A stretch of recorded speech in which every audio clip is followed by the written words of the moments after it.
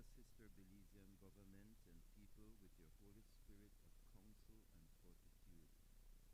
Let the light of your divine wisdom direct their plans and endeavors so that with your help we may attain our just objectives. With your guidance, may all our endeavors tend to peace, social justice, liberty, national happiness, the increase of industry, sobriety, and useful knowledge. We pray, O God of mercy, for all of us, that we may be blessed in the knowledge and sanctified in the observance of your most holy law, that we may be preserved in union and in that peace which the world itself cannot give. And after enjoying the blessings of this life, please admit us, dear Lord, to that eternal reward that you have prepared for those who love you. Amen.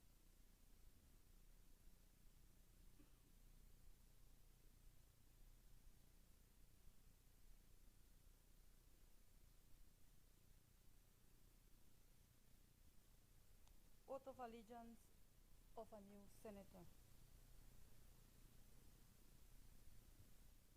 Madam Clerk, kindly administer the oath of allegiance to the new senator.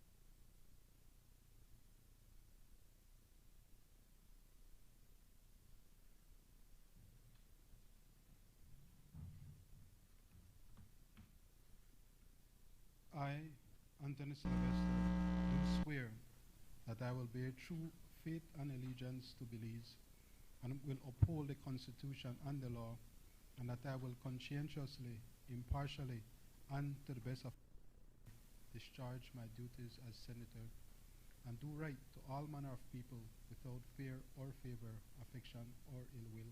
So help me God.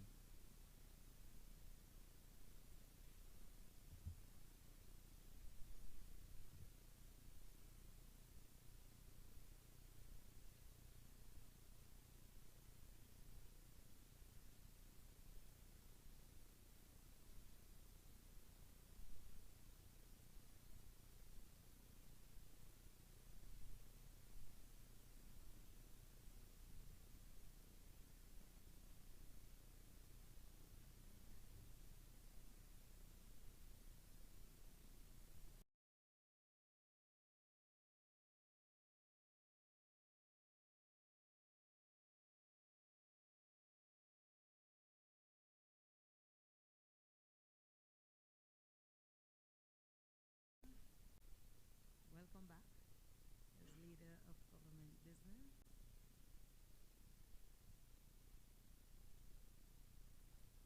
Announcement by the President. Good morning. Again, today I note the following. One, today, November 11th, is Remembrance Day, a day observed in Belize and other Commonwealth member states since World War I to honor the armed forces members who have died in the line of duty.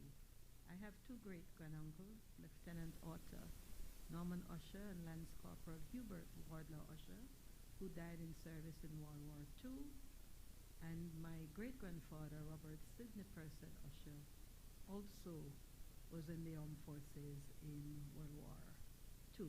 Today, I honor their memory. Tomorrow, November 12th, the Women's Parliamentary Caucus will launch the Young Women in Leadership program. The Women's Parliamentary Caucus, as you're aware, is comprised of women parliamentarians from both the lower house and the upper house. From the upper house, the Women's Parliamentary Caucus is chaired by Senator Janelle Chanona and include Senator Rosella Rana, Senator Brittany Galvez, and Senator Sheena Pitts. Applications for the YWIL program will be open to engage 60 young women who are passionate about public service and personal development, and who can be the next generation of women in the National Assembly. 3, on Friday, November 14th, there will be the sitting of the Children's Parliament I commend the National Commission for Families and Children and the National Assembly for empowering children by providing a platform to elevate their voices on issues that matter to them, to promote their understanding of our democracy and parliamentary processes, and to engage them in a process for influencing policy. This year, the Parliament will debate Adolescent Preventative Health Protection Bill. Finally, I wish all Belizeans a safe and enjoyable Garifuna Settlement Day 2025, which has been celebrated on November 19th under the theme Garifuna Moving Forward, Honoring Tradition, Embracing Change, Strengthening Identity. According to the National Garifuna Council, the theme encapsulates the cherished national observance that honors the enduring legacy, vibrant culture, and resilient spirit of the Garifuna people of Belize. Honorable members, by a letter dated 27 June 2025, Cabinet's recommendation has been signified to the Gaming and Lotteries Control Bill 2025. Bills brought from the House of Representatives. I recognize the Leader of Government Business. Good morning. Thank you, Madam President and colleagues. Madam President, if I may, would like to join in expressing our gratitude to those who came before us and who served and ensure that we have the various democratic countries across the globe. And so on this side, we similarly would wish to pay tribute for those today. Today also is the 5th year anniversary when the People's United Party was first elected to government. It seems 5 years is not a long time, but we've done so much that I'm sure senators and those on this side will attest to the fact that it has been quite some time. And finally, Madam President, with your leave, I'd like to, on this side, express our gratitude to His Grace, Archbishop Derek Wright, who has been elected as the, sorry, my apologies, Archbishop Philip Wright, who has been elected as the Archbishop of for the province of the West Indies. Thank you, Madam President. Madam President, I rise to take charge of the following bills: the Gaming and Lotteries Control Bill 2025 and the Civil Registry and Vital Statistic Bill 2025. Madam President, on the order paper, there is also the National Assembly Powers, Privileges and Immunities Bill 2025. However, senators will recall that at its meeting, at the meeting of the Senate on the 14th of July, this bill was first placed on the order paper, and it was agreed that before we proceeded with the bill, that the committee of the Senate would convene and senators would go through the bill and all its clauses so that concerns could be raised. That meeting has not taken place as yet, Madam President, and so I would ask if this bill can therefore be deferred to another date. Yes, that is so recognized. Madam President, in accordance with Standing Order 49-1, I move that the bills be taken through all their stages forthwith. Honorable members, the question is that the bills be taken through all their stages forthwith. All those in favor kindly say aye. Those against kindly say no. The ayes have it. Motions relating to the business or sittings of the Senate. I recognize the Leader of Government Business. Madam President, I move that at its rising today, the Senate adjourn to a date to be fixed by the President. Honorable members, the question is that at its rising today, the Senate adjourn to a date to be fixed by the President. All those in favor kindly say aye. Those against kindly say no. The ayes have it. Public business, government business motion. I recognize the leader of government business. Madam President, this is the resolution authorizing the ratification by Belize of the agreement between the government of Belize and the government of the United States of America for cooperation regarding the examination of protection requests, motion 2025.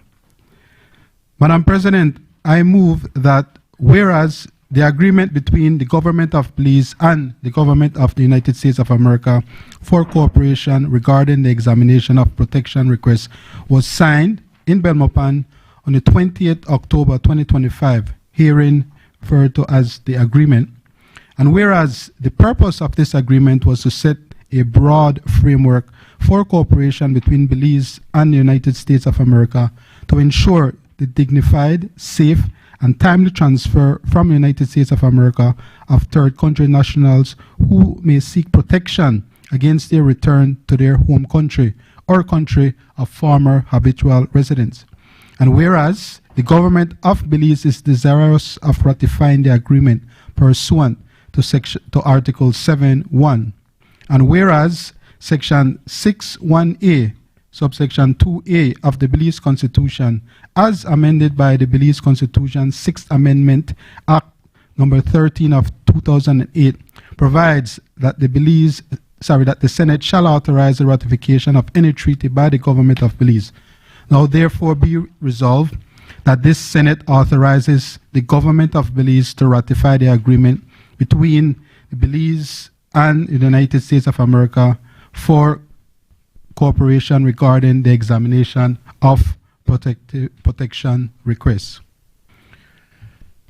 To start off the debate on this motion, Madam President, senators are being asked to discharge its very important constitutional duty to consider and authorize the ratification of the agreement between Belize and the United States of America for cooperation regarding examination of protection requests. The agreement, as has been indicated before, was entered into on the 20th of October this year.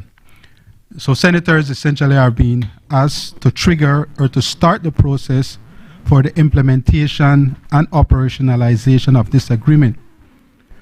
Madam President, as senators will know, the foreign minister gave a statement in the other place on the 17th of October, outlining and giving a backdrop of the agreement. And on Monday last, the Committee of the Whole met, and additional details were provided to senators. I attended then, along with Ambassador Borland, to provide further details and clarity about the framework agreement. So, Madam President, the question may be asked, what is the impetus for us as a nation to have entered into this agreement? The answer, Madam President, stares us right in the face. It is the same reasons that would have driven us as a nation to become a party to the 1984 Convention Against Torture and Other Treatment or Cruel, Inhuman, or Degrading Penalties, or the 1951 Convention relating to the status of refugees, or the 1967 Protocol relating to the status of refugees. And it is for these reasons these conventions, Madam President, are catalogued in the preamble of the agreement.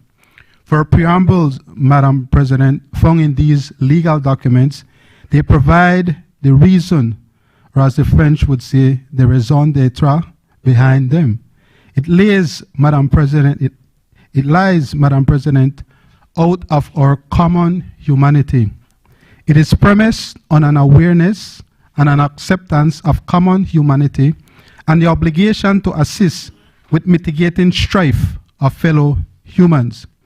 For this framework agreement is an offshoot of these shared common ideals of nations in respect of persons who have been driven from their homeland or fled their homeland and who have had to seek refuge elsewhere. Now, of course, Madam President, we know that it is not every and anyone you give refuge to, or not every and anyone you let in your home. And this is precisely why, Madam President, the government has ensured that the agreement that has been signed has a number of safeguards to protect the interests and security of Belize, including, as the Foreign Minister has stated, restrictions on nationalities that can be transferred. That is to say, it being limited to CARICOM nationals and Central American nationals, excluding Guatemalans. There's also the safeguard of consideration of professional skills and criminal record of the intended transferees. There's also a cap on annual number of possible applicants. Further, there is a right of the government to terminate or suspend the agreement at any time. And finally, the agreement, the life of the agreement is limited to 2 years. Madam President, I wish to make the point that these types of agreements are not unusual. While it is true that asylum seekers and refugees ordinarily have their application process where they arrive at, as the United Nations Human Rights Commission for Refugees, however, explained in its guidance notes on these bilateral transfer agreements, there is an increasing number of these initiatives which are aimed at enhancing international regional cooperation, at fostering and creating a space for those who have had to take refuge elsewhere. The United States, for instance, has entered into similar type agreements with countries such as Canada and Guyana. Significantly, Madam President, the agreement cannot and will not be operationalized until and unless the parties have developed operating procedures which contain gradual steps and address, among other things, procedures necessary to effectuate and transfer of the individuals under the agreement, and B, institutional capacity requirement. For senators, this can be found at Article 4 of the agreement. Of course, Madam President, the process of crafting and finalizing these operating procedures cannot be done until and unless the Senate authorizes the ratification of the agreement, until the Senate authorizes the triggering of the provisions of the agreement.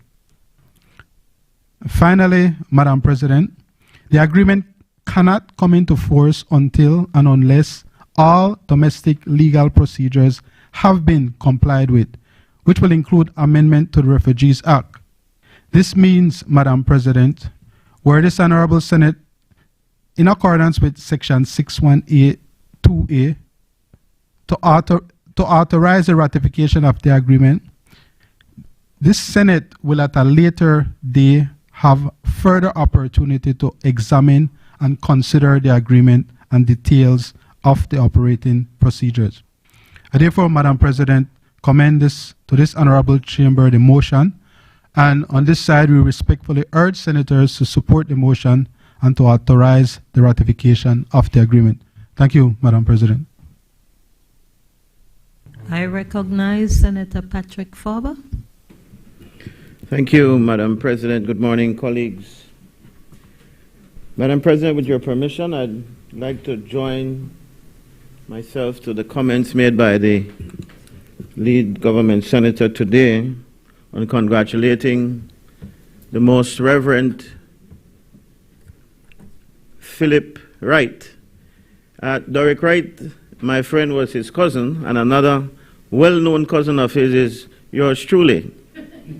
So I congratulate Bishop Philip as he's elevated to the position of Archbishop, a position which is well recognized not only in the region but also in the wider Anglican communion worldwide. And I think Belizeans should know that Bishop Philip becomes the first Belizean born to ascend to this position. Belize once had, well, not Belize, but British Honduras once had its bishop, one of Bishop Philip's predecessors, the Most Reverend Edward Arthur Dunn, who was Archbishop back in the 30s to the 40s, I think, but of course Archbishop Dunn was not a born Belizean. So we feel that it is a tremendously big deal that our very own Bishop Philip is elevated to this position, and we ask the nation's prayers, and I join with my Senate colleagues to offer the Anglican Diocese of Belize its congratulations, and of course we give our prayers and our best wishes to the Most Reverend Philip Wright, Metropolitan and Primate of the Church in the province of the West Indies. It's nice to say that it has a nice ring. Thank you, Madam President. On the matter of Belize being a safe third country, or agreeing to be a safe third country, Madam President, let me say from the onset that we on this side have grave concerns. And we have voiced these concerns out in the public by way of our press conferences, but we've now come to a position where we must put our voices officially on the record to say what we feel about this particular agreement.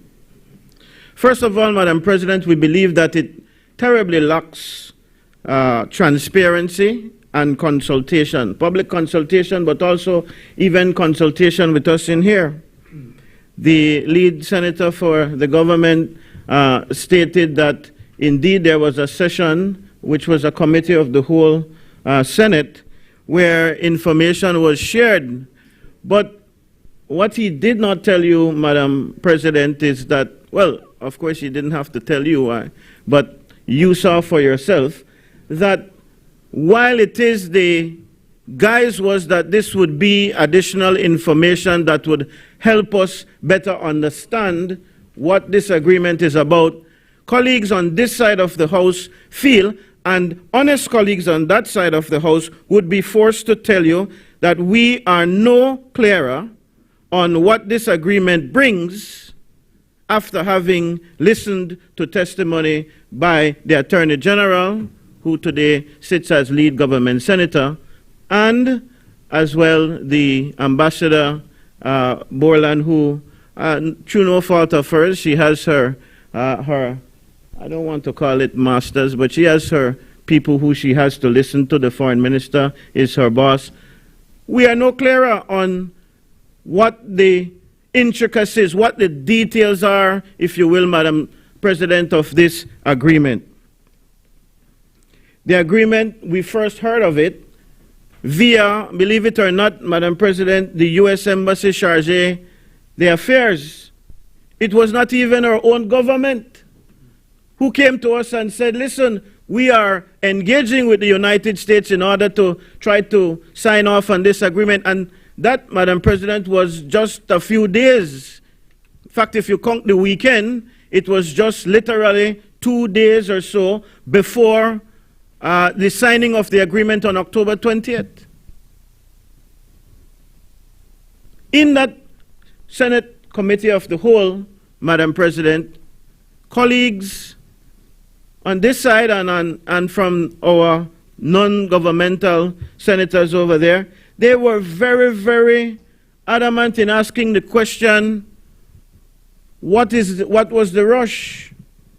And what are we getting? Are we being pressured into doing this? Was a famous question in that meeting. And rather, Madam President, rather than the government being upfront and clear and honest and transparent and say to us that yes, there is some pressure coming from the United States, which we all know is much more powerful than our tiny nation, and in fact the entire set of countries in our region, whether it be Central America or CARICOM or them in combination. The United States is a powerful force to reckon with in this region of our country, of our world, sorry. One of their senators, Madam President, even said that he was a bit more candid, and I'm sure that he can be very candid today if he chooses to be one of the government senators to say, well, this is something we're doing for our friend. That is not, to me, the best explanation of things, but I could live with that. But don't tell us that the United States doesn't try or didn't try to get us to engage in this agreement as a way of pressuring us to do certain things. Don't tell me that. Because then why else would it be so secretive? And I'll tell you, Madam President, that even when we met with the Chargé d'Affaires, the answers to questions that we had were barely answered. I'd want to side with you completely with that, my colleague Senator Pitts. Not answered at all. In fact, what the Chargé d'Affaires said to us was, we ourselves on this side at that time, according to her, had not been finalized in terms of what the agreement would have been. They were still taking legal advice. All of this now, this is Thursday, I think, Wednesday or Thursday, I can't recall, Thursday. And on Monday, the agreement is being signed. While we sat here, in fact, in the chambers of this Honorable Senate. What could have been so secretive? The Chargé d'Affaires told us that, in fact, if we wanted to get some kind of idea as to what the agreement would be about, we could look to some other agreements. And she, I think, provided us with the agreement, a copy of the agreement that they did with Honduras, was it? Which gave us more questions than answers in the same manner, Madam President, that when we finally saw the agreement that Belize signed on October 20th, gave us more questions than answers. And again, you know, sometimes you'd want to give the government the benefit of the doubt. You'd want to be able to say there is no clandestine purpose. You'd want to be able to say, oh, it's just a good gesture. Or we'd want to be able to support the arguments that my friend, the lead senator for government, waxed poetically just now about all the agreements we've signed before and how this is something good for humankind and taking in refugees. Well, why America not keep me? They have far more resources than us.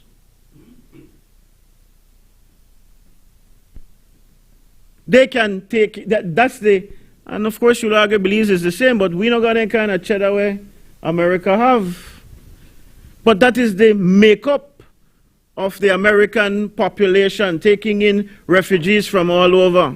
So it has to be, at least, we have to be at least a bit curious, a bit speculative, Madam Chair, Madam President, that the agenda here is to send personas non grata from the United States or who are seeking to get into the United States into Belize and other countries, because we know what, then they so only take them and do it as a favor for us.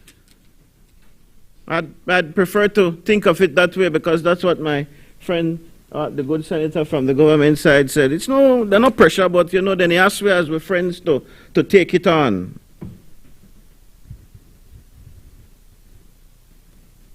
One of the most glaring pieces, Madam President, of this agreement is that section that said, nothing set forth in this agreement shall be interpreted in such a way that commits the disbursement or allocation of funds by the parties.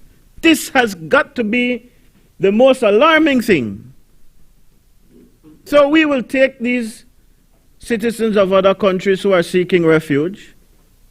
America is telling us, and if you listen to the government when they speak about this, they say, no man, we will have arrangements later on. I don't believe anything what the government say so easily. We have to be convinced. And the Belizean people need to be convinced, because they are tired of being lied to, especially by this administration. I listen as my friend, the lead opposition senator, again celebrates 5 years today. 5 years of lies.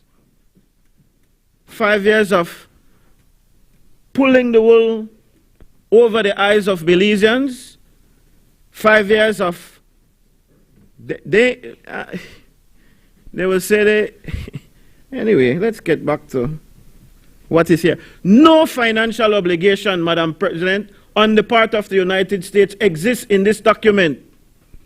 In fact, it tells you that, in fact, if the United States decides that it cannot, or it has some kind of impediment in its budget, and it sees that other things are more important, that they reserve the right to cut the funding, even if they agree to it. Well, they're not agreeing to it, number one. And number two, they're telling you, even if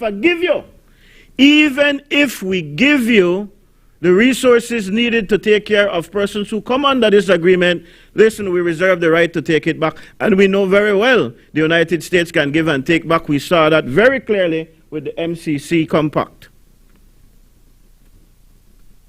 And we know that it can be politically driven. We saw this like night and day. And I told them, you know, Madam President, when they came here to trumpet the comeback of MCC, there is something that is going on behind closed doors. How all of a sudden that come back in, and there is speculation. There is speculation, and in the absence of information, speculation has got to be the thing that we have to worry about, because this, you know, Madam Speaker, there has been gross mishandling, for me to try to stay parliamentary-like.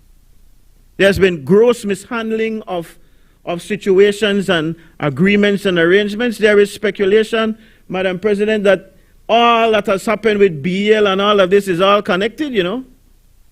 There's speculation that, in fact, we are signing this safe third country agreement because America is pressuring us to do so.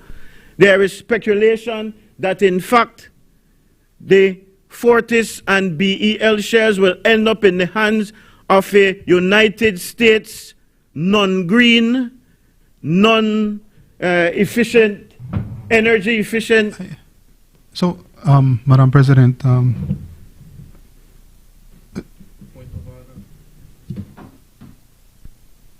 lead opposition senator is engaging.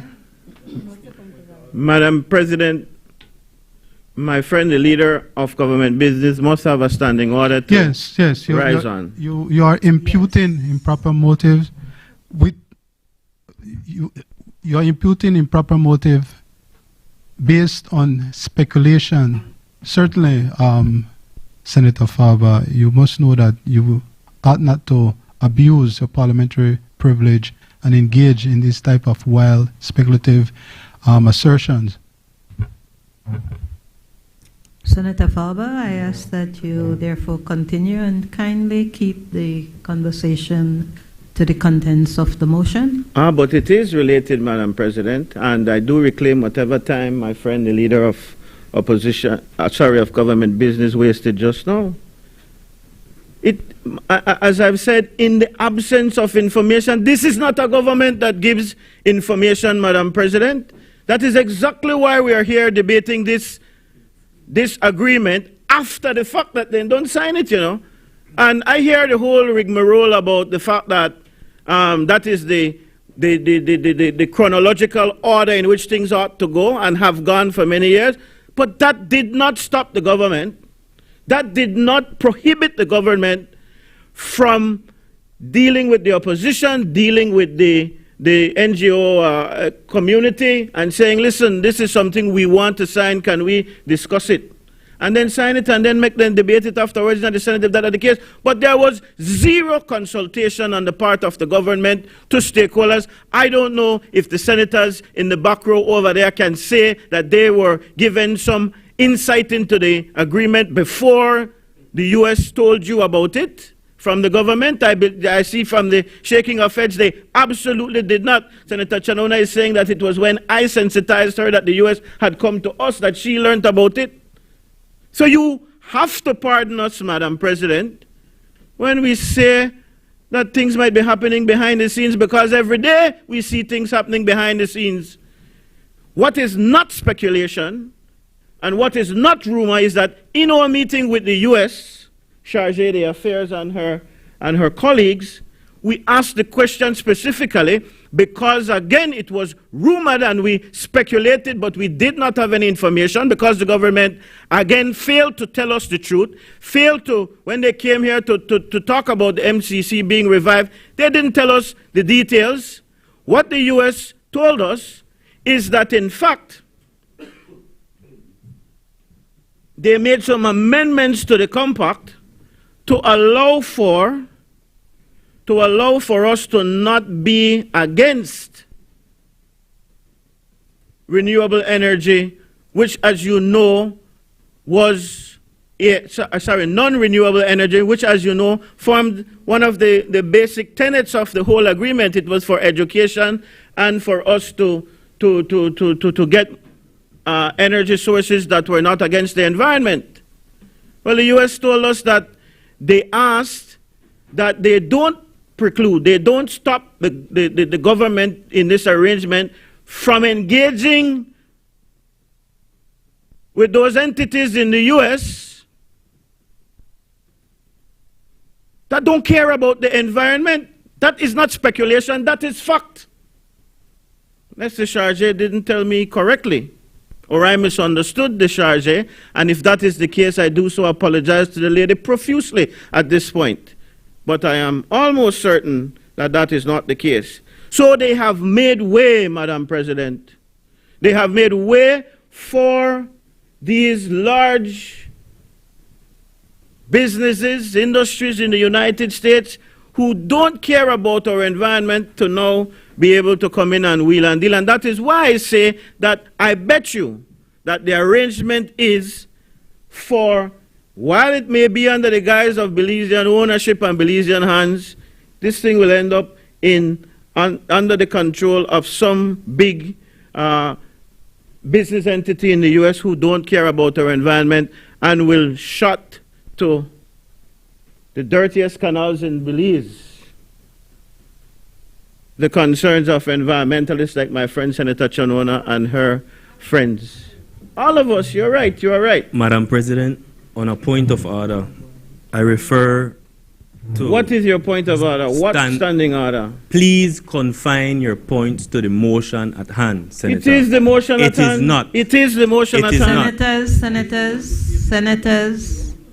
Senators, if a you point need of order has been raised. Senator Guerra, you wish to raise your point of order? Yes, Your Honor. And I'm referring to Standing Order number 36, which clearly says that members must confine their contributions to the bills, to the motions that are before the Senate at this particular time. Senator Farber continues repeatedly to be imputing improper motives, to be speaking about everything except for the motion that's before us at this moment, Madam President, and I ask that you kindly ask him to confine his remarks to the motion at hand. Thank you, Madam President. Senator Guerra and Senator Farber. 2 points. One, certainly in discussing any bill or motion, I am prepared for context to be broad. However, I do believe that you must corral your thoughts to that of the motion in front of us. Let me do it this way then, Madam President. I have said, and I will continue to say, that there is, as is the case, I think that was the general consensus of my colleagues over there, except for the government senators who apparently got their tongue. They not got nothing to say about this in the committee of the whole. They had nothing to say, absolutely nothing to say. But I believe it was the consensus of my colleagues on the backbench over there that there was some pressure from the United States on this. And the points that I'm making, Madam President, explains why we believe that there is that kind of pressure. So it is absolutely related. Absolutely related. It is all connected. So this is one of the things that Belize has got to do, because the United States doesn't take lightly to us saying no. more particularly Mr. Trump, the president over there, and we've seen many instances of this where, listen, you have to comply to what the big United States is asking you to do. So there is that kind of pressure. But my original point that took me there is that there was no financial obligation specified in this agreement at all on the part of the United States, and no level of comfort, Madam President, that the government offers, that the Attorney General offered to us in committee, can tell me that they will foot the bill for these people who they've brought. I asked the question several times in that session at the Central Bank for a committee meeting, Madam President. What is in it for Belize? What are we getting? How are we benefiting? And I hear again the usual rhetoric. Oh, this is good for humanity. We are taking in people who are seeking refuge from other countries. It is absolute nonsense, Madam President. We have had refugees come to this country, hand over fist. And in fact, they coexist among us now. And when you look at the melting pot that has become our country, no matter if you're a refugee or not, the fact of the matter is something which blew me off my chair practically, literally speaking, or figuratively speaking, I should say, at the Central Bank, was when my friend, the Attorney General, said that he believes that the government adequately takes care of the citizenry of this country in terms of housing, health, education, all of those things. Well, the Belizean people, Madam President, have a completely different view. So they tell us it's going to be 10, not more than 10 people per year. Not in the agreement. Not in the agreement. And they want us to believe that this is what is going to happen. 10 persons per year. They give us very little, if any, information at all. And then they say that they're going to be able to vet these people as well for criminal activity and anything else negative that they might bring to our country. In fact, in discussion, they tell you that these people who are going to come here are going to be actually good, skilled people looking for a nice place to live. But if that is the case, why doesn't the U.S. want them? The reason is, Madam Speaker, there is concerns that the U.S. has and that we should equally be concerned about. And then we ask the question of, how is it that we're going to check these people? And the lead senator, who is absent today, said, oh, well, we have the ability through our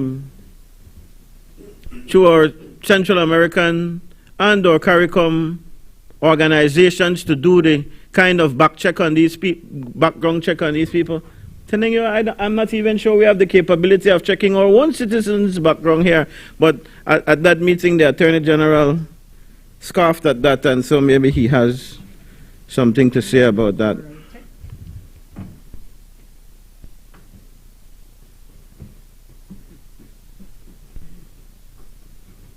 Then he says, Madam President, that we are going to change the legislation and create legislation after the fact. It's, again, not the matter, the immediate matter at hand, but it is very similar to what has happened with their signing on to the full freedom of movement and labor in CARICOM. Other countries are making legislation changes. Belize started it on August 1st, and the legislation not come yet. In Barbados, the immigration legislation is being, they quarrel about that for months before the actual August 1st, but we know better, take precautions, and it's going to be the same thing here. They are telling us now they want the Senate to pass this into law, and then after the fact, they're going to deal with the legislation. So those things, Madam President, have us very, very concerned. The Briceño administration, in our view, Madam President, is compromising Belize's dignity and our independence in exchange for, let me put it the way my friend the senator put it over there, for a diplomatic favor, a diplomatic friendliness. We, Madam President, ask that we abandon this agreement, or at very least, that the government comes clean, telling us the details. Let's get the details.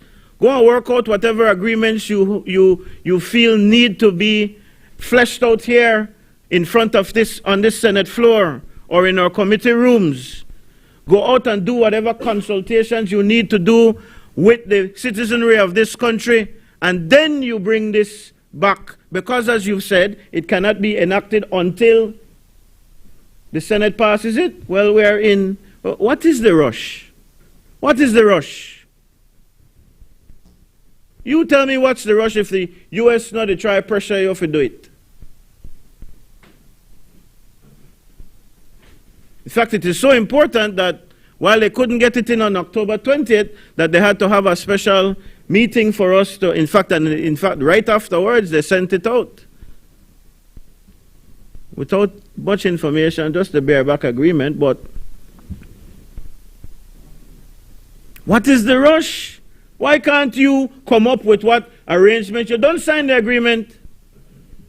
Let us at least see what is the flesh of what you're agreeing to. By the way, we asked the U.S. government, Madam President, if there was some example of what was the execution agreements basically in other countries that first signed on to the agreement. And they said that none of the countries were that far along. Or at least that's what they told us. No implementation framework.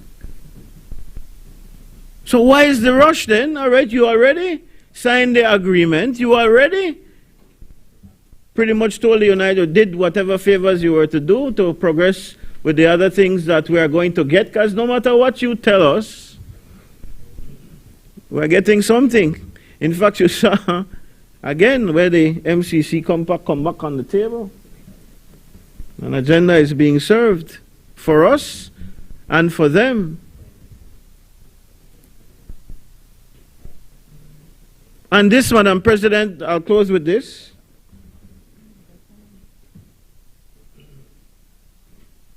This agreement causes us to be very concerned about other happenings between Belize and the United States, or between the region and the United States.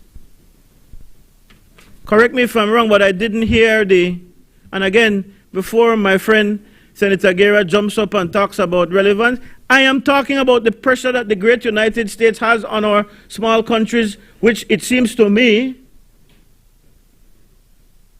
is very evidently displayed here in this agreement that we are asked to support today. And we don't have any other chance to deal with these things. So they're sending warships in our waters in this region, Madam President. Did Belize make a statement? Did the foreign minister say something officially about that kind of thing?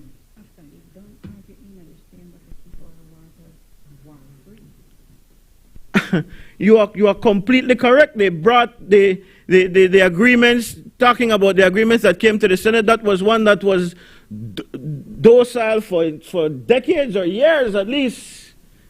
And they brought that for us to approve that none of these superpowers can come and operate in our waters. Then bam! I'm talking about the agreements that we sign here in the Senate, like this one that we're signing today. I wouldn't get up if I were you. Madam President, Senator Guerra? I again get up on the same point of order. It concerns me when we stand up in the Senate to grandstand on matters that have no relevance to the motion that is before us. None.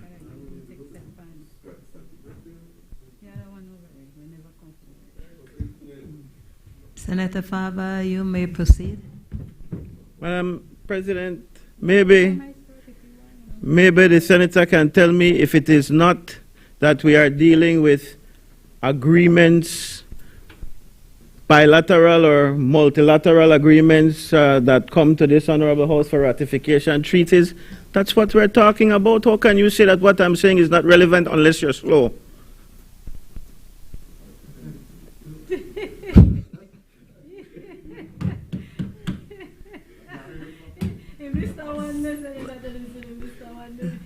No, I have the standing order for that. Shall be out of order, standing order 36-4. Shall be out of order to use offensive or insulting language among members.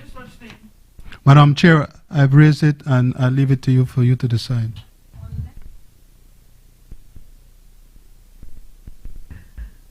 Senator Patrick Farber kindly use language that may not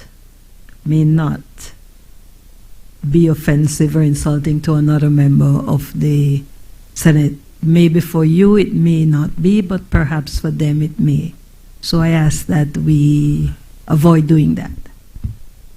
Madam President, you're asking me to... Exactly, and I can't... If he takes offense to something that is not directed towards him, then it can only apply to him if what I'm saying is true to him. And that is his call, not mine. But I'm guided by your caution. Let me say this, Madam President. This agreement may not be a bad thing altogether, and I don't want that to be what is taken away. As we've said to the United States, who we protest, we support, we vehemently state is our ally and our friend. In fact, that is why I fully endorse what my friend, the senator from the other side, suggested should have been done in order to handle this matter. The way he put it, that like if your friend can ask you to stand side of you on something to help do something, you are more inclined to help your friend because he's your friend and you work together on other issues together. But that's not what the government has come to do. And so it leads us to believe that there is some pressure, and the devil, as you know, Madam President, is in the details. And so we have to be concerned. If they give us less reasons to speculate, it would be better, you know. And we said this to the United States, but you know what is true, Madam President? It is not the duty of the United States to share with this National Assembly what the details are. In fact, we said that to the Charge d'Affaires. It is not your duty to tell us what is in the agreement. It is the duty of those who sign on the behalf of the Belizean people, or who negotiate, or who engage on the behalf of the Belizean people, and they have failed miserably. Then they complain when Belizeans speculate or run away with the wrong idea according to them. Well, Madam President, we on this side say that we cannot support this agreement. We cannot support it not because of what it seeks to do genuinely in some ways, but rather because of the clandestine nature in which the government continues to act with this and other activities that it is engaged in. So until we see those details, until we see what the fine print is, until we see how many people are really coming, what is it that the U.S. is going to give us to help to take care of these people who we take in, because we don't have the resources, until the Attorney General and the other members of the cabinet own up to the fact that they have failed, even after 5 years of the PUP, Madam President, to govern this country and to set things well. They don't know the reality out there, but people are suffering. They can't access education, they can't access health care, they can't access housing. None of these things are as easily accessible as they claim it is. People are struggling, and if you add one more person, whether the 1, whether the 10, whether the, as I made the case in our committee meeting, One more person adds a burden to a system that is already very, very, very, very weak. So until we see those details and we understand what is in it for Belize, we are unable to support this agreement. I thank you, Madam President. I recognize Senator Hector Guerra. Madam President, members of this chamber, to the Belizean public, good morning. Madam President, before getting into my comments on this motion, I'd like to join with the leader of government business and with Senator Farber in congratulating Bishop Wright on what is a major milestone. I'd also want to wish Belizeans and thank our veterans on this Remembrance Day. We take for granted a lot of the liberties that we today enjoy, and I think it is poignant, it is right that today we recognize that standing here in this chamber today, debating ardently, is really a privilege that we have because of what has been done before us. And one more point, Madam President, before getting into my points and my contribution, I'd like to wish my beautiful mother a very happy birthday. She continues to age gracefully, and I'm very grateful to have her in my life.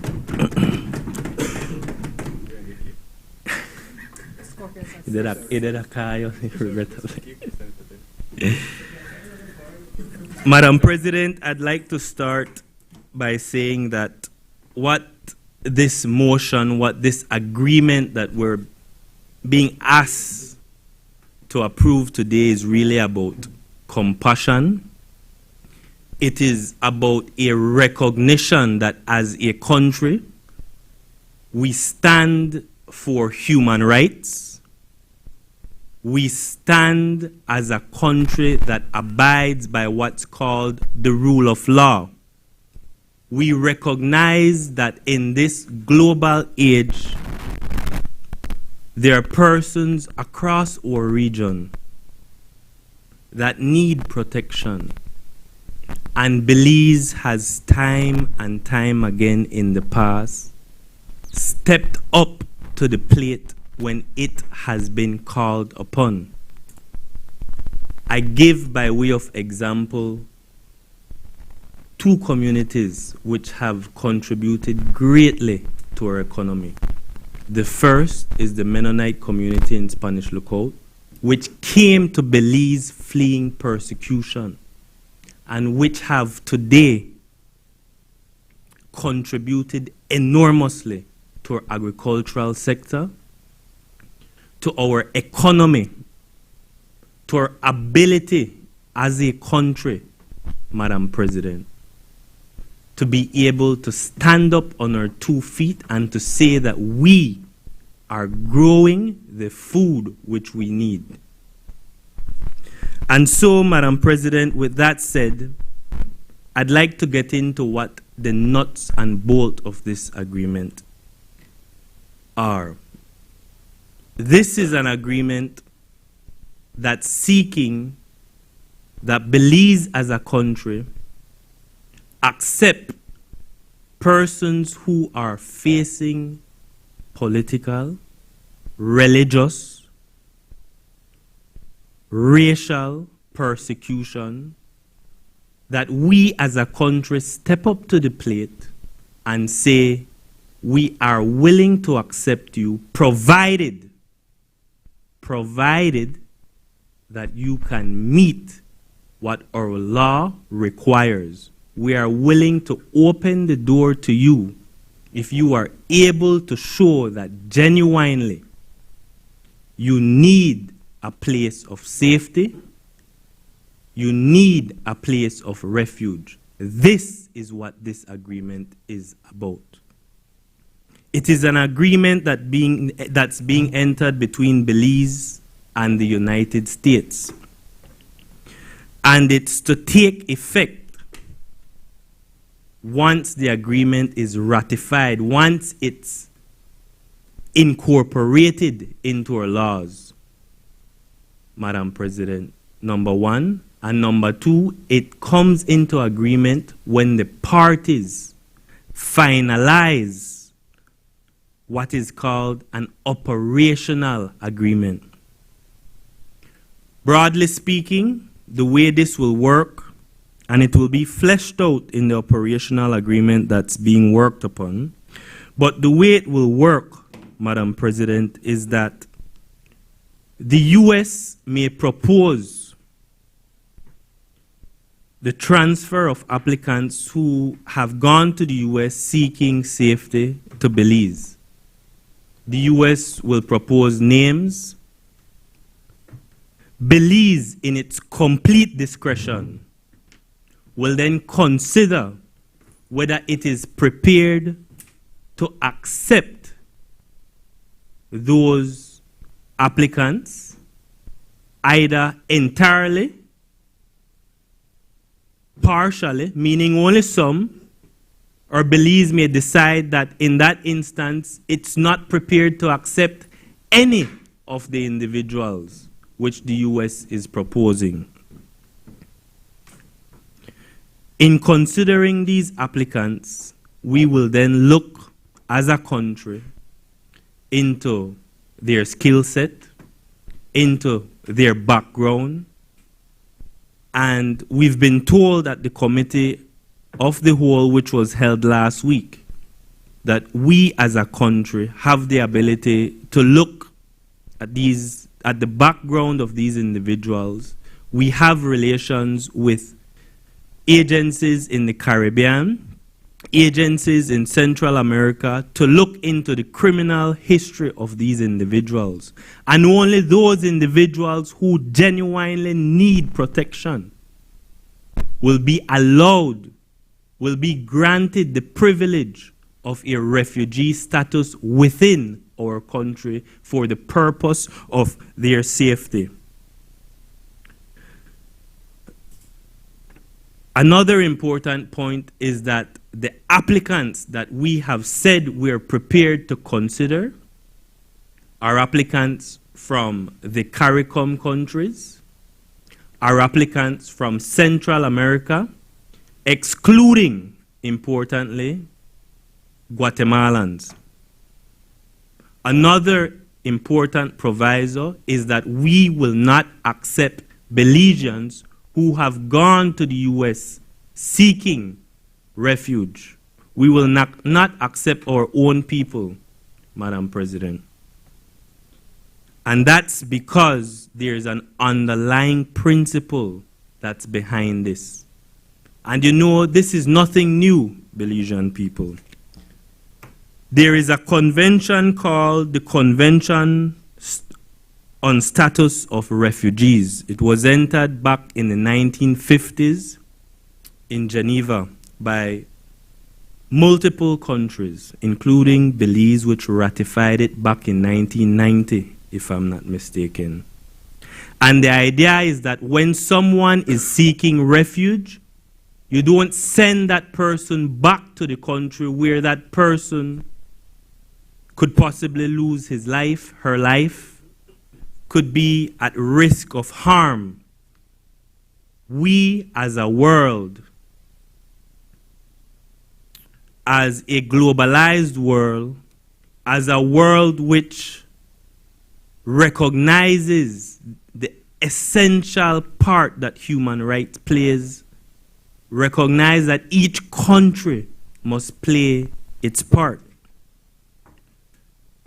Madam President, there are various issues which Senator Farber has risen. The first, lack of transparency, consultation. There are 2 points that I'd want to raise for the benefit of the Belizean people. The first is that last week we had the benefit of what's called a committee of the whole. It means that members of this Senate, all members, were invited for a sit-down with the Attorney General himself, along with Ambassador Borland, who explained to us the essence of the agreement that's before the Senate today, so that a lot of the points were brought out at that meeting, and there was a healthy, hearty debate in terms of the benefits and the cons of this agreement. So that's number one. Number two, we are before the Senate today debating the agreement for a reason. It is in debate that we bring across our various perspectives and that we assist the Belizean people in understanding what we're doing. And so when Senator Faber gets up and says, oh, there's no transparency, there's no consultation, let's get the details. Well, that is the reason why the agreement is before the Senate today, to in fact debate across these aisles what the agreement says, why it benefits our country, why in certain instances it may not. The second point I want to raise, or I want to answer, Senator Faber asked, what is the pressure? I've adverted to it already. We are a country that follows, that prescribes to the principles of international law. We've signed on to certain refugee conventions which requires us to play our part on the global stage. So when one asks what the pressure is, it is that we as a country in the past sought it right to sign on to certain agreements which said we would be prepared to accept refugees provided that they're genuine, provided that there's a real risk that these individuals face of political, racial persecution. This agreement, I repeat, is about compassion. Senator Faber made much ado about nothing when he said, oh, it's extraordinary which other countries have been doing this. You know, it's something that I considered. And last night, while preparing for today's debate, I did some research into countries who have similar arrangements. And I came about the following countries from an article in Al Jazeera: Costa Rica, El Salvador, Mexico, Panama, Guatemala, Honduras. And so when Senator Faber gets up and says it's extraordinary, one must look to see what's happening across this region. And it is clear that countries across this region have found it important to play their part in what we today are doing. Senator Faber raised issues about the availability of funds, about our technical capacity as a country. You know, it's a strange thing because any read of this article will make it plain that the United States, that the implementation of this agreement, and I quote, and I'm reading from the agreement, is subject to the availability of funds. I'm reading from the agreement, Madam President, and technical capacity of, and I underscore, each party. Each party, Senator Faber. So when one gets up and says, oh, we have an issue about funds, how can we be accepting any more applicants for refugee status when I understand there might be issues about how we'll be able to afford it, but the agreement contemplates that it's subject to our resources as a country. It is saying that we as a country can request if we need resources from the United States of America. Madam President, There was an issue about vetting these people, these applicants, and I've already addressed that. There is currently, Madam President, what's called a Refugee Eligibility Committee that's formed under the Refugee Act. And I know Senator Wade deals with these persons frequently. But the point that I want to make is that there is already a committee in place that vets, that looks at these applications, so that it's not something new that has to be put in place. Number two, Senator Farber asked, well, what the rush? What's the rush? Why is it that we're pushing this through? But again, I go back to the words in the agreement because it's provided to us to read, to understand. Unless you're slow, Senator Farber. Kindly refrain from that kind of language at each other. Unless you're slow. Article 6, paragraph 4. The plain language of the agreement. The parties intend for the operating procedure to contain gradual steps. Gradual, and address, among other things, procedures necessary to effectuate the transfer of individuals under this agreement and institutional capacity requirements. What does that mean, Madam President? We will not accept individuals if we do not have the resources in place. The agreement gives us that discretion. So when one gets up today to ask what the rush is, I ask that we read, analyze, understand the agreement, Senator Farber, before we get up today and grandstand, man. And so, Madam President,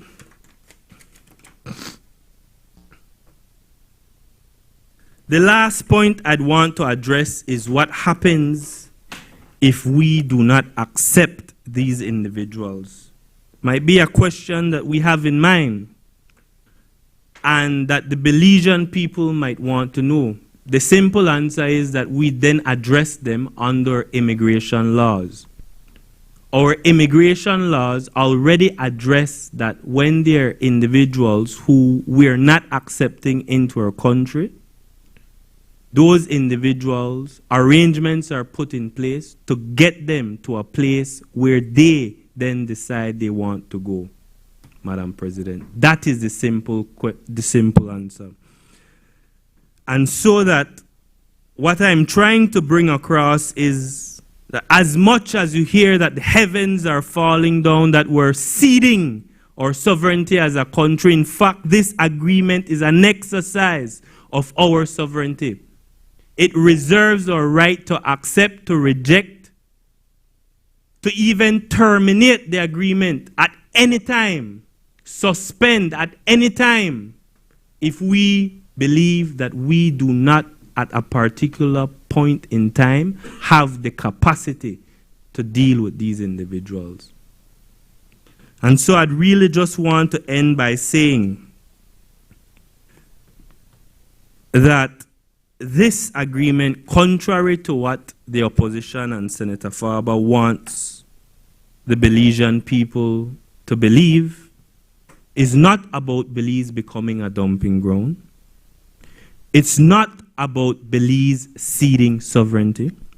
It's about control, compassion, a recognition of human rights. And so when I look at this agreement, I listen to the concerns, and when I do my own research, I'm telling the Belizean people that this is something that I, as an individual, can say I support. Thank you, Madam President.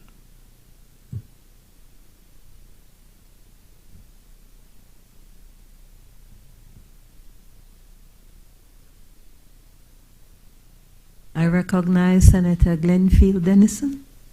Obliged, Madam President.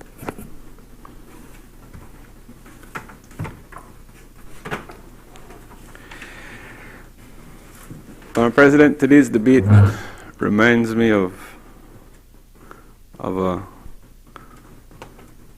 quote, and I have to remind myself of it very often. Not every person in their own mind is fighting for what they think is right. And everyone thinks that they are on the side of good, Madam President. Why is that relevant to this motion that we're debating? Because I love that the discourse in this House, in this Senate, allows for differing perspectives to be shared respectfully. Because, Madam President, we are bound by our duty to the Belizean people to seek the truth always. Because you see, Madam President, the further our society drifts from the truth, the more it will hate those who speak it. So let me attempt to speak some truths.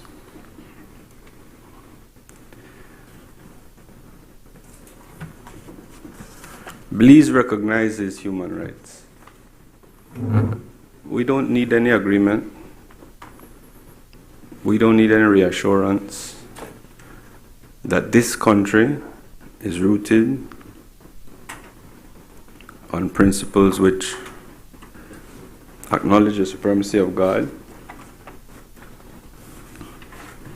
None of my words, Madam President. We acknowledge the supremacy of God, faith in human rights and fundamental freedoms, the position of the family in a society of free men and free institutions, the dignity of the human person, and the equal and inalienable rights with which all members of the human family are endowed by their Creator.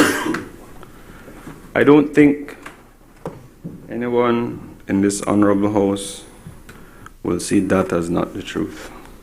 If you do, please submit your passport to the immigration office. You don't belong in this country.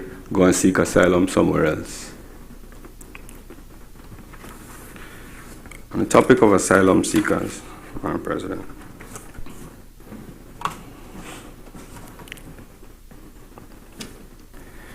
why do third safe countries exist? You see, the premise behind seeking asylum, Madam President, is that you are from a country in which you feel, whether rightly so or not, whether you feel that you are unsafe and that your rights will not be upheld.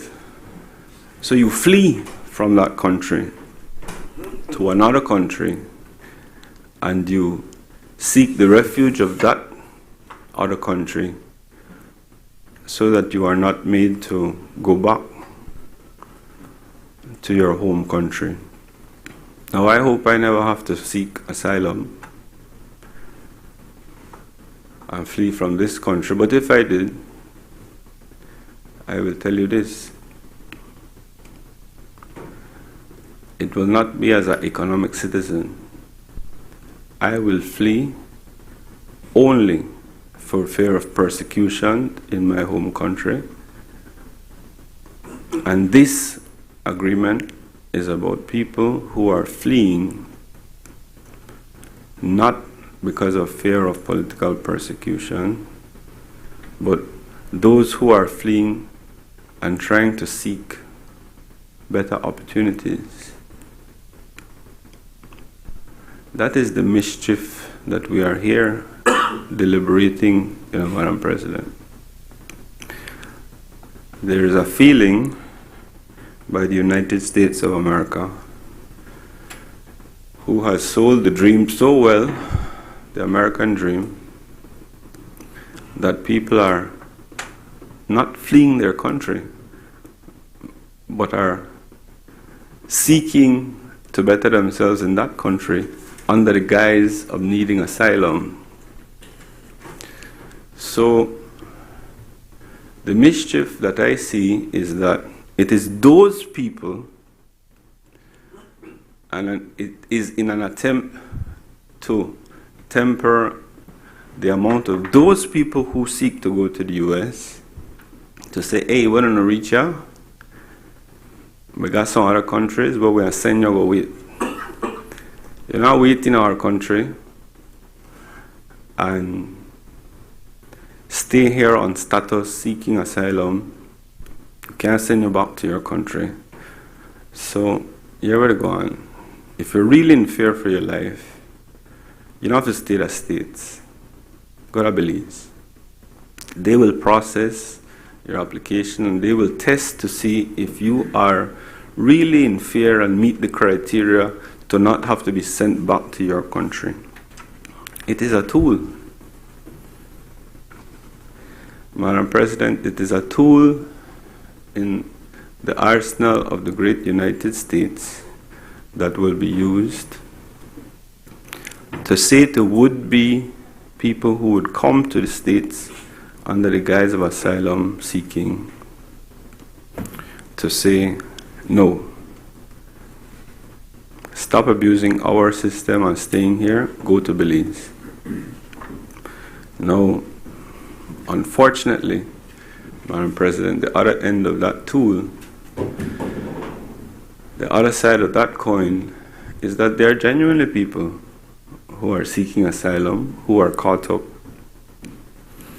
in the system that is being abused by those who don't really need asylum, and those people genuinely do need to seek asylum and need a system that could help to facilitate their expedited processing of that asylum status. So, unfortunately, for those genuine people, people are abusing the system. And so the question is, how do we balance assisting those people who need to be able to seek asylum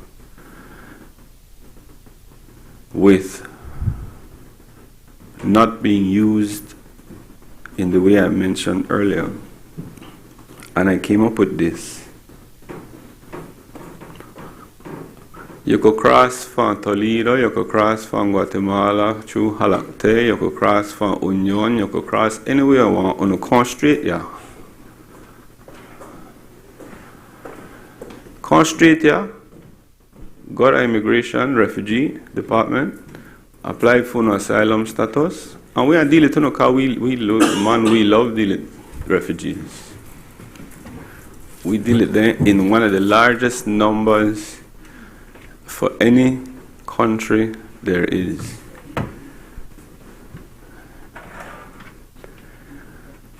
But you see, Madam President, when you're going to States, that means you never want to Belize.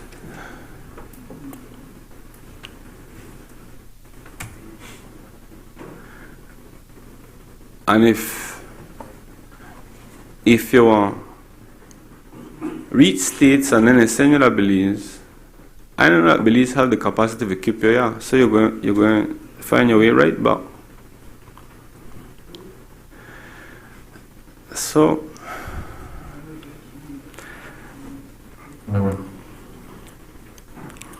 I want to be clear. Nobody can gaslight me into thinking that supporting or withholding my support for this agreement is saying whether or not I want to uphold the rule of law. Nobody can gaslight me or bring any invalid argument to me that whether or not I support this agreement or don't support this agreement is a reflection of my position on human rights. Nobody will make me believe that this is a simple arm's length transaction between two friends. Because inherent in a request by a friend to do something is the ability to say no, thank you. And with friendship, continue and go along, because that was not the basis of our friendship. Me not afraid to cut off friends, you know. Because friendship must be mutually beneficial. And to the point where it's toxic to one member more than the other, you must be able to say no thank you and move on with your life. So,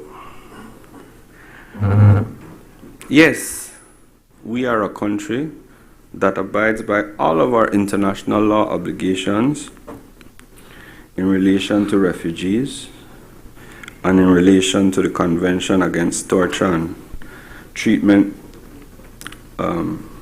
against inhuman and degrading penalties. So, I want to know, I don't want to know nothing. The people of Belize want to know what we really signed this agreement for.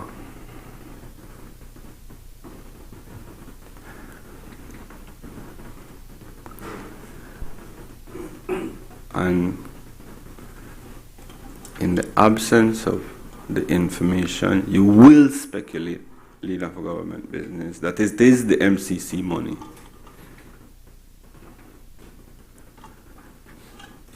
You will guess and come up with your own answers as to why. I will commend you, leader for government business today. This is the first time in my time in the Senate such an extensive explanation has been offered when any motion has been put to this House.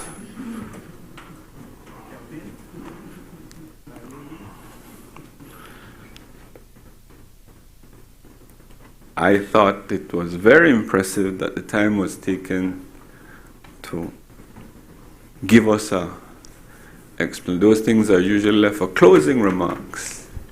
Usually just this is the motion we deal with. Sometimes when you read all the recitals, let's go. We're going through with this one.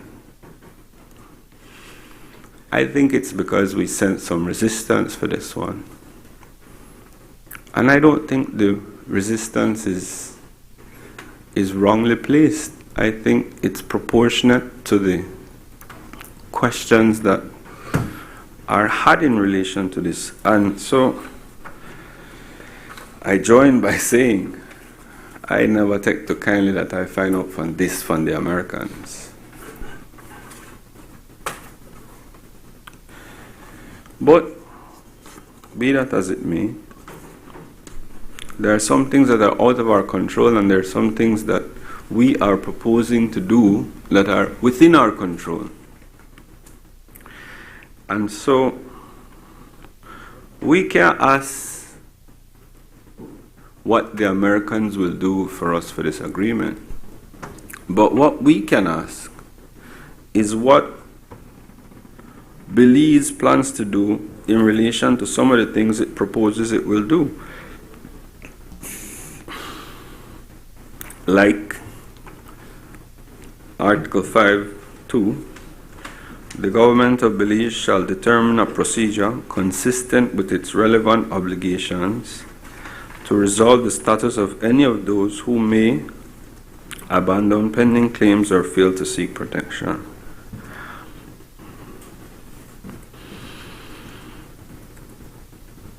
Belize, as one of the parties, will seek to develop operating procedures. This is Article 6(1).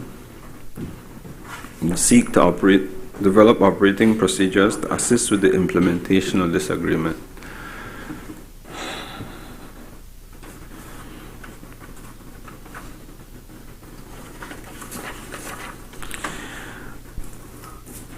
we could know what that looked like.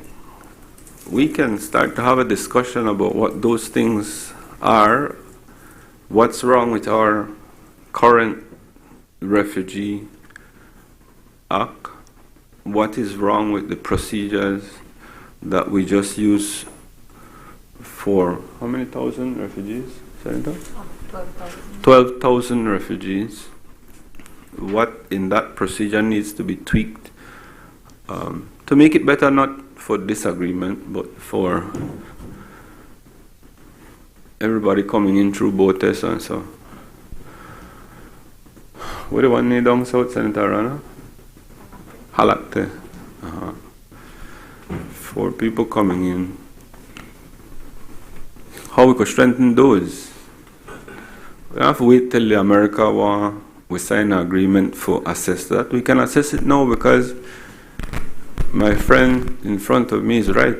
This country has benefited greatly from people who have come here seeking protection.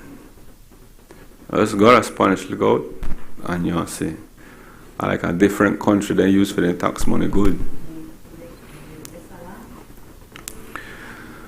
Go to Blue Creek. Least potholes I've seen ever. I can come back on topic. Yeah. So, it started raining yesterday, so that's why I pothole up on my mind. I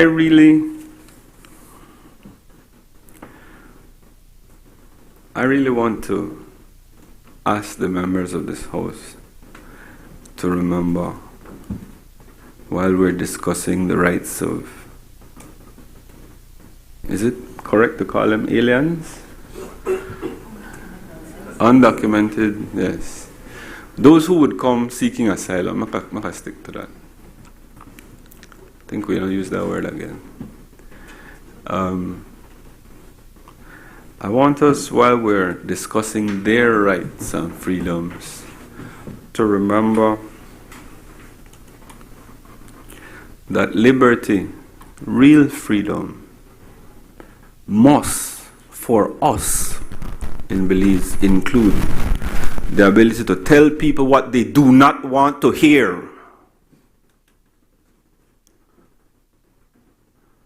And we know the jump up here, and that the guys are standing out because things are uncomfortable.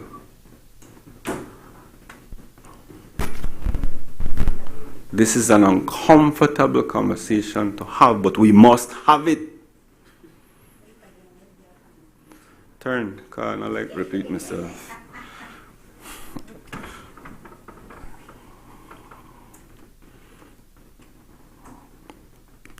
So, make we know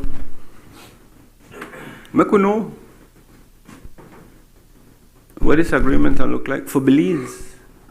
Make we know more about America. There are things in here that we think we will do, we can do, we should do, as a good citizen of the world, and we can discuss those things.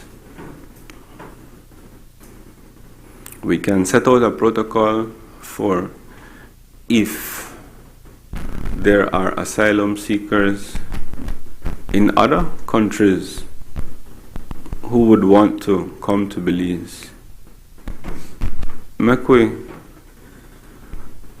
hear what the Foreign Ministry thinks is a proper procedure for bringing those people. Make we hear what types of skills we are looking for from people who would be asylum seekers. Because I get frightened when you talk about skills, you know. Kind of know that. Understand criminal record, you know. And I really follow criminal record, because if you're unsafe in your country, you're unsafe in your country, whether you got a criminal record or not. They never put a charge for you that you be? No, true? They might put. Okay. So, We have to discuss. They might put one for me soon. We have to discuss that policy, you know. Make we hear like what kind of criminal record we talk about? Because now political persecution, criminal record, then man by all means, that shouldn't disqualify the person. The person is in danger in their country. Ghana almost try to extradite the leader of the opposition. No, Belize got it all right. Man win more seats than the two former oppositions combined together. Senator, keep today. It's an asylum, Madam President. We're on topic. That was extradition to the United States, Madam President. We're right on topic. Madam President, no fear, Madam President. If that is your fear, do not worry about that, Madam President. I guarantee you. I have no fear. My job is simply to ensure that each of you get an opportunity to speak on the motion or bill in front of us. Okay, Madam President, but since we're upon it, that time is the one that when we talk about rule of law, I will be honest. Only my thoughts, Madam President, and I'll say the words. But when we spoke about the free movement of people who are in fear of persecution, Madam President, I don't think we needed to look all the way to the great United States. That's all I will say about that. Lest I be accused of loving pedophiles. Which I do not. But, Madam President, I want to wrap up like this.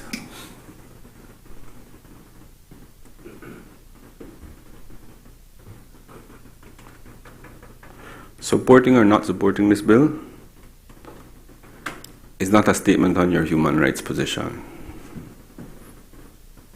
In fact, I can make the argument that the need to expedite the processing of people in the first safe country that they arrive is a stronger argument for supporting human rights than sending them to a third safe country. That is the obligation on the state which they arrive at. Supporting or not supporting this bill is not a recognition or statement of the senator on their position of rule of law.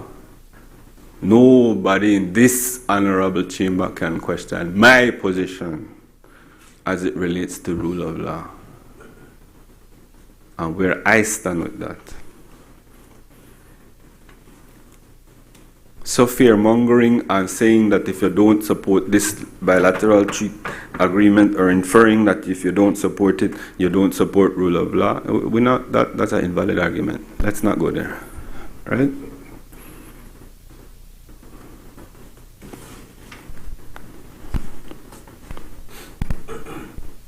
Belize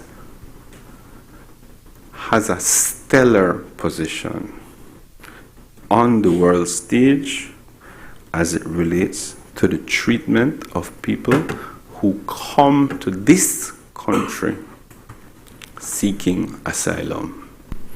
The very fact that we have a committee that is independent, that is made up of different technocrats to vet refugee applications is a testament to our commitment to processing people who would come into this country needing refuge.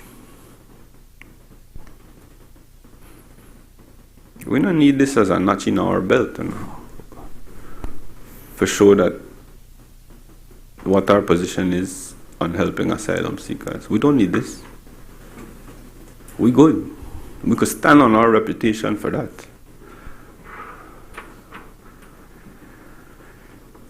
And the last point, Madam President, is this. I know I'm more here for 45 minutes, but last point is this. I like when people level at me, Madam President. Me, I prefer that. Tell me the God's honest truth and hurt me, that make I feel good it and lie. So if we have to do this, tell me we have to do this. Tell me we not got a choice. Tell me there will be repercussions great and hellfire will come down on us as a country from the north if we don't pass this. Tell me that. Then make I decide if that is the position I wish to take. But not bottom me up. Do not tell me like Grandmaster, then I got no pressure upon this. I yield, Madam President.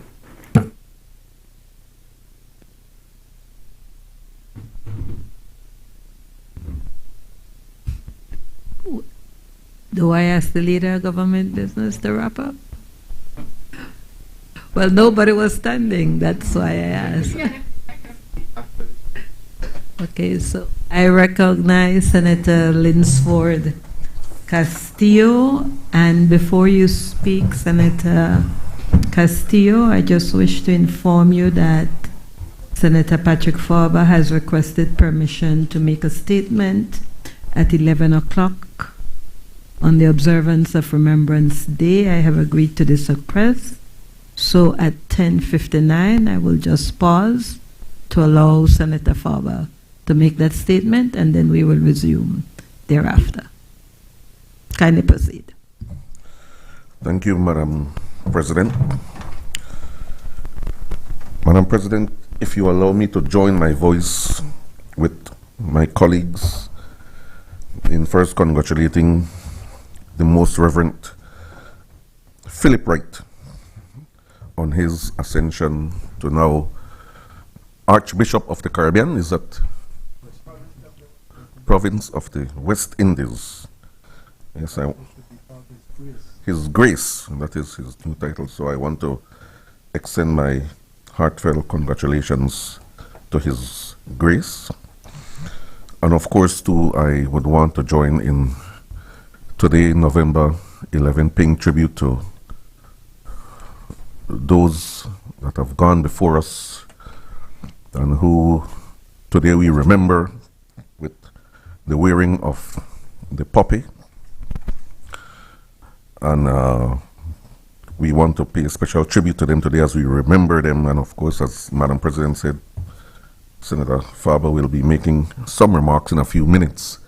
And so I would also want to join in paying tribute to those that gave their service and in some cases their lives for freedom and for us to enjoy the democracy that we live in today. And of course, thirdly, I would like to join the leader in government business in congratulating today my party and my government on this, the 5th year, 5 years since on November 11th, 2020, when we formed government. And of course, we have been working very hard and very tirelessly on behalf of this country and its people, even when we inherited 13 years of neglect, of maladministration by the UDP. We have been able to navigate, and we're still in the process of navigating our way to a better living, to a promising future for the people of this country. So I want to once again congratulate the People's United Party government. Now, Madam Speaker, I of course rise today in very, very strong support of this resolution before this Honorable Senate, authorizing the ratification by Belize of the agreement between the government of Belize and the government of the United States for cooperation regarding the examination of protection requests. Madam President, I also want to ask your permission to refer to my notes as I go along. But I want to ask this question, Madam President, and especially after listening to Senator Faber for several painful minutes, pontificating, because that is how I see it. But I asked the question, and after listening to him, I still wait to hear what is wrong or what is bad about this motion. I hear everything else from him except what is bad about the bill or what is wrong with this agreement, Madam President. Still, after all the verbiage scare, say one single thing we're wrong or we're bad about the bill or about the agreement.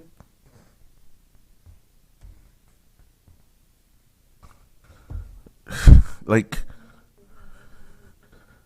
it reminds me, Madam President, you know, for some of us, you know, like when your significant other quarrel with you, they reel up with you, but then they still can't tell you what you do wrong or what is the problem, why they reel up with you. They just vex at you. That is how Senator Faber remind me when I listen to him going on and on and on about this agreement, Madam President. And so, Madam President, he mentioned earlier that in the committee of the whole Senate that we on the government side, it may seem like cat got our tongues when we sat and we listened. But the point is, the opportunity was given in the committee of the whole Senate for all senators to air their concerns, to ask questions, and to get any clarity with respect to this agreement, Madam President. And of course, as he mentioned, we had the Attorney General there, along with Ambassador Borland, who were prepared to address any concerns. And so, to come here today stating, and this was his words, he's no clearer on what the agreement brings, even after the committee of the whole Senate. Unbelievable. Can you understand that, senators?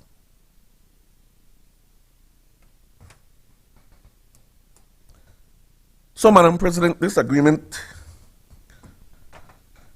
in only necessary, it is timely. And Senator Denison mentioned that Belize, our country of human rights. And so it is on that premise, Madam President, that this agreement represents one responsible, a balanced, and a humane approach to the growing regional challenge of migration and asylum management, Madam President.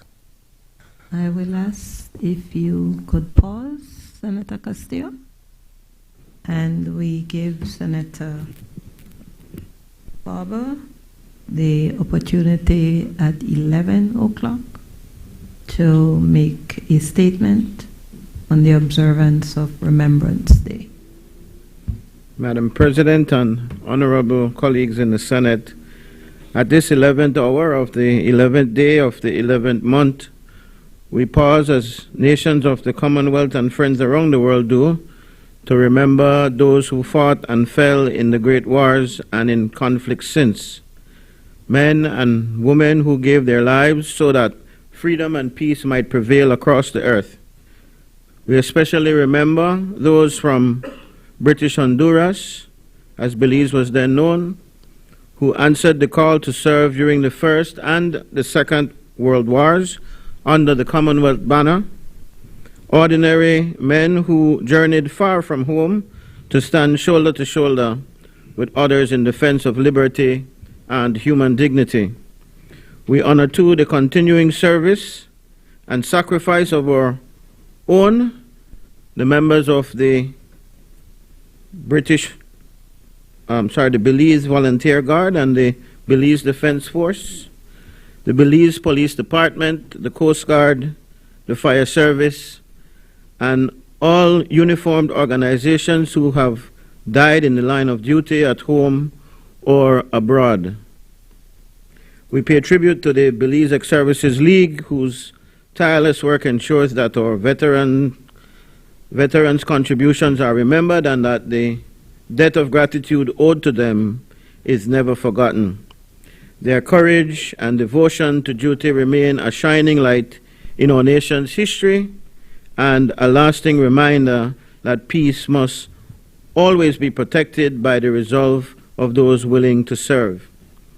As the poet wrote, Madam President, at the going down of the sun and in the morning, we will remember them. I now invite all honorable senators to stand for a moment of silence in remembrance of all who served and all who fell from British Honduras, Belize, and across the Commonwealth.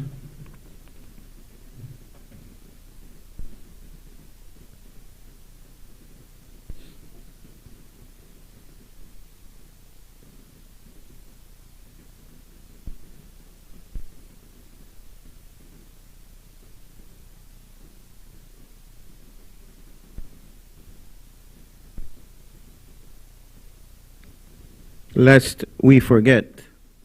Thank you.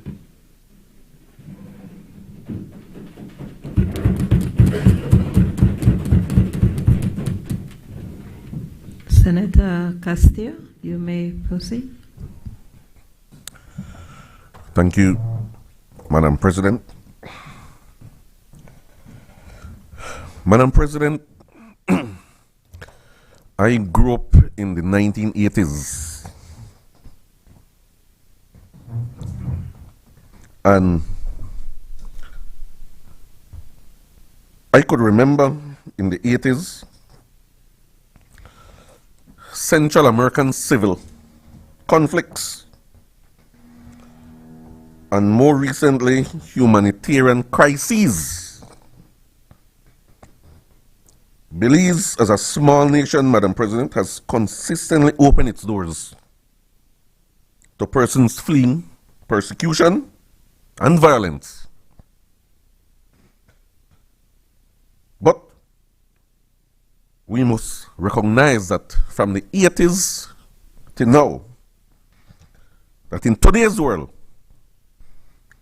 the whole issue of migration from back then and even before then has evolved, Madam President. The increasing flow of people, Madam President, driven by political instability, economic hardships, climate impacts, crime, has placed new pressures on countries like Belize and other small states.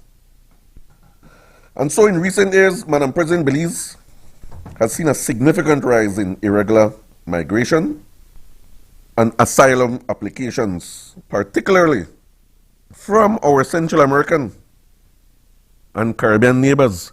So I heard Senator Denison stated earlier that God forbid he would only leave Belize under what? Political persecution?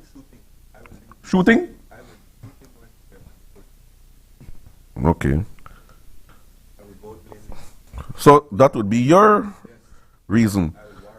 Can we Okay, refrain sorry, yeah. from the back and forth But between senators and focus no. on the bill, the motion? It's all right, Madam President. My point is that to each his own. Everyone has his or her reason to seek migration or asylum in so many cases. So it doesn't have to be one or the other. Madam President, the United States, of which we are signing this agreement with, faces its own complex migration issues and challenges. We all have been seeing the movement of people northwards. And this issue, we tend to confine it only as a U.S. border issue. But it is, in my mind, Madam President, bigger than that. It is a regional issue. And one that demands shared responsibility, coordination and cooperation, Madam President. Emphasis on the word shared. This agreement, therefore, Madam President, fits squarely within the framework of shared responsibility,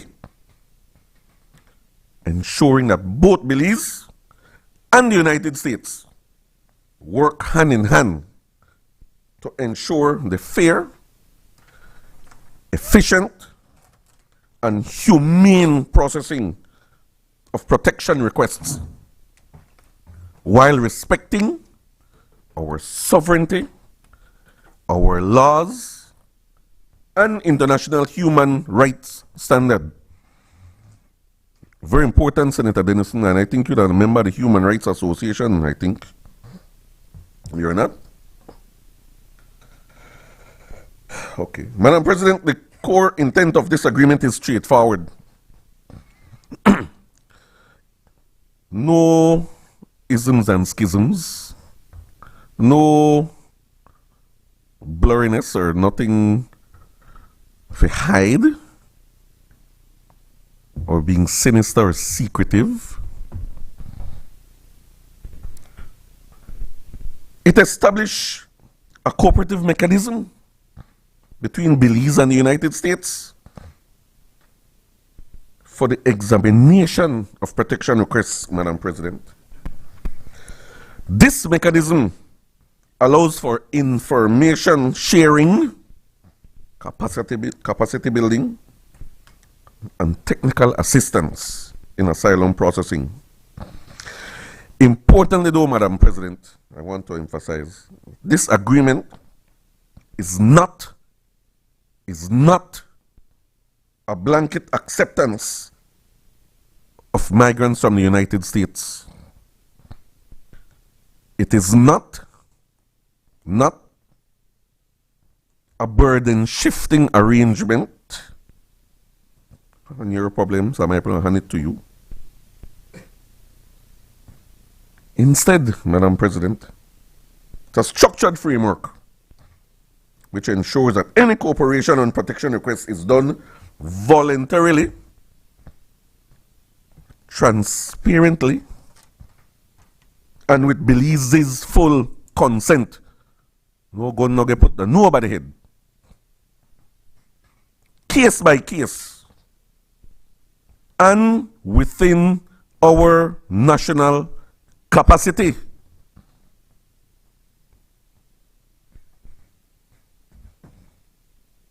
So, Senator Faber asked the question earlier, what is in it for Belize? So that you may ask, Senator. What is in it for Belize? Okay.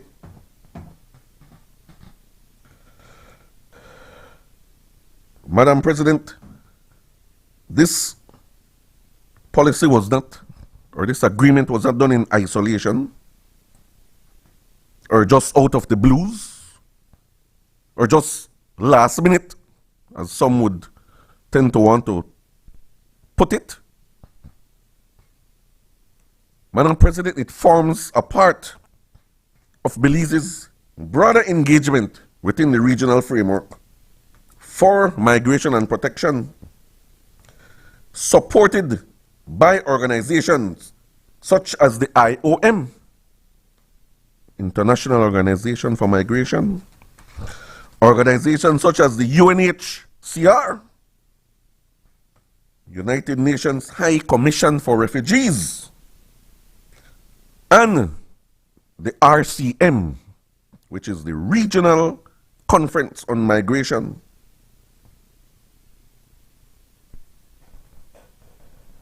How can we not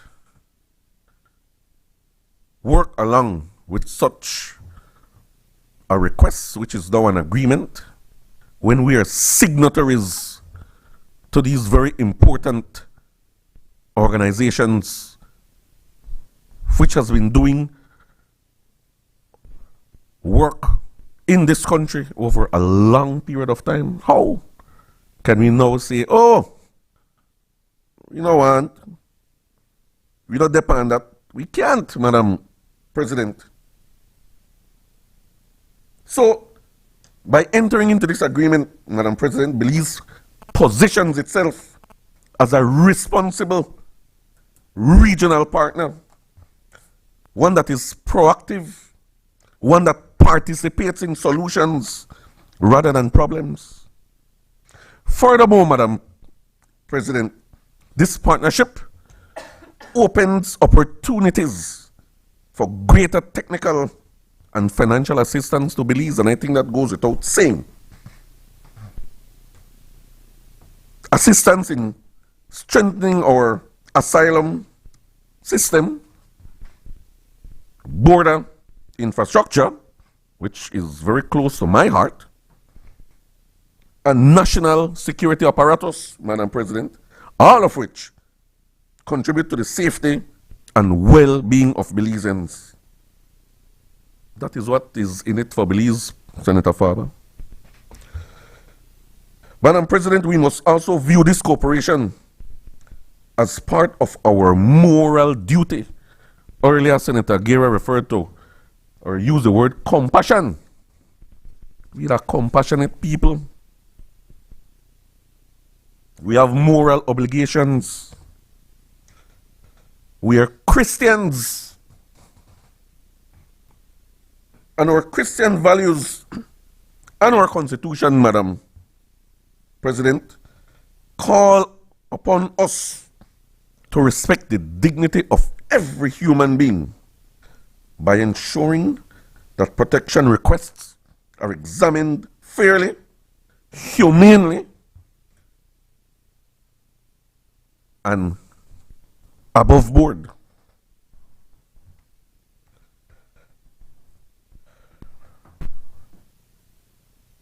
Madam President, for the public to have questions or even apprehensions about this agreement is quite okay.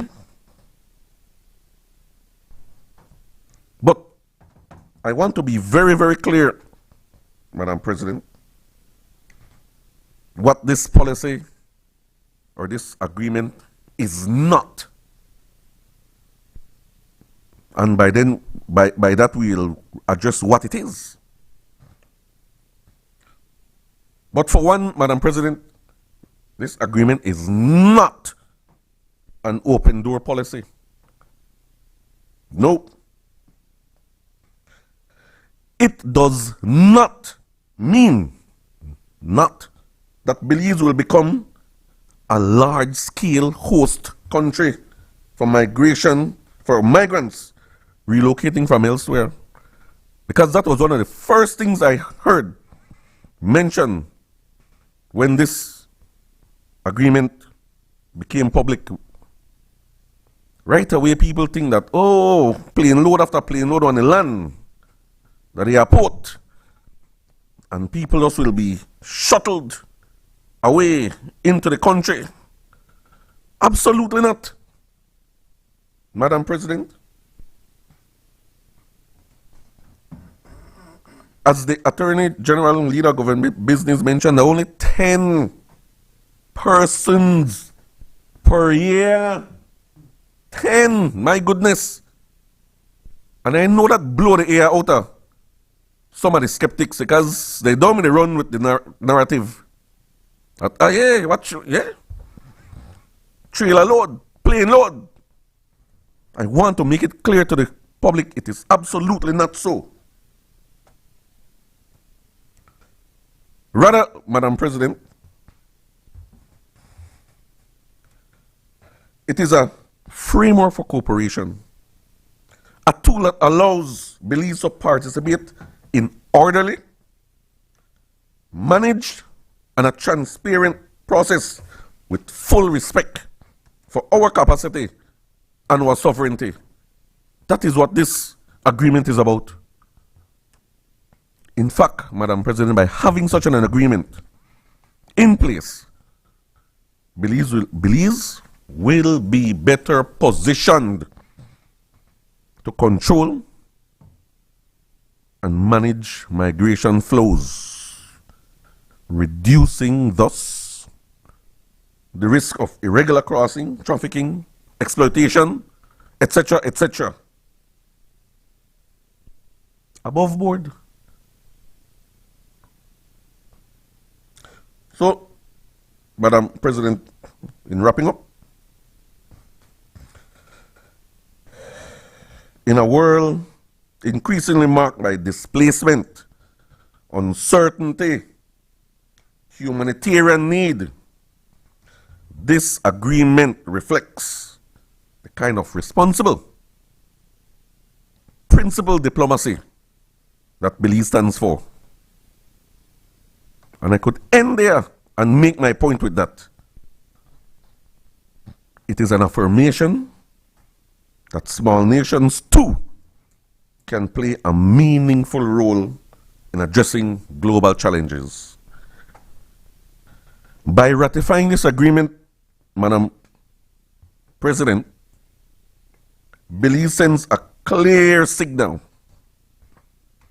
that we are prepared to be a part of the solution, that we will uphold human dignity and protecting our national interest, and that we will continue to act as a reliable and respected partner on the international stage. I therefore, Madam President, commend this motion to the Honorable Senate and urge the full support of my colleagues. Thank you, Madam President. I recognize Senator Kevin Pereira. Thank you, Madam President. Madam President, I'd like to join my colleagues in congratulating Archbishop Wright on his ascension as Archbishop of the District of the West Indies, and so I think that it's certainly a proud moment for Belize. This being its first, as Senator Faber had mentioned just a while ago. Madam President, I'd like to start out by stating that there's a major difference between briefing and consultations, and I think that if there's one major confusion we have in Belize, and has always had, and we've had this for a long, long time, it's our leaders continue to mix those two terms, or confuse those two terms. The meeting of the committee that was held at the Central Bank, to me, was a briefing session. And it was a briefing session simply because an agreement was already signed. Consultations means that you have a legitimate opportunity to give inputs, and those inputs can impact the final outcome or the final product. But when an agreement has been signed, obviously, those inputs cannot have any type of impact on a final product because the agreement was already signed. The second point I'd like to make, Madam President, before I really get into my written presentation, is that there's a reason why, and I believe that you were part of this process during the first constitutional reform process, Madam President, if my memory serves me right. But there's a reason why the Senate ratifies the agreement, and it is to provide a backdrop, some backstop, I should say, for when our leaders have to sign agreements under pressure, perhaps even under duress, that they have to come to the Senate, and the Senate must ratify those agreements, or they're not enforced. I'm hoping that we will always have this mechanism in place, Madam President, because the reality is that we're a relatively small country compared to many of the other countries in the world, and so there are times when our interests may be secondary to theirs, and that sometimes we may have our leaders may be negotiating with a gun on the table in front of them. And so it's important that we have this ratification process by the Senate. Madam President, the United States is our neighbor. It's a behemoth of a neighbor at that. This is a neighbor that has cast a long shadow over the Western Hemisphere and the world. When we look at what large and powerful countries like Canada, Mexico, China, even China, have had to go through to secure their trading relationships with the United States, we understand the strategic strength and leverage this country has. For context, Madam President, the U.S. consumes around 25% of all the world produces, even though it only accounts for 4% of the world's population. It outspends the next 10 closest rivals combined in military spending. In fact, it outspends China by three times in military spending. I say all of this to say, Madam President, that the U.S. is an economic and military giant. Apart from China, there is no country in the world that comes close in comparison economically or militarily. Now, Madam President, we are being asked today to ratify an agreement under which migrants flee to the U.S. and will be transferred from the U.S. to Belize to request refugee status in Belize. We're a small nation with a long history of immigrants. Some would say that we proportionately have as big an immigration problem as the United States. I say we have one much bigger than the United States. You will note that in the 1980s and 90s, and even to present, Madam President, our demographics have changed dramatically because of immigrants. In fact, I understand that over 5,000 immigrants were recently given refugee status. This over 20,000 immigrants were given amnesty. I believe that was last year, Madam President. The 5,000 immigrants that were given refugee status, Madam President, represents 1.25% of our population. 1.25% of our population were given refugee status at the 5,000. If you include the 20,000 that were given amnesty, Madam President, that represents 5% of our population. If the U.S. were to take in 1.25% of its population as immigrants, it would have to take in around 3.75 million people. comparison to if you were to compare Belize and the US in terms of proportionately. If it took in 5% of its population, Madam President, they would have to take in 15 million immigrants. In 2024, the data shows, Madam President, that the US took in around 3 to 4 million immigrants. Our amnesty program was 20,000 or 5%. Now, if you look at the projected estimates that the government had about those who would have been seeking amnesty, that figure was 40,000 persons. Apparently only 20,000 of them had applied for amnesty, Madam President, but 40,000 would have represented 10% of Belize's population.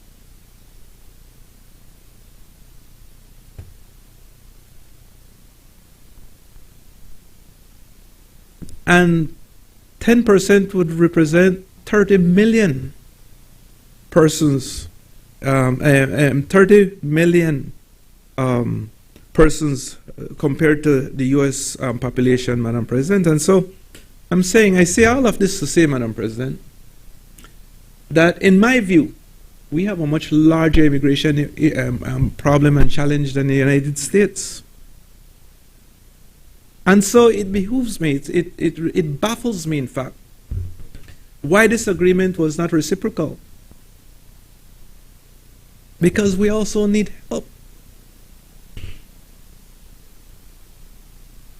But like how the United States used to be, we have welcomed those who sought Belize for a better life. We don't have a Statue of Liberty welcoming the immigrants from the Sapodilla Keys, Madam President, but we do have the majestic mahogany tree offering shade to the weary travelers from the elements, as well as the warm welcome from this country's friendly people.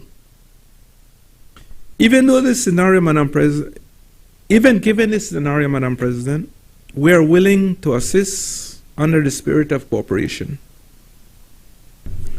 There are many who would say our problem is so large we cannot extend a helping hand. But given that it's only 10 persons per year, it's limited to 10 persons per year, Madam President, perhaps under the spirit of cooperation and equal respect, perhaps we could lend a hand this time.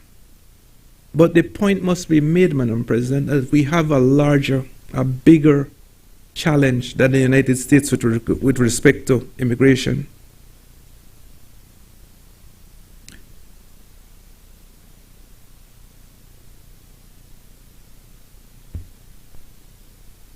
Madam President, when we look at the Safe Third Country Agreement proposed by the United States, we don't just see a policy document, we see a pattern. A pattern that stretches back over a century. A pattern of powerful nations disregarding our circumstances to further their interests. This agreement, in my view, is being done under the long shadow of the Monroe Doctrine. Madam President, let us be clear. This agreement, under the guise of shared responsibility, feels like a modern application of the Monroe Doctrine. The Monroe Doctrine, Madam President, for those who forgot their history, essentially told the world that the Americas are the United States' sphere of influence. It created a world where Latin America and the Caribbean nations, including us, are treated less as sovereign partners and more as satellite states on the periphery of an empire. When we look at the situation down in Colombia and Venezuela, we understand clearly that this policy is relevant today as it was when President Monroe declared it. When we are pressured to become a logistical backwater for their immigration challenges, even though we have a comparable challenge or a larger challenge, that pressure echoes the old assumption that our security and social welfare are secondary. We are not merely a convenient holding cell for the U.S. asylum system. We are a sovereign nation that needs to look after the best interests of its citizens first. It is for this reason, Madam President, that I believe issues as weighty as this one should have perhaps been put to a referendum. Let the people decide. I don't think, in fact, probably the greatest democracy in the world would not argue if we were to practice that democracy in its purest form, putting it out to the people to have people decide.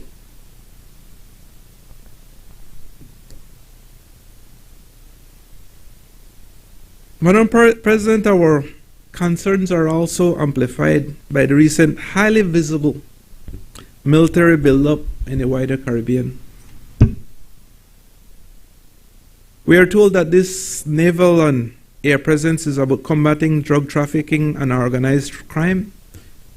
We certainly welcome genuine cooperation against these scourges. Who wants to have that type of activity passing through its territory? But we must speak out, Madam President, about extrajudicial executions and militarizing the peaceful Caribbean. We've always felt that this part of the region has not been militarized. Yes, we have gang issues. Yes, we have crime challenges. But we've never been a militarized region. And hopefully we can remain that way. We talk about having a gun on the table when we negotiate, Madam President. This type of, and let me use the former Prime Minister's words here, the optics of it really doesn't look good.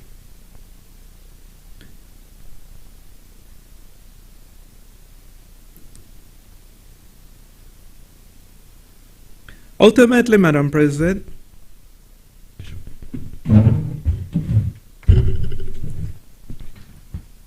Madam President, in accordance with Standing Order 10.8, I move that the proceedings on the order paper be entered upon and proceeded with at this day's sitting at any hour opposed.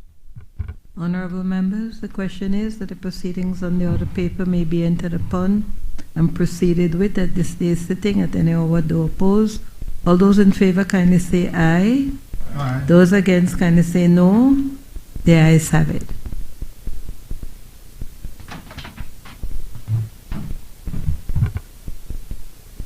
may I continue, Madam President? They may continue, Senator Harris. Madam President, this agreement, ultimately, this is a matter of national sovereignty and security.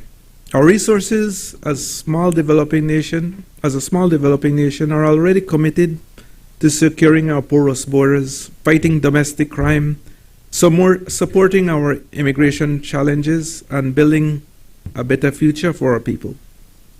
But there are security risks, Madam President. This agreement, even with promised security screenings, forces us to accept individuals without having the sophisticated resources within our intelligence services to properly vet these applicants for possible links to cartels, criminal connections, and other anti-state activities. In fact, I believe it was the President of the United States who said that the persons coming in are rapists, murderers, and the worst type of individuals possible. And so how can we then sign this agreement and saying, well, the ones who are being sent here will be good people?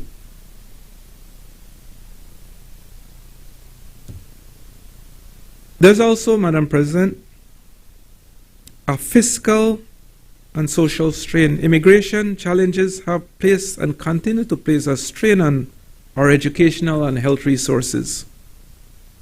This will have to continue to be borne by the Belizean people, taxpayers. And so we have to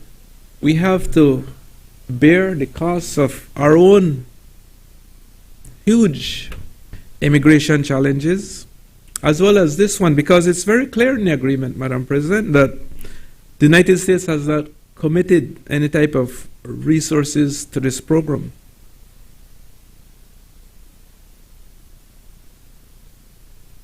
Madam President, there are some questions that came from the persons in the business community that I'd like to raise this morning. And perhaps the leader of government business can address these in his wrap-up. But one of those questions, Madam President, is what mechanisms will be in place to ensure transparency and public confidence that the number of transfers remain limited as indicated?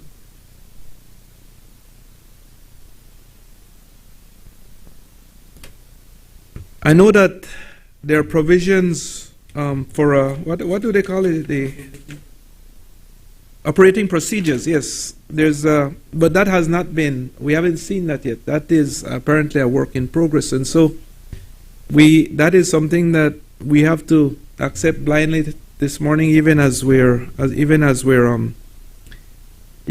contemplating and debating the motion, Madam President. But I think that's a very significant and relevant question.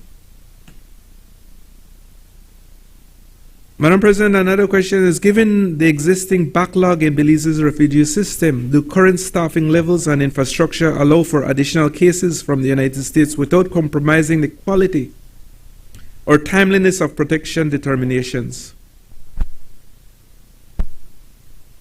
And then there's the issue of human rights, Madam President. What facilities and operational standards will be implemented to guarantee that any processing or accommodation centers comply fully with human rights norms and that the process avoids potential violations? And then there's the access to basic services.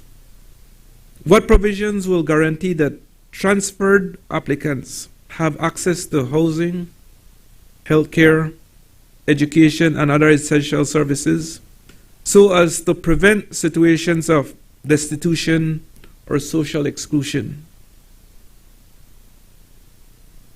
Again, Madam President, I believe that these are very relevant questions. Like I had mentioned, and I think several of my colleagues have mentioned before me, that there are no specific resource commitments to this program under the agreement. Madam President, our leaders, when they sign this agreement, may have secured certain safeguards, a veto over transfers and a cap on transferees, but let's be honest. The very act of signing an agreement that outsources another country's humanitarian problem to us is a profound national accommodation.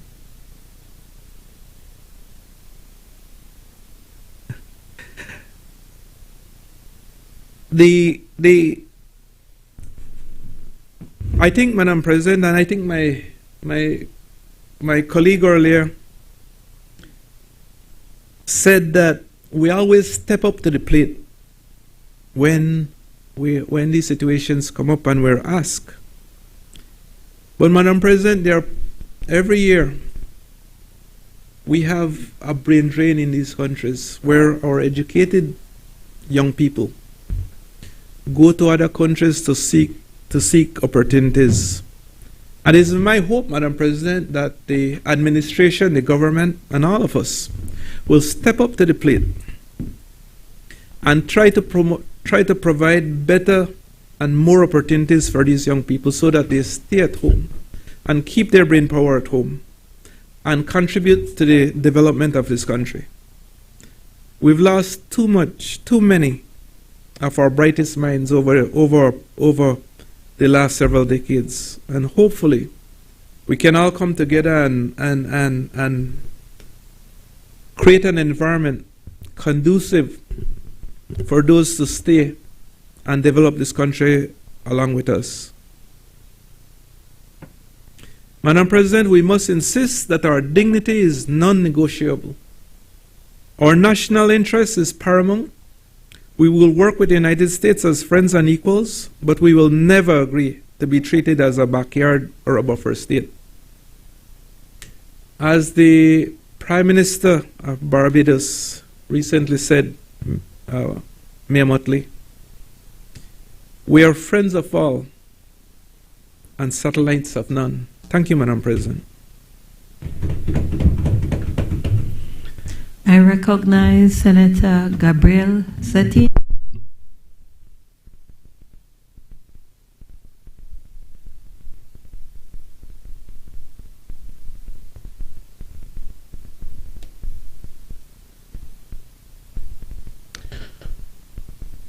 Madam President, with your permission, may I please refer and read off my notes? Amen.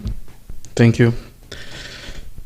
Madam President, honorable senators, and fellow Belizeans watching at home, we meet today not to celebrate, in my opinion, diplomacy, but to dissect what I can only describe this as a diplomatic embarrassment, an agreement that somehow managed to get signed while we were in the Senate, stamped by the government, only now to find out it's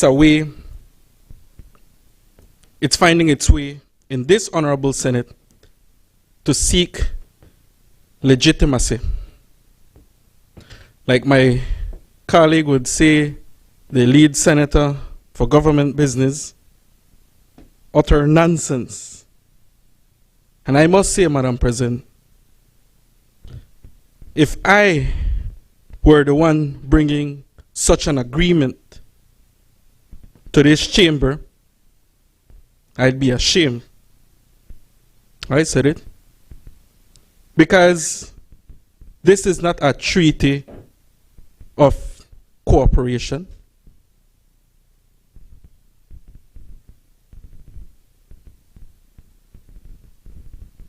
This so-called agreement for cooperation regarding the examination of protection requests means that the United States, one of the richest, the most powerful nations on earth, can send third country nationals to Belize, who's also considered a third world country. See the logic? Where we are expected to process their asylum claims.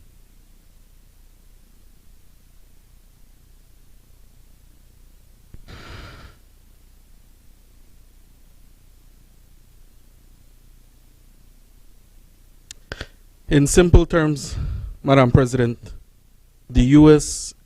gets to clean its border statistics while Belize gets the bill. While Belize gets the bureaucracy, and while Belize gets the burden. The question that has been asked time and time, even before coming to this Senate, what does Belize get in return? So far, we haven't heard nothing. And we take it as that. Nothing. Not even a commitment of funding. Nowhere to be found in this agreement. Return to Article 7, Paragraph 4 of the agreement, which has been stated before. But I will say it again. nothing set forth in this agreement shall be interpreted in such a way that commits the disbursement or allocation of funds by the parties.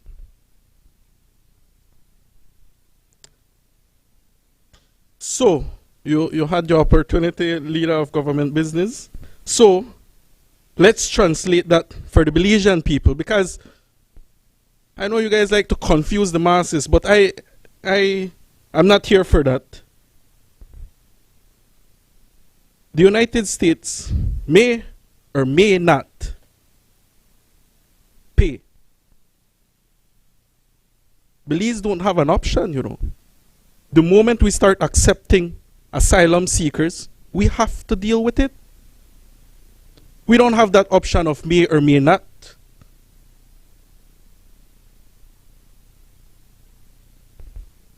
We will be housing them, probably feeding them, securing them,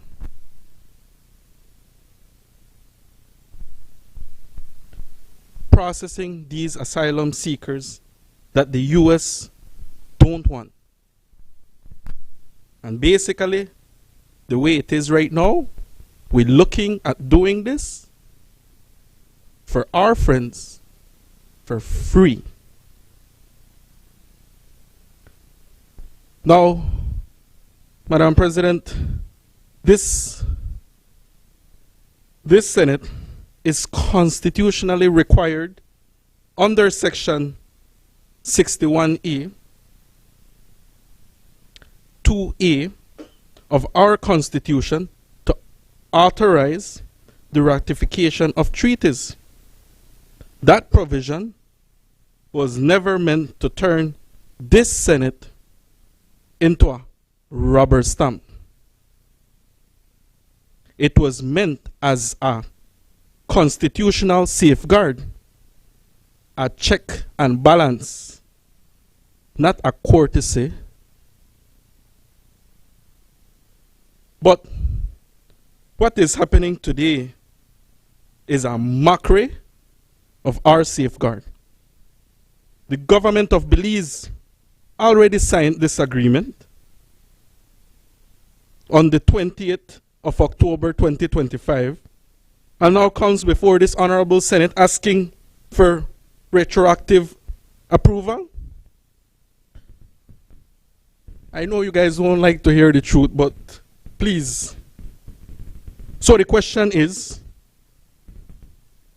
are we here to authorize a treaty? No, I understand, you know. But what should have been done before signing this is having consultation with the Belizean public to help them understand what is before us. Or at the very least, something we've been asking time and time again, where are the details? You knew this was coming.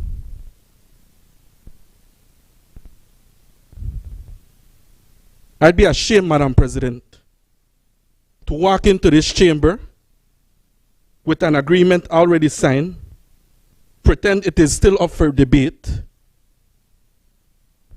To me, this is not transparency. In fact, this is not even diplomacy from the government side. Article 2, the United States may propose the transfer of protection applicants. Belize may consider accepting. To me, this sounds polite until you realize that once ratified, the diplomatic expectation is set for the US and set for Belize, that Belize will be accepting these asylum seekers. One sign, the power lies entirely with the US, not us. I mean, once it passes for ratification today, Article 5 of the agreement, Belize agrees not to return any anyone transferred here until a final decision has been made. Meaning once they arrive in Belize, they stay. Even if the process takes years.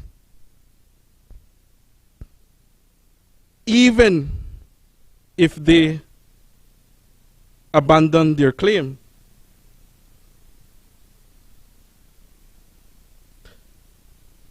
Article 6. Belize must develop a new operating procedure, capacity system, and verification mechanism.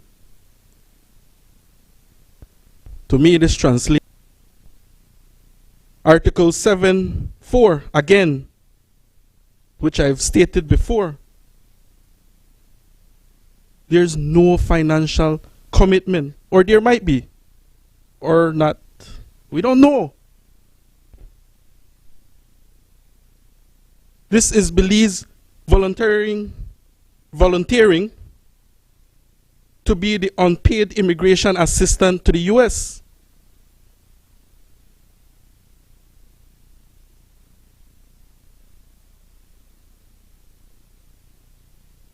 I started off saying that Belize is a third world country. I'd go even farther and say Belize is a small nation, man, with limited resources, and you all know that. We struggle to house our own. We can barely fund our health clinic. We can barely fund the police outpost in remote areas. In fact, not even in remote areas. Yet, we have checkpoints that no police are there apparently. But I'm not here to talk about that. Yet, here comes the government signing us up to receive and process asylum seekers rejected by a global power. And we're told it's for cooperation.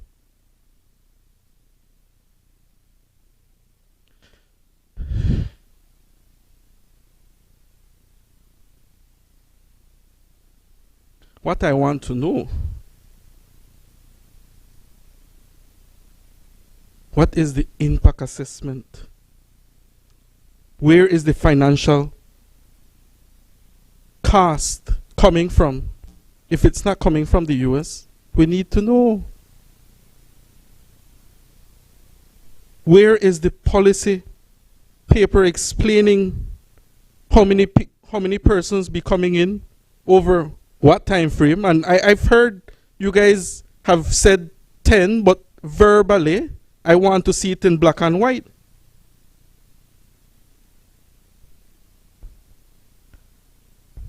Not a single Belizean has been told what this means for their community.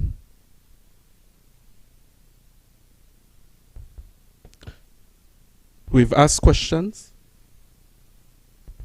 before coming in throughout this Senate hearing. No answers.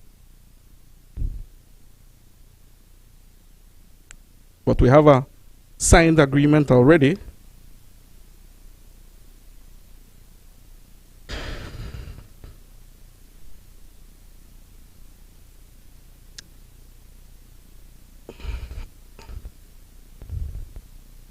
Madam President, I must commend the creativity of the drafter, because it takes real skills to write an agreement that commits Belize, or to negotiate an agreement that commits Belize to obligations without the other side committing, the way I see it, a single cent.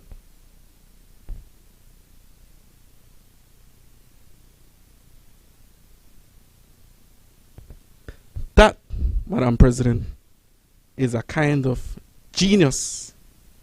The kind that makes our side smile.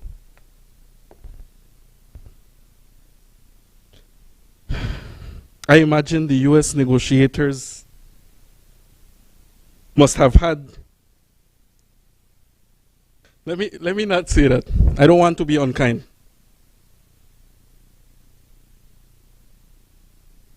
I don't want to cause any blames.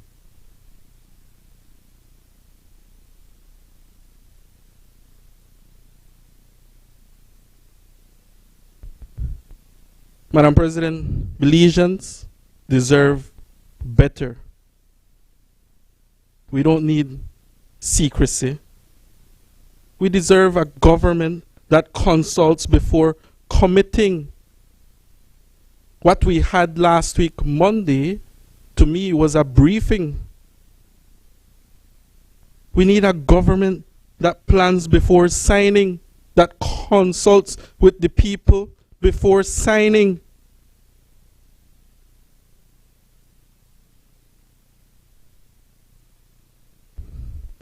I will not sit in this Senate quietly.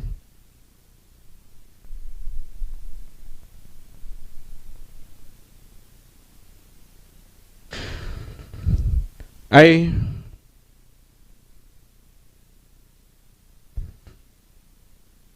reject what has been brought up. I don't reject cooperation. I hope you guys got that. I do not reject cooperation because what I don't want to do is to speculate. I don't want to be guessing. And I refuse to gamble and hope for the best. This could have very well been beneficial to Belize. And from what I've heard,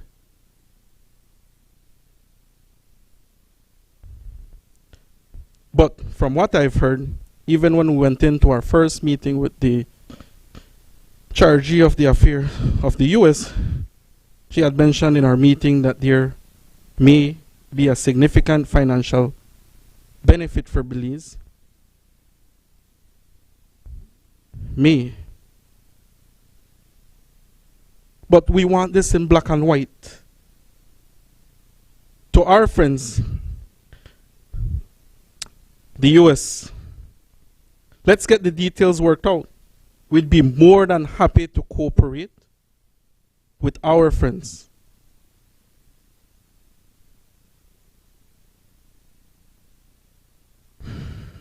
At this point,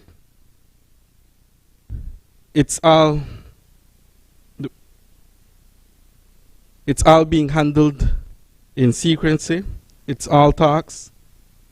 And we're being told it will all be sorted out in an agreement that's to come. And we're being told, don't worry. I take that as an insult to this Honorable Senate. We're expected to vote on something blindly. If this passes now, if we vote on this ratification, then to me, the government has a free pass without coming back informing this. I know you guys don't like questions.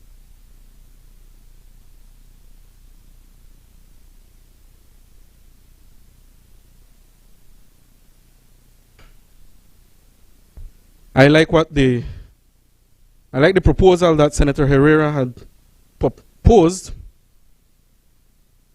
What if we were to table this to the wider Belizean public in a referendum?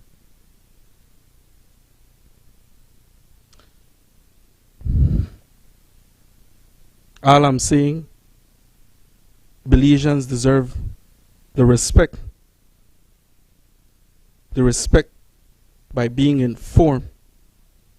Belizeans deserve transparency. And the Belizeans deserve consultation. Thank you, Madam President.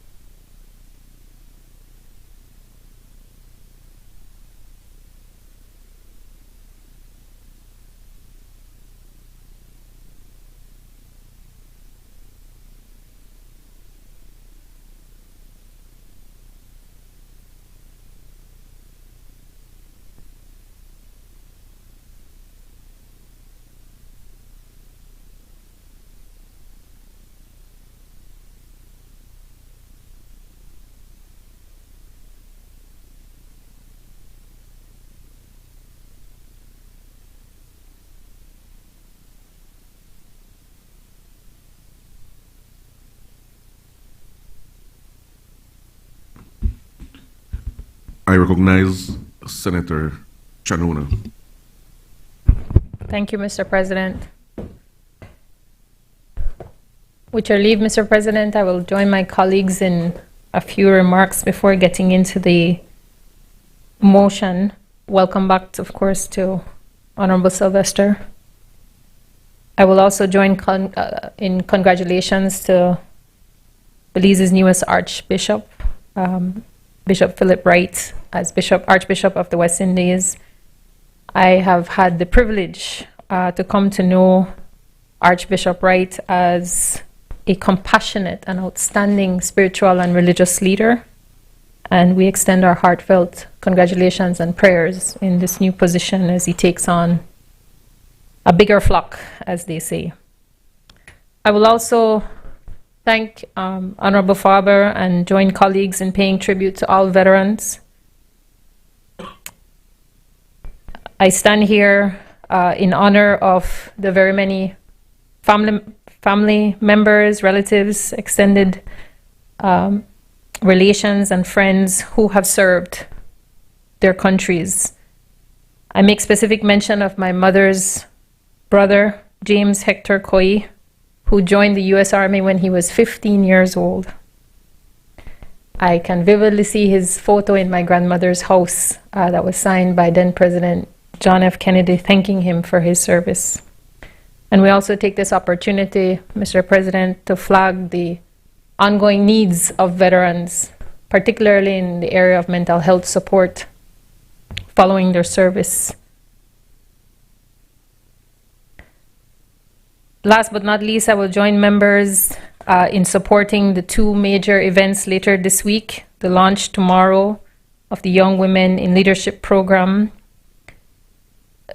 Senator Galvez is taking on a leadership role in that on behalf of the WPC, and we thank her. And also for all members for supporting the Youth Parliament. And I see Ms. Gibson in the room. I know that is a labor of love, Ms. G.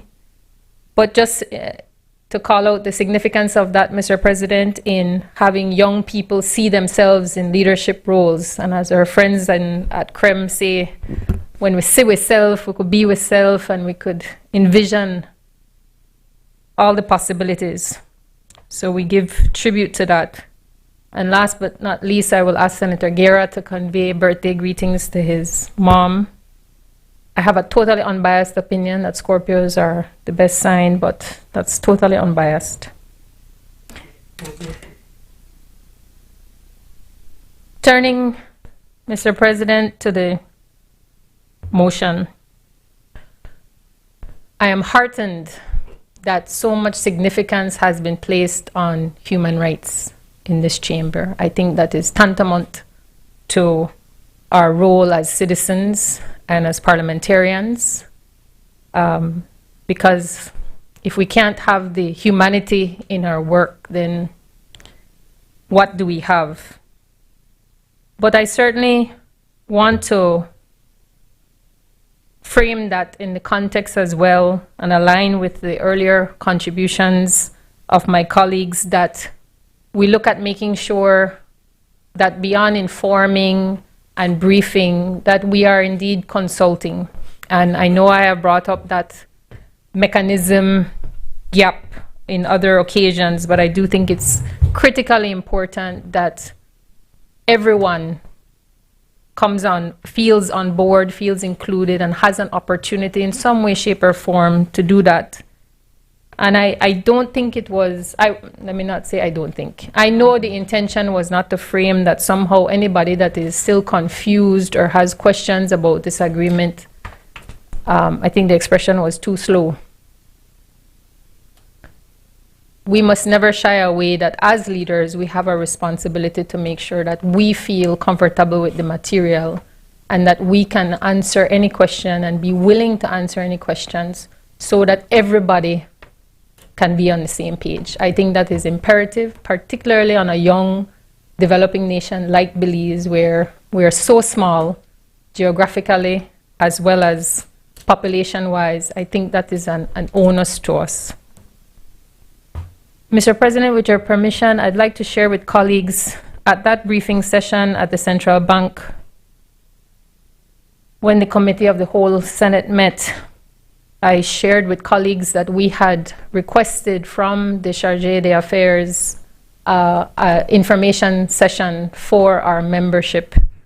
I'm talking now of the BNN membership, the Belize Network of NGOs, and I think it's important to share, just to close the loop there with colleagues, a few of the points that had been mentioned at that session. To be clear, that was an information session. We were not there to challenge on any points, but rather to have the Chargé have an opportunity to engage with members directly, answering any questions or seeking any clarifications, as she would have had a bandwidth to do so. So I can share that what members have spoken about in terms of awareness of this, because I did share that I was not able to make that, I think it was a lunch, colleagues, or a tea? A lunch. I was at a board meeting, so it wasn't until the evening when Senator Faber called me that I even knew that that had been on the menu in terms of that session. So I'm grateful for them and to CDA Catherine Beamer for her willingness to participate in that virtual session with my colleagues. And we reiterated a few points, but just to share, CDA Beamer identified that the agreement is a priority of the US government.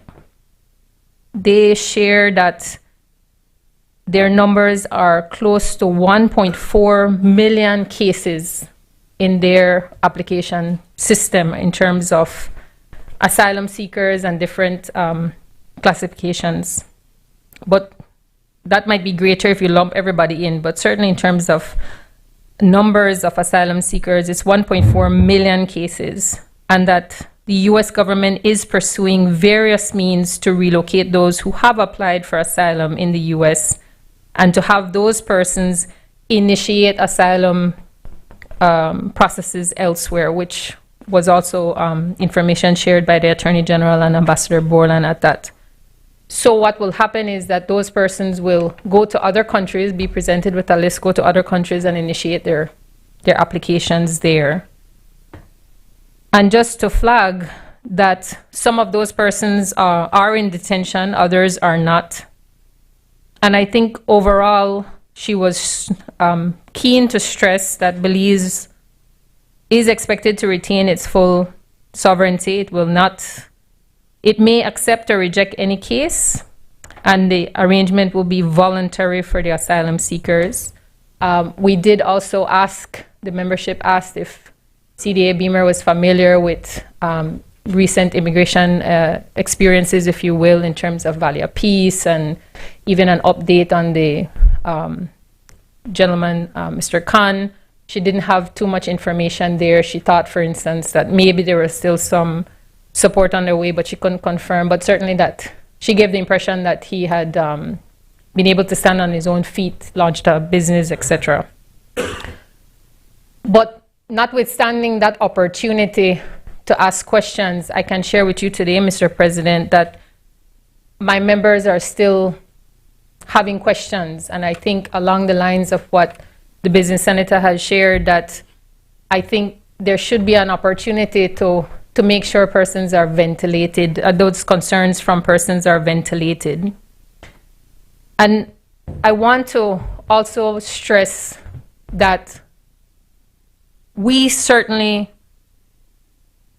give full credit and respect to Belize for always playing its humanitarian role. I had the benefit of getting some numbers, and I'm sure if they're outdated, the leader of government business will correct. But in 1984, 8,680 people applied for amnesty in Belize. In 1999, 11,168 persons applied for amnesty in Belize. And in the 2023 program, 13,220 people applied for amnesty. That's just over 33,000 people coming in to Belize. I say that proudly because I think, as was mentioned earlier, that speaks to our commitment to, as has been coined, to showing that we are a compassionate people. Even today, I congratulated Mr. Canton and members of the business community for organizing humanitarian aid to those persons affected by Hurricane Melissa, because I think Belize has a track record of being a friend in need and being a friend indeed. But when we look at this agreement, I think what I'm hearing is a call for a consultative approach and a call for a cautionary approach. So I don't think that is uncalled for, but I'm also hearing that it's Belize asserting its sovereignty. And I hasten to say, I think what we're seeing is the US asserting its sovereignty, which we have to respect as well, because again, they have had this, and I know we say our borders are porous, but they have been having an influx of persons, and just like Belize is called upon to maintain its borders and to manage its immigration process and sovereignty, every other country has that right too. And the only thing I will add, Senator Herrera, to your history lesson is that the membership also flagged, the military presence, and again, in trying to arrive at some way to connect the dots, or even to find all the dots, there is those questions about, well, what does that mean? And we've seen military operations in Grenada, in Nicaragua, in different places. So it's not unprecedented. But how do we get to a point where we feel that this is something that we can manage? And we call out, as has been presented, that I think Belize is, as I said, always willing to help out. I think it was shared with me, if I can, Mr. President. There are a couple other things that we have looked at as well in terms of alternative approaches. If I can share, I didn't even know this program existed, but since the IOM has already been mentioned, I came across this Global Assisted Voluntary Return Program, AVR, often called Assisted Voluntary Return and Reintegration, which helps migrants return to their home countries in a safe, dignified, and voluntary manner. This program is administered by organizations like the International Organization for Migration, and these programs provide support such as assistance with travel documents, pre-departure counseling, post-arrival reintegration assistance, which can include financial aid for starting a business or continuing education. AVRR is an option for migrants who are unwilling or unable to stay in a host country and wish to return home but lack the resources to do so. I bring that up, Mr. President and colleagues, because I think we have to frame, as has been mentioned before, people are moving, not voluntarily, but whether it's to seek a better way of life, whether it's to feel safe, whether it's to find jobs so that they can send back money home, but people are moving. We experienced that in the 1960s after those hurricanes when people moved to the US because there was no Belize city left. But frame in the mind that it is one thing to accept, how much is it? 33,068 people over the last 3 decades. But what framework have we established to say we are going to provide mental health support to those persons? Health support generally. Will these persons be afforded dignity to have maybe jobs available to them so that they can feel like they're doing something to take care of their families and they're not lining up for services? How do we make sure that that structure is in place? And I think we have to do it in a way, especially because, well, this particular agreement doesn't reference any specific support, but I do want to call that we should be planning for this. And maybe that is how we mitigate a lot of the uncertainty that we are back building to show the people, to show our fellow citizens, this is how we're preparing. And it's not just for anybody coming through agreements like this, but it's for the fact that we're going to continue to see migration across this region. The resources that the Belize have are in some ways far greater than others. So we can expect people to continue to come into Belize, but if we're not planning for that, not preparing for that, then how are we setting ourselves up for events outside of our control?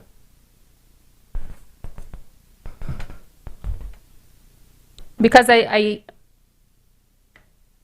stress, we had an opportunity. I understand that the negotiations were a long time coming, but we can still have those conversations now, Mr. President. We can still make sure that everybody knows, as has been said, why we're doing this, how we're going to do it, how we're going to answer, and that nobody feels that somehow this agreement is special. These 10 people will get all of this support, and then everybody else that's struggling. Because the hard part of this conversation, Mr. President, you go through some of the villages in this country that are primarily migrants that have come to Belize, Belizean children, and how are those communities being supported? Do they have literacy programs so that they can learn English as a second language? Do they have access to vocational training? How are we building those persons up to be the kind of citizens that we need in terms of our national development?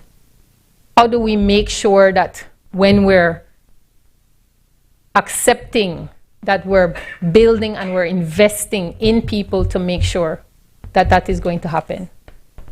And that is really the thrust of my presentation. How do we make sure that if it is that we're talking about 10 people, that Belize is preparing to make sure that anybody that comes here through these types of agreements, and I know that it's been referenced that we were pointed to other agreements like the Honduran agreement, but CDA Beamer did also share with us that agreements have been signed, but none have been implemented. So we may very well, depending on how fast we get our procedures going, if this is ratified, this might be the template for what to do or what not to do moving forward. But I do align with the earlier presentations that we have to be planning. We have to be making it from an informed position because we're talking about people. And we have to make sure that we're factoring in the reality that sometimes, you know, you can't go back way or think, oh, oops, we made a mistake, and forget that there are people involved, there are emotions involved, there are families involved. How do we make sure that we are safeguarding ourselves to continue to play the humanitarian role we have always proudly, constructively embraced, while making sure that we are, like every other country is, defending our sovereignty? And I want to share, I had the privilege of being in a gallery in the UK, in the House of Commons, when the bill for the UK to sign their third-party agreement with Rwanda was being debated. And it was some of the same emotions, some of the same questions of what does this mean for humanitarian, being a humanitarian, and making sure that we were not sending people off. I don't even know if the plane took off that night, but it was like that sort of a debate where there was a plane already loaded and on the tarmac getting ready to to leave. So how do we make sure that we're protecting ourselves? Because once they come here, somebody said it earlier, they will be ours. So how do we make sure that when we're receiving those persons that we're ready to receive them, just as we would be when we're welcoming a loved one, to make sure they have their own space, they have their own room, they have the support, they have what they need to be what we need them to be as Belizeans. And we're talking about 10 today, but I don't know. It could be a larger number. So let's plan. And that's really the call. Can we plan?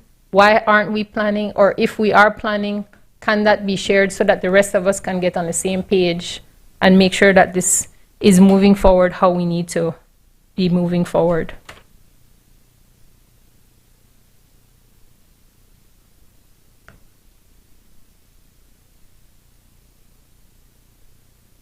I will only wrap up, Mr. President, in saying that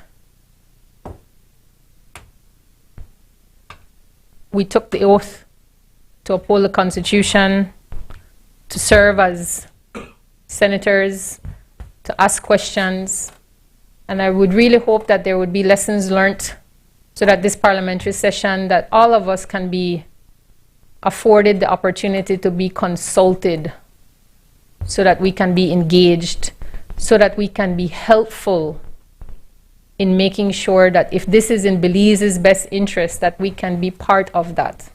But that is the hope.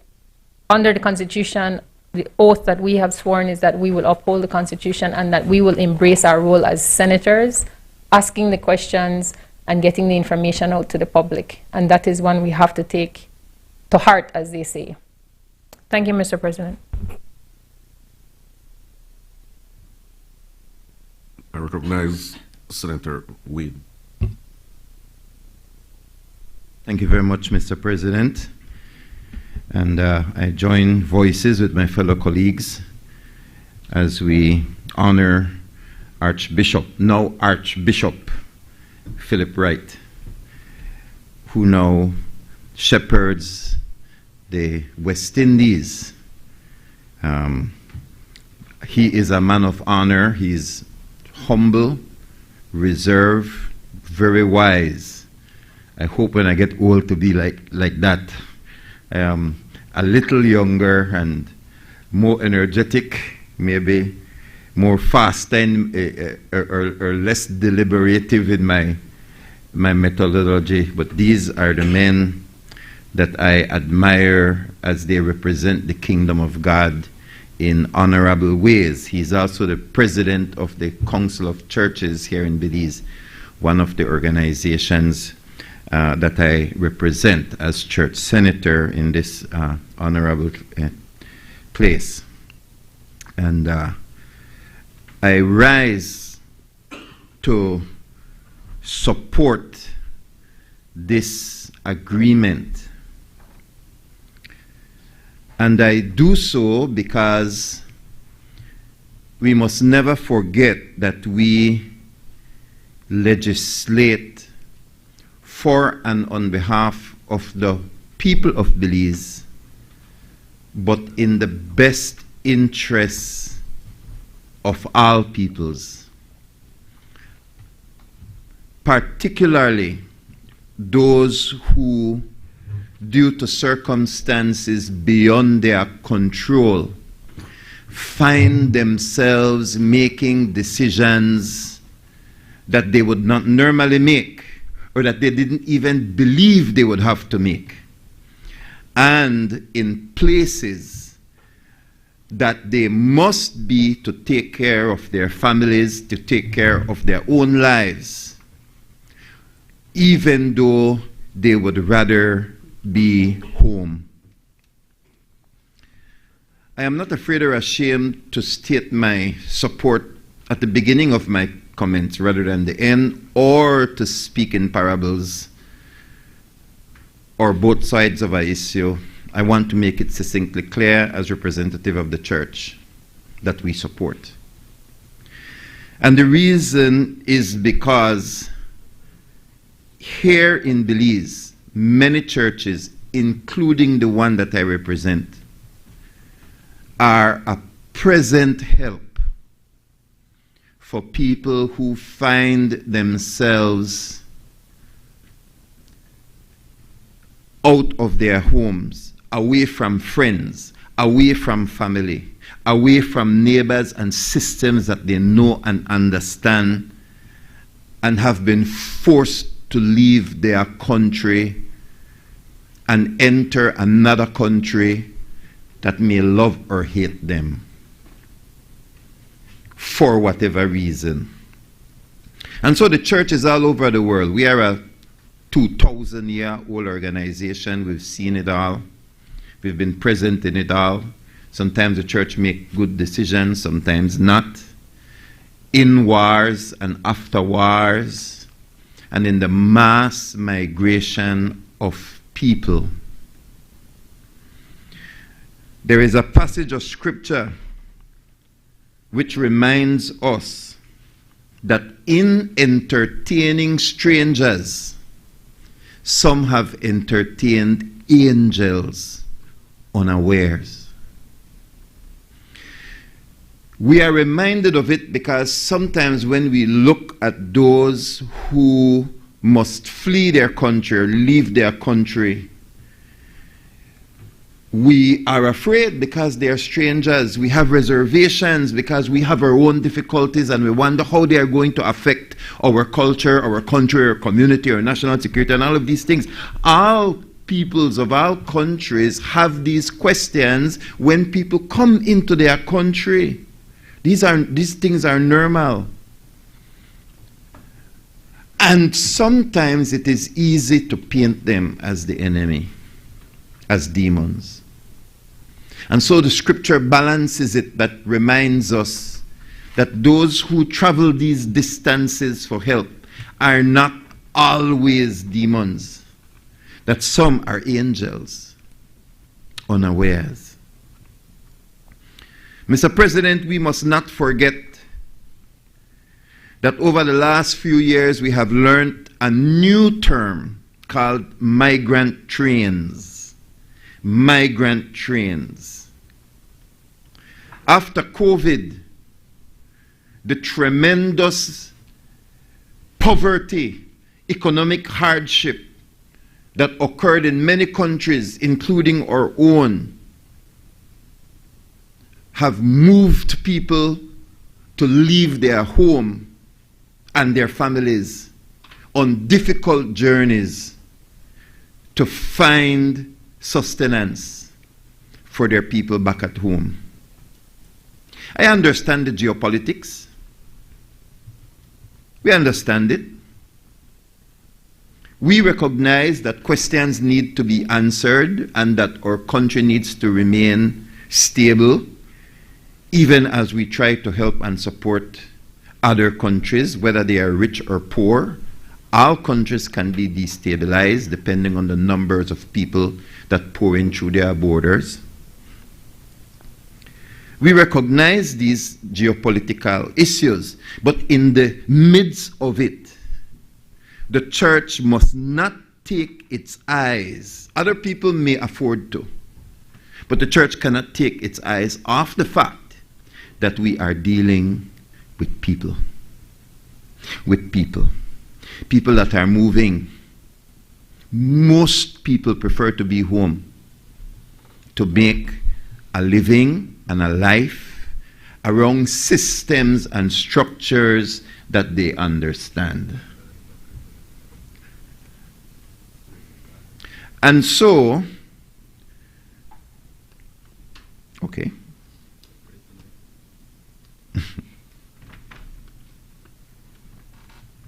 My apologies, Mr. President. Just an unexpected comment. And so the church must always consider people. My church, I as a pastor, have support,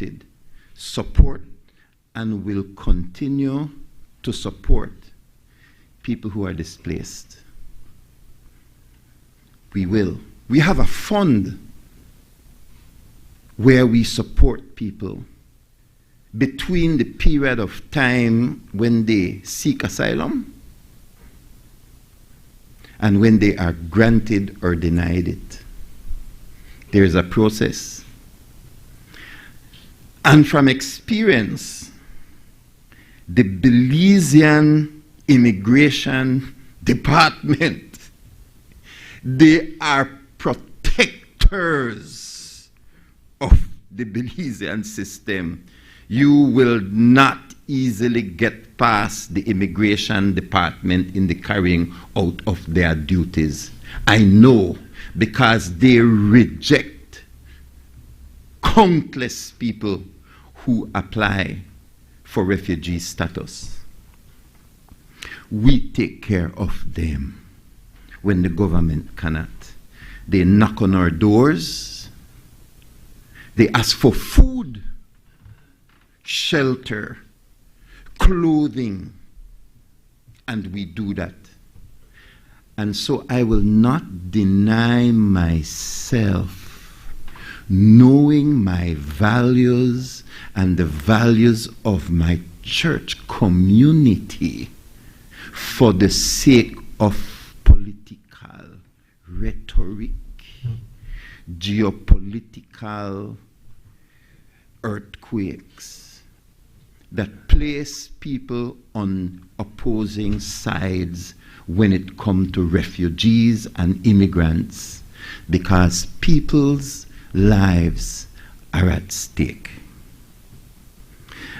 You see, in Belize and around the world, there is a difference between the illegal immigrant, also called undocumented immigrants, and bona fide asylum seekers. There is a difference. And it's sad that while some do not understand the difference, others confuse it for political gain. I do not support undocumented, illegal immigrants. I do not support. I believe that every person who enters Belize or the United States or Mexico or any other country should knock on the door the right way. When you jump the border, be it Botes or any other place, and you refuse to recognize the sovereignty of a nation, the sovereignty of a nation, you are an undocumented illegal alien, and I believe that you should be dealt with to the full extent of the law. Because there are powers in this world that seek to destabilize countries. And it is easy to destabilize a country with immigration, to change a culture. And so I can stand here and say I disagree with illegal entrance into a country strongly, and I will say bring the full force of the law against it. But I will simultaneously carve out a space for those who knock on the door legally, present their documents, and say, I'm running away from my country for the myriad of reasons that they do. They are applicants to asylum. I beg our country not to differentiate. So I beg my country to differentiate between an illegal alien and an asylum seeker. An asylum seeker brings their documents, tells their story, tries the best to produce the documentation to substantiate their story, and they are processed and given an opportunity for their documents to be vetted, etc. I know the process. I live it as a pastor. Many pastors throughout the country, we do it. because we care about people. Now there are those who come in the name of asylum seekers, but they do not qualify. They do not qualify. But if you are a caring country, you will go through the process. Even if you believe that they are running away for economic reasons. Because economic refugees are not guaranteed a space. This is for people who are running away from their lives. For their lives. From their lives, they're running away from their lives, and they're running away for their lives. And I beg you, carve the space out in the middle of your geopolitical wars, arguments, disagreements, in the middle of your seeking to protect that which is rightfully yours. Carve a space out for the bona fide refugee seeker. And the Belize process works well to differentiate between bona fide refugees and those who are attempting to imitate refugees to get that status. Again, I will congratulate those immigration officers and the refugee committee, because we buck heads because they try their best to protect the nation of Belize while fulfilling their obligation. So for the church, there were questions. When we first heard about this possibility for an agreement, there were questions. Number one, there was no documentation that we could look at and read. Number two, the question about where they are coming from, in what quantities, will they disturb the culture of our nation, etc. These were bona fide questions that the church leaders asked when I presented to them the possibility of an agreement. And so the church wanted to know where they're coming from.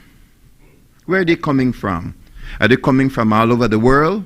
Are they coming from parts of the world where culturally or even religiously there is going to be some difficulty in integrating? Because all over the world you will notice that the immigration problem has popped up. It's popped up in Europe, it's popped up in Asia, it's popped up in this region.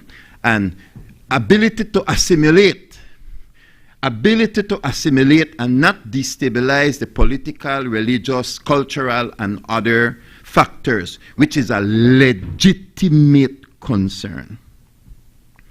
Those questions were asked by me, and at the time, I could not answer them. What would be the process? We need to see something in black and white. Where are they coming from? And then the question of volume. How many? These were the questions. And I believe that for the church, I cannot answer for any other organization that has concerns and may still have concerns. I cannot answer for them, but I can answer for the church. That the questions that we had, the documents that we felt were necessary at this particular point in time, and the details, specifically as it relates to quantities, were answered in the various meetings that we had.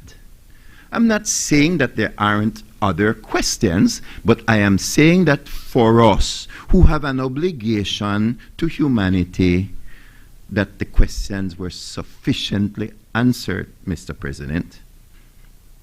And so, number one, the question of where they're coming from. They're not coming from all over the world. They're geofenced in a particular manner. They're coming from Central America, minus Guatemala, plus CARICOM. Who will argue with? Well, some will argue with it. But we can't.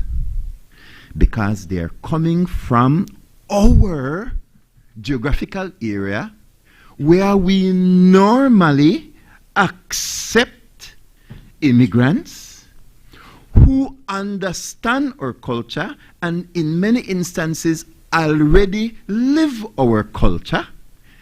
And for those who do not live our culture, they assimilate easily. Caribbean. And so government, you did that one right.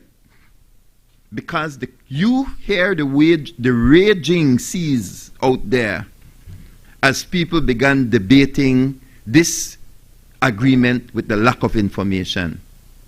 You were listening. Where will they come from? People are coming here, blah, blah, blah, etc. Yes, the church had those concerns as well, but we believe that by saying Central America, which excludes, of course, South America, etc., etc., and the other side of the world, one is good. Except Guatemala, okay, we see that. And CARICOM, as I said, they are a part of us. So number one was answered. Number two relates to the process. People must be treated with dignity. I know the word dignity is thrown around a lot, but we believe that these people need to be given the opportunity to select between various countries, including Belize. But I need to make it clear, first of all, that their first option is self-deportation. Because many of these people that are already in the United States, the numbers are about up to 15 million undocumented workers that America has to deal with right now. And if you go to my Facebook page, because I haven't shown any graphs, I posted a graph an hour ago that you could go and look at and see the immigration problem that the United States is now looking. Go see the data. They have to deal with up to 15 million. And so when we take a look at the problem that America is having, can we be of assistance? Yes, depending on, one, they're given the opportunity to go back home. Many of them have gone back home and many are going back home. And then number two, can they make a choice to say, I would like to go to Belize or to go to this other place? So there is dignity. They're not just being thrown out of the country, but there are options that they can have. And the list is getting bigger of countries where they can go. If they cannot go back home or country, and several other countries are saying, okay, they can come here if they qualify. And then finally, the quantity. The quantity. When I heard it was 10 a year? For 2 years? That should have ended the debate, Mr. President. It should have. I imagine myself throwing up all the papers and all the questions that I had and with it just falling on the ground and said, 10 with the quarrel about. I imagine myself doing that, but I understand that being in the Senate and committee meetings, you really have to be careful of how you act, the quorum. 10. 10 times 2 is 20.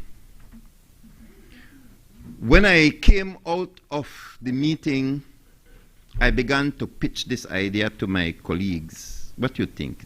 It's all of the ones that were vehemently against the agreement, I've pitched it against them all. And they go say, oh, it's 10? The same response that I had to the number, Mr. President, all of my people that I depend on to correct me when I'm wrong. You need those people in your life. They said it's only 10. Some of them say, I would do 50, I would do 100. I tell them, hey, hold on, I don't like those numbers. I can tell you 100, I would be here telling you something different. Know that. But 10? Our country does not have the space for 10. families, individuals, to give them a new opportunity at life. And so I am satisfied. And I will say this, that the debate subsided nationally when the number was Mr. President, on a point of order. to the general public. What is the point of order? 36.1, content of the motion before this House. We are limited to speaking about the content of the motion in this House.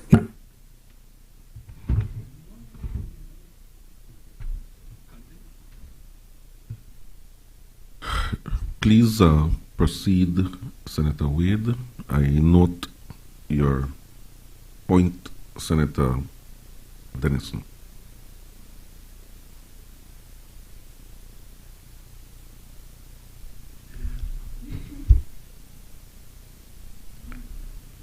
Unprecedented.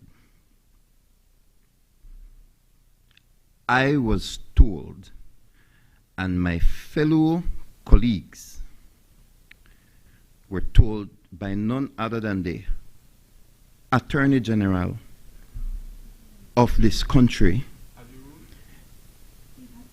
in a... Senator Wade? Yes, sir. Senator Denison, kindly allow Senator Wade to complete his remarks. Thank you. Thank you very much, Mr. President. You see why the country must know the number? You see why the country must know? Because it deflates the balloon. You see, you have tempests and you have tempests in a teapot. Words of the farmer, Right Honorable Dean Oliver Barrow. I came into the public domain at the age of 16. I am now 55. I have always been in the public domain. I have seen and withstood tempests and tempests in the teapots. I'm not here to play politics or games, but to tell the nation that there are certain agreements that are acceptable by logic, with heart, that this agreement will allow up to 10 per year. I threw up my arms and I said, I believe the people of Belize can accept this. The church certainly does. And so, let me see. Dignity, yes. Assimilatable, yes.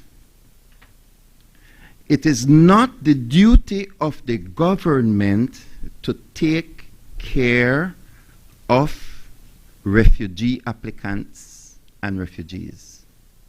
It is the duty of the citizenry. How do we know this? There are NGOs whose job it is to help. Also, the church, as I said, we provide food. And there are refugees that stamp that they are capable of working. And we find jobs for those who can. You see, the refugee struggles just like the Belizean citizen. Some of them will do well, some of them won't. Just like how Belizean citizens have to deal with the economy, refugees are the same way. And just as we help each other out, we also help bona fide refugees out. Now, for those who don't qualify, we send them home. Or if we believe that they can help to contribute to the nation of Belize, then we appeal to the government. We say, hey, can you please help this person, give them citizenship? Can you help in this way or that way when we see that they are assimilating? And so I close with this. We will continue to monitor the agreement. and we will continue to monitor how it is implemented. But I challenge the nation of Belize to let us open our arms, not to undocumented illegal aliens. We tell them follow the process. But for those who follow the process and qualify, I encourage us to welcome them. My grandmother was a Honduran hunting for a nation. Belize became that nation, and so I am here. Thank you, Mr. President.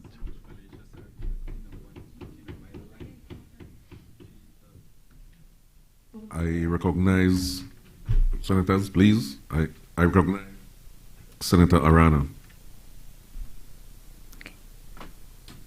Good afternoon, Mr. President. Good afternoon, Belize. And of course, I remember all those who had served in World War I and World War II, hence the reason I also wearing my puppy today. And I must in particularly recognize my great-grandfather, Mr. Eufemio Aviles, who served at World War II. And Eufemio Aviles is also the grandfather of our late musical icon, Andy Palacio.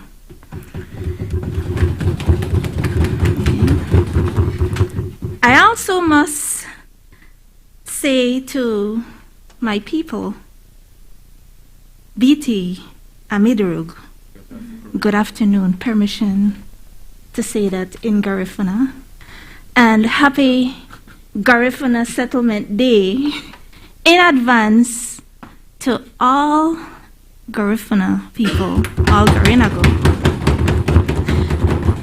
and the entire Belize. And with that, I rise to share my comments, my statement. I support this motion, Mr. President, looking at it at a humanistic point of view.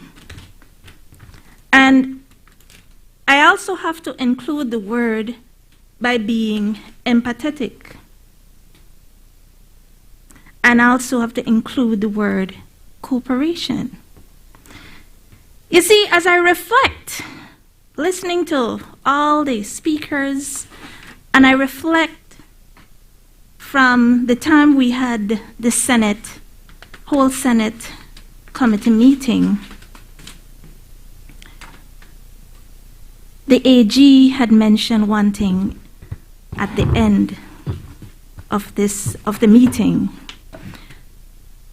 People from way back when coming to Belize, and I thought about our ancestors who, as far back as the 1800s, were looking at when the Garifuna people came in 1802, being rejected but did not give up, came back in 1832, and hence the reason we're looking at a reenactment November 19th, 2025. But we also look at the Yucatec Mayans. I hope it's not a history lesson, but we look at the Yucatec Mayans fleeing from Mexico to Belize as refugees in 1847. And the list goes down as we look at the Mennonites, and now as Central Americans are coming in. And so I thought to myself, I said, you know what? I cannot reject this. It has to be something that I am going to support. Because my people also went through the same processes, but have found Belize as a home where we are today. And so, when I look at the US, they had the courtesy to get into an agreement with Belize to accept asylum seekers and people who are refugees. And for Belize to be put in that list, the refugees, asylum seekers will decide, do I want to come to Belize? They can make that decision. But when I looked at the document, and it went specifically to people coming from the Caribbean and looking at CARICOM countries and Central America, excluding Guatemala, of course, there is a dispute that is ongoing. So everybody else can be accepted. And looking at the 10 people per year. Now, we call ourselves Belize a Caribbean country, part of CARICOM, and also part of Central America. Why are we going to have a huge issue not accepting 10 people per year? Our own brothers and sisters of the Caribbean? We have to think about that. Because, God forbid, knocking on wood, we don't have to be the one being refugees. Where will we go? At least we will have a place to go in the Caribbean and in Central America. And so we have to look at the coin on both sides. Another important thing to look at as we consider our brothers and sisters of CARICOM and Central America. What are they going through? They are seeking a place where they can be safe, where there is peace. And I must say, Belize is still a safe place to be and as peaceful as it can be. Now, as I conclude, I believe anybody will want to choose this country for its serenity, its peace, and we look at this country as a country that is wise enough to choose at least 10 people a year to come and be part of beautiful Belize. Thank you very much.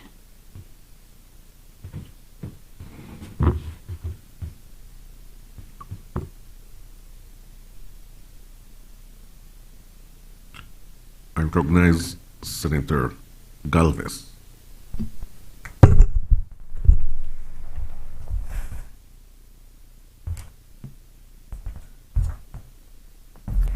Thank you, Mr. President. I rise today in support of the resolution authorizing the ratification by Belize of the agreement between the government of Belize and the government of the United States of America for cooperation regarding the examination of protection requests. Mr. President, this agreement represents not only a diplomatic partnership between Belize and the US, but is also a reflection of our values and who we are as a nation. It's also fitting for me to think that as we observe Remembrance Day and pause to remember those who fought for freedom, that we also have this motion before us.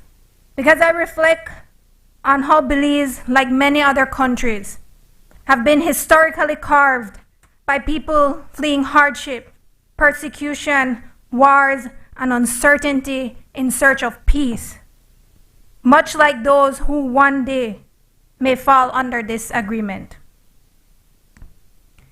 Belize also has long been recognized regionally as a leader in addressing migration and refugee challenges. Since our independence and in recent years, Belize has conducted several amnesty programs aimed at providing undocumented migrants in Belize with a clear path to legal status. And through this agreement, we are strengthening those values and reaffirming our commitment to the principles of migration and non-refoulement.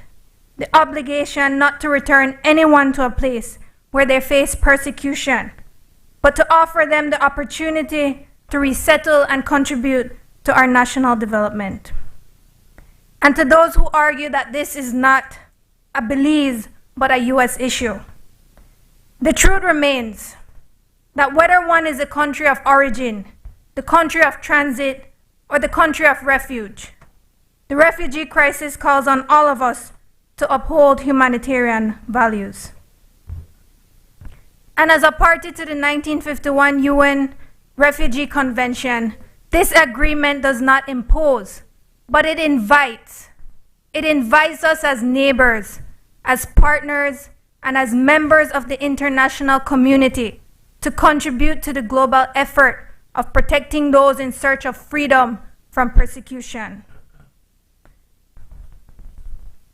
And I know that Minister Fonseca also stated that Belize is the last country to sign on to this agreement, and Senator Guerra also listed off those countries. So this is not something new to the region. But if you listen to those on the other side, the conspiracy theorists who say that everything is about an hidden agenda, you'll think the same. I'm not sure if that's how it was done under their government, but this is not what this government is about. Because, Mr. President, what I appreciate and respect most about this agreement is that it balances our international obligation and strengthens our partnership with the US without compromising our national interests. Because when you look at what is outlined here, that is being agreed to under our terms, having multiple safeguards and measures that give Belize full control over this process. Under this agreement, Belize retains complete discretion to decide which individuals it will receive and under what conditions. That means that the United States cannot transfer a single person without Belize's approval, with added restrictions on the nationalities that can be transferred to Belize. And so, Senator Faber, these are not persona non gratas, but people in search of a safe country to reside. And even though this agreement will be valid for 2 years, as we know it can be terminated at any time by either party, with Belize also having a limit on the number of persons it will accept per year, which we know to be no more than 10. And even then, only those who have passed the background checks and met clear criteria, such as persons with skills valuable to our development, will be allowed to seek asylum in Belize. And I also heard Senator Zetina questioning about the signing of the agreement, and I'm not sure where he was when we had the Committee of the Whole Senate, because I know he was there, but that question was answered already by Ambassador Boland, that it is a standard procedure to sign the agreement before it comes before the Senate to be ratified, because signing the agreement is the start of the process for it to come before us. And Mr. President, one of the most encouraging aspects of this agreement is its potential to build Belize's capacity in migration and refugee response. Because at our government's request, the United States has committed to providing technical and financial assistance to help strengthen our local institutions, from training migration officers to strengthening our asylum systems. This support will not only help to manage this agreement, but will leave our institutions stronger, more coordinated, and better prepared in the event of future challenges.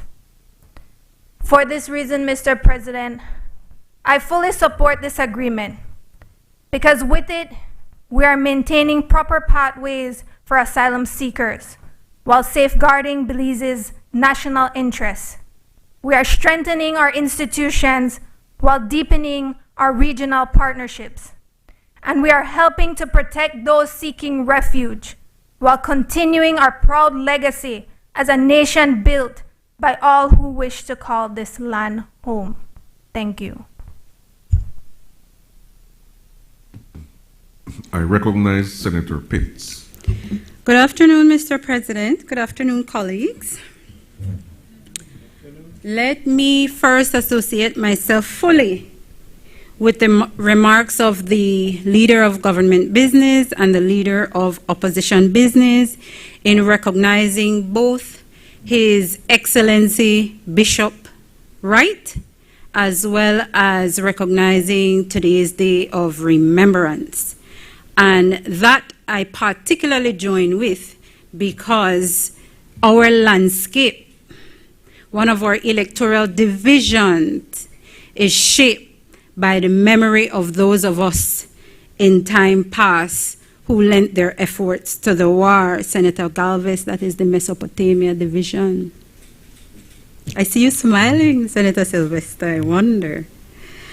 Mr. President, allow me, and now as an adult we're proximate to that Mesopotamia division, and for that I know, Senator Sylvester, that what has us here is everything that is our substance, is everything that is our hard work, is everything that is our resilience. And so, Mr. President, I take great offense, and I want to place it on the record. I had hoped I didn't have to do it. I had mentioned it to Madam President before. You see, when I show up here as a senator with the business of the day, I show up to work. I show up representing the party who put me here, representing the Belizeans for those who need a voice. So, Mr. President, let it go to rest today and for forever, so long as I am in this chamber, that the duration of our time here is not placed on my back, that I am the cause we're here longer or shorter, because all of us should be here showing up to work. And so my 45 minutes that I am given, I will use to give a voice to the people who are voiceless and for the people I represent. So, Mr. President, no longer I want to receive any message that there is a text sent to persons who we have mutual knowledge. Tell Sheena sit down now, we will go home soon.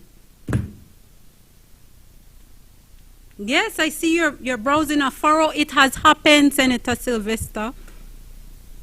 And if it had occurred just once, I would have overlooked it. But to hear it repeated, Senator Chanona, I have shared this with you.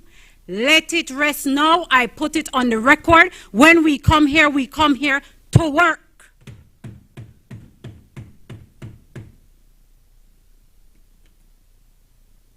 And there are those of you who this does not fall in your laps. So don't be puzzled, Senator Arana. Doesn't fall in your lap.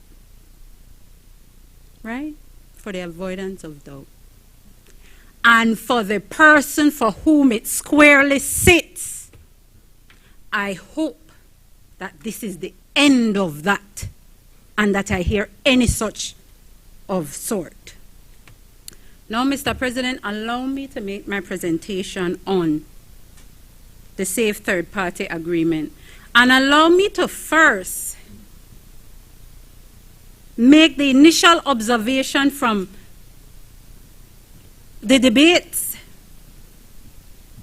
about being able to distinguish the country of transit and the country of refuge. My God, man. Belize is a country of transit. Being able to recognize who is choosing where for refuge. God, man, these refugees chose the United States of America. They didn't choose Belize. They went, let me tell you, some of them came as far as beyond the Darien's Gap, passed through Belize, and ended up to the country of economic prospects, not Belize.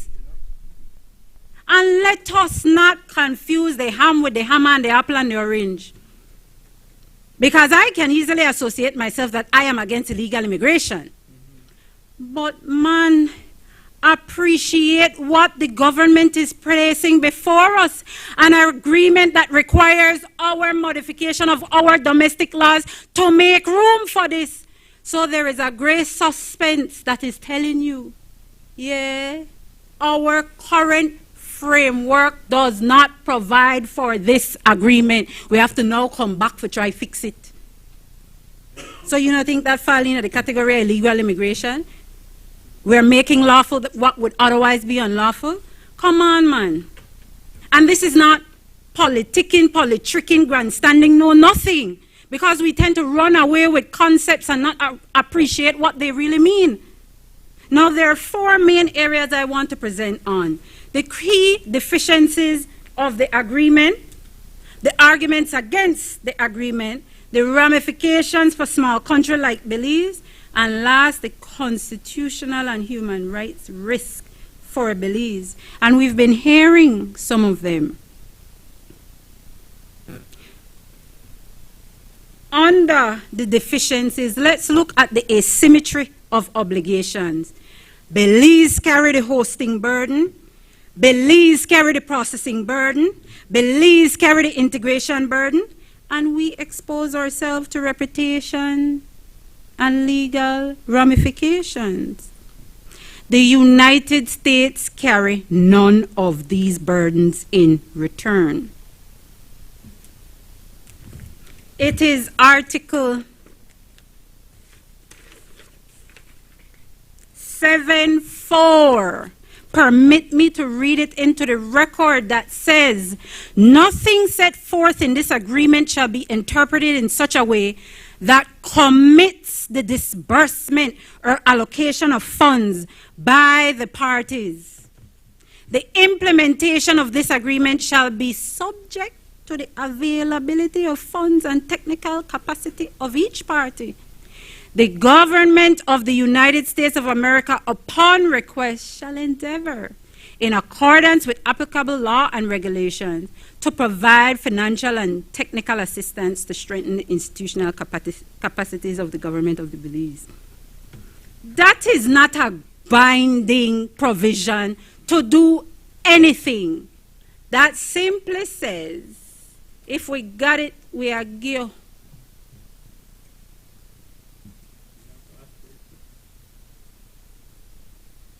We have to first absorb new costs, even if we don't get financial assistance. And the US's support is entirely discretionary, and most importantly, it can change with a different US administration. Man, we saw that with the MCC. We got it first, administration change, it's gone.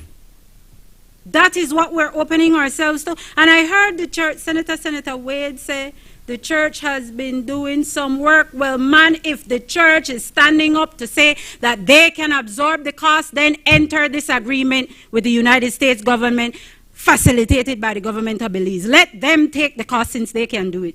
And Mr. President, let me make it clear, and I am sure the leader of government business will not disagree. Nowhere in this agreement, absolutely nowhere, there is any provisions that says it is a certain number of persons we take per year. Nowhere in the agreement. And I will not rely on any third-party statement. I will not rely on any third-party representation. I am guided by what is here in black and white. And let me piggyback on that. Mr. President, you remember our Prime Minister, Johnny Briceño. He was leaving the Love FM news station. And upon his exit, he was asked by one of the reporters whether or not he would sign such an agreement.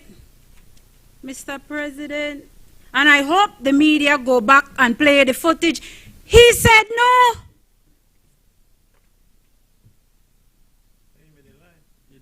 Your words, not mine. No, your words, not mine. I would say the truth does not reside in the bosom.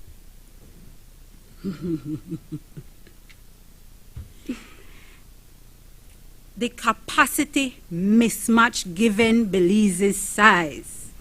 Belize is small. Our asylum system is understaffed, underfunded, and administratively slow compared to United States. Man, it is the United States, the leader of the free world. Man, the only over here for we make the eat up and dead and the broke up, you know. After us, the National Assembly staff to try fix about 40. Only one the work, but I digress. It is the great, or not so great, leader of the free world that classified Belize as a certain kind of rancor stench-filled country. I don't want to accuse me on parliamentary language, but I sure want to remember that certain S word where it describe it as, and that is same third world SH country it want put people on who did not choose Belize as the place for refuge. Man,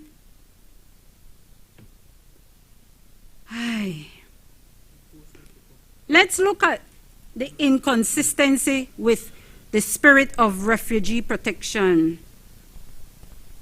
Refugee law presumes asylum seekers should be processed where they arrive or in the first country they transit willingly. My gosh, ladies and gentlemen, by that very principle of these international documents that we sign on, that is not the case here.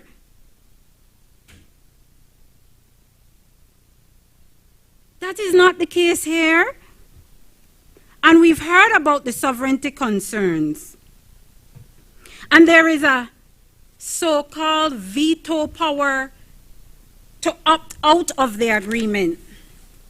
That we retain the prerogative to say we no longer want to be bound by the agreement. That I can say I read. But what is the practical effect of a provision like that? Do we really have the prerogative and the freedom to say we opt out without any repercussions, without any pressures? We can't. We cannot. And if we proceed on the assumption that we can do so easily, it is because we are not understanding the landscape between the United States and its interaction with countries in this region, or the SH countries. Go as far back as the Monroe Doctrine, the corollary to the Monroe Doctrine, the big stick policy. There is no political wriggle room to opt out of agreements unscathed. There is no long-term plan for integration. When we met with the Chargé d'Affaires, and let me give credit to the Chargé d'Affaires, if it were not for her, we would not have known. It is the Chargé d'Affaires who took on the responsibility to consult before the agreement was signed. When the opportunity to consult came in this chamber, it was after after the agreement was signed. So I use this opportunity to thank the Chargé d'Affaires for reaching out and attempting consultation, mind you. At that point in time, not having seen the document, not knowing what would be before us, when I was asked whether or not I had any view, I had to be most honest, like Senator Dennison has acknowledged. What have we before we that can comfort us 100% that this is an agreement we can support? I had nothing before me, and I had to say, you see me, I not comfortably associate myself with ignorance, you know. If I don't know, I know the talk. So when people speak from a place of ignorance with such eloquence, my God, my flabbers are gasted.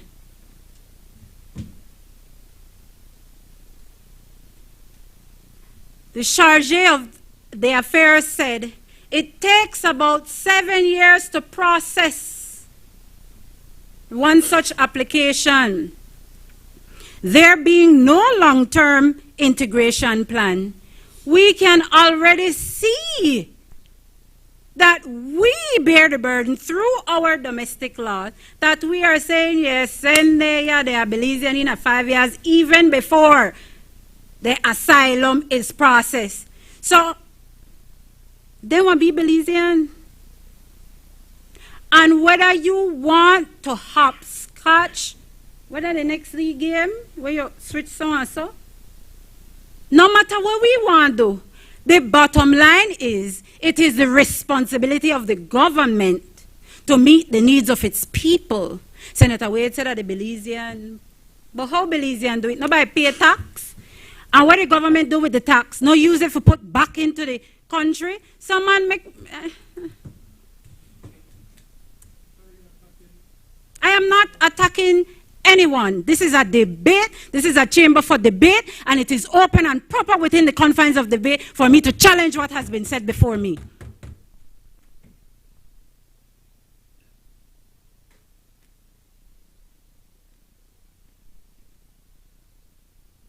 Now, let me go in to the arguments against. I know they sound like against already, right?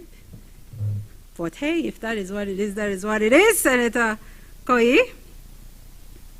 This agreement transfer a global burden from a superpower to a SH country. Like, really? The United States has about 330 million people. Belize we barely did a 400,000. And whether we want to admit it or not, we are barely providing for our own in housing, in education, in health. Man plan Belize 1.0, 2.0, I don't care which point oh. May promise that when I get 30,000 house. How close we get to that 30,000? Man, that about $2 a day for a free education, and I don't know what they could buy out of that. 30,000, 10,000, we're not close.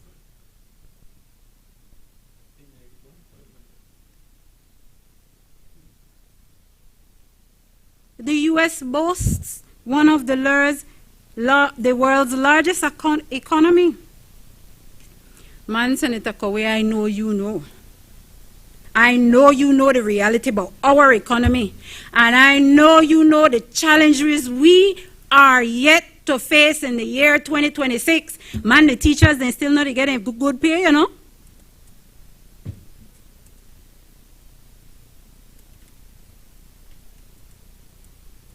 Belize risk becoming a dumping ground for rejected applicants. Even if the U.S. uses a vetting, the mechanism could be used to transfer difficult cases, high-need asylum seekers, individuals requiring long-term state support. No, and I say this with the utmost responsibility and the utmost of caution. And I don't want my words to be conveyed as fear-mongering. But we were reminded of the very many places and groups of people who came to Belize first, no second, no third, no fourth. Because the rains gap the way can't cross there, so you know. When the Mennonites came, they had their land. After the Caste War, they had their land. They chose here. But what I... And chose here. Your people chose here. So we have an obligation to people who choose here first. This is not that. But let me tell you something. While the Mayas have been subject to a fight under both administrations to their ancestral lands, those who came here, chose here in the past, man,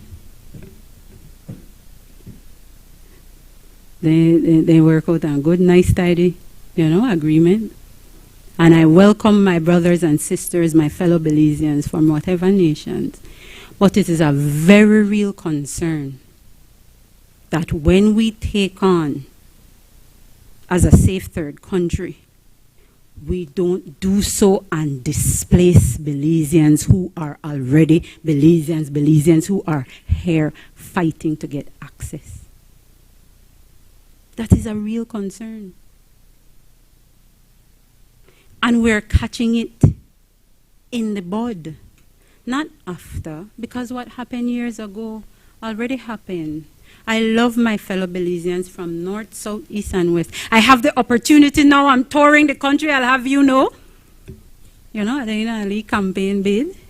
I'm coming down south, my good Senator Arana. I hope you're going to lease a house for me, because that's what I like.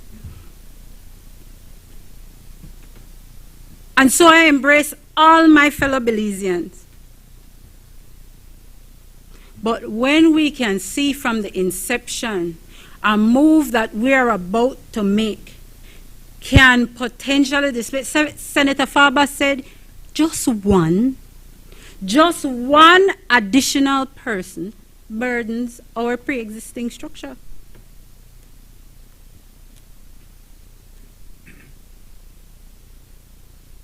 Now,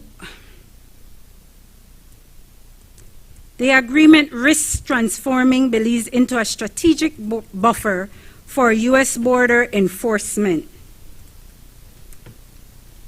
And it mirrors the Guatemala and Honduras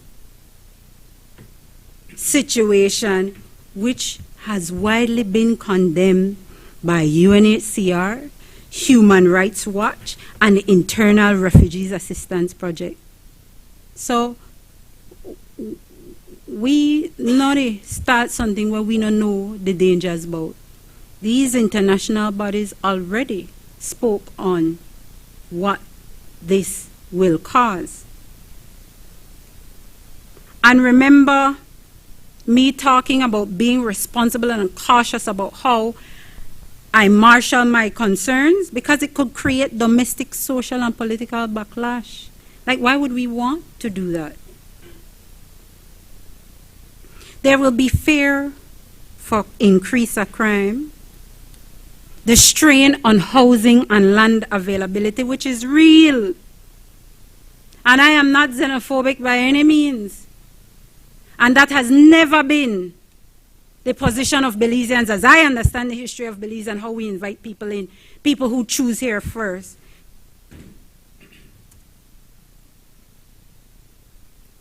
But what we have seen, I don't know if you're aware, Senator Arana, but there is a close correlation to how the refugee treatment translates into the polls.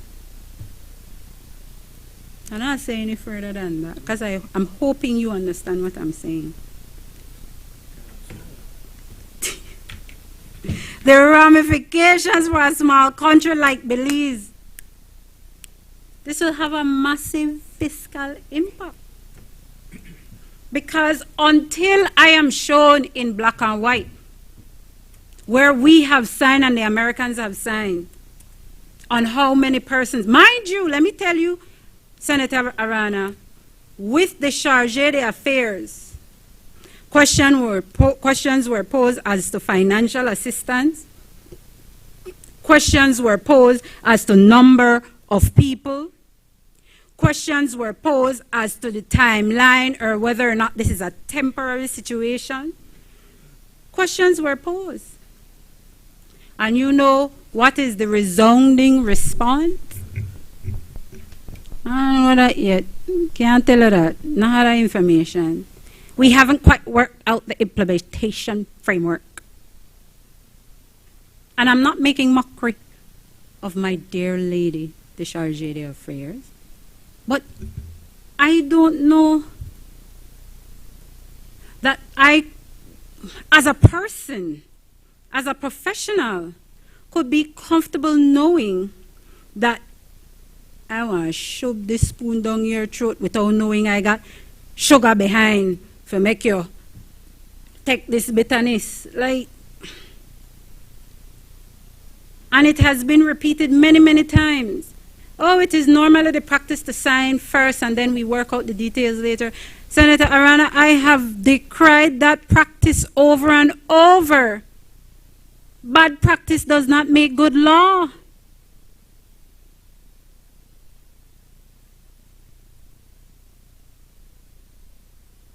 Our budget is already constrained and there will be new demands. I don't know what we'll do. Shelter, is the church going to provide housing after feeding them and administering faith to them, converting them to this part Christian world? Like, are they going to provide housing? Are they going to provide the education and the health care? Because I will be human and I will be compassionate and I can be empathetic. But I know what tell you, man, take the people in your house when I know I can't take the in mine and I don't have no money for mine. Because I want song peachy and rosy, they say how honorable it is to take them knowing full well that I can't take them myself or that I can lend to your efforts to provide all the basic necessities. Like, I won't stand here and say that. But if the church is telling me through Senator Wade that they are willing and able to do so, man, that's a different story. And let's look at the long-term demographic consequences. Allow me to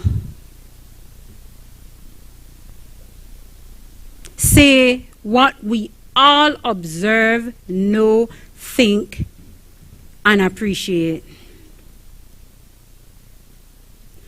Racial undertones are real. Saying that people will come from Central America, save Guatemala, and the Caribbean. We are not appreciating the constitutional ramifications of the selection process. People to come here, and you know what I like about the good Senator Sylvester? And I want to say it so everybody hears. You see, when he takes on a matter constitutional in form. Man, there was a case I read that he appeared in before the CCJ. Even the judges, they had to say, man, your argument is most attractive. I couldn't have thought of it better. And so when he, we have to big up the man, because this is local Belizean talent from where I come from. Market among many. And when you see him, you must tip your hat to him, as I do. And I will always do. And I say, Senator Sylvester, you say after this thing, and the problems that I will speak of in terms of the constitutional and human rights risks, when those foreign agencies with their pockets deep come looking for cases to fund, Senator, I hope you're out of government business, because I want to tell you the best person for constitutional challenges that a good Senator Sylvester. No, you don't be coy, Senator Sylvester. Don't let your humility bespeak you, because when people read you on paper, they will know the force with which you stand. So I don't want to take it idly.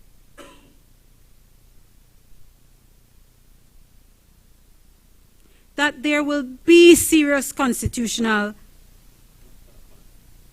Yeah, I need a.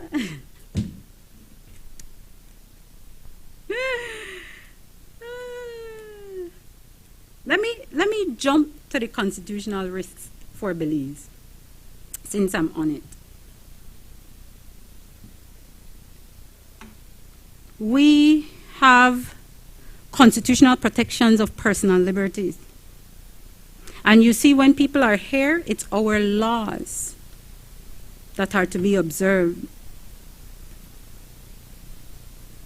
And we have laws protecting arbitrary arrest and detention. Receiving transferees from the U.S. may require temporary detention processing. Are we able to handle that? It involves extended detention for security checks.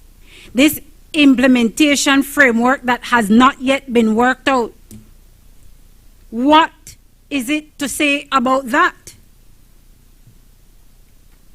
Holding people in facilities could result in these challenges. And if we lack proper statutory safeguards, we begin to question the humaneness of these holding conditions. Remember when I talk about the demographics, the discrimination, Senator Sylvester, and unequal treatment. We are saying in this agreement that we're only accepting certain nationalities and we're excluding others based on racial, ethnic, or national origin, you know.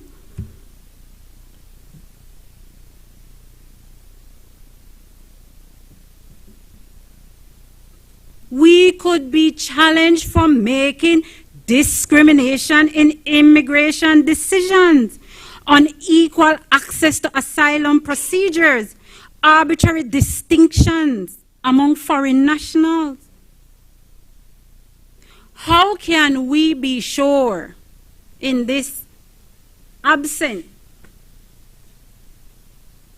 implementation framework that there is objective justification and there will be no breach, equality, and non-discrimination provisions? Yeah, because, man, Senator Sylvester, I'm hoping that you're familiar with some of the varying immigration cases emanating out of the UK.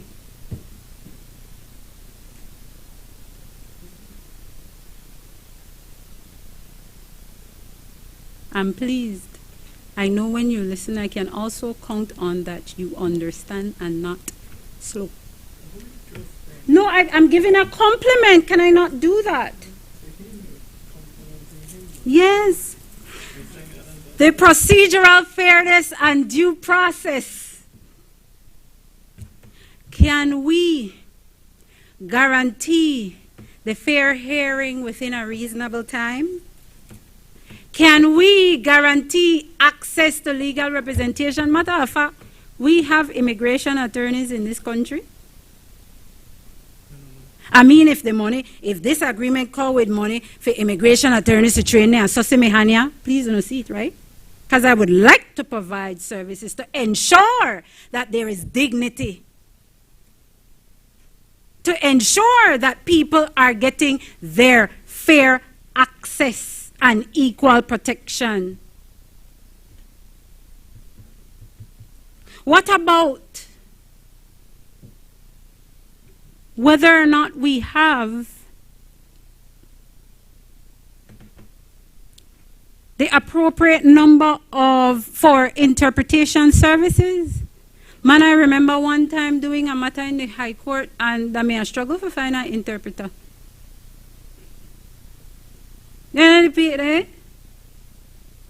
Like, there are little nuts and bolts, and those little nuts and bolts are serious enough for us to really consider them. What about right to appeal? I'm sure you will tell me, Senator Sylvester, that in our domestic landscape, should there be an adverse decision, that person is always open to go to the courts to challenge decisions. Who will pay for it? Is it the Belizean taxpayers or the government, which I've established before are one and the same? But who does? And this is serious.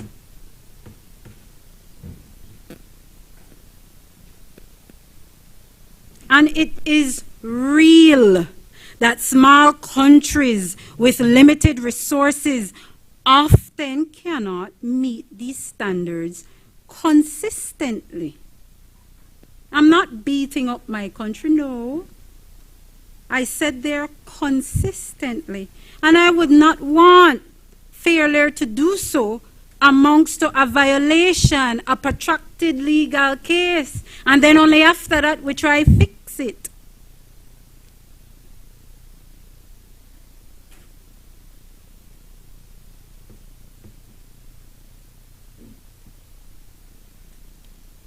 We've heard discussions about sovereignty and executive overreach.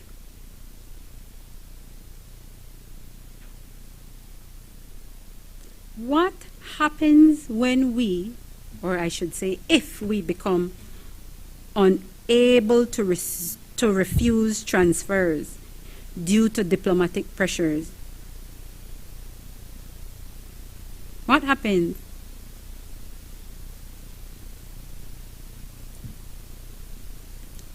Let me move to the human rights risk. Because the agreement creates substantial human rights exposure.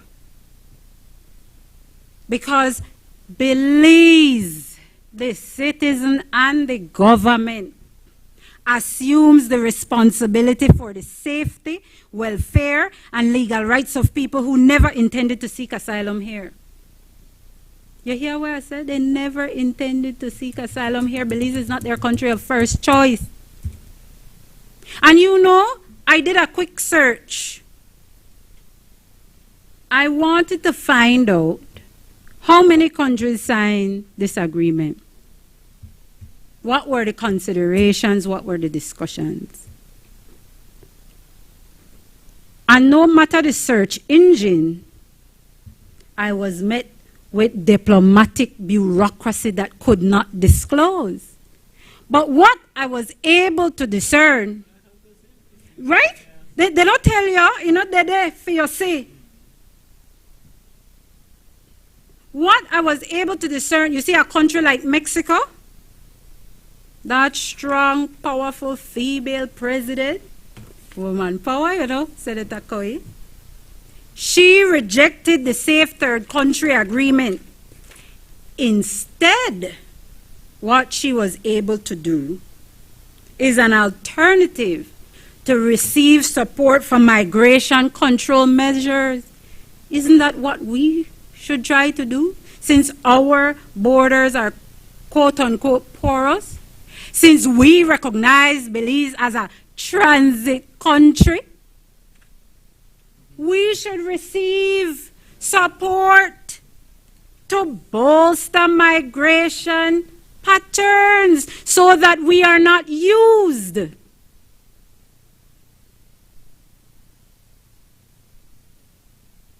In terms of this burden sharing, Hungary refused it outright. Hungary said there is no burden sharing, we are not interested.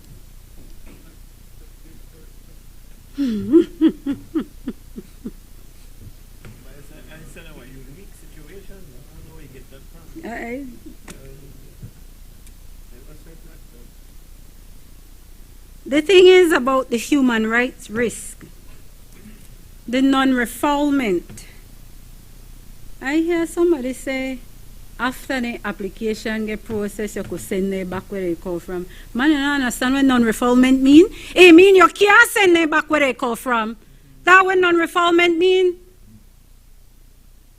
So no, we do not have the prerogative to send them back to their country of origin. And America, through this agreement, has clearly shown that America they don't want this, so we can't send it back to America neither. The corner the koya for Tanya, the corner the koya for ton Belizean. People who didn't choose here first. I will never say that I don't recognize and I cannot be compassionate and I cannot be empathetic to people who chose here first. But there is a distinction to be made between those who chose here first and those who came as far as beyond Darien's Gap and passed through for end up deso. Because what the charge de affair said, that they are by and large economic asylum seekers. And so for we Lili SH country, we barely could meet provisions for our 400,000 people. You and me be invited into your logic that they people choose? No man, the America, that what they call themselves? The land of the free and the home of the brave? Where people can become millionaires overnight? Where you can get rich quick? I don't know who get rich quick that Belize.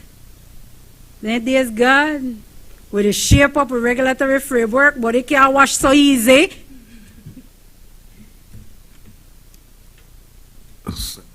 Just like to remind you, have 5 minutes remaining on your time. Thank you, Mr. President.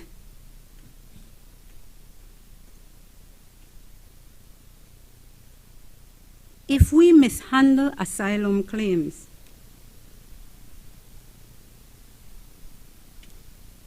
if we attempt to deport somebody improperly, mind you, when you look at the statistics coming out of the Immigration Department, when considerations are before us for deportation, the first concern is the cost of deportation to the country of origin. Man, the other day they find one group in the western part of the country, and the way they worked it out along with the U.S. is to say, make they go right to Guatemala, but as long as they come out of Belize. That wasn't back to their country. That was to a country proximate next. And knowing how our borders are quote-unquote porous, by the next week there was a dot the back here. Why we couldn't get help for bolster our borders? Why we couldn't get help for ensure that we are not an easy transit point? Why not look at an alternative like Mexico did for migration control measures? The failure to provide adequate reception conditions, exposure to claims of arbitrary detention. Well, in the agreement, I would have said threat to the best interest of the child, but the agreement specifically provides that there will be no transfer of minors. So that is not a consideration.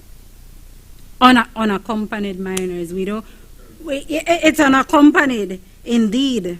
And we don't know in what form it could come. But they will come. We just know that it won't be unaccompanied. The lack of access to legal aid and representation. What about long-term statelessness risk? You have said, Senator Wade, you are against illegal, undocumented immigrants. When they come here, they are illegal. They will be undocumented. they will be stateless until our domestic laws applies to them and they become Belizean. Until we in the same chamber amend our domestic laws to make space for the reception of them. So I would like to conclude, Mr. President, that the pushback I have with this agreement is because together with it, there is no implementation framework as was conceded by the Chargé d'Affaires. My pushback against this agreement is the fact that we do not adequately provide for our own, and we are extending provision for others. Then I say take care of those home first. My pushback against this agreement is the spin-off consequences and ramifications that we could face as a nation, because there are lots of third-party bodies who their business is garnering funds to challenge the undermining of the rule of law in countries. And none of us, I hope, can ever say that we do not subscribe to the rule of law.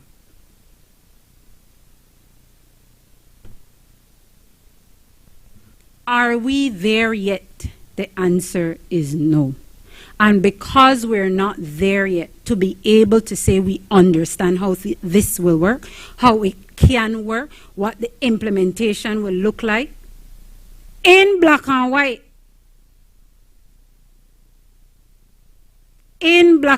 so that we can rely on it, it leaves me with no other conclusion that at this time, I cannot support this agreement. And I alert to you, Mr. President, that when these debates are concluded, because I know you have to finish, you have to join Senator Cowie and you will close. I'm signaling for a division. Thank you.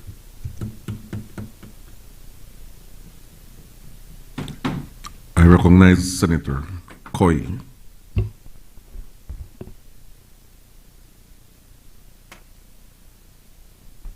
Thank you.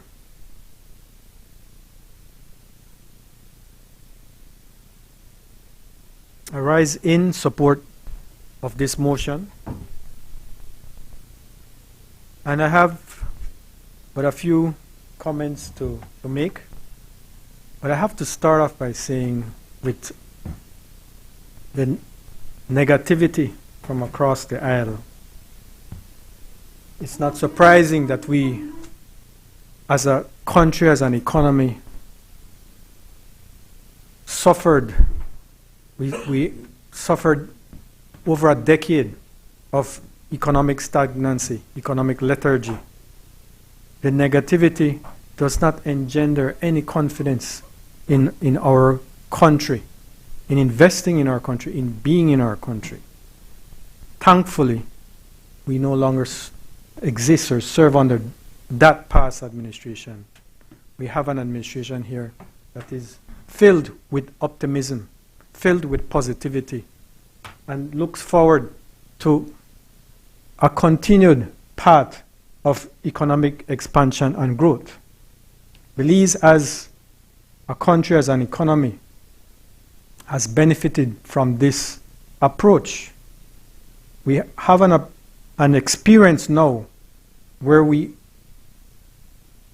approach, or in fact are, at very high levels of employment, very low levels of unemployment. We are at a point where, in fact, we need more people in Belize. We have jobs, we have created jobs, but we need more labor in this country. Establishing a path for refugees is something that we have done time and time again, whether political or economic refugees. Our Refugees legislation, our Refugees Act, emerges essentially from the conventions on the status of refugees. And when we look at that convention, I have to take a step back and recognize and join my senator colleagues in recognizing and acknowledging the two things. First, yes, I'm congratulating His Grace, Archbishop Philip Wright, but also recognizing Remembrance Day and the reason why we wear these poppies. I think Senator Farber spoke about quite eloquently on remembrance, and lest we forget. I remember that phrase, lest we forget. Lest we forget where this convention on the status of refugees came about. It came about on the aftermath of World War II. We remember those that have fought, those that have fallen in those world wars, in wars. And what they fought for, we remember that. But how quickly are we forgetting what was the aftermath of that world war? The millions displaced, and the reason for this convention on the status of refugees. In 1951, 6 years later, the UN Human Commission on Refugees was established even before the convention, with specifically that purpose. The convention is to address that challenge, those that have been politically persecuted. And the protocols and the further treaties that have followed from that have broadened, have developed that refugee convention, that treaty.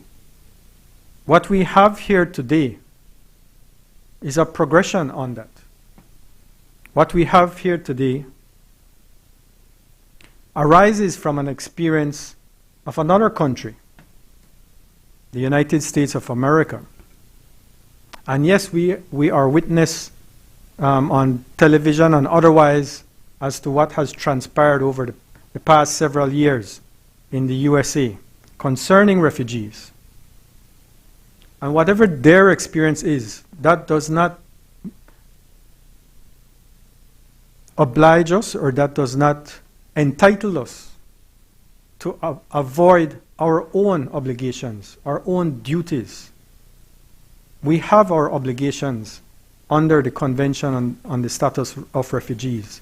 That convention is incorporated into our law under that same Refugees Act. And that convention and that legislation and our Constitution lays out, sets forth who we are, the people who we are, and what we stand for. We can look to the preamble to our Constitution to appreciate who the people of Belize and what the people of Belize are about.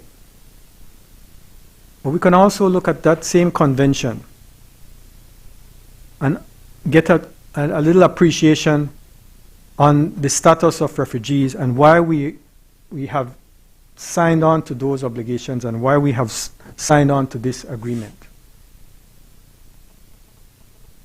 In its own preamble, it speaks to that the grant of asylum may place unduly heavy burdens on certain countries, and that a satisfactory solution of a problem of which the United Nations has recognized the international scope and nature cannot therefore be achieved without international cooperation. International cooperation. That is what this bilateral agreement represents. International cooperation between the United States and Belize.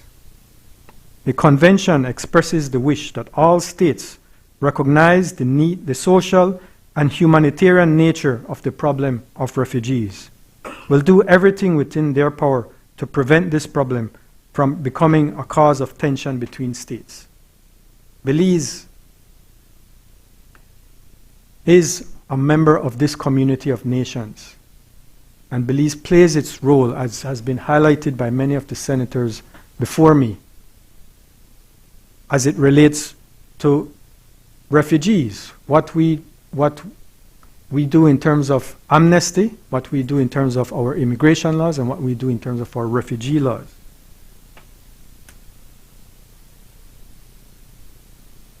This bilateral agreement is 7 pages long. It has 7 articles.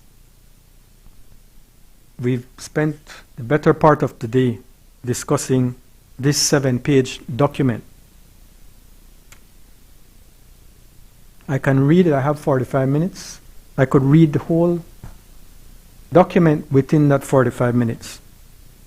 Because, as Senator Wade has said, this is what has been spoken about here today is no more than a tempest in a teapot. Sensational political rhetoric. Alarmism.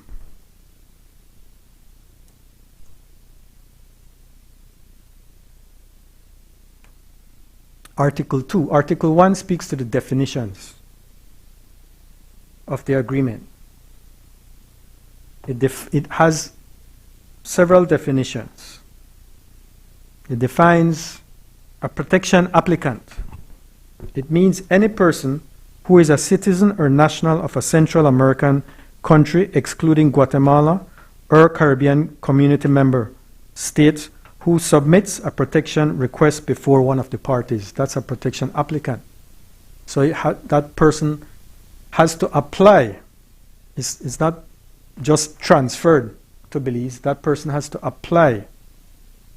And that person has to be a citizen of the Caribbean, of a member of one of the Caribbean countries, or Central America, excluding Guatemala.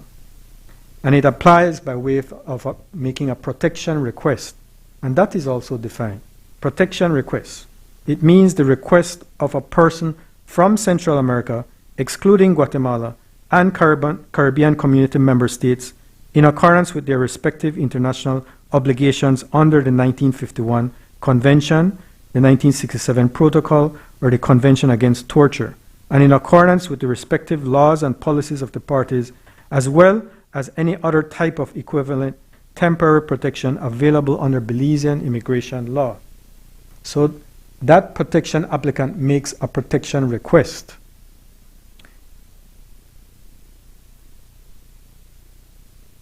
A further definition here is the protection determination system. That means the set of laws, policies, and administrative and judicial practices that each party uses to make a decision on the protection requests. Now we continue to Article 2. Paragraph 1.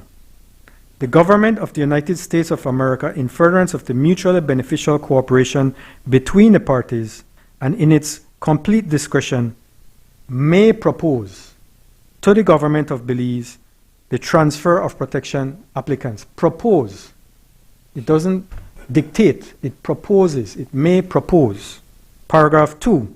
The government of Belize shall consider accepting in its complete discretion, in whole or in part, the transfer of protection applicants proposed by the government of the United States of America in accordance with this agreement. The government of Belize may consider, among other factors, the professional skills or criminal history of an individual proposed for transfer. That paragraph lays out the various conditions. 1, the government of Belize, in its complete discretion, it can decide yes or no.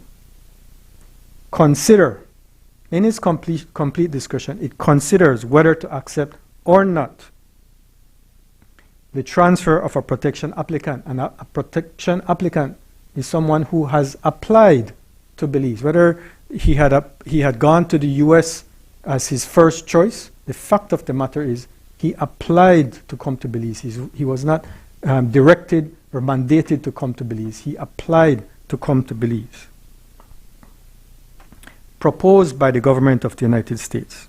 And the government of Belize, in its consideration, will look at various factors, of which the criminal history is an express factor for consideration, as well as the professional skills is an express factor for consideration.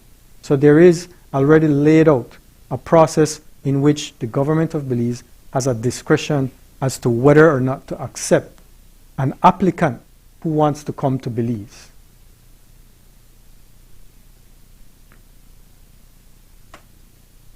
I continue down to Article 3. Both parties' actions under this agreement shall be in accordance with their obligations under the 1951 Convention, the 1967 Protocol, the Convention Against Torture, and any other respective international obligations, national constitutions, including the Constitution of Belize, laws, regulations, and immigration and visa policies of the parties, including consideration by the government of Belize of requests by protection applicants for asylum, refugee protection, or equivalent temporary protection. It is not speaking about detention, it is speaking about a voluntary application by a protection applicant. And in all that process, it must abide by international obligations and domestic laws, including the laws of Belize, Belize's constitution, as well as the laws of the United States. And I refer to the laws of the United States because it speaks to the process and the involvement of these bilateral agreements. So the U.S.'s International Immigration and Nationality Act provides that any alien who is physically present in the U.S. or who arrives in the U.S., whether or not at a designated port of arrival, may apply for asylum. This paragraph is disapplied in certain events. And one of those events is that paragraph shall not apply to an alien if the Attorney General determines that the alien may be removed pursuant to a bilateral or multilateral agreement to a country other than the country of the alien's nationality in which, 1, the alien's life or freedom would not be threatened on account of race, religion, nationality, membership in a particular social group, or political opinion. And 2, where the alien would have access to a full and fair procedure for determining a claim to asylum or equivalent temporary protection unless the Attorney General finds that it is in the public interest for the alien to receive asylum in the United States. In short, asylum eligibility grant under those provisions is barred if the Attorney General determines removal is possible to a safe third country meeting those two conditions, that is, life or freedom not threatened and full and fair procedure, unless a public interest exception is found to keep that person in the United States. So Belize is a nation of laws and a nation of immigrants. This is not in any way distinctively different from the United States, which is also a nation of immigrants and a nation of laws. And in that process, as a country of laws, subject to the rule of law as referred to here, that safe third country agreement has to meet these conditions. The country itself has to meet these conditions. So it reflects that the perception, the reality that Belize is a safe third country that respects the rule of law, that does not endanger the life or freedom of protection applicants, just like it does not endanger the life or freedom of its own citizens, but also that it offers a full and fair procedure for determining asylum claims. I refer to that and also refer to the provisions of our own Refugee Act. Who is a refugee? Section 4.1 of our Refugee Act provides that a person shall be a refugee if A, owing to a well-founded fear of being persecuted for reasons of race, religion, nationality, membership of a particular social group or political opinion, he is outside the country of his nationality and is unable or unwilling to such fear, is unable or owing to such fear, is unwilling to avail himself of the protection of that country. That is a refugee. That is not in any way dissimilar to what is the treatment of aliens/refugees in the United States and under the Convention on Refugees. So we have that similarity in our laws. We have that treatment of, for want of a better word, political refugees. Refugees that are in fear of persecution by their government. We have the mechanism in our law for evaluation and assessment of asylum seekers, political asylum seekers. That is a mechanism that is spoken to, that is referred to in this third safe country agreement. But when we look at this third safe country agreement, what we get to appreciate when you understand the U.S. law a little better is that this third safe country agreement has to comply with the laws of the United States itself. And in those laws of the United States, they in large part mirror what are in our own refugee laws.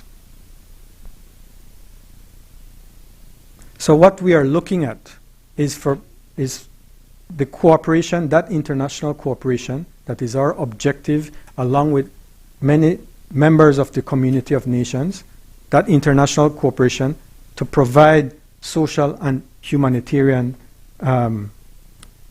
care and rights. So when looking at this safe third country agreement then, what we are looking at is, in effect, a sharing of our values, a sharing of values between the United States and Belize. Article 4 speaks to exchange of information for the effective implementation of this agreement. Article 5 continues to ensure that protection applicants transferred to Belize by United States of America have access to a protection determination system. The government of Belize agrees not to return any person transferred to Belize by the government of the United States of America to their home country or country of former habitual residence until a final decision has been made regarding any protection request made to the government of Belize. So that takes us back to the process. What is that process? That process is initiated by a protection applicant who makes a protection request, a voluntary protection request to come to Belize for determination of asylum in Belize. What this article speaks to is that while that process is being undertaken in Belize, if the government chooses to accept that protection applicant, while that person is in Belize, he will not be transferred out of the country or to where he originally was from. Now, we heard Senator Pitts talk about non-refoulement. That is exactly what this is about. So that if a true asylum seeker is a protection applicant coming to Belize seeking asylum, that Belize will not breach that customary international law and send that person back to where he is in fear of his life and his freedom from where he came. This complies with that international law. This ensures that there is due consideration there's a due process of consideration of the protection applicant's request. If that protection applicant in Belize's determination is found to be eligible for asylum, then that person stays. But if not, if the determination is that that person is not eligible for asylum, then that person will not stay in Belize. And thereafter, the possibility of that person going back to where he came from, because he's in Belize's determination, that person is not in fear of persecution or in danger of losing his life, then that person would be transferred back to his place, his home country. Article 6. The parties shall develop operating procedures to assist with the implementation of this agreement. These procedures shall incorporate a provision on the process through which the government of the United States will notify the government of Belize in advance of the transfer of any person pursuant to this agreement, to enable Belize to confirm the identity of the individuals to be transferred to Belize's territory. So there are two parts in that. First, the operating procedures, that both the US and Belize will develop those operating procedures so that the agreement can be effectively implemented.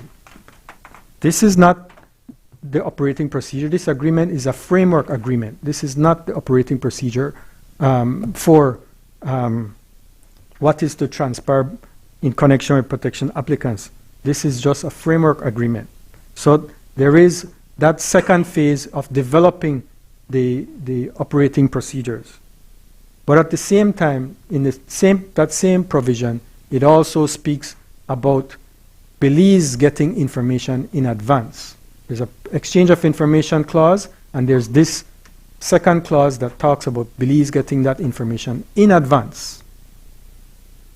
That information, no doubt, will have to include information on the criminal history, as is expressly provided for as a factor for consideration, but also as to the professional skills as a second factor for consideration as to whether Belize, in its sole and absolute discretion, will accept that protection applicant. That Article 6 continues, the parties may regularly evaluate this agreement and its implementation to correct any deficiencies found.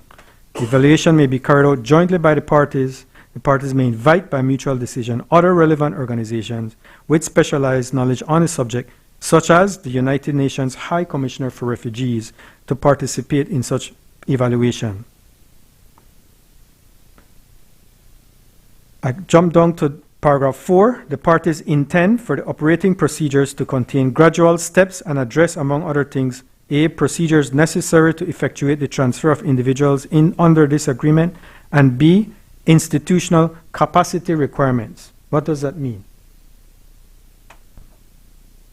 If there are costs, if there are financial or technical requirements, this is what is a part of that consideration. The parties intend for the operating procedures to contain gradual steps and address, among other things, institutional capacity requirements. The parties plan to operationalize this agreement upon the completing of the operating procedures. What does that mean? Put it in the converse. That means that unless the operating procedures are completed, this agreement will not become effective or operational. So let's forget about all the rhetoric out there. Look at what the agreement is saying. This is a framework agreement that complies with and ensures explicitly that it must comply with our laws, including our Constitution and the laws of the United States of America. Article 7 speaks to the extent or term of the agreement being for the term of 2 years, renewable before its expiration with exchange of diplomatic notes, which means it has to be on both ends. The United States and Belize each have to do an exchange of diplomatic notes if it is to go beyond 2 years. It also provides in paragraph 2, either party may terminate or suspend this agreement at any time by notifying the other party in writing. We all hear about the practical, whether in fact Belize would ever terminate. Well, the ability is there to terminate. Whether it decides to or not, that's up to Belize. Paragraph 3, the part speaks to amendments. The parties may agree in writing to any amendments to this agreement. Paragraph 4, which was highlighted by Senator Pitts, I think I would interpret it a little bit differently than how Senator Pitts interprets it. But paragraph 4, the final paragraph in this agreement states, nothing set forth in this agreement shall be interpreted in such a way that commits the disbursement or allocation of funds by the parties. The implementation of this agreement shall be subject to the availability of funds and technical capacity of each party. The government of the United States of America, upon request, shall endeavor in accordance with applicable laws and regulations to provide financial and technical assistance to strengthen the institutional capacities of the government of Belize. So it explicitly states that the implementation of this agreement shall be subject to the availability of funds and technical capacity of each party. So if Belize does not have available funds and technical capacity, then this agreement cannot be implemented. So it is actually in the interest of the United States of America, if it wants this agreement to be implemented, to provide the financial and technical capacity to Belize to enable the implementation of this agreement. It's there in black and white for everybody to read, to see, to understand. Don't listen to the sensational, misleading political rhetoric. Read it for yourself. It's all here in black and white. I've went through the whole agreement. There is nothing hidden. This is the whole agreement. And as a statement of principle, Cabinet has taken that position that no more than 10 persons per year, up to 10 persons per year, would be admitted into Belize under this agreement, provided that the operating procedures have been fully put in place, provided that there is a financial and technical capacity to implement this agreement. So this is where we are. We share common values, common virtues in looking and in being our brother's keeper. We share those common values. Let us not forget that, lest we forget. Thank you.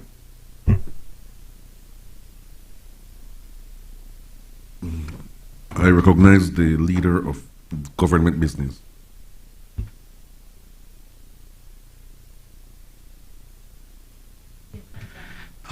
Thank you, Senator Cowie. Thank you, Senator Farber, Senator Zetina, Senator Pitch is not here, Senator Herrera, Senator Wade, Senator Dennison, Senator Chanona, Senator Galvez, Senator Aranan, and Senator Guerra for your very impassioned contribution on an issue which certainly is deserving of the attention, the critical thinking, the critical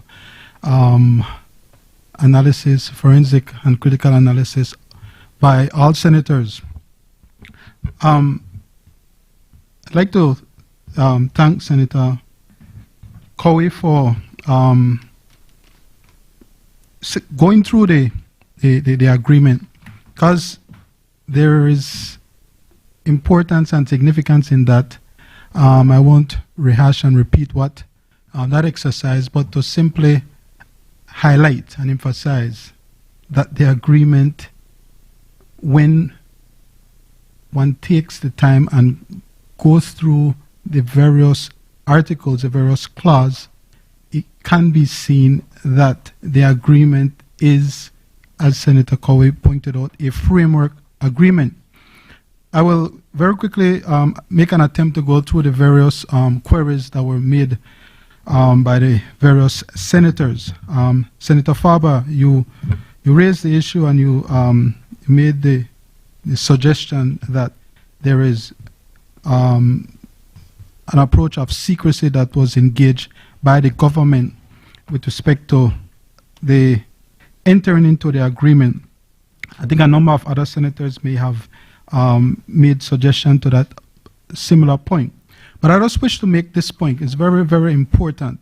And this is a point that I sought to make when the committee of the whole Senate met last Monday, is that within the context of our constitutional democracy, which operates on a separation of powers, where you have the executive, where you have the legislature, and where you have the judiciary, treaty-making powers in international law is reserved to the executive. It's not something I made up. It's not something the government has made up. This is something that has been etched in international law for centuries. And I sought to make the point last week by making reference to the case of the Gina Miller case. And that case dealt with the exercise, that case dealt with the Brexit scenario, or the Brexit phenomenon in the UK. And what the courts, and the UK High Supreme Court, no less, had to contend with and had to do, amongst other things, but it had to explain, in very simple language, this power, because that was an issue as well. Could the government simply have entered into the Brexit agreement and could have removed the country from that agreement without getting parliamentary approval, and the whole issue, which I think touch on your concern, and I appreciate the concern, but I'd just like to just read this extract from paragraph 55 of that judgment. It says this, it says, subject to any restrictions imposed by primary legislation, and Senator Pitts would know, so in England they don't have a written constitution, and so their legislations by parliament, it almost, those primary legislation has the effect, has that effect that we would say our constitution has. So the court continued, it said, the general rule is that the power to make or unmake treaties is exercisable without legislative authority, and that exercise of that power is not reviewable by the court. I make this point because this is important for Belizeans to understand that the government, in entering in the agreement, has not conducted itself in any way untoward. I appreciate the concern. I appreciate the comment that there needs, or there ought to, or there's a suggestion there should have been consultation, but there is a reason, there's a rationale why the treaty-making power has been casted as such.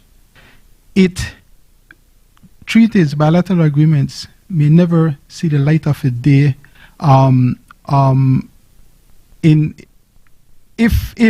let me allow me to finish. Bilateral agreements are conducted and that they're arranged at the executive level. What obtains in our constitutional democracy is that after the agreements have been signed, after the agreement have been entered into, this is where the Senate, the constitutional authority of the Senate, becomes triggered.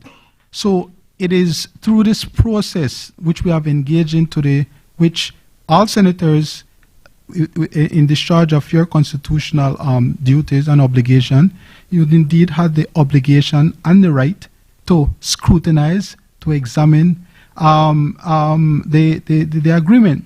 But the point that I wish to make is that there has been some conflating of the issues. The agreement is a framework agreement, is a triggering of the process. Indeed, so that the terms of the agreement, which includes, for instance, as well, the standard operating procedures, those clearly cannot be crafted, or those clearly cannot be contemplated unless, first and foremost, the agreement unless the Senate authorizes its ratification. If the Senate doesn't authorize its ratification, that's the end of the matter. And so it is rather, and so, as I made the point earlier this morning, the Senate will have an opportunity to further examine and review and debate on this matter. Because, and as I pointed out earlier, there would need to be an amendment to the Refugees Act. That, Senator Pitts, is not because the definition, the quintessential definition of a refugee is at odds with what is contemplated in this agreement. That's not the reason. The reason is because of the provision, and I here don't want to be guilty of running afoul of his standing orders in terms of being premature in a debate. However, what I just wanted to point out in terms of section 4, as Senator Cowie pointed out, the definition of refugee would still be applicable to what is contemplated by a protective applicant in the agreement. So they're not at odds. What, however, will be required is an amendment to Section 8. And we made it clear from the outset, it's very clear.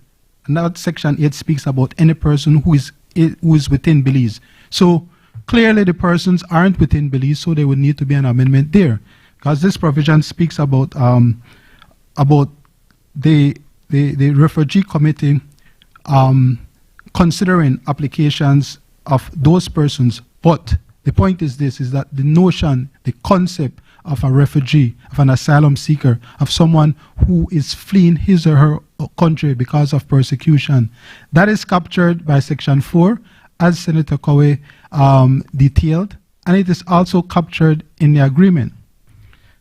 Moving on to some other points, and you'll forgive me, I may not be able to answer all your questions, but please, you will understand for time constraints I may not be able to do it. With respect to the issue of vetting, that's an issue which I think a number of senators may have raised. That is how and what capacity Belize has to be able to ensure that the persons who are sent, the persons who are proposed to be transferred, that they indeed do not have a criminal record, or they may be persons who have the particular professional skills which may be suited for the development needs of Belize. So we have, as was pointed out, we have the Caribbean Community CARICOM impacts. So this is an agency which specifically is established to deal with security and crime. And so Belize, being a part of that agency, can draw from the expertise and from that institutional mechanism that exists there. There's also a regional body as it relates to conducting verification of persons who would be from Central America. There is an agency known as, the acronym is GSIF. Forgive my Spanish.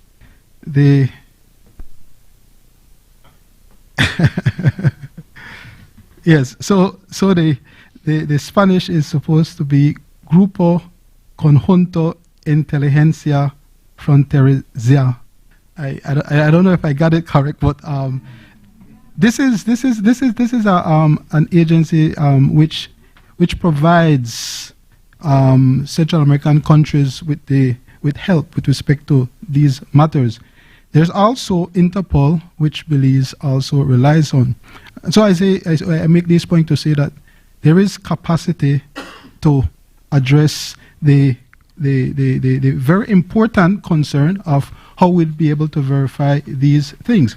I need to point out as well that we have a very, these are my words, I believe, and I certainly, and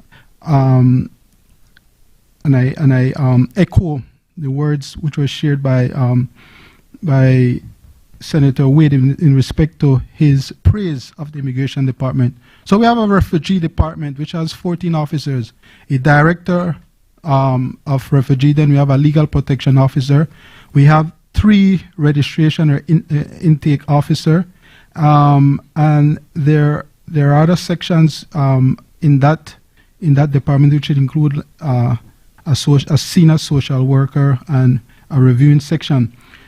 There's also administrative staff, an administrative officer and coordinator and other persons. Say this to say that we have capacity to address the processing of 10 applicants annually. Senator Wade pointed out this earlier this morning. As part of the refugee status determination process, the refugee department is aided in that with respect to NGOs. So we have Help for Progress, we have People to People, for instance, and you also have UNHCR. The name of your entity would be, yes, Church of Nazarene. So there are NGOs who are invested in this process and who assist. Their impetus obviously is the common humanity and seeing how best they can assist in that regard. Moving along.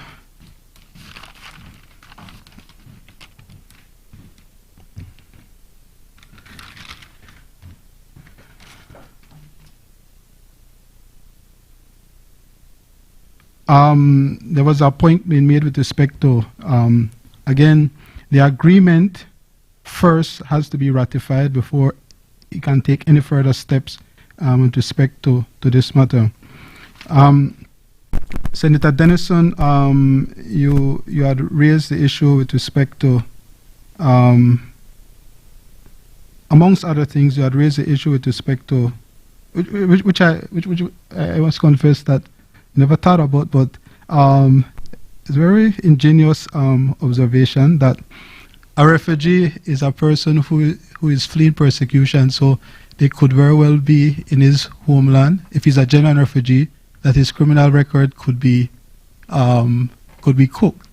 Yes, so that is something obviously that as part of the process, the standard operating procedures, again, were this agreement to be ratified by the Senate, that obviously would and should be taken on board. Then I go to Senator Herrera. So, Senator Herrera, I know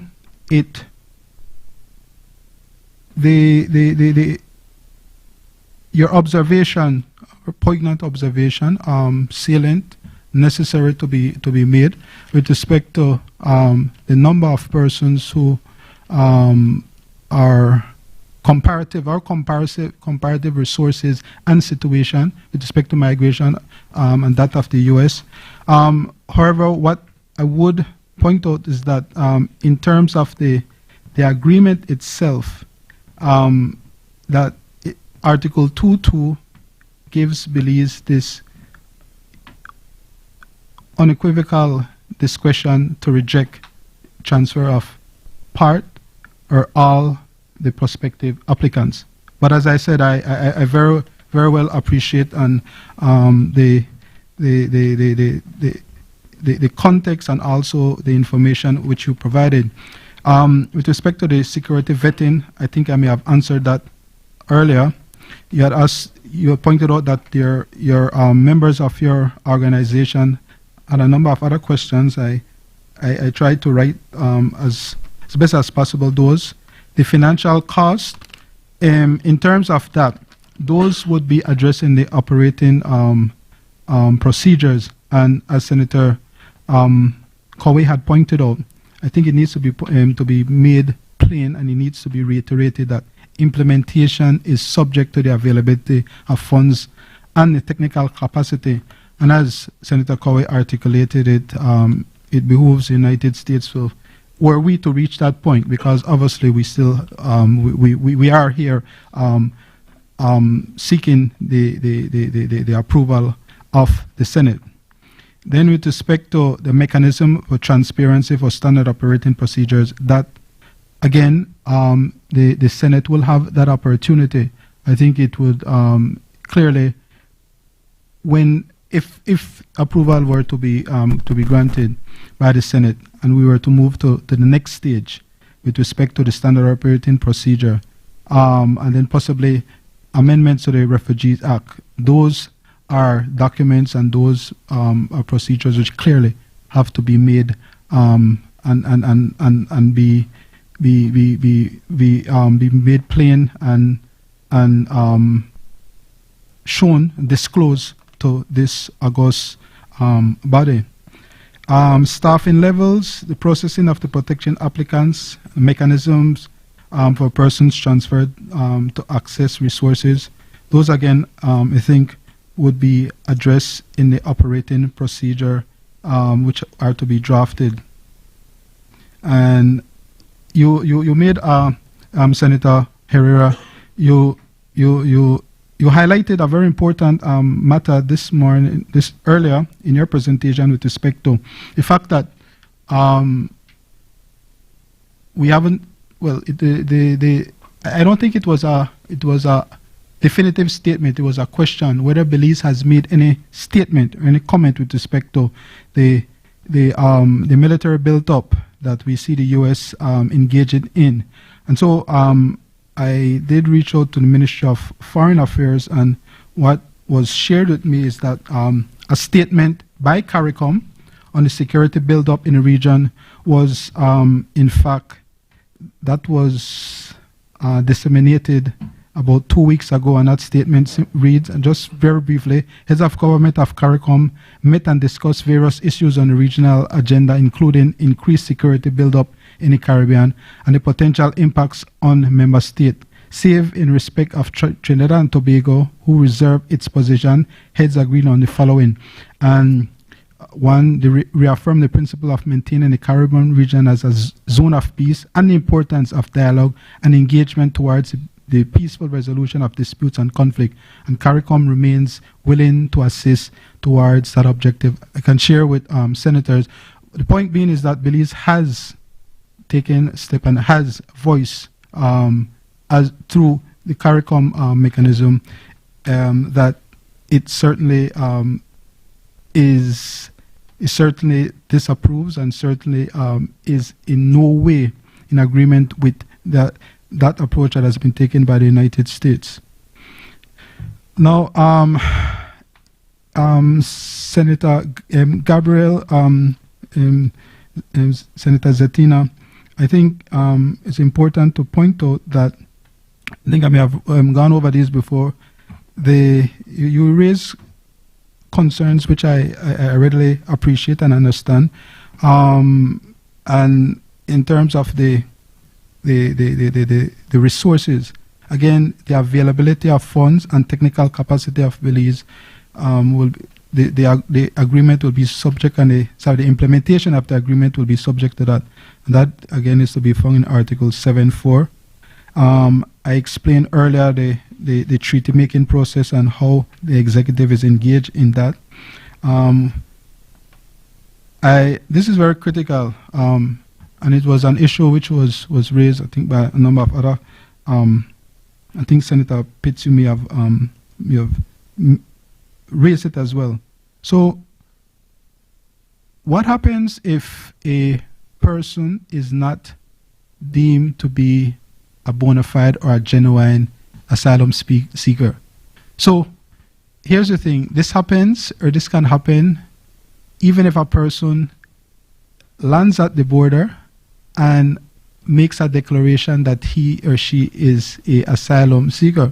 What obtains is that the person has to go through the process, and if he or she is not deemed to be an authentic asylum seeker, that person, Senator Wade mentioned it, that person will be repatriated. And here's the thing, this is why we've chosen CARICOM and Central American countries as the countries where those persons are to be from. And the reason is simple. There's an existing mechanism where we could have persons be repatriated from CARICOM to CARICOM countries and to Central American countries with least financial strain on the country. In terms of Senator Chanona, I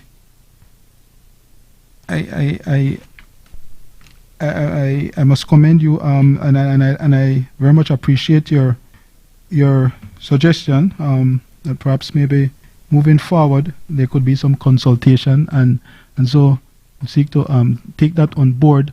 But certainly, as I indicated, as it relates to the standard operating procedures, that certainly is something which will be shared or disclosed with the Senate. Senator Pitts, you'll forgive me if I was unable to write all of what you said in the bit which you were praising me. You had me stonewall, and so I couldn't continue.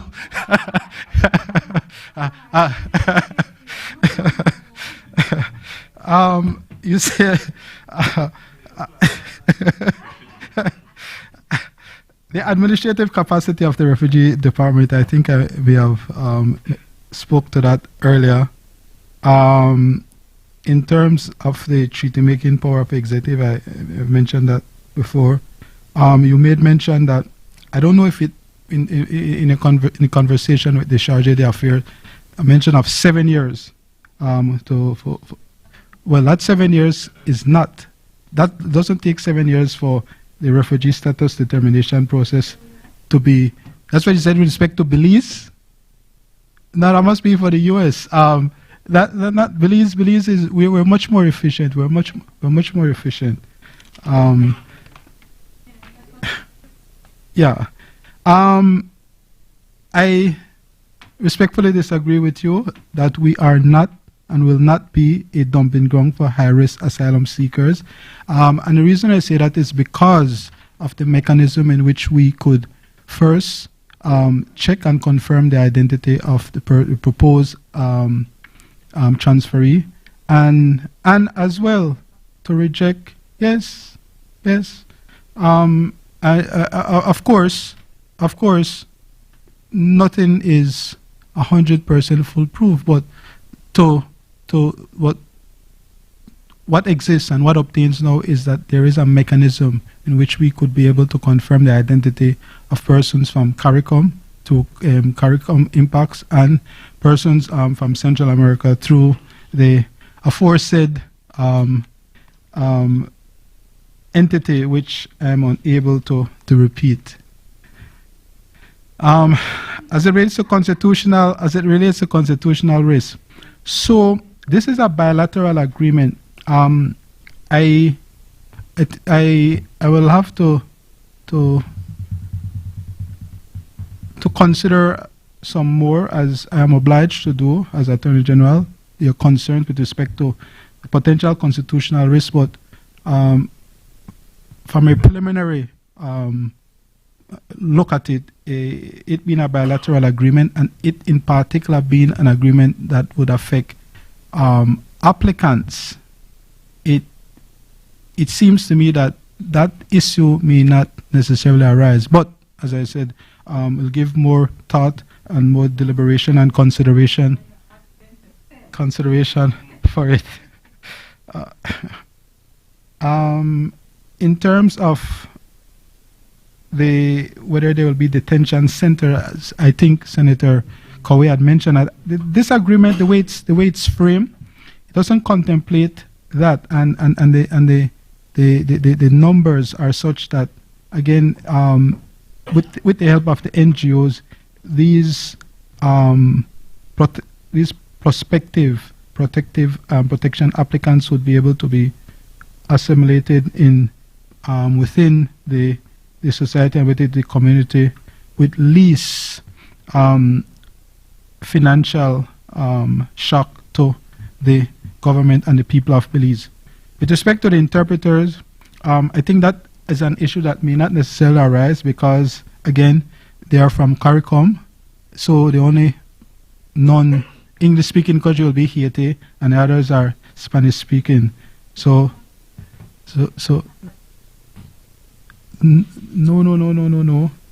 Then, in terms of, well, there's a process to confirm. I said that already in Article 6, and I think, and then in terms of non-refoulement, Senator Koway addressed it. So non-refoulement would apply if the applicant is genuine. So clearly, you would not send back somebody to his home country if he's a genuine. He's genuinely in fear of his life because of political, ethnic, and other considerations. So that applies. That's an obligation that Belize has, and that would apply, as I said earlier, even if the person were to be an ordinary asylum seeker and refugee. Again, gratitude to each senator for your contribution. It has been over 5 hours, but I think the Belizean public deserve no less for such a spirited and very critical discussion and examination of this motion. Mr. President, with that, I think the question be put.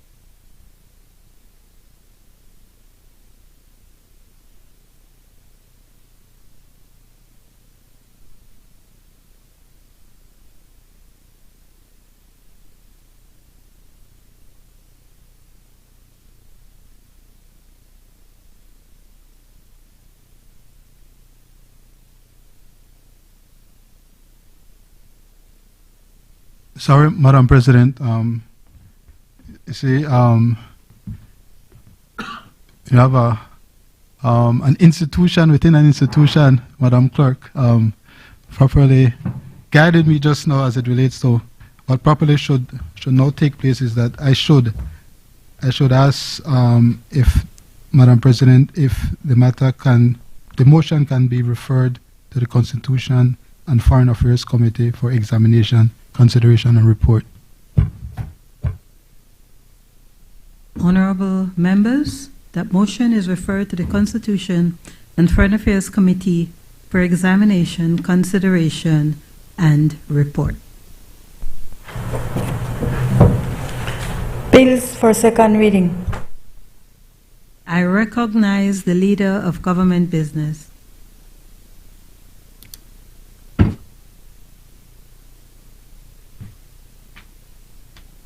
Thank you, Madam President. Madam President, I rise to move the second reading of a bill for an act to repeal, replace, and consolidate the Gambling Prevention Act, Chapter 109 of the Substantive Laws of Belize, Revised Edition 2020, the Computer Wagering Licensing Act, Chapter 149 of the Substantive Laws of Belize, Revised Edition 2020, the Lotteries Control Act, Chapter 151 of the Substantive Laws of Belize, Revised Edition 2020, and the Gaming Control Act, Chapter 152 of the Substantive Laws of Belize, Revised Edition 2020, and to provide for matters connected therewith or incidental thereto. Madam President, I'm not necessarily a gambler, but we live in a free and democratic country where we have to address However, all the likes and all the concerns of all our citizens and our people. Madam President, this bill has a recommendation of the Cabinet.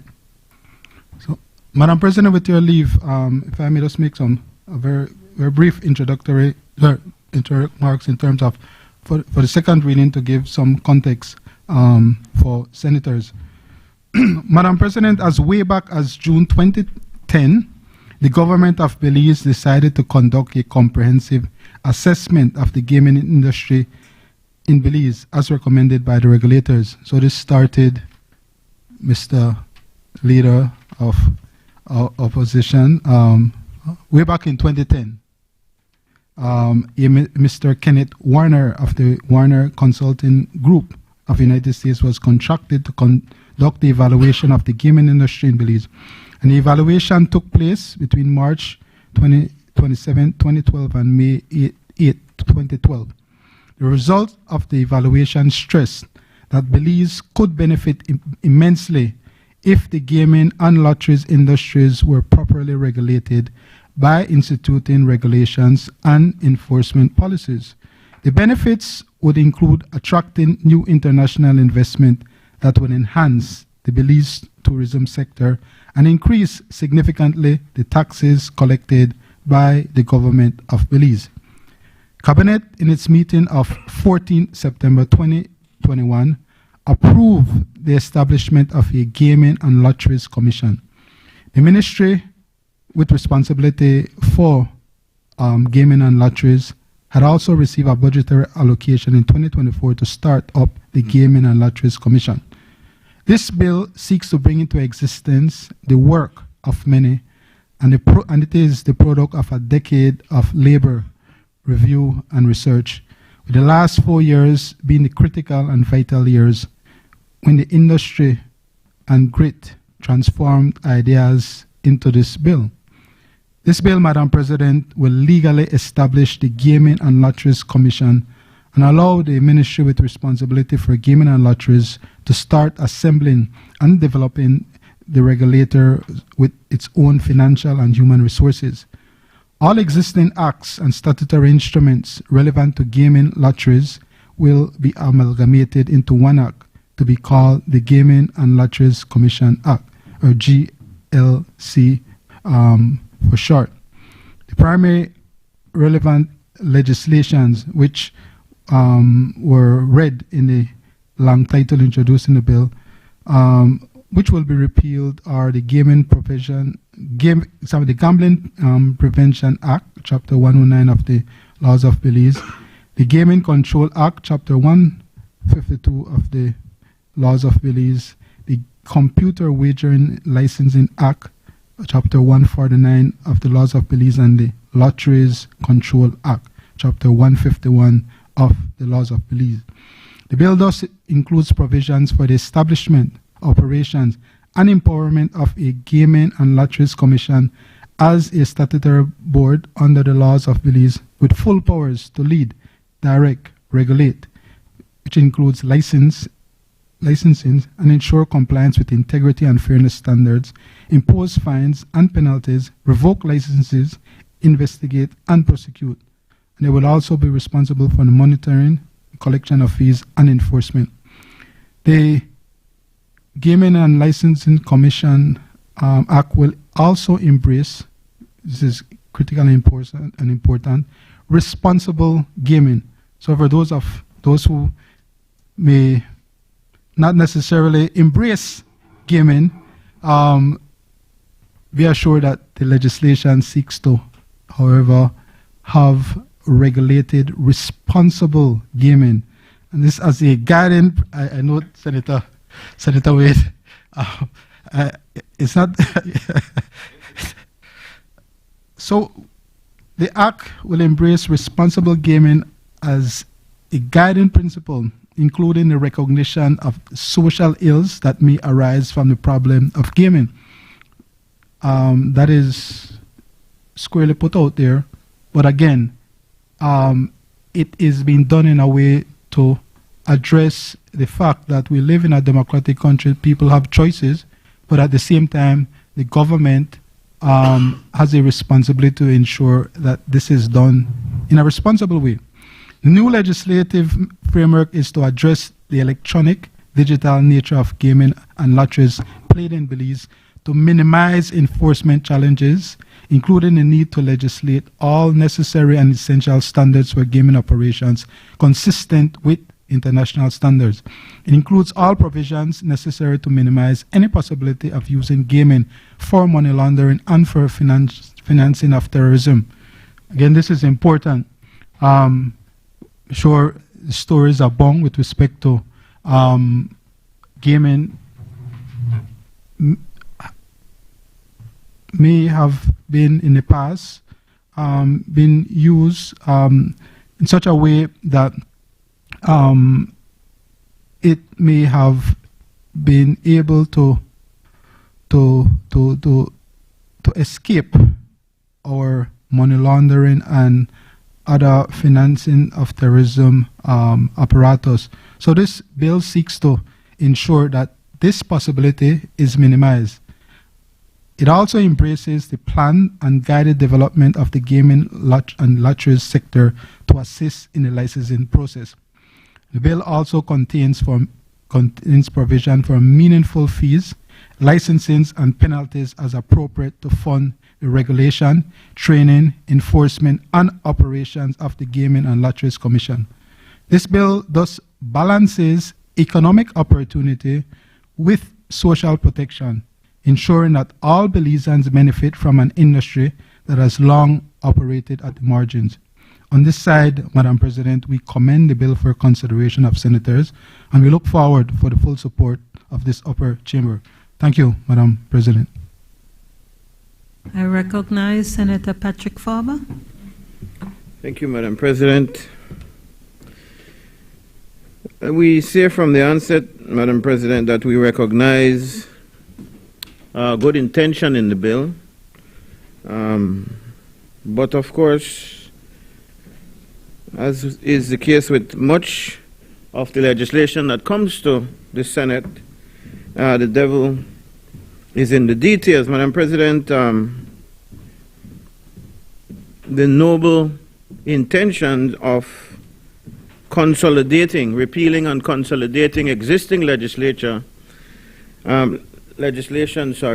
and bringing them together, the Gambling Prevention Act, the Computer Wagering License Act, the Lotteries Control Act, the Gaming Control Act, all of these now being brought under the umbrella of the Gaming and Lotteries Commission, we think overall is a good move in theory. The stated intention by the government is that we need to modernize, we need to bring clarity, we need to be more efficient, and we need to bring order to this gaming sector that has evolved rapidly over the years. I know that certainly when I was growing up, all I knew about was the Sunday lottery and the weekly, daily Bolido. And now there are many other different games of chance, lotteries, if you will. Mega Bingo, you have Pick Tree, you have, so there are quite a number of them, and so nobody can argue that things have developed rather quickly over the years, and I understand well why there would be the need to modernize and to clamp down on things. But, Madam President, we must ensure that modernization doesn't come at the expense of transparency, accountability, or fairness. And we do, again, acknowledge the need for reform in this regard. When the laws were written, for instance, there were no laws. Well, Belize didn't have any kind of online betting, no virtual gaming, no major casino operators back then. And they are now bringing all of these laws into one consolidated, coherent framework. And so this makes sense to us, and it is overdue in our regard. But again, we cannot support unchecked accountability. And one of the most glaring faults we can find right away, Madam President, is the unchecked, what is apparently unchecked ministerial power. The lack of oversight and the creation of special privileges and monopolies disguised in this word modernization. Let me begin, Madam Speaker, with the unchecked ministerial power. And it is important, I feel like every time we stand up in this Senate to discuss bills, there seems to be more and more ministerial power being given to ministers. And the reason I highlight this is because I've said it in these chambers already, and I'll say it again. One of the big platforms, one of the big issues for the People's United Party in Plan Belize, when they suffered the entire House, in fact, in the very first House meeting after the ceremonial opening, a whole motion cataloging all that they will do on the Plan Belize and reading it into action, so to speak, in the House of Representatives. One of the big tenets of that was that they would reduce ministerial power, yet every time we come to these chambers, we hear of more and more ministerial power. It would seem to me, Madam President, that they feel that cutting down ministerial power is good, a good thing to say when you're in opposition, when the shoe is on the other foot, when you're promising, when you get to government, oh, we will take away all of this ministerial power, and then bam, once you become the government, the story changes. You want full control, you want full power, and so you give, via the legislation that you propose, more and more power to the ministers. Under Part 2 and Part 3 of the bill, Madam President, the new commission and its board of directors are to be appointed entirely by the minister responsible for gaming. Every key officer of that commission, the chairperson, from the chairperson to the executive director, falls under ministerial discretion. So the minister can change them at any time. The minister is the one who appoints them. This, Madam President, is an enormous concentration of power in one political office. If this commission is to be genuine in terms of regulating in an impartial and a professional and above political influence manner, then it cannot, Madam President, be structured as an extension of the minister's will. We therefore recommend, Madam Speaker, that the law be amended to include independent representation from civil society, the private sector, and maybe even faith-based organizations, although I don't think the church wants to touch this one with a 10-foot pole. But maybe that's why they ought to sit on it, to make sure they understand what's going on, to make sure they see and can partake in making sure that they don't go too far. Although the church might argue that any kind of support for gambling is going too far. So we need to safeguard public confidence in this process, Madam President, and the best way to do that is, in our opinion, to appoint independent representation from civil society, again, the private sector, the churches, if possible, on the board of the commission. Clause 20 concerns us too, Madam President. Clause 20 of the bill gives the minister the power to grant an exclusive license to an entity wholly owned and controlled by the government to operate the national lottery, very much like what is the case now. And my friend, the Attorney General, the acting lead senator for today, or the lead senator for today for government business, will tell you this is exactly what the opposition did as well when they were in government. But again, let me save you the lamenting once you get up. You campaigned on a promise, that you will make things better. You campaigned on a promise to get the best bang for a buck, because the Bolido thing apparently gave them heartaches.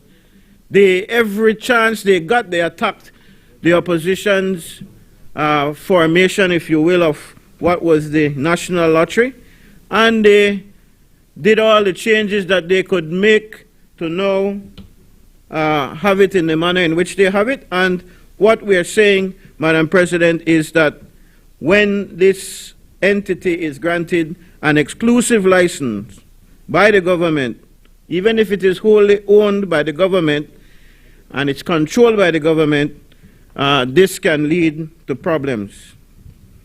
On the surface, Madam President, it may seem harmless that this kind of license can be, this exclusive license can be given. But when you look at clauses 26, and when you look at clause 27, 26 and 27, it effectively, Madam President, exempts the same entity, the one granted the exclusive license, from paying certain fees, from paying taxes, and from the ordinary licensing conditions that anybody else who would apply for a license would have to meet. Or you can see where the problem would be in that. This, in effect, Madam President, establishes a state-owned monopoly in the gaming sector, and it is a monopoly that can operate without the same financial accountability required for the private operators. We believe, Madam President, that this is bad public policy. Competition and transparency should be the guiding principles, and to be honest with you, I can understand why you would want it in one entity. It is the same thing that the UDP administration did. You want no competition for the Sunday Bolido, the Sunday Lottery and the Bolido. But in terms of accountability and transparency, there should be guardrails put up. There should not be exemption, and there should be there shouldn't be political control. It should be for a limited term, and there should be some kind of parliamentary review, maybe, or some prohibition from subcontracting private interests without oversight from another entity other than the government. The bill, Madam President, also speaks about functions of the Commission in detail. It says that the Commission shall issue licenses, monitor operations, and enforce compliance. But what does it provide, Madam President, for public transparency and how the gaming revenues are managed or how the licensing decisions are made? We would want this Commission to be fully transparent and accountable to the public. If the public is to have confidence in this new system, Madam President, then there must be legal requirements for the publication of all license holders and the terms of their licenses, and we know how this administration loves to do things in secret. So this one is important. We must also have, Madam President, a system where we have legal requirements for annual audited reports from the Commission tabled to the National Assembly. That's a good suggestion. And clear disclosure of how gaming proceeds are distributed or invested. Without these provisions, Madam President, Belizeans will rightly suspect that this law is more about controlling the industry than regulating it in the public interest. The bill, Madam President, gives broad powers to compliance officers and enforcement officers, including the authority to investigate, arrest, and conduct searches under warrant. And while we believe and we agree that such powers are necessary to tackle illegal gaming, they must be accompanied by strong checks and balances. Therefore, Madam President, the opposition recommends these guidelines: training and accountability for enforcement officers, independent complaint mechanisms for persons or businesses who feel harassed or unfairly targeted, and annual performance reporting by the Commission on enforcement actions taken, fines collected, and prosecutions concluded. We must, Madam President, guard against the creation of yet another enforcement arm that can be misused for political or personal gain. And then there is this one, Madam Speaker, that really I think hits home. I think it's one of the most important things, especially for the churches and the community-based organizations that have to deal with the woes in our society every day that are made louder, they are amplified, Madam President, because of existing woes in our society like gambling. The opposition supports Clause 39 of the bill, which prohibits minors under 18 from entering or working in gaming establishments. However, the bill fails to address the wider issue of problem gambling and its social consequences.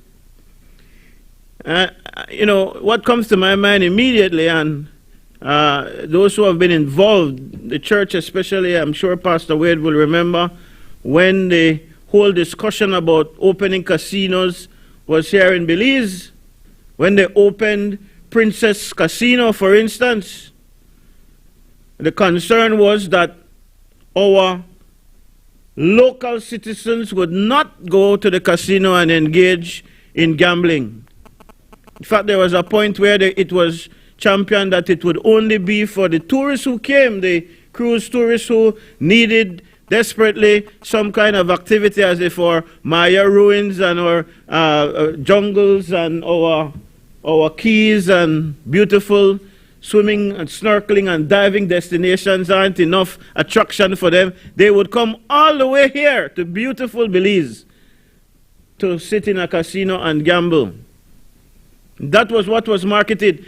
And I need not tell Belizeans, not here, not abroad, what has been the outcome of that kind of legislation, that kind of accommodation, if you will. Belizeans are the ones who use those casinos the most. In fact, if you're lucky if you find tourists in them. And I see that another one has just opened its doors, moving deeper into Belize City, right at the foot of the new Halova Bridge. Don't necessarily, I'm not going as far as the church, Madam President, to say that, well, we have to cut off all of the gambling. But I know the position of the church. I know that you can't even have a ruffling at some of these churches because they believe so. I don't need Pastor Wade to get up or Senator Wade to get up and tell me that. We know the position of the churches, and I'm not sure that I'm quite there, but I am saying let us put in place the proper guardrails so that we don't have our society further deteriorate as a result of gambling gone too far. Anybody can tell you in this society how many of our retired public servants, how many of our retired teachers have lost their entire pension or gratuity to gambling. How many of them can't pay their mortgages and so on at the end of the month because they have, gambling is an illness, it's a sickness. And just like any other addiction, if you remove the environment, you stand a very good chance of not falling any deeper.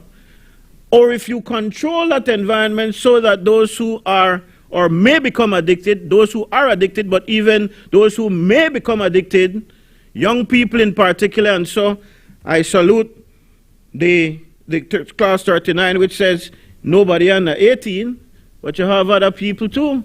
The ones under 18 maybe not, they haven't really started to work yet, but there are those who are young people who, and quite often, for some reason, I don't know why, Senator Herrera, but when you have these casinos, quite often you're going to call center where many of our young people work not too far away or in the same building sometimes. If you look at that stretch on the what they call the strip there, we have 2 casinos or maybe more, and then we have some call centers. So the young people they pass up and down right there every day, paycheck in hand, that they get from the call centers. So we have to be very careful. Another very, very vulnerable portion of our society are our elderly people, because many of the times the younger people have, their work, they're employed, they're out, and they want their elderly persons to have something to do and go sit down at the casino. But if we are careful, and this is where we have an opportunity through this piece of legislation now, to make sure that the guardrails are up, to make sure that there are requirements for those who operate these casinos, to make sure that the warnings are prominent, that they display the odds, for instance, because some people feel like you'll win, and you go there and you suffer from a false sense of winning, and you just seen people destroyed by this. So maybe there needs to be requirements on the part of those who operate to warn people and to maybe display what odds you have of winning. And of course, mandatory advertising standards to protect children and vulnerable persons. And I repeat again, in that category of vulnerable persons, in my view, in my observation, there is a serious vulnerability in our elderly people. If we look at what happens in other countries, gaming laws include these social safeguards. And Belize, my friends, should not be any exception. My friend, the leader of government business, the Attorney General, has said that this kind of research, if you will, and putting together of this type of legislation has been ongoing for many years, even from the time of the UDP administration, as far back as 2010, you said, AG. But I don't know, beyond getting the consultant in, what kind of consultation was done. Not so much to put out there again the question of whether or not we should have gambling. I think that is established. But maybe to give input to some of the stakeholders to help them to be the kind of watchdogs that our system need. Was the church consulted, for instance?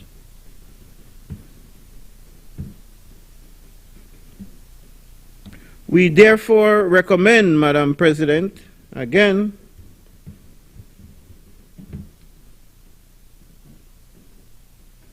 some amendments that can help to fix this. I repeat it, but I repeat some of them. The independent oversight that I spoke earlier about. Reconstitute the commission, not do it like how this bill recommended. Include non-partisan representatives from civil society and the private sector. That's a strategy that the UDP administration used very well over the years, putting things in the hands of the social partners. We don't give credit for that all the time, but it is true. You think back on the mess that was made at DFC and how the DFC has been allowed to run correctly now. If you think about the Social Security Board, if you think about many of the entities, even the makeup of the Senate. We like to go back in history and talk about the 13 years as well. Here are some very good things that the UDP did. It is a good recipe. It's a good recipe to keep things in check. It's a good thing to get a good sounding from the entire community when you have environmentalists and the churches and the businesses, the business community, everybody playing a role. It is good oversight. we must as well, and I will give credit. I believe when I was in the House, I saw, at least on one occasion, a report about the Bolido. Correct me if I'm wrong, AG. If none never come, then that is bad. But I believe I saw at least one. Not sure if it was an audited report or just a report on how things were going. And at least they tried to give the semblance that they want to be accountable, although that is one of them where I'm willing to bet that the devil in the details would show that. Anyway, before my friend gets up and say I'm imputing improper motive, Madam Speaker, let me not go there, but I not trust, to be honest. Limit as well, Madam President, the minister's power to issue exclusive licenses. That's something I think needs to be changed. And then I feel really that we should use a portion of those monies that the gamblers, the gambling institutions make to help to put up the guardrails, to help to give warnings, to help to prevent, to help to treat. That's another thing. I don't know of any entity or any support for persons in this country who suffer from the addiction of gambling. If you know, please tell me. I don't know. Or maybe it is that it is considered to be just another addiction, and so you go to a general practitioner who helps you with addiction. I don't know, but I have never heard of persons getting help for their gambling addiction in a way like that in Belize. And don't tell me we don't have the problem, because you could go to San Ignacio right now. What the hotel name? San Ignacio Hotel tonight, and you can see the people, and you know them, because they did it every night that a one-armed bandit slapping the machine hoping for luck. You could go to Princess, you could go to the new one at the bridge, and you will see them. I didn't realize it was a casino at that site. I thought it was just a hotel until I saw the many different vehicles there packed up at night time, and I had to ask, what did they give away? Casino?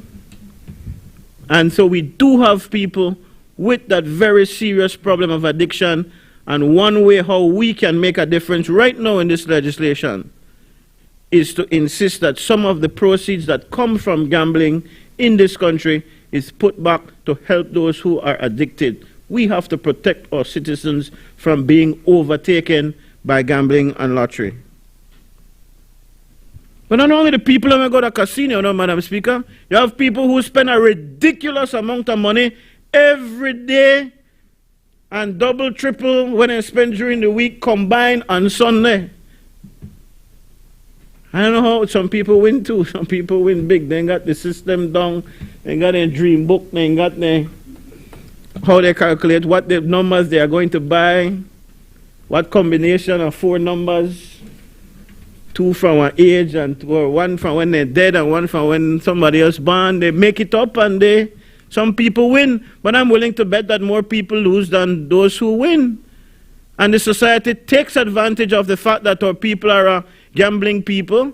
Even some of the churchgoers, they will leave the church early. They are cut out of your service early, Pastor Wade, because they have to catch the Bolido man before the Bolido play. That's real, I believe. So don't tell me there's not the problem. And again, we have a great opportunity here to make sure that we put up the guardrails and to make sure that our people don't fall further into this trap. I spoke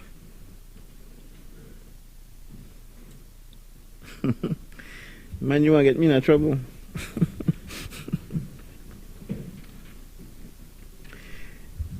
We spoke as well, Madam President, about the regulation that allows for the state-owned company to get an exclusive license, and also to exempt that company from standard fees and penalties, and private operators don't get that same exemption.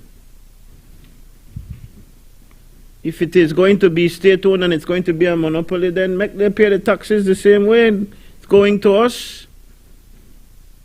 That can, in itself, those fees and those taxes being paid by everybody can make the pool even greater that we are going to rely on in order to put up the guardrails for our children and our most vulnerable people, and to help those who are addicted to gambling.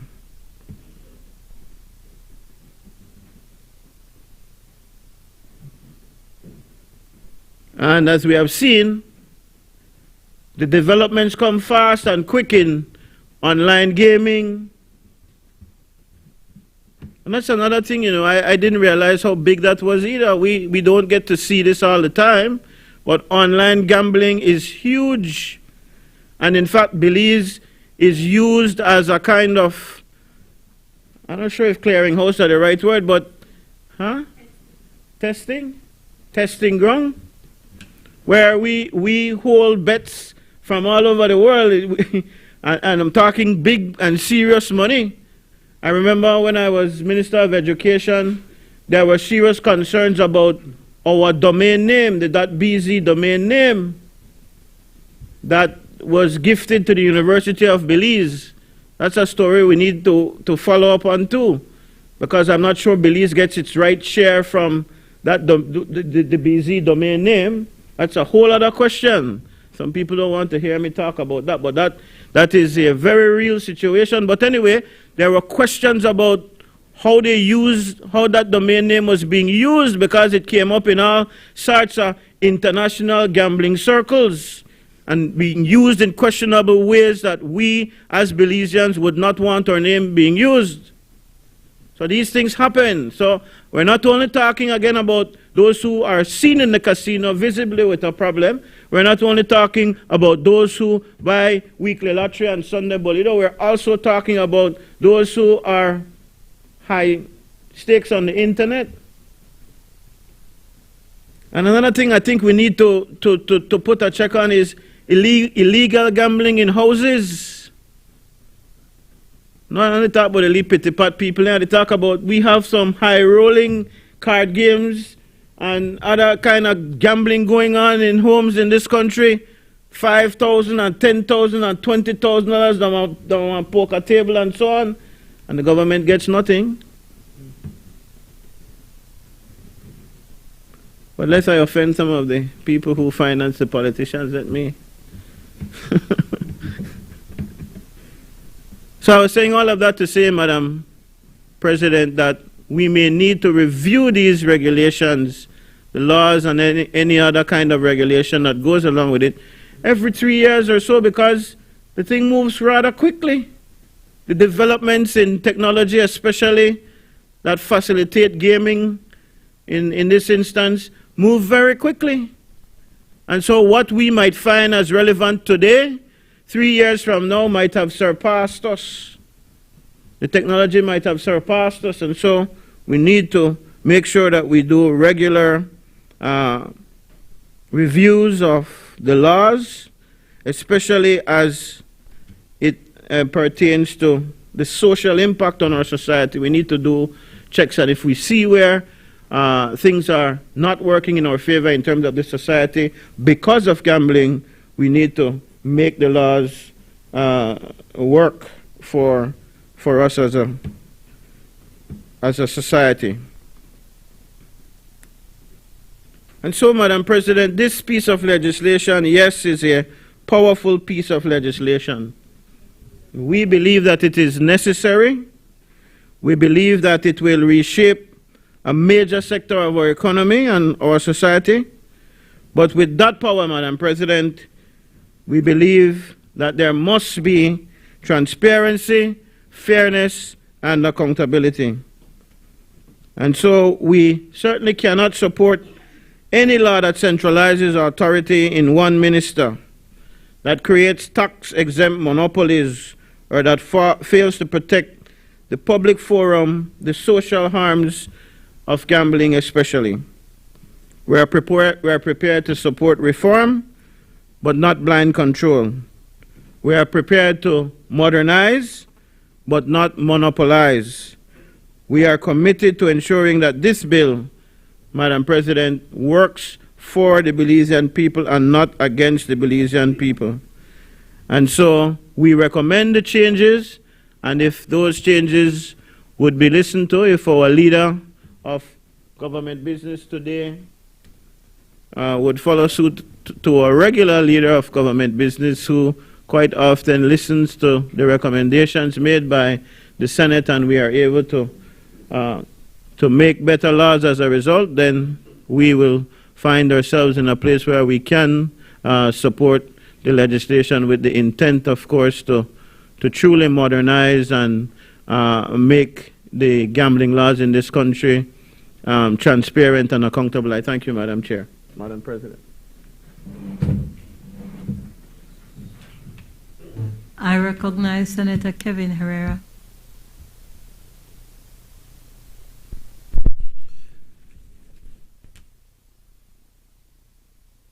Thank you. Thank you, Madam President. Madam President, my comments on the bill will be brief. I generally support the concept of regulating gaming and lotteries in Belize, Madam President, and so the concept of that, I agree with, but I do have some observations, more from a financial standpoint. Madam President, the excuse me.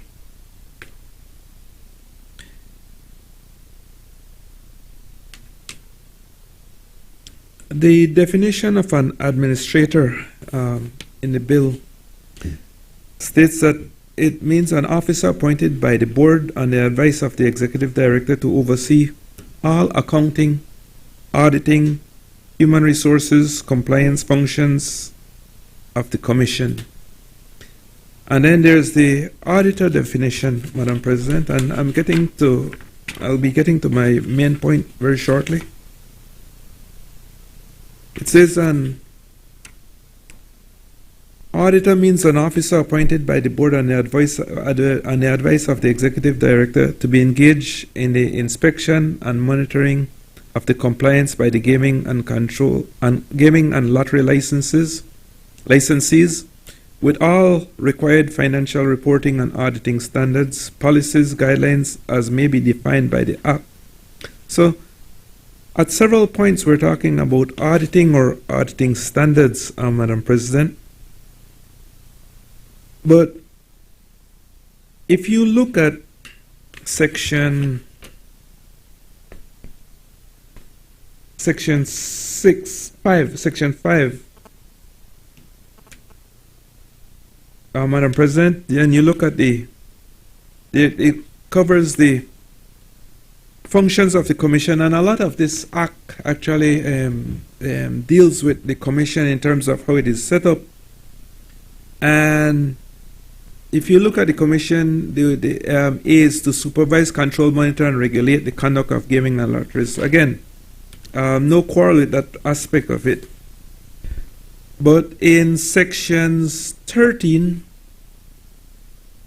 and 15, 13, 14, and 15, it says that the revenues of the commission shall consist of all sums collected by the commission as fees, penalties, or charges, annual fees payable by licensee, and all other sums which may be in a manner become payable to or vested in the commission. And then in 15, Madam President, it says the commission shall keep proper books of accounts of its income and other receipts and expenditures during each financial year, and shall also cause a statement of its accounts for each financial year to be prepared within 3 months after the end of that year in prescribed form, which conforms to the best commercial and accounting standards. Now, Madam President,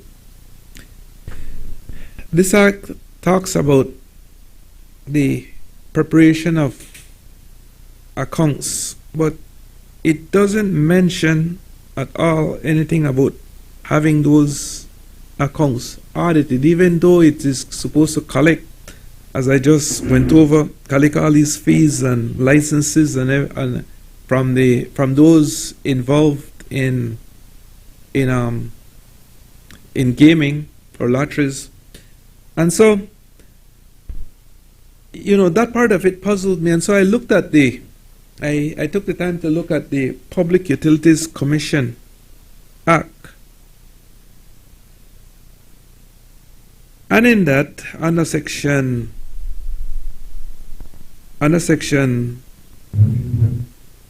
40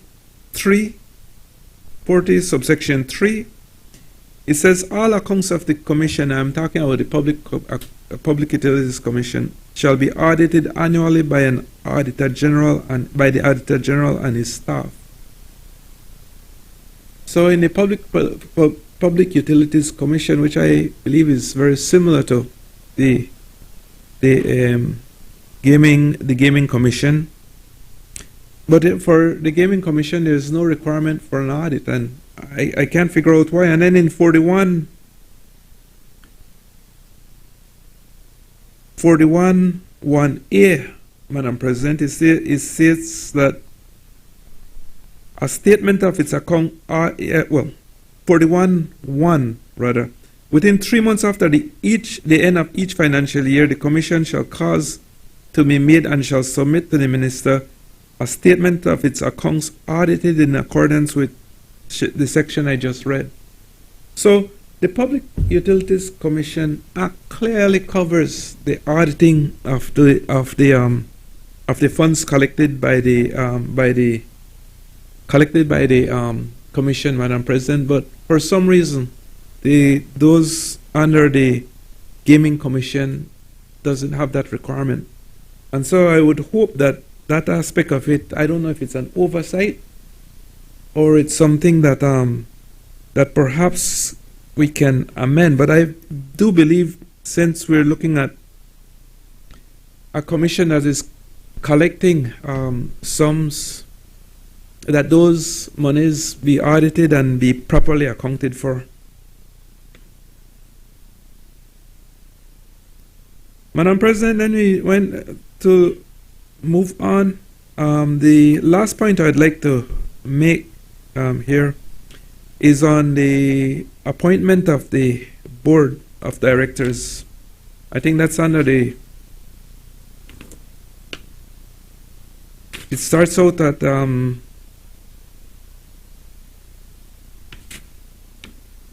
section starts out at? 1 second. Yeah, section 6, and then it's covered under the first schedule.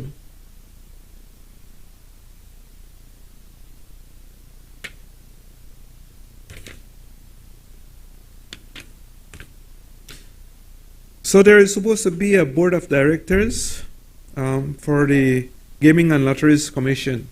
Again, very normal. But then when you look at page 29 in the Act, Madam President, and the Schedule 1, if you look at those who are on the board, they're predominantly government people. Most of them are from various ministries. We have the ministry responsible, the chief executive officer of the Ministry of Gaming and Lotteries. There is a representative from the Ministry of Finance. There is a representative from the ministry responsible for national planning. A representative from an institution responsible for financial crimes, or a representative from the ministry responsible for police. And if you look at all of the appointments, Madam President, or I think there's only one person here, two persons who would have, three persons actually, two with knowledge of gaming and lotteries, and a person with knowledge in finance and accounting.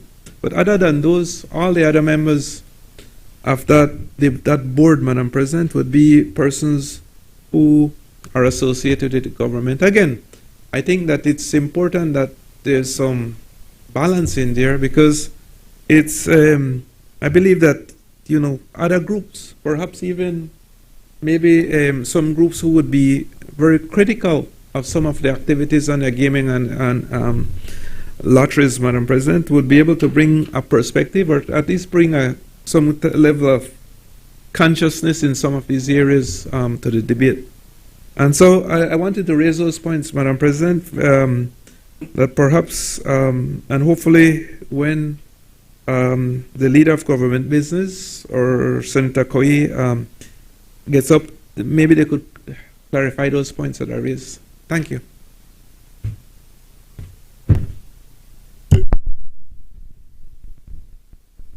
I recognize Senator Janelle Janona. Thank you, Madam President.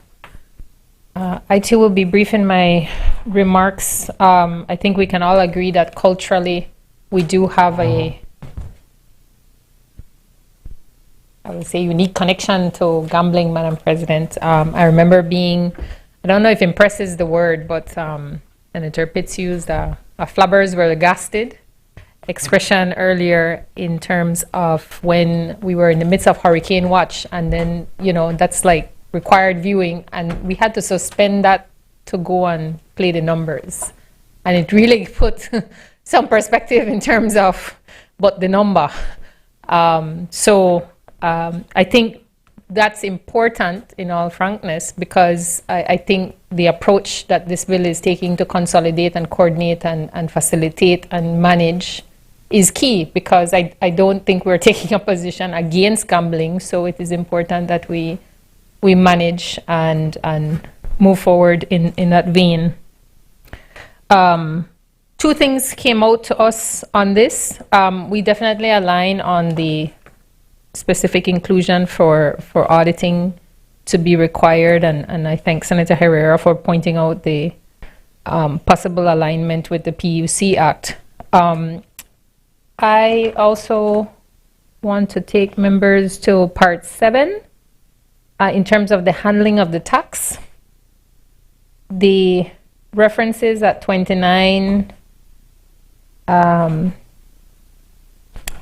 29, we thought it might be important, particularly given the recent tax reform that's taken place, as well as the requirement for registrations for MPOs and NGOs, that there be a specific reference or some alignment in terms of to be used exclusively for the purposes of supporting health, education, and sports initiatives by registered nonprofits and non-governmental organizations, just to make sure that there was that further extension of I don't want to say gatekeeping, Madam President, but just that transparency and accountability in terms of who is benefiting from the fund. And then I didn't see, and forgive me if I missed it, we saw recently where I think some of our local journalists, or a local journalist was awarded in terms of the story about this gambling facility in San Pedro. And there was this whole situation around that. But what really took our focus as well was with this illegal ATM, something about cash, US dollars being dispensed at this ATM at a gambling facility. And it raised for us that perhaps along with this, in terms of the operation and the management, that there need to be some dedicated, and I think Lead Senator Faber referenced this, in terms of just monitoring and supervision of these activities, because I remember that story making a dent in terms of just pointing out that if all of these things are happening in plain sight, then what message does that send to the community? And just to make sure that we're aware of what that is and who's doing what where, of course, without compromising anybody's right to have fun.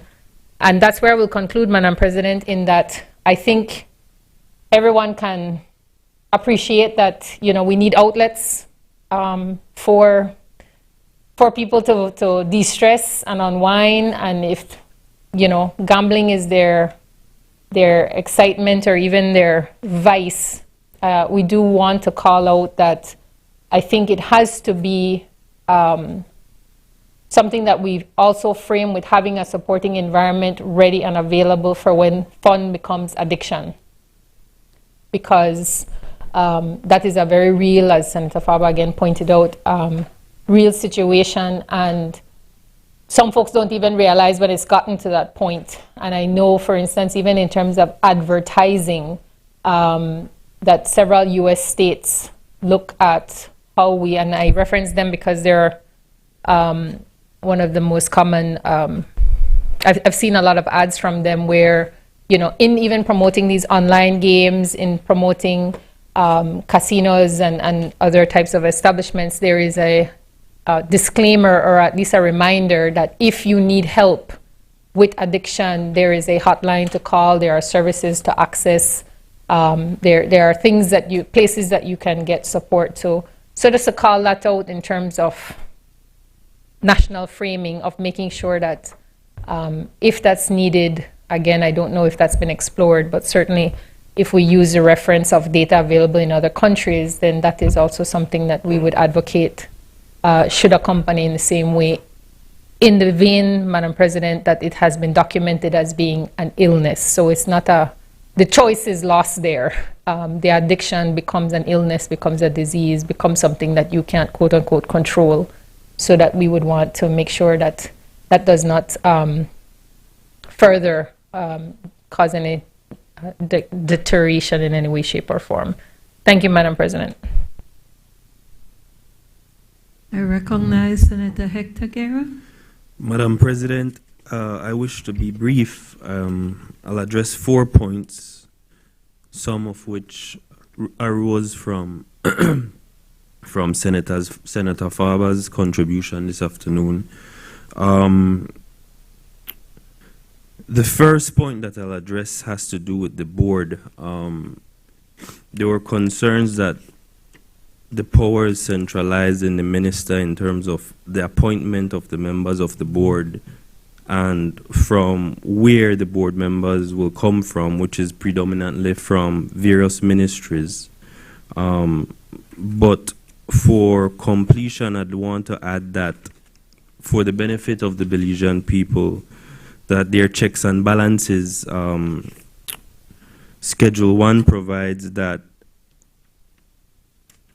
members of the board are subject to removal and are subject to certain rules, which if they, for example, a member of the board cannot be found guilty of being involved in fraud or dishonesty, corruption, or any offense in which would involve a penalty or a fine for more than 2 years. I want to address the issue of the exclusive license raised by Senator Farber. I think it's just a matter of interpreting what the intention is. So an exclusive license is raised at Section 20 of the bill. And what it's envisioning, Senator Farber, and to the Belizean public, is that there are certain lotteries. So we know the Bolido, the lottery, the jackpot, as the public knows. These are lotteries that are controlled by the government. Predominantly for years have been controlled by the government. We have, under this government, acquired these lotteries. And so the intention is, for the purpose of those lotteries which this act calls government lotteries, there will be an entity that already exists and that is wholly owned by the government. And so naturally, if it's owned by the government, Senator Farber, it doesn't make much sense if the government is paying tax to itself, if the government has to pay fees to itself. And so what it's doing is two things. It's creating an exclusive license for the government and for the benefit of the Belizean people to be able to run those lotteries. And two, it's exempting itself from having to pay fees to itself. Another thing I'd want to highlight, has to do with the general funding. So a key part of this is that there will be created what's called a general fund from the fees, the taxes that are collected under this act. Importantly, 50% of any of the total sum of fees will go to a general fund for the purpose of supporting health, education, and sports initiatives.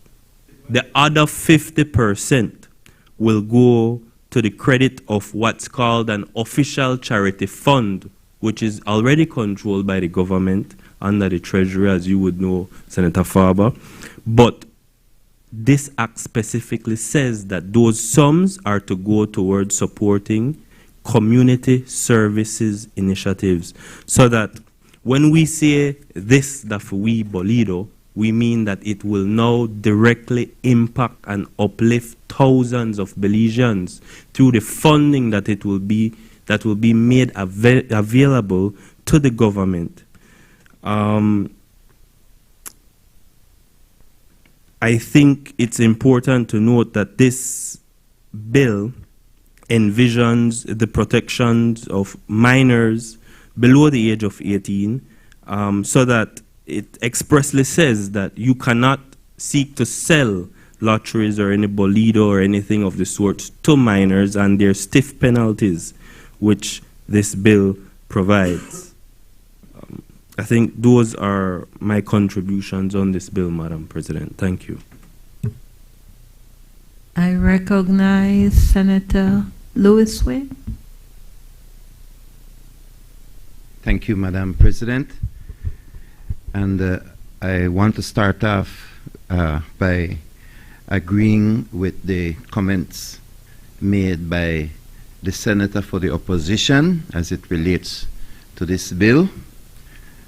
In fact, I think the Archbishop that we have praised earlier in today's proceedings would be super proud of the way you handled, yes, the aspects of this bill, especially as it relates to the moral implications. I am not prepared to support this bill the way it is currently written. As a matter of fact, I believe that there are organizations that should have been consulted, including the church, in the drafting of this bill. And I was surprised how fast it reached the Senate. In fact, I had to ask, when did it pass through the lower house? When were there committee meetings? Was there any kind of consultation in the putting together of this particular bill? And I continue to state that we legislate on behalf of the people of Belize. So anything that we have to try to sneak past, fly past, or try to have minimal consultation, which this bill, I believe, fall under that particular gambit, that it makes us suspicious or worry that the bill might not have been constructed properly. And I think that there are instances that I want to show where this bill needs to be improved. Indeed, it is difficult to get just approval from the church on the matter of gambling. But at the same time, we do recognize that we are at a point where it needs to be regulated, properly regulated. Gambling, Madam President, is a vice. And just as the government is currently creating legislation for secondhand smoking and tobacco, and that bill is going to eventually reach here, I know we are not debating it as yet, but anything that deals with an addiction, we need to take particular attention as we regulate it to ensure that we do not create more damage than help, that we help more than we harm. And we can see that currently with the alcohol epidemic that we have on our country, where on a weekly basis lives are being adversely affected to the point of death because the regulations are weak, or even where the regulations are strong, they're not being properly addressed and monitored. And so I start by asking this administration to slow it down. To slow it down. Because we are dealing with an addiction. We are dealing with a vice that needs to be regulated, but there are stories in the news right now, as my fellow Senator for NGOs has stated, that have not been adequately addressed. And this legislation, not a future one, this legislation must be able to deal with the issues that are currently in the news. You see, I was coming around when casinos were introduced, and I had to laugh when Honorable Senator Faber brought up the issue of casinos, because it's a stickler, 20, 30 years later, we not forget who passed it, how we pass, and the lies or mistruths that were said to make it palatable. Because maybe some of you are young, but I kind of old enough to remember, indeed, that gambling as it relates to the legislation and the internationalization, putting it on a big stage, casinos, was extremely problematic for the nation of Belize, and particularly so for the church. And the answer was, no man, no man. This is not for the Belizean people. This is not for the ordinary Belizeans. We poor. This, we know it is a problem, this will be for the tourists. This will be for the tourists. So we have a story of the camel that wanted to get into the tent of the Arabian merchant in the heat of the sandstorm, and the camel said, I just want to put in my nose so that I could so that I could have clean air. My body could take the lick of the sandstorm, but just my nose. And so the kind-hearted merchant said, just your nose, camel. Well, the story continues by saying that it became the neck, the shoulder, and before long, the merchant was out of the tent and the camel was in.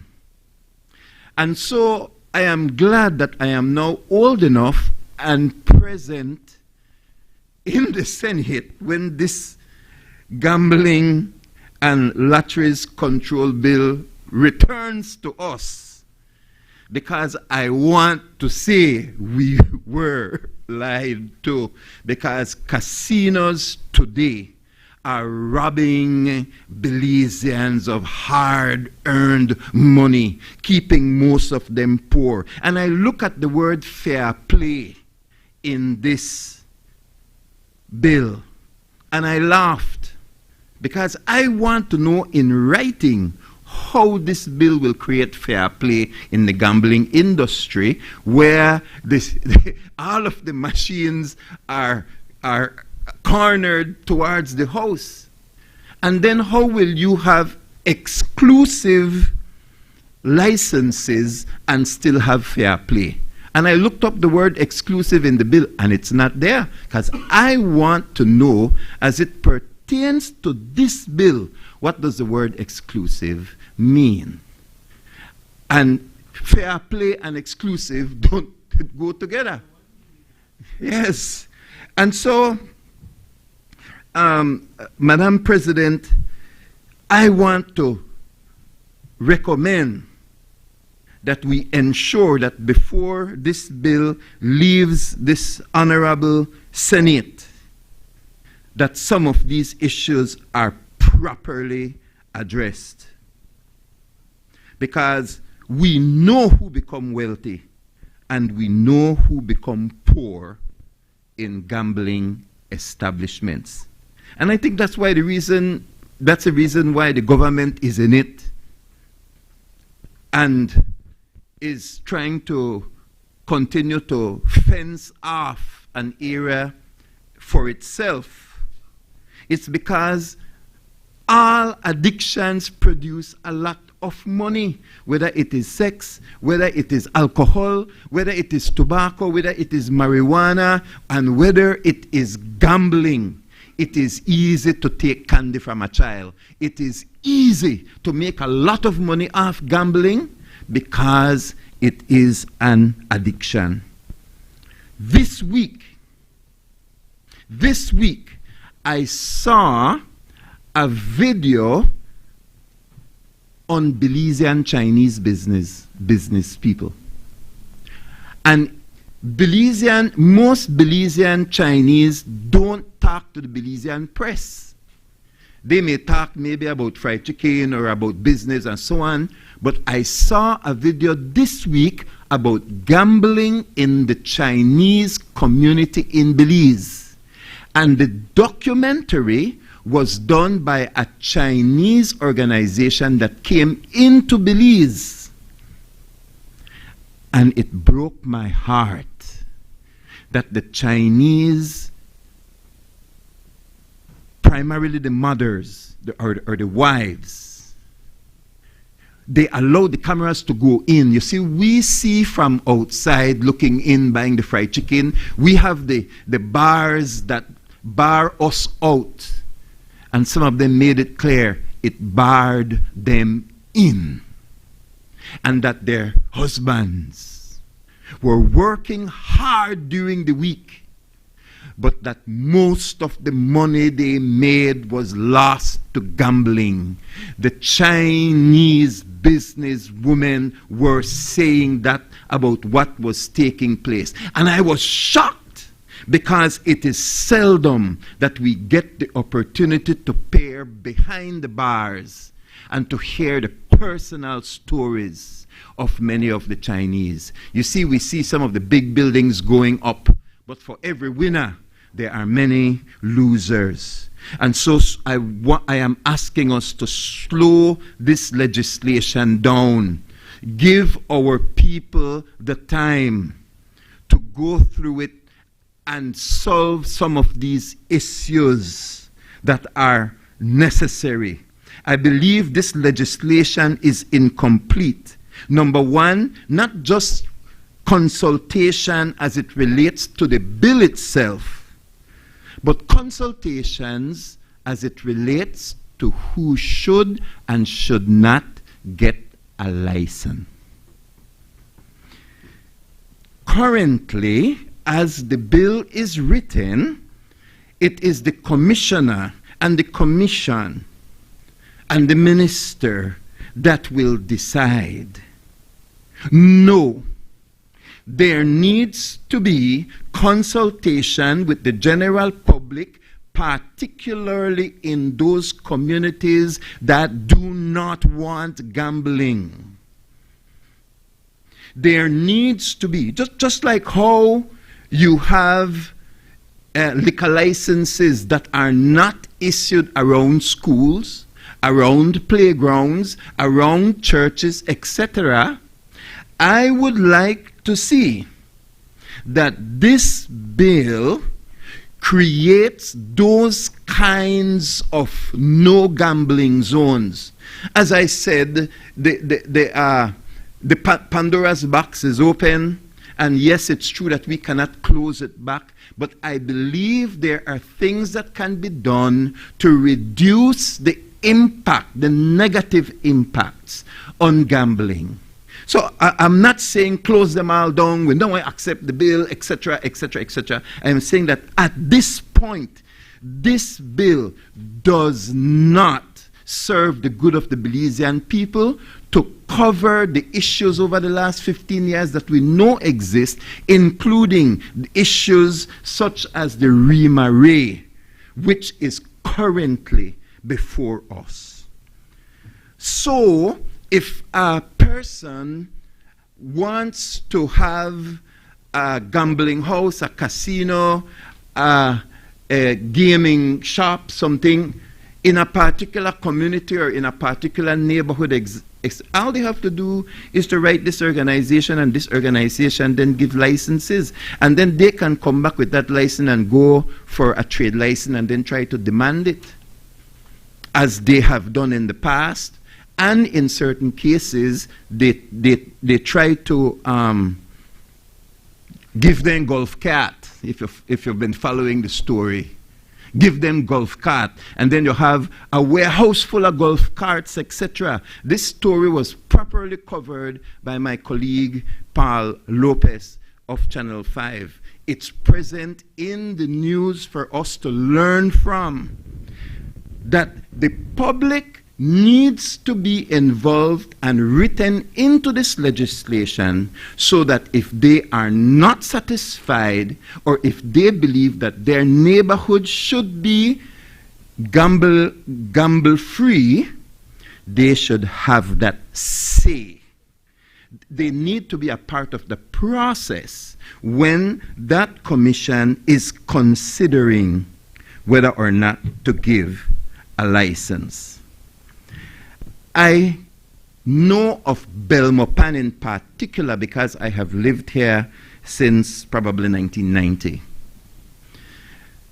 Most of the people in Belmopan consider their city to be a gamble-free city. We don't want casinos in Belmopan. We fight for it. We have demonstrated before. We have agitated to the mayors, various mayors that come in.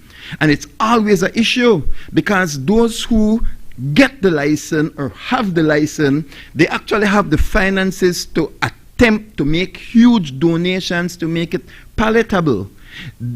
Many of these gambling in entrepreneurs, or those who want to open these types of business, they come and are not afraid to put cash on the table saying, give us a trade license.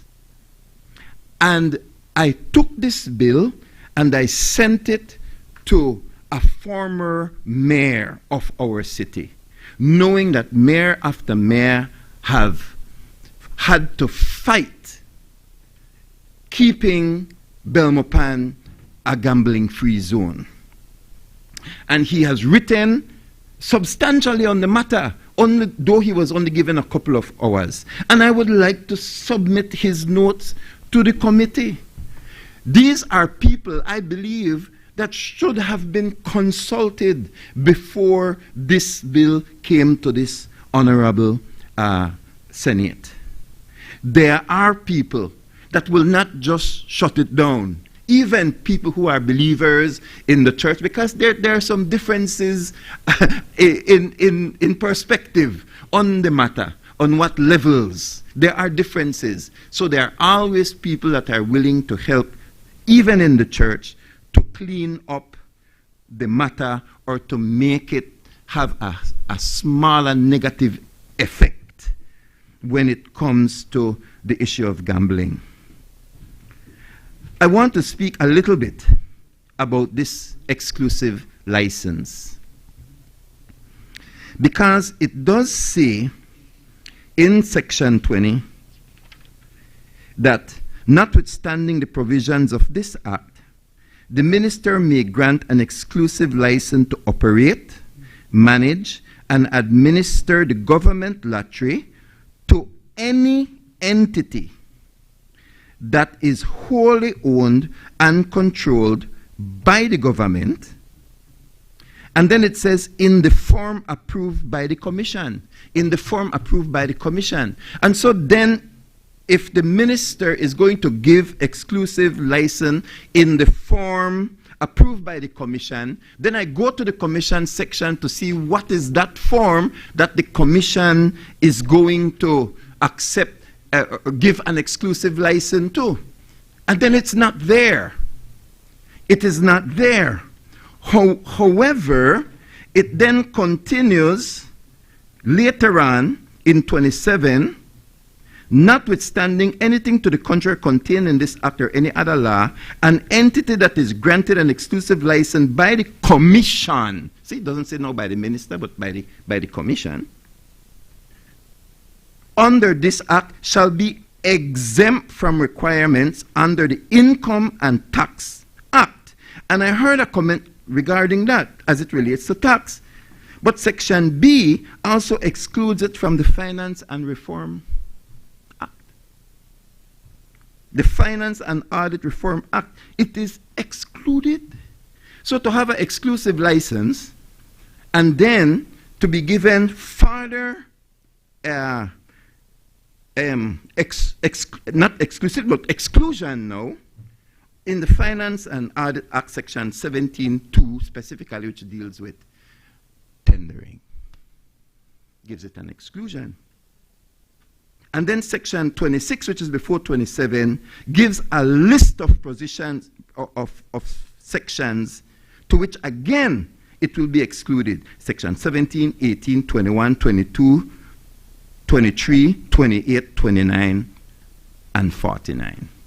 And I didn't even have to go look for 49. As I was reading, I came upon 49 and I said, I wonder if this gets excluded too. And when I went back, 49 was there. Indeed. So, I believe this legislation is weak. I believe that there was not proper consultation.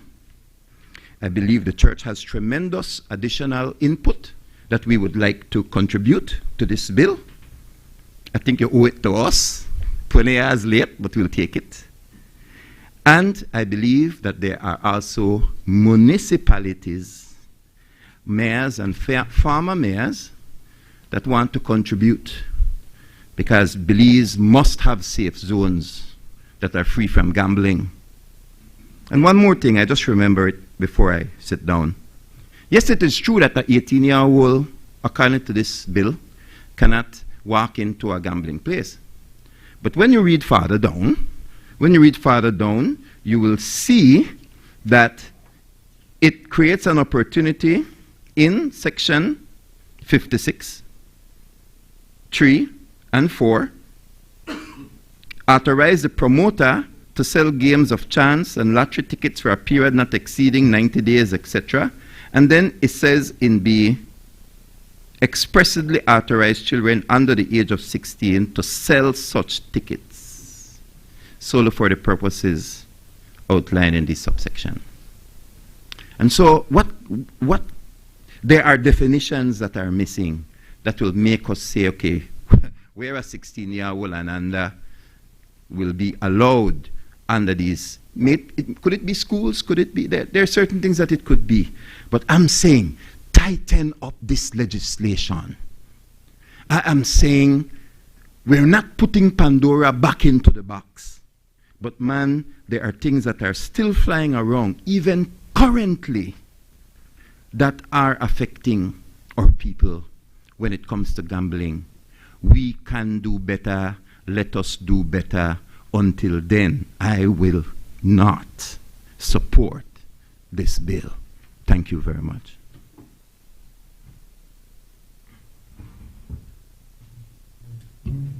I recognize Senator Sheena Pitts. Thank you, Madam President. Let me start off by saying that where there are good, attractive, and worth the while bills or areas of bills, I can't spend my 45 minutes to sing the praises, Senator Cowie. And so it is the responsibility of the government senators to do that.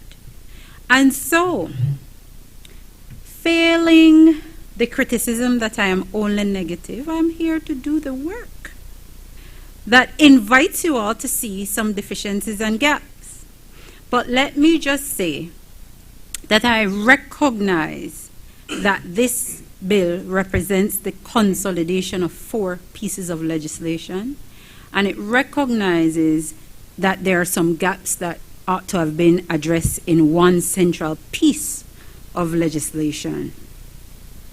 And so I welcome that. I would join with Senator Farber, most recently Senator Wade, that with our observations, it is an earnest invitation and attempt to make the bill better.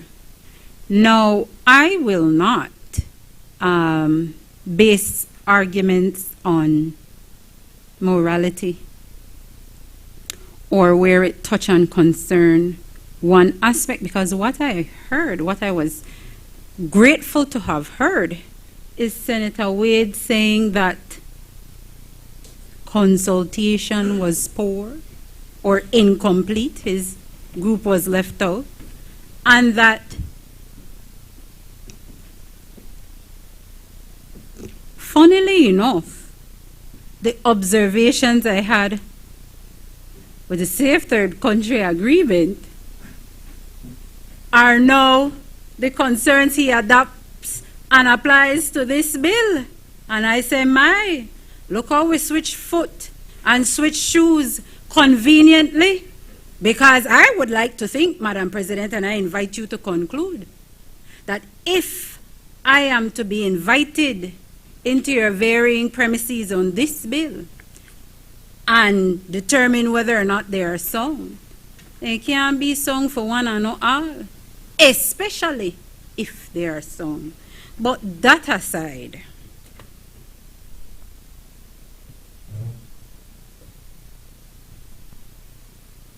I can support this bill where it experiences an amended form.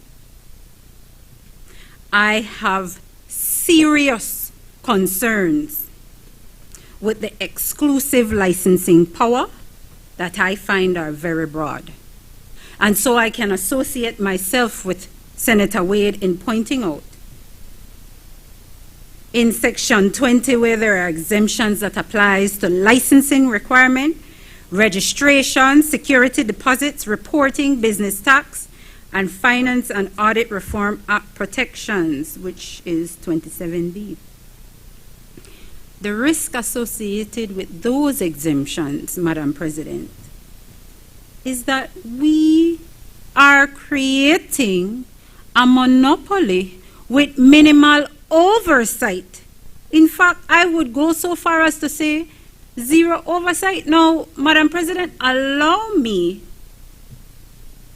to appreciate that on the issue of Bolido, there was far and wide criticism on the previous administration and the way they treated Bolido. And so I have always maintained, and I repeat my position, what I look to from this government administration is to do better.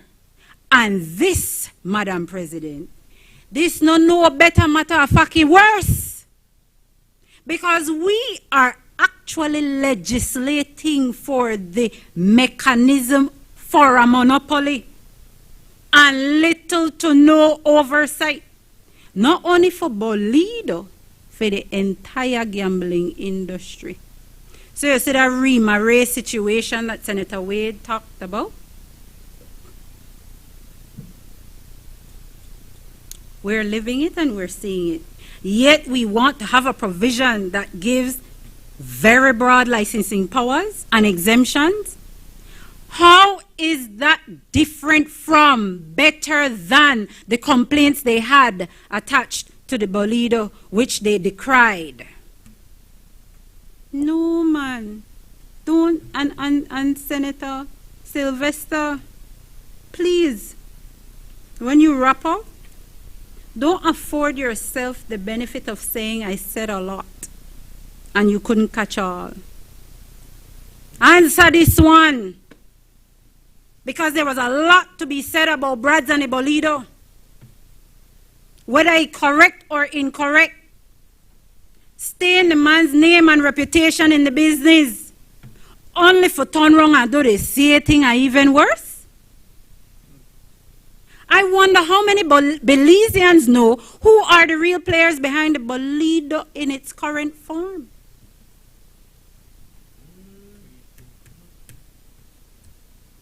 Send a quickly text message or leave WhatsApp and make them give you the answer, so when you're wrapping up you can tell us.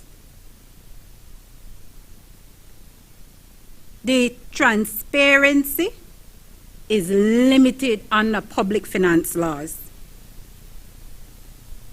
There is reduced competition and innovation. Too much discretionary power without sufficient safeguards. Now there is a creation of an enforcement officer under Section 10, I believe, and 45. These people are not police with powers of arrest, but they can effect arrests. They can enter premises with force under warrant, seize property and detain persons. My goodness. That is what we're really doing in a legislation like this, knowing that that will have legal ramifications. So, but that one is an easy fix, I think. You can't give, and you ought not give, you shouldn't want to give enforcement officers the powers of arrest, detention, and seizure. Without strict training and oversight, this raises civil liberties and human rights concerns. And we wouldn't want that. So I invite you, gentlemen and ladies on the other side, to consider making some changes to that. Now, I am sure I heard the issue of tax being addressed and it not being specified in the bill. And this is how the bill leaves tax rates that the minister may prescribe. What kind of foolishness is this? That we will leave to a minister complete ministerial discretion to prescribe taxes. How are we to buy in to regulating this industry on the premise that what we receive will go to the sin taxes? How they call it, the sin tax. But we have ministerial discretion that will determine whether or not, or will determine tax rates. No, I think you could get better saleability if we address that. Don't tell us that regulations are coming later. It should not. Senator Wade, we should not look for a legal framework, an implementation framework later of the Safe Third Country. Same way the regulation should come now with this, it should come with that. Because that invites buy-in. Because I do support the consolidation and the fixing of these legislation into one central thing. Man, you had so many different legislation that deal with different aspects of the thing. So this is really commendable. But man, we can't talk out of two sides, or we ought not talk out of two sides of our mouths. And the thing is about the ministerial discretion on tax rate. What kind of predictability for the industry can that lend itself to? What kind of legislative control can that lend itself to? What kind of assurance against arbitrary tax changes can that lend itself to? Unlike what has been pointed out and placed in its proper context, it is an invitation for us to ask that how Rima Ray had a whole building, a so-so golf cart.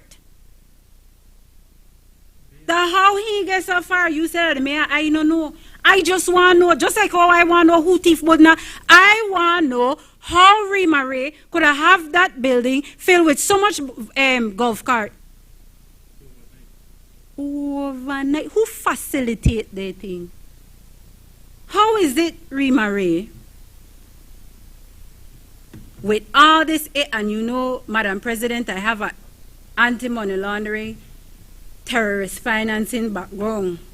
And so I said to myself, Senator Chanona, this again, my flabbers are gasted. How he get past? Or she. How did Rima Ray get past? I mean, we have to be politically correct, right? How did Rima Ray get past what ought to have been regulatory controls? Man, I watched him being arrested in it was Florida, right? In Florida with a bag full of money. Over $250,000 US. To which he couldn't properly explain the source of the funds. And you know what the police say? I think you're a good guy, you know. But make I tell you, I know you're the lie. Stop lie. So how is it that we will create the space for ministerial discretion in an industry that ought bespeak strict regulatory control?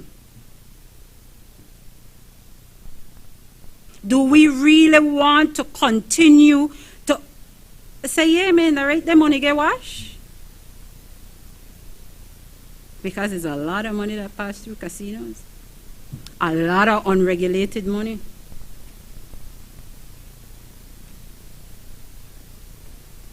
And you've heard Senator Farber speak about, and Senator Wade, as far as I've allowed myself to follow,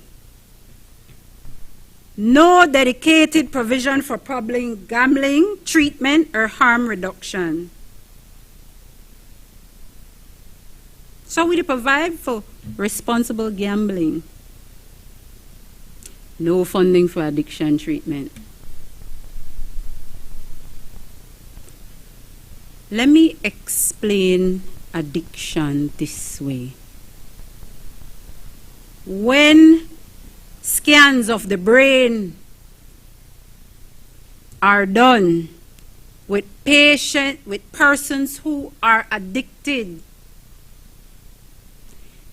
the same area of the brain that responds to drug responds to cheese consumption. So if you like cheese, you're no different an addict than a gambler, than a drug addict. And so if a unproblematic for the most part, until we have cholesterol issues and lactose tolerance issues and whatnot, but for unproblematic food like cheese can register in the same center in the brain that registers addiction, how could we not appreciate that in tandem with offering an addictive activity should come with a responsibility to address? And we might want to fall back and say, man, there are people over 18, over 21, they're adults, they should know better. But unless and until you have seen persons at the mercy of their addiction, no different than crackhead, bet the dollar they know they don't have in the gambling houses, go borrow for gamble. Gamble a light bill, gamble a house rent. Even those businessmen who enjoy some measure disposable income lose businesses per gambling table. Rolex you could win per gambling table. House you could win per gambling table. My gosh. Yeah, and there is nothing the government is being prepared to ensure that there is any regulation on. Just a conscious and known appreciation that our people will lose over time. Because what we all can agree, the house is never at odds. That you? So I listen to people say, oh, I got in tonight and I win big. Tonight versus last night, last week, last month, last year. I spoke to a police officer who admitted, yeah, he a gambler. Gambling that for him problem. And he don't lose over $300,000 on police, you know. Well, we don't know pay a lot, you know. And he tell me this after he don't borrow me leave money. God damn it. Hurt me heart. What about identifying the resources to treat the addiction from operators? Make it mandatory that they contribute to public health. You want to benefit from the destruction of Belizean, man, pay towards the help and treatment of them. Limit advertising. Me no want to see one commercial, one flyer, one nothing on TV where they tell me about no casino. Now some will say, man, this is an open market. There is a business for advertisement and that sort of thing. And yes, I would agree that you ought not trespass that free space. You must not punish the television station or the newspaper or whatnot. But man, let's not all profiteer off the destruction of our people. Limit it. Because when you see the commercials or flyers to casino, man, that light up, you know. Attractive, inviting. I mean, for those of us who are not given to gambling, it matters not. But for somebody who saw it, see it, I say, man, I don't got nothing to do. Make a go try and right there they ain't drop in it. They go try every night, every night, every night. How about limiting hours of machine concentration?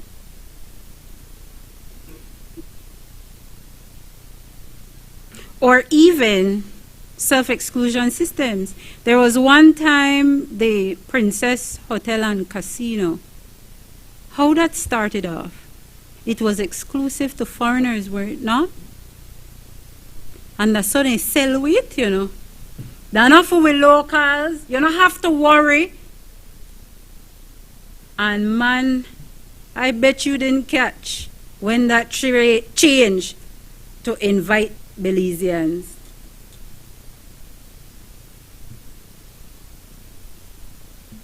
There must be a way. Now, I spoke about ministerial discretion. There is also ministerial powers over licensing, which are extensive. The commission handles licensing, but the minister retains power to grant exclusive licenses, approve regulations, and appoint board members. This concentration per one minister, man, I don't have to spell it out, you know. Because it could lead me to invite myself into conclusions about how Rima Ray got that far, none of which captured in this bill. And so the concentration in one minister, it leads to both perceived as well as actual political inference. If you say it the other way where everybody understands the corruption, an avenue for corruption. And I'm not imputing on any one person, but I'm saying, man, you're creating the landscape for it to happen. The leniency for exclusive licensee creates uneven playing field. Section 26 exempts the exclusive government lottery operator from application requirements, fees, security deposits, reporting, gaming tax, lottery tax. Man, that way you take it away from Brad's for. If that the way you come back and do in a legislation. How is this new regime different, better than, and meant to target the very criticisms you identify and attach to a very respectable, I find, businessman? So was it all just because you want bury one UDP businessman for put on PUP businessman in place? Like, is that what we're really doing? Because the framework as is being established now, Madam President, is no different or better than to cure the very deficiency that had been identified, if there was one. And so one thing the bill has allowed us to see exactly where the gaps are and exactly what is wrong and how it should be fixed. So I invite you, leader of government business, that there are areas we can work towards to try to tighten up, man. And I invite the government for us to look to these areas to tighten up, because the bill does some good. But in order for us to buy in, let's not leave things for policy and regulations. Let's not worry later about the implementation framework.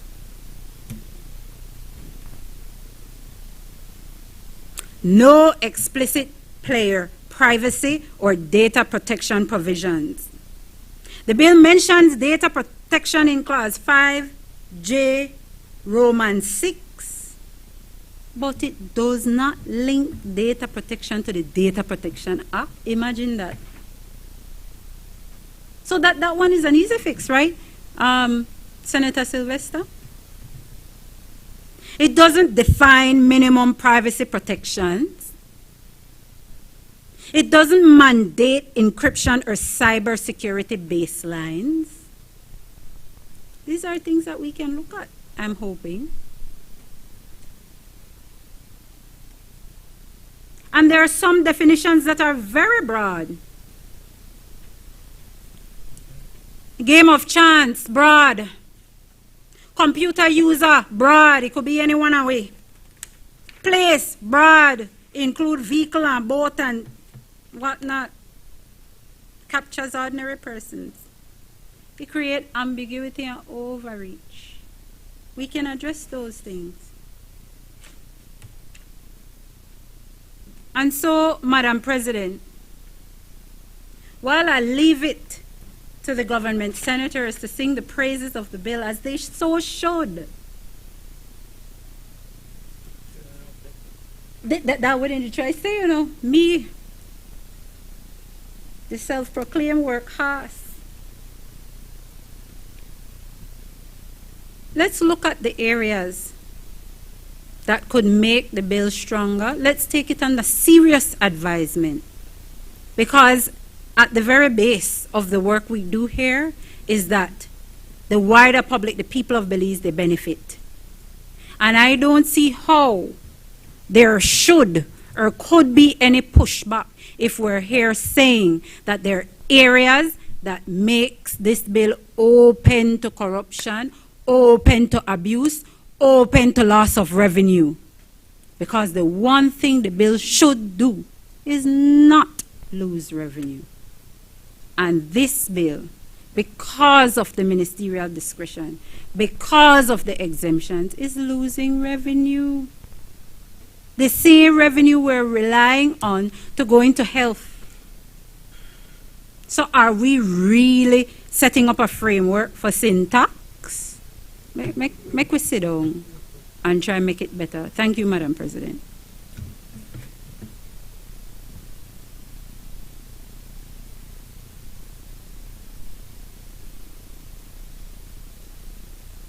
Recognize Senator Christopher Cowie. Thank you, Madam President.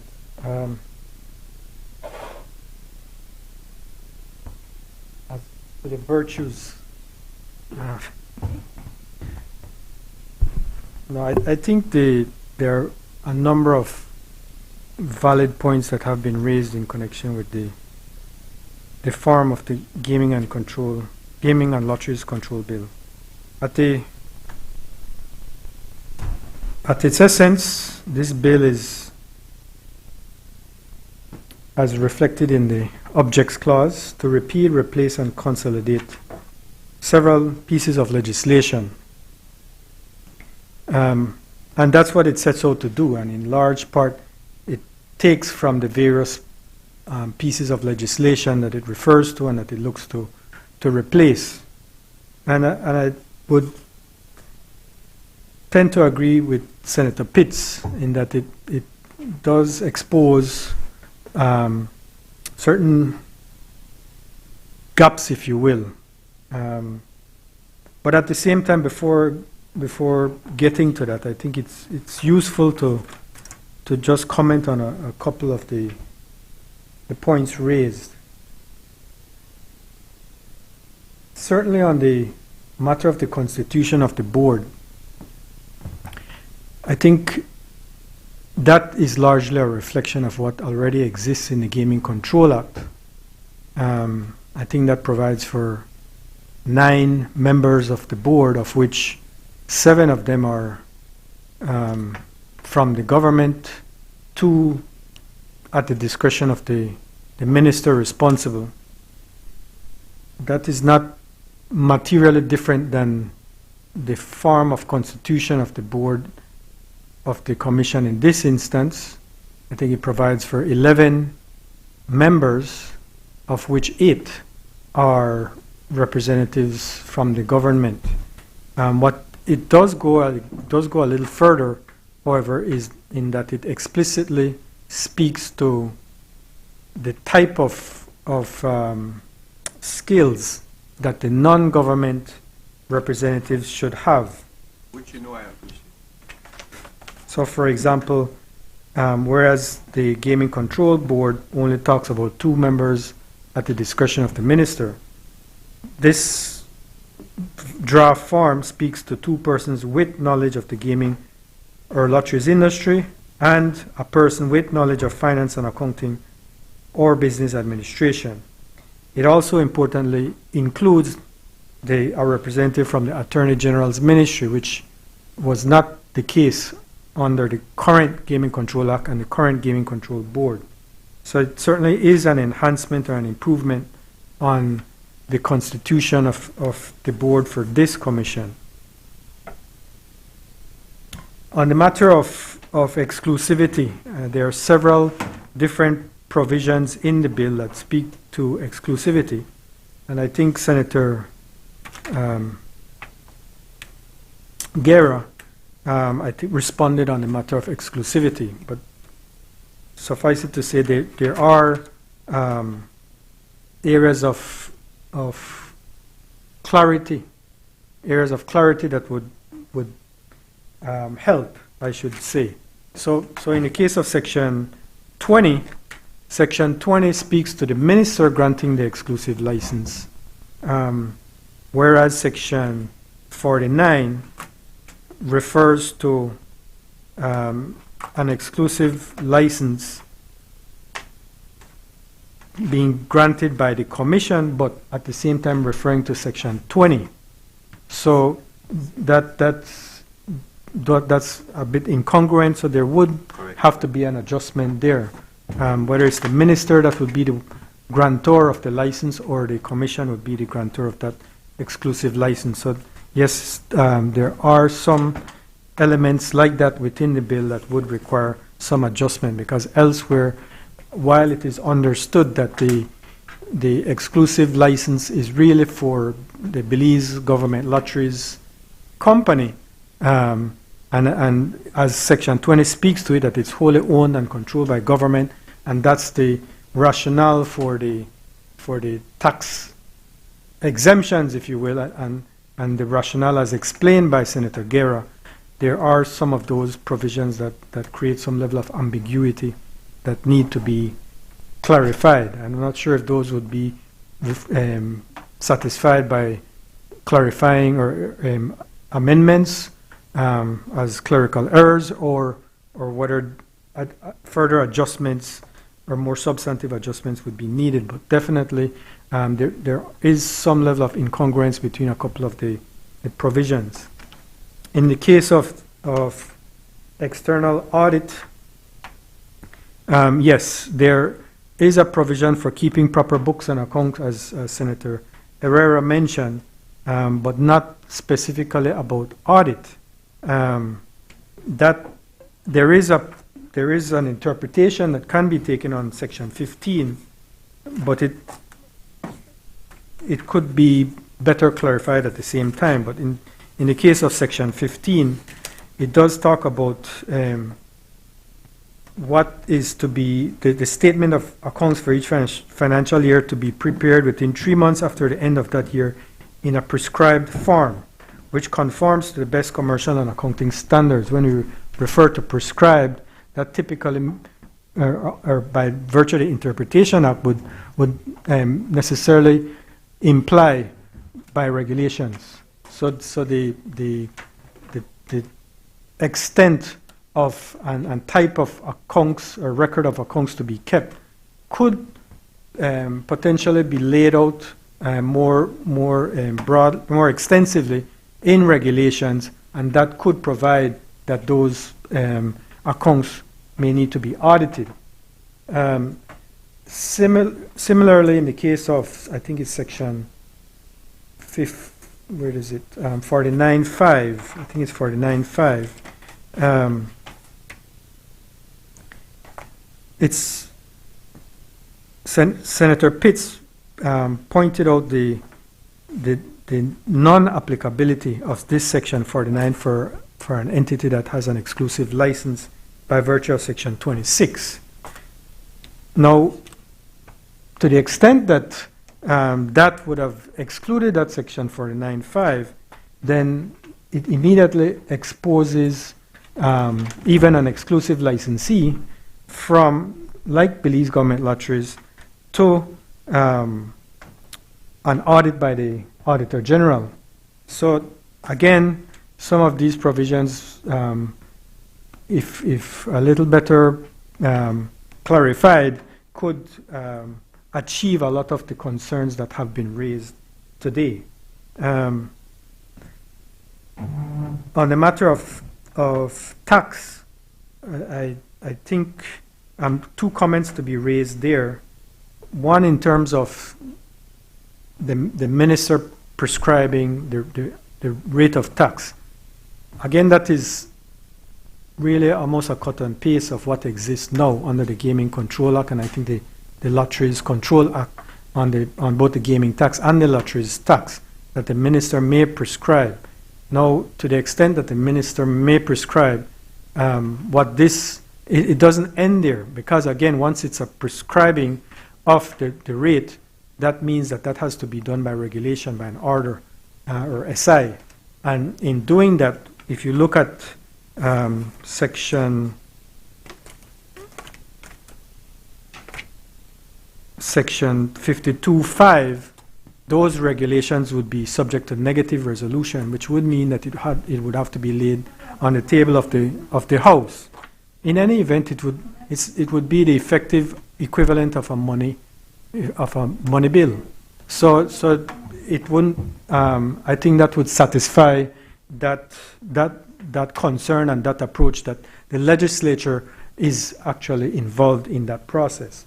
So that would address the concern in terms of the minister prescribing the rate of tax.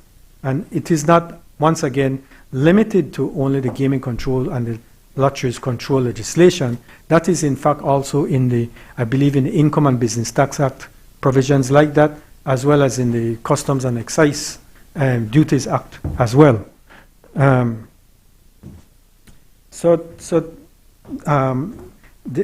Next would be one I would tend to disagree with. Sorry, Senator Chanona, but in terms of the tax, the second part on comment on tax, that it be used for health, education, and I can't remember the third element, health, education, and sports initiatives. That I don't see that it should be limited to NGOs or non-profits. Actually, this is tax raised by the government that should be used by the government. It may be exposed beyond that, but certainly not to exclude the government from the use of these proceeds for health, sports, and education initiatives. And immediately, we all are familiar with the NHI rollout and the costs associated with the NHI. And at this point in time, essentially all of those proceeds being applied towards that program. That is a government program. To say that you would then shift it to non-profit, non-government would completely undermine that program. Right. So that's on the matter of tax. With respect to monitoring, comments noted on Senator Pitts and LGB, I'm sure will speak on that, but certainly there are numerous provisions.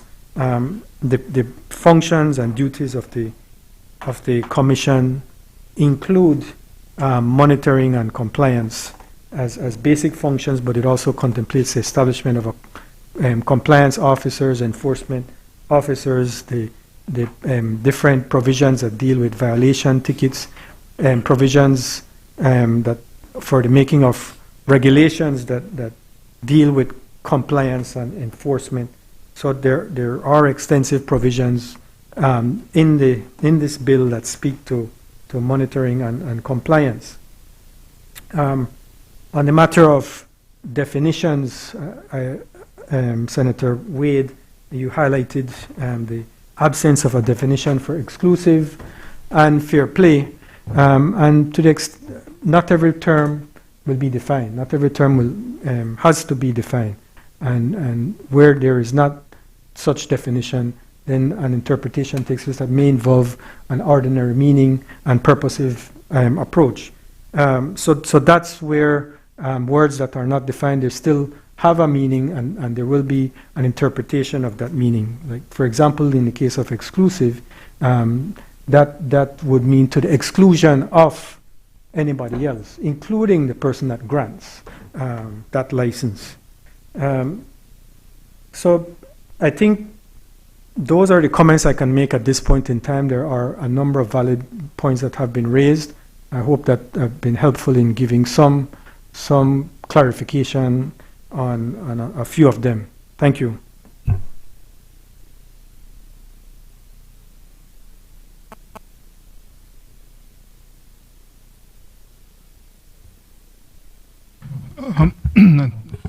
Thank you, Senators, for your contribution on this bill.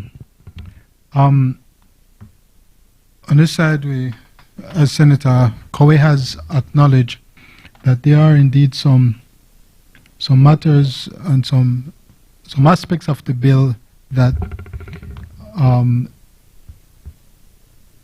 we really need to take on board the recommendations and the comments of the various senators. In that respect, Madam President, what I would propose is that rather than putting the question, is that if this matter could be referred to the committee, and that at the committee stage, then those targeted recommendations, they could be addressed. I know that there were some comments that were made generally, but certainly at the committee stage, the hope is that an intent would be that there are specific provisions which recommendations for the amendment could be made.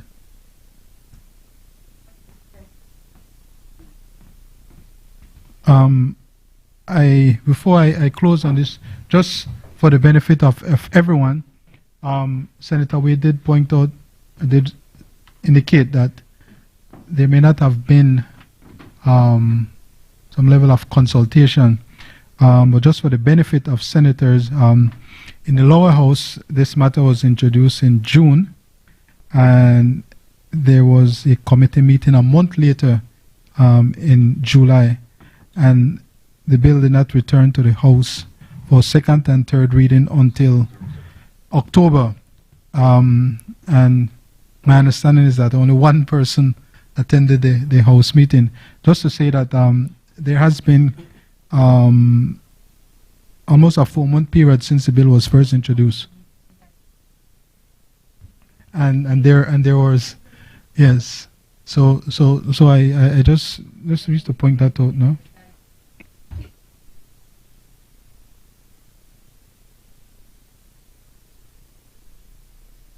Thank you, LGB. So what will happen at this stage is that the clerk will read the title of the bill, and then the bill will be referred to committee.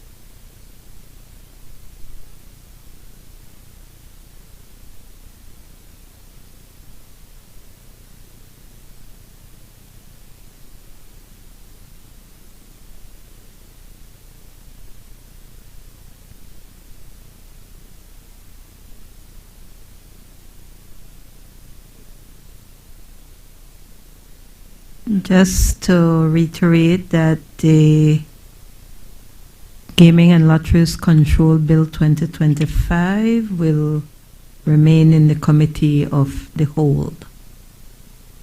I recognize the Leader of Government Business.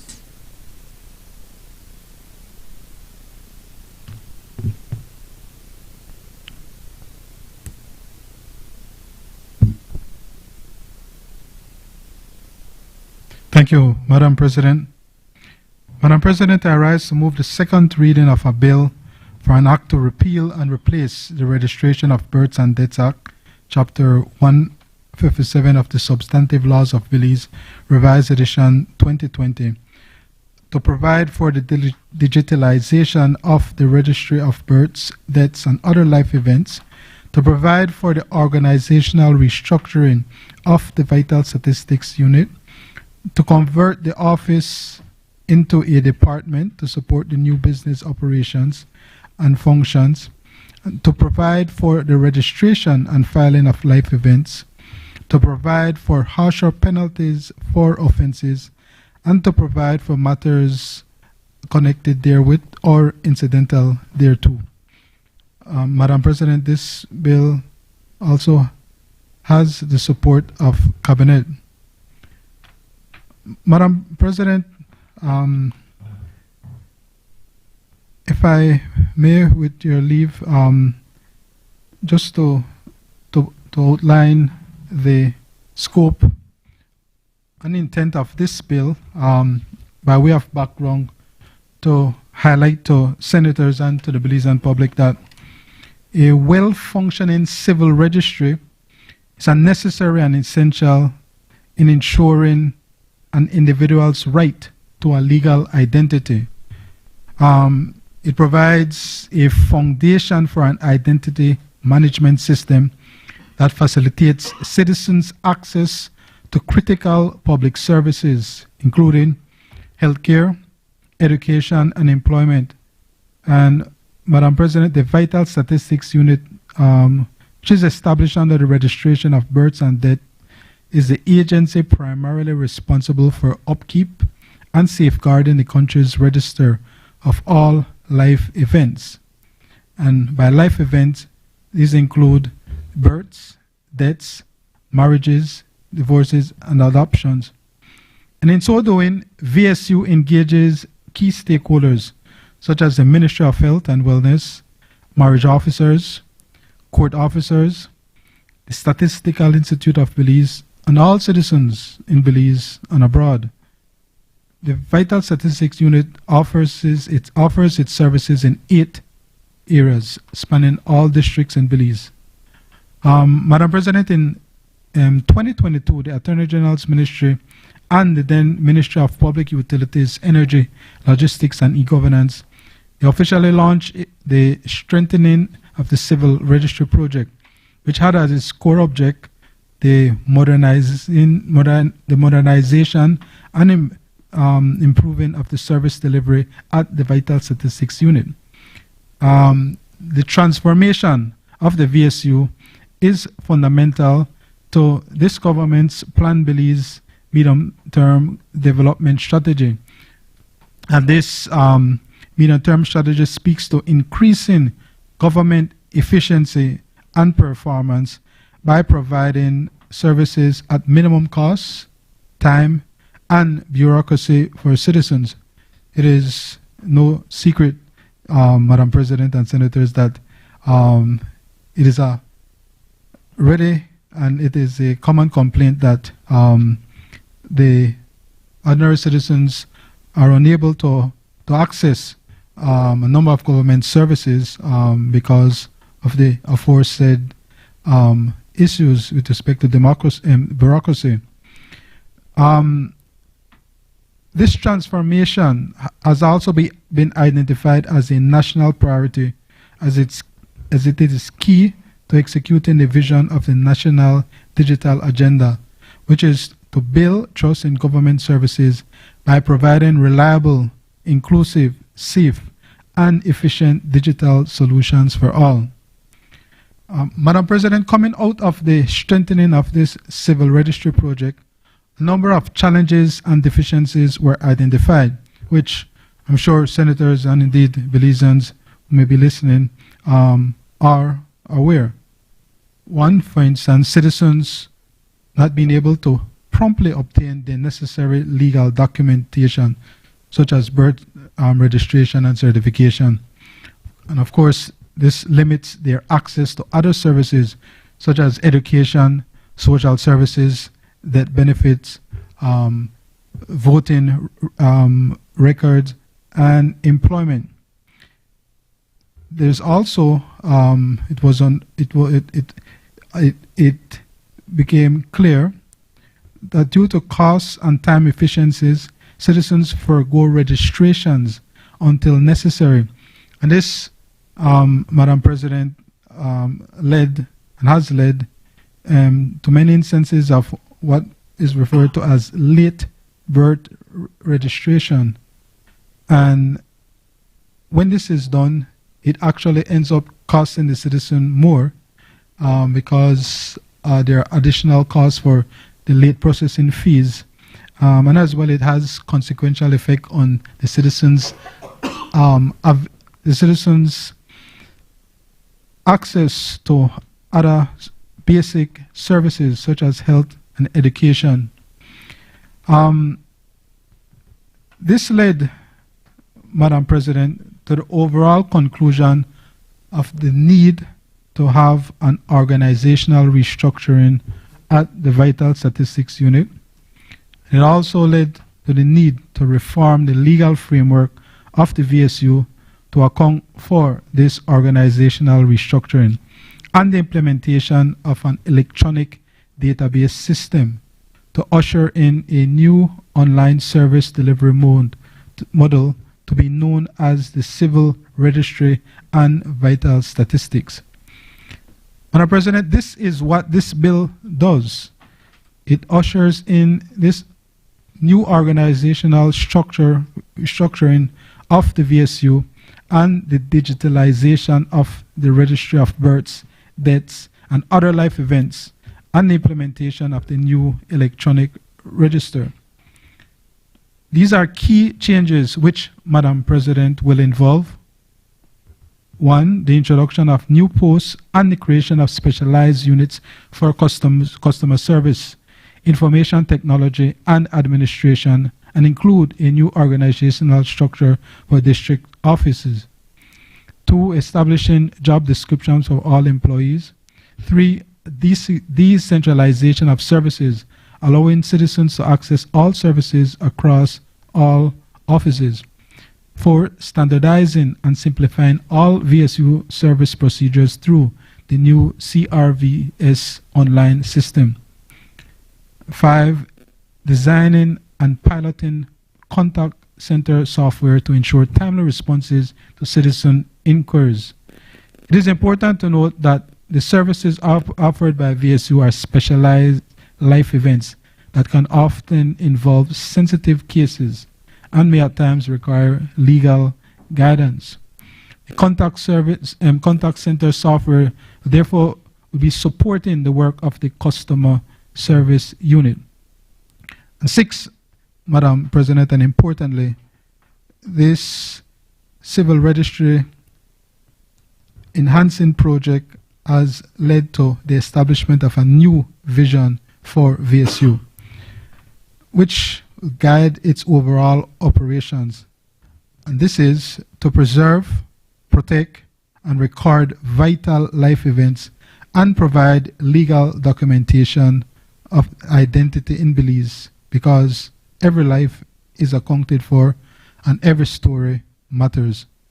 Madam President, I therefore commend this bill for the consideration of senators, and we look forward on this side for the support of this chamber. Thank you, Madam President. I recognize Senator Patrick Faber. Thank you very much, Madam President.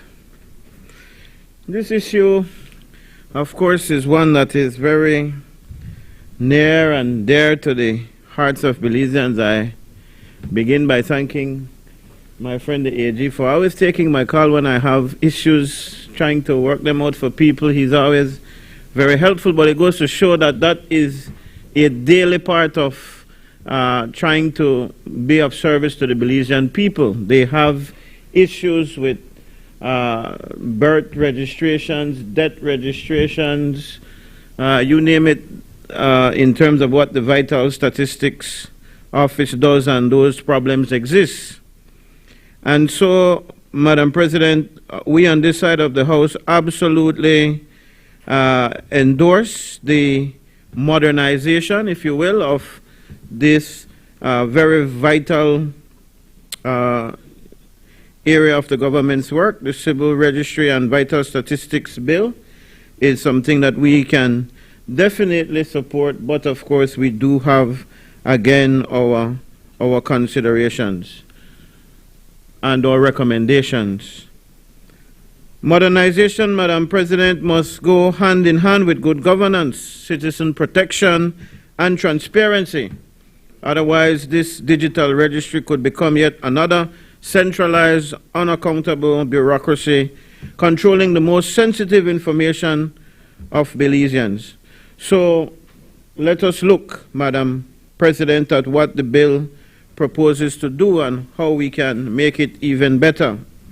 The bill begins, Madam President, at section 3.1, where it establishes a new civil registry department under the Attorney General's ministry.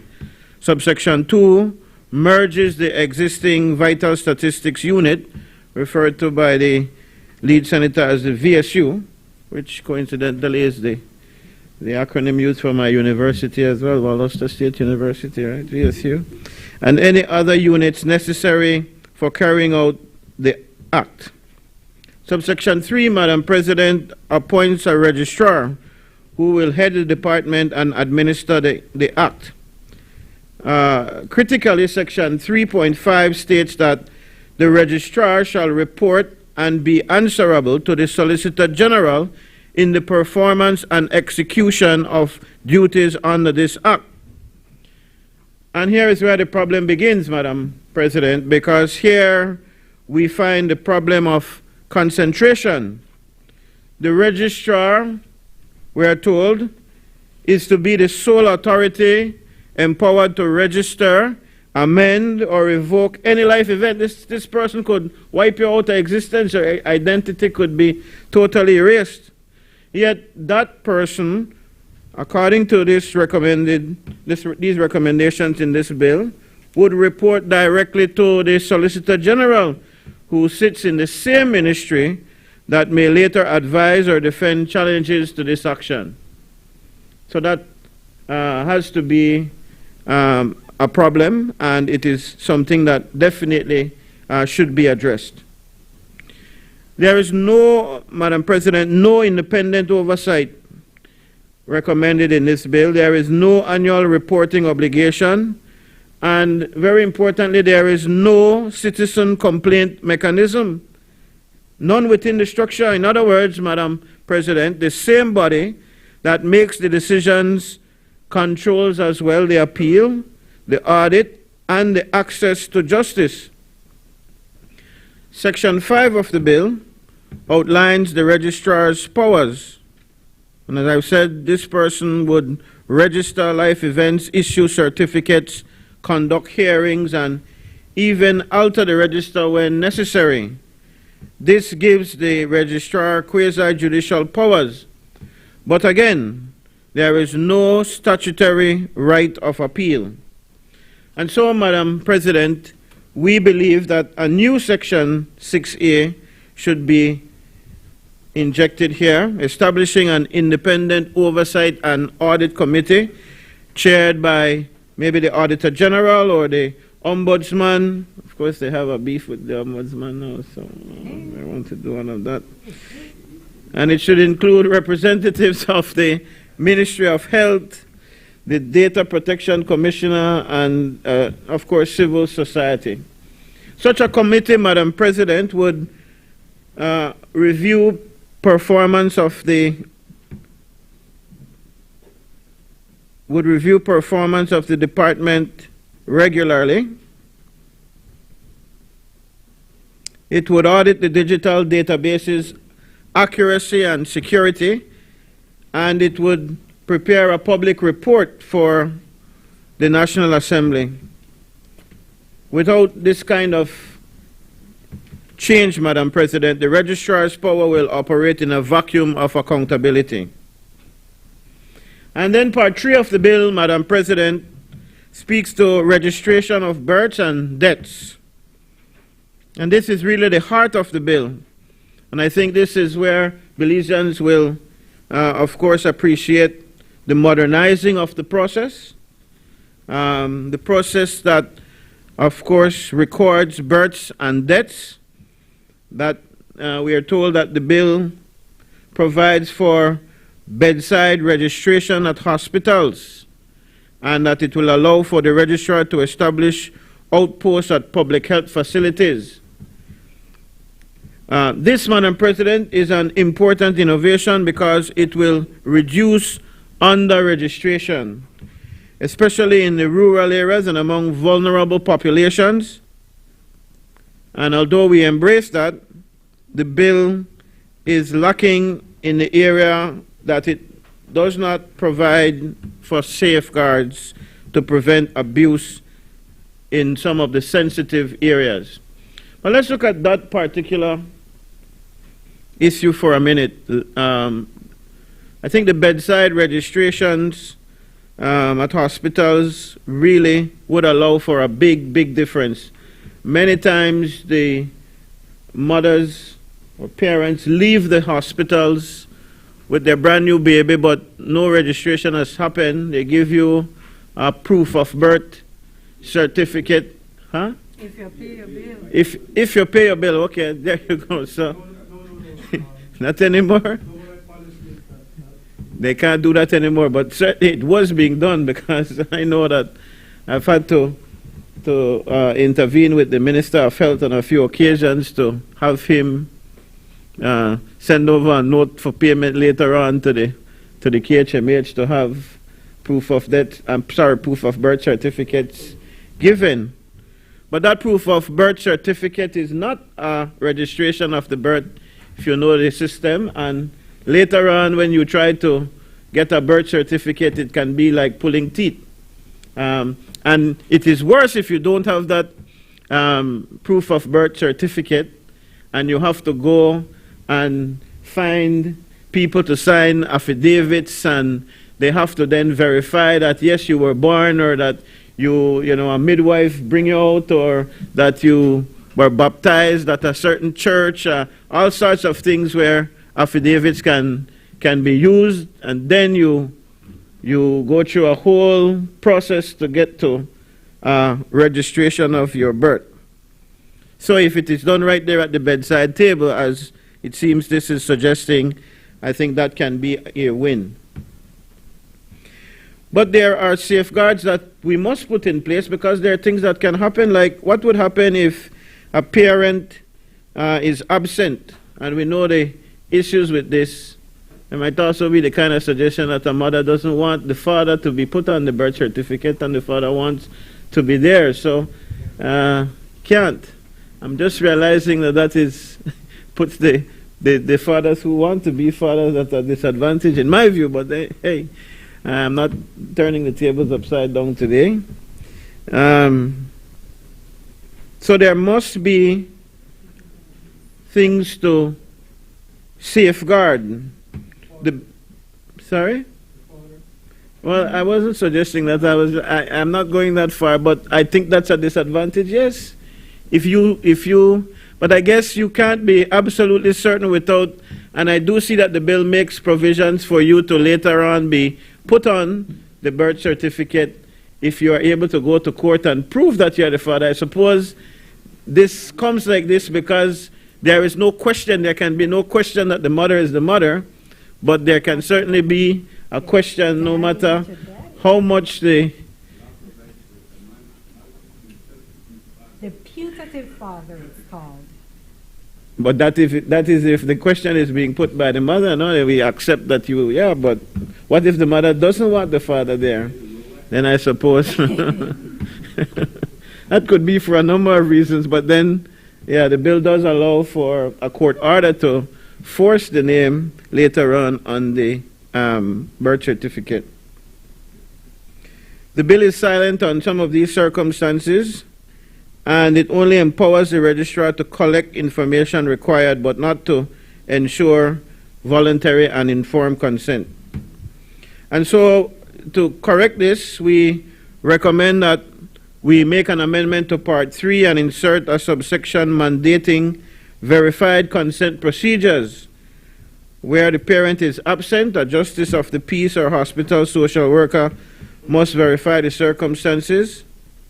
A single mother, yes, may register the child in her own name for the same reasons we just mentioned. And yes, a father can later add, upon production of an affidavit of evidence or a court order, that they can be added on. This ensures equity and avoids penalizing mothers for absent partners, something that happens in our system today. Part 4 speaks to recording of adoptions, marriages and divorces, sections 28 to 31. Section 29, allows for divorces to be recorded upon submission of a decree absolute from the registrar of the High Court. Section 30 subsection 1, that is, mandates that marriages be recorded within 1 year of the ceremony, while Section 30 subsection 4 allows late registration upon an affidavit and supporting evidence explaining the delay.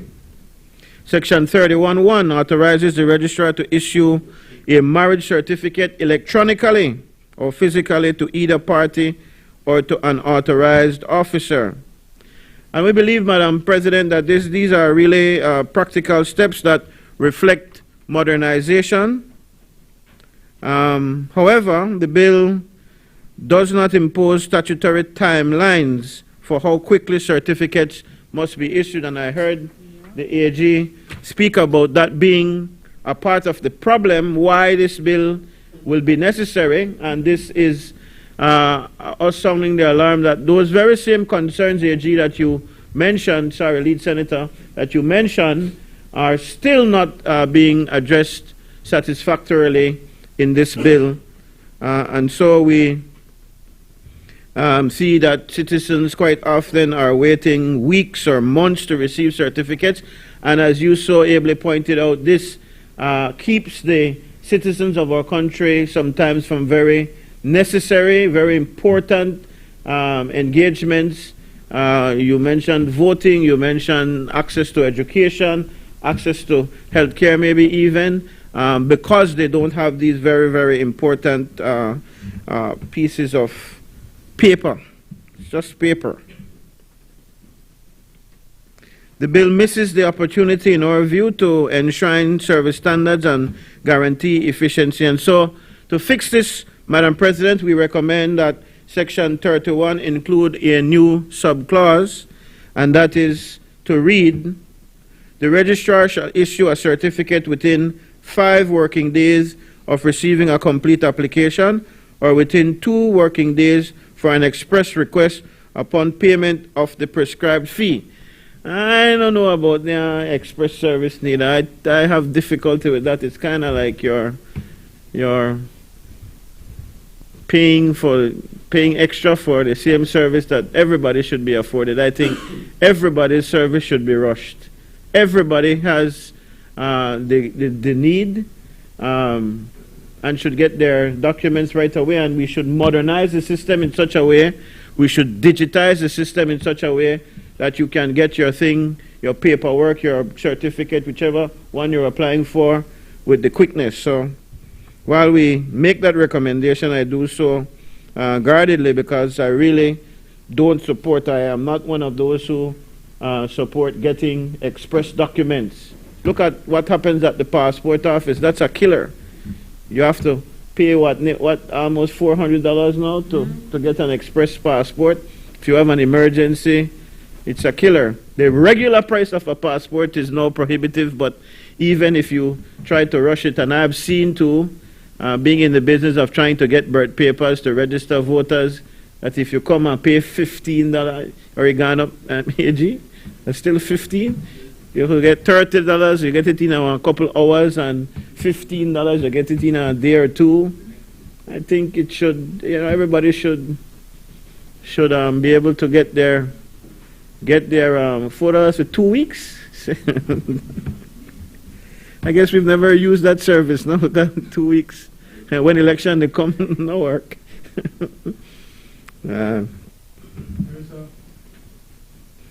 When you huh? Well, there is a fee structure. Yeah, but all I'm saying is I'm not sure that the paying for an express service is ideal. I think all services should be efficient to our citizens.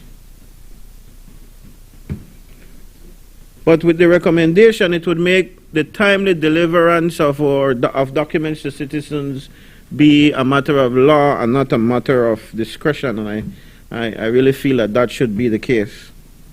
Part 7 of the bill. Madam President, would you indulge me just to elucidate? Yes, but not to contradict. Not to contradict. But so we currently have a fee structure for adoption certificates, birth certificates, for doing corrections, for re-registration, etc. And they're categorized as express, which is a same day, 1 day, then there's the next day, and then 2 weeks, which is the standard. So 2 weeks is generally standard, and so those are the other.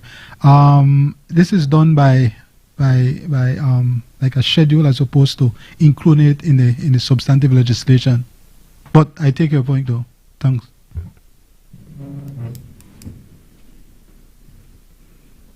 Yes, thank you, AG, for that, and I I do understand that there is that fee structure, and I guess the recommendation that we're making is for it to be in there as a matter of law as opposed to discretion. I don't think that people should have to decide to pay extra, especially that it should come as we should aim for efficiency, great efficiency, as a matter of how we do things, especially in the age of technology. You know, I feel very strongly about that, and before you say on the other side that the administration of the United Democratic Party had time to do it, doesn't matter where we are, whose fault it is now, we need to fix it. And we live in a digital age where things can happen quite easily. I'm going to get into trouble for saying this, but the truth of the matter is that we hold on to our ways in many ways. We feel that we have to have physical bodies employed to do things and to engage with people, and we insist on keeping things that way so we don't move to the digital world, and that keeps us back. But I say that and say this in the same breath, that those public servants who have these jobs can also be retrained to do other things, because the work of making the government efficient is tremendous work, and we can branch off into other areas that are terribly underserved in terms of creating efficiency. So that shouldn't be a hindrance. Part 7 of the bill, Madam President, speaks to licensing of agents, and this is dealt with in section 32 to 34. And this section introduces a regime to license individuals who assist citizens in applying for or obtaining certificates, what we often call in the system agents or runners. And this is very lucrative business. I've seen this, and nobody wants to get there and stand up in the line and then go back again. And so you have people who actually do this, and I think that that is a good move. But we have to ensure, of course, that such persons who are tasked with this job, as the legislation is now suggesting, that they obtain a license from Vital Stats, and that they act in a professional, ethical, and lawful manner. So, as the legislation lists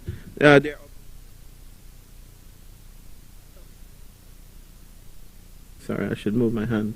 And also, they should not extort the citizens who come for service. They should not charge exorbitant fees. And so there may be some regulation as to what they can charge if we are going to license them. So I think that is what Section 33 is suggesting. Section 34 empowers the registrar to revoke the license if the holder fails to comply or is convicted of dishonesty.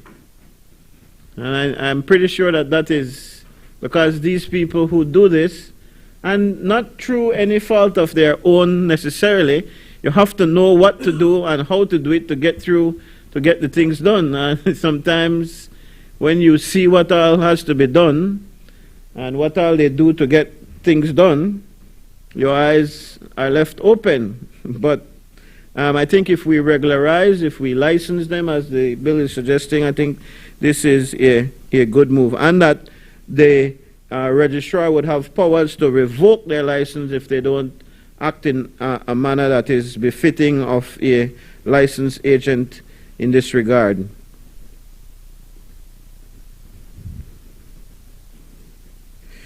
There is no clause as well requiring publication of these licensed agents. How do you know who these licensed agents are? And there are no defined maximum fees that they can charge, and there is no complaint process for citizens.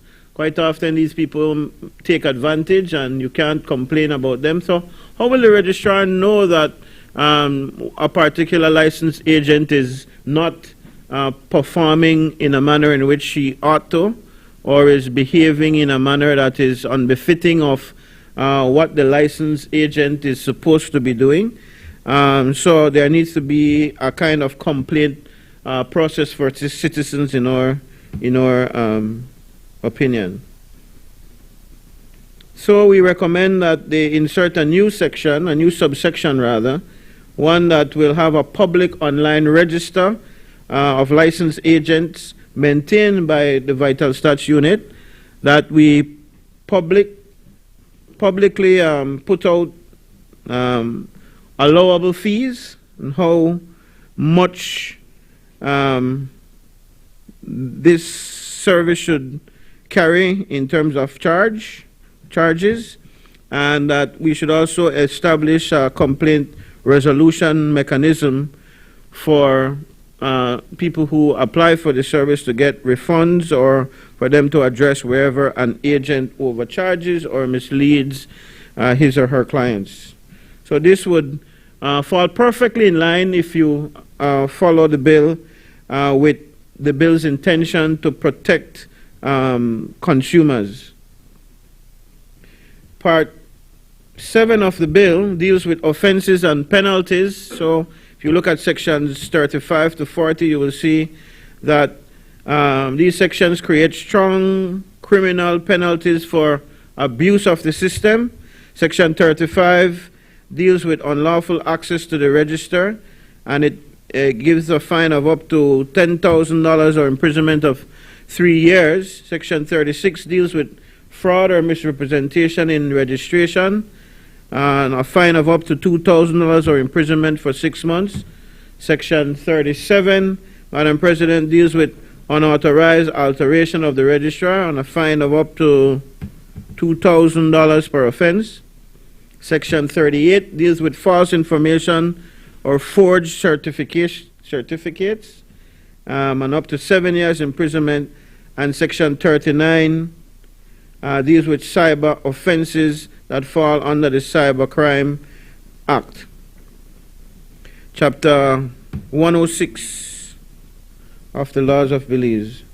These, Madam President, we applaud, and we believe that they are important deterrents. But again, these, if you look at them and you've listened to me list them off, you will know that they are purely reactive. So these are penalties that punish when something or somebody does something that is not correct. But there is no preventative measures in the bill. The bill should possess proactive safeguards that deter people from doing stuff like automatically logging in to access the electronic files of the register. We also should see proactive safeguards in terms of encryption of people's personal data. We've seen where, maybe not in Belize, but in other jurisdictions, other countries, where the people's private information has been taken and used for a number of unscrupulous, illegal activities. I pause because I remember now that our government voluntarily agreed to give out some of this information to, as my friend Senator Coy says, a friendly neighbor.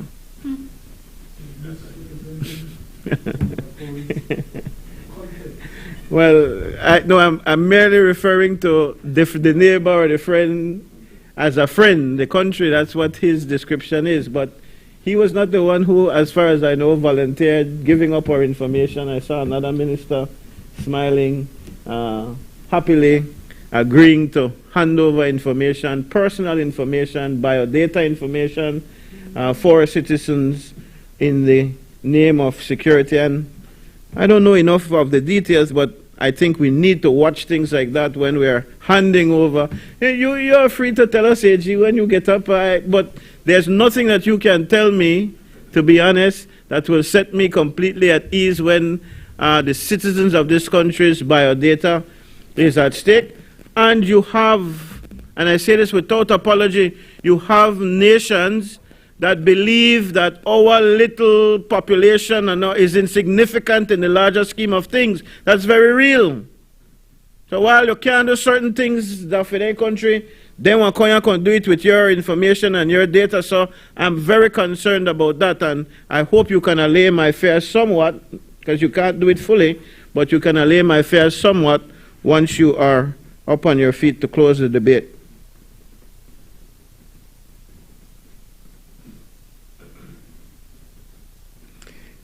These proactive safeguards that we are recommending also align with Section 43's reference of access control measures, but the section needs to specify audits, it needs to specify reporting, and it needs to specify accountability. So our recommendation here is that we expand Section 43 to include the registrar shall maintain audit logs of all access to the electronic register and shall cause an independent cybersecurity audit to be conducted annually, the report of which shall be laid before the National Assembly.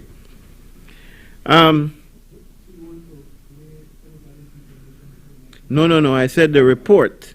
The cyber security, the independent cyber security consultant, if you will, or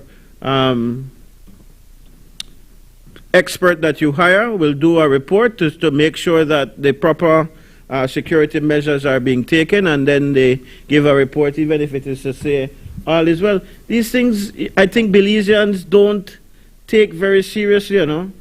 I have to have a chat with my friend who I think is the only cyber expert.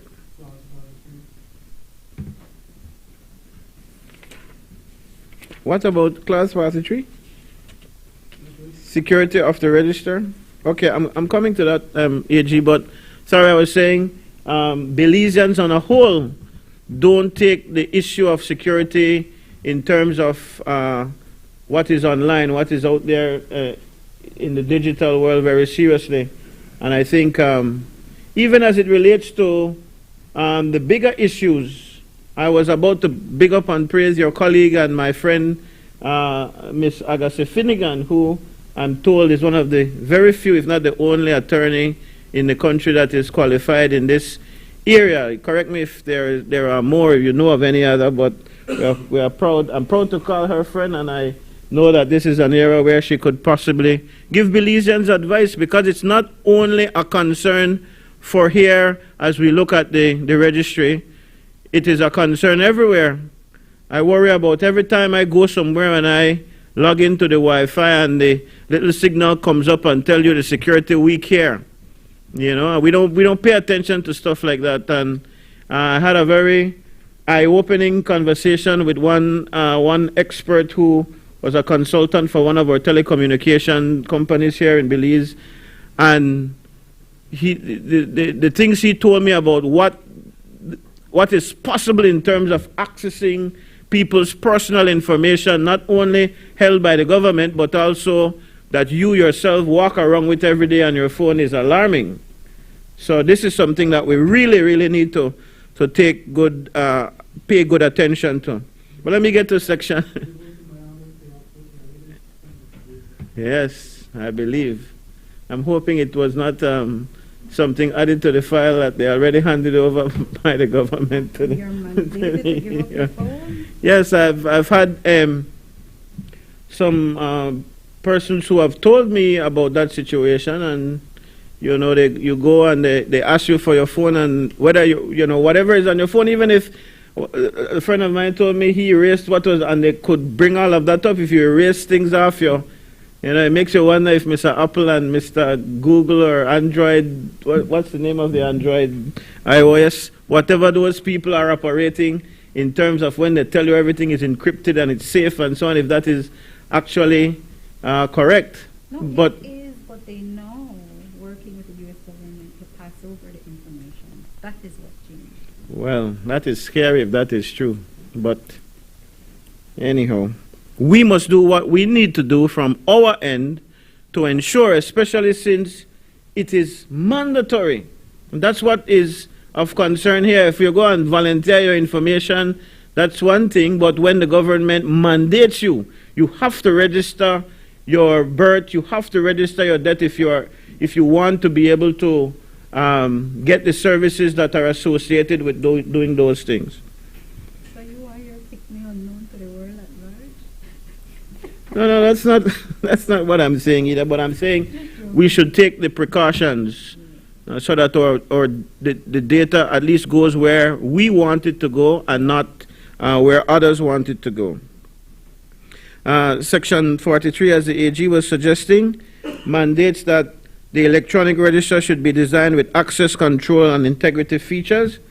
But again, the bill here is silent on data breaches, backup systems, and disaster recovery.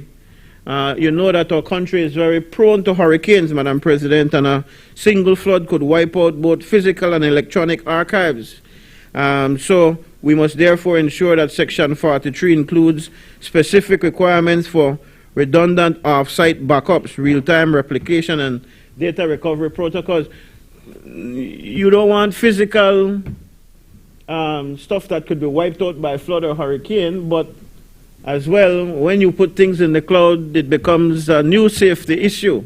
Because in my view, I have a very good friend who refuses to connect her phone to iCloud or to whichever is the Google equivalent. She will buy a terabyte of storage on her phone so that the data is on her phone and nowhere else because she not trusts the cloud. You know, and so we need to take precautions when we're dealing with this. Winding up shortly, Madam President, Section 44 to 46 speaks to alterations, preservation, and clerical errors. Section 44 prohibits alterations to the register except by a lawful process and important safeguard against tampering. Section 45 requires that the registrar preserve all records, both physical and electronic. It introduces a retention policy but does not specify duration of archival standards. And if you remember, this government is the one who the guy at what a good friend here, Nigel. Nigel caught the people in through the road off the highway or so with the files on the back of the trailer. They burned the files. And when they never vital stats, no, I'm not suggesting that is the case, but it seems that that is the preferred way of destroying files that have become outdated by the administration. So I'm just saying. So we can't talk about files that burn now? I realized that there was actually a press release which set the facts straight with respect to that. The ministry responsibility did issue a press release. And the explanation was what? And secondly, that is not relevant to the topic at hand. No. We're talking about security of files that the government holds. You're asking us to trust the system, to believe that they will properly hold our information, and when the law does not any longer mandate them to hold it, they ought to destroy it. Huh? How is that not relevant? But I would want to hear, I did not realize there was an explanation, but if the files were indeed files that were to be destroyed, and that was how they destroyed it, that should be a problem. That should be a problem, and it should not be something that should be swept under the rug. Because you give people nightmares when they think about the fact that you hold their data and data that could destroy their lives. But let me leave it alone. And one word, you know, Judah, I'm a good friend. Section 46 allows for correction of clerical errors, something which I can tell you happens a lot at Vital Stats. They give you the wrong name, they spell your name incorrectly, they put the last name for your middle name.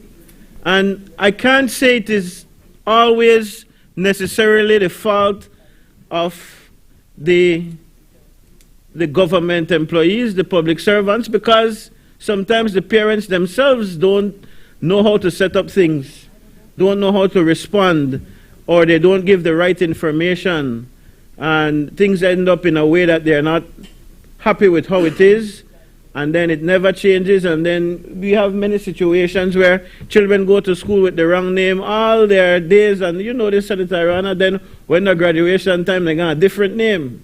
You know, so there could be a number of reasons why the information is wrong, that is in the system and needs to be corrected.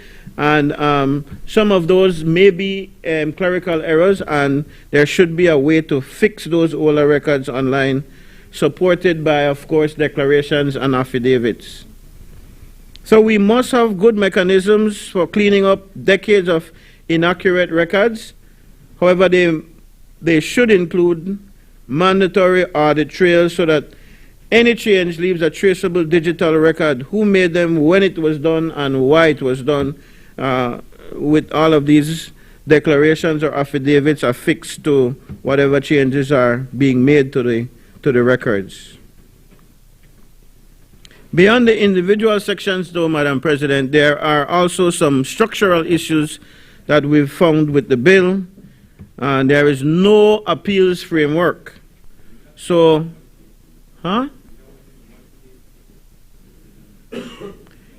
in this current legislation that is being proposed, okay.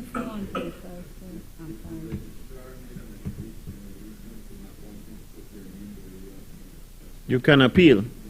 That is the but you have to go to the court. That's the point. That's the problem. The only option that you have to fix any of these errors that you need to appeal for is by taking the route of the court. You have to sue the government. Senator Faber, you have about 6 minutes. Yes, madam. That's more than I need. There is also the issue of no data protection integration. The bill must reference compliance with the Data Protection Act. So we must make sure that our laws are in tandem with each other.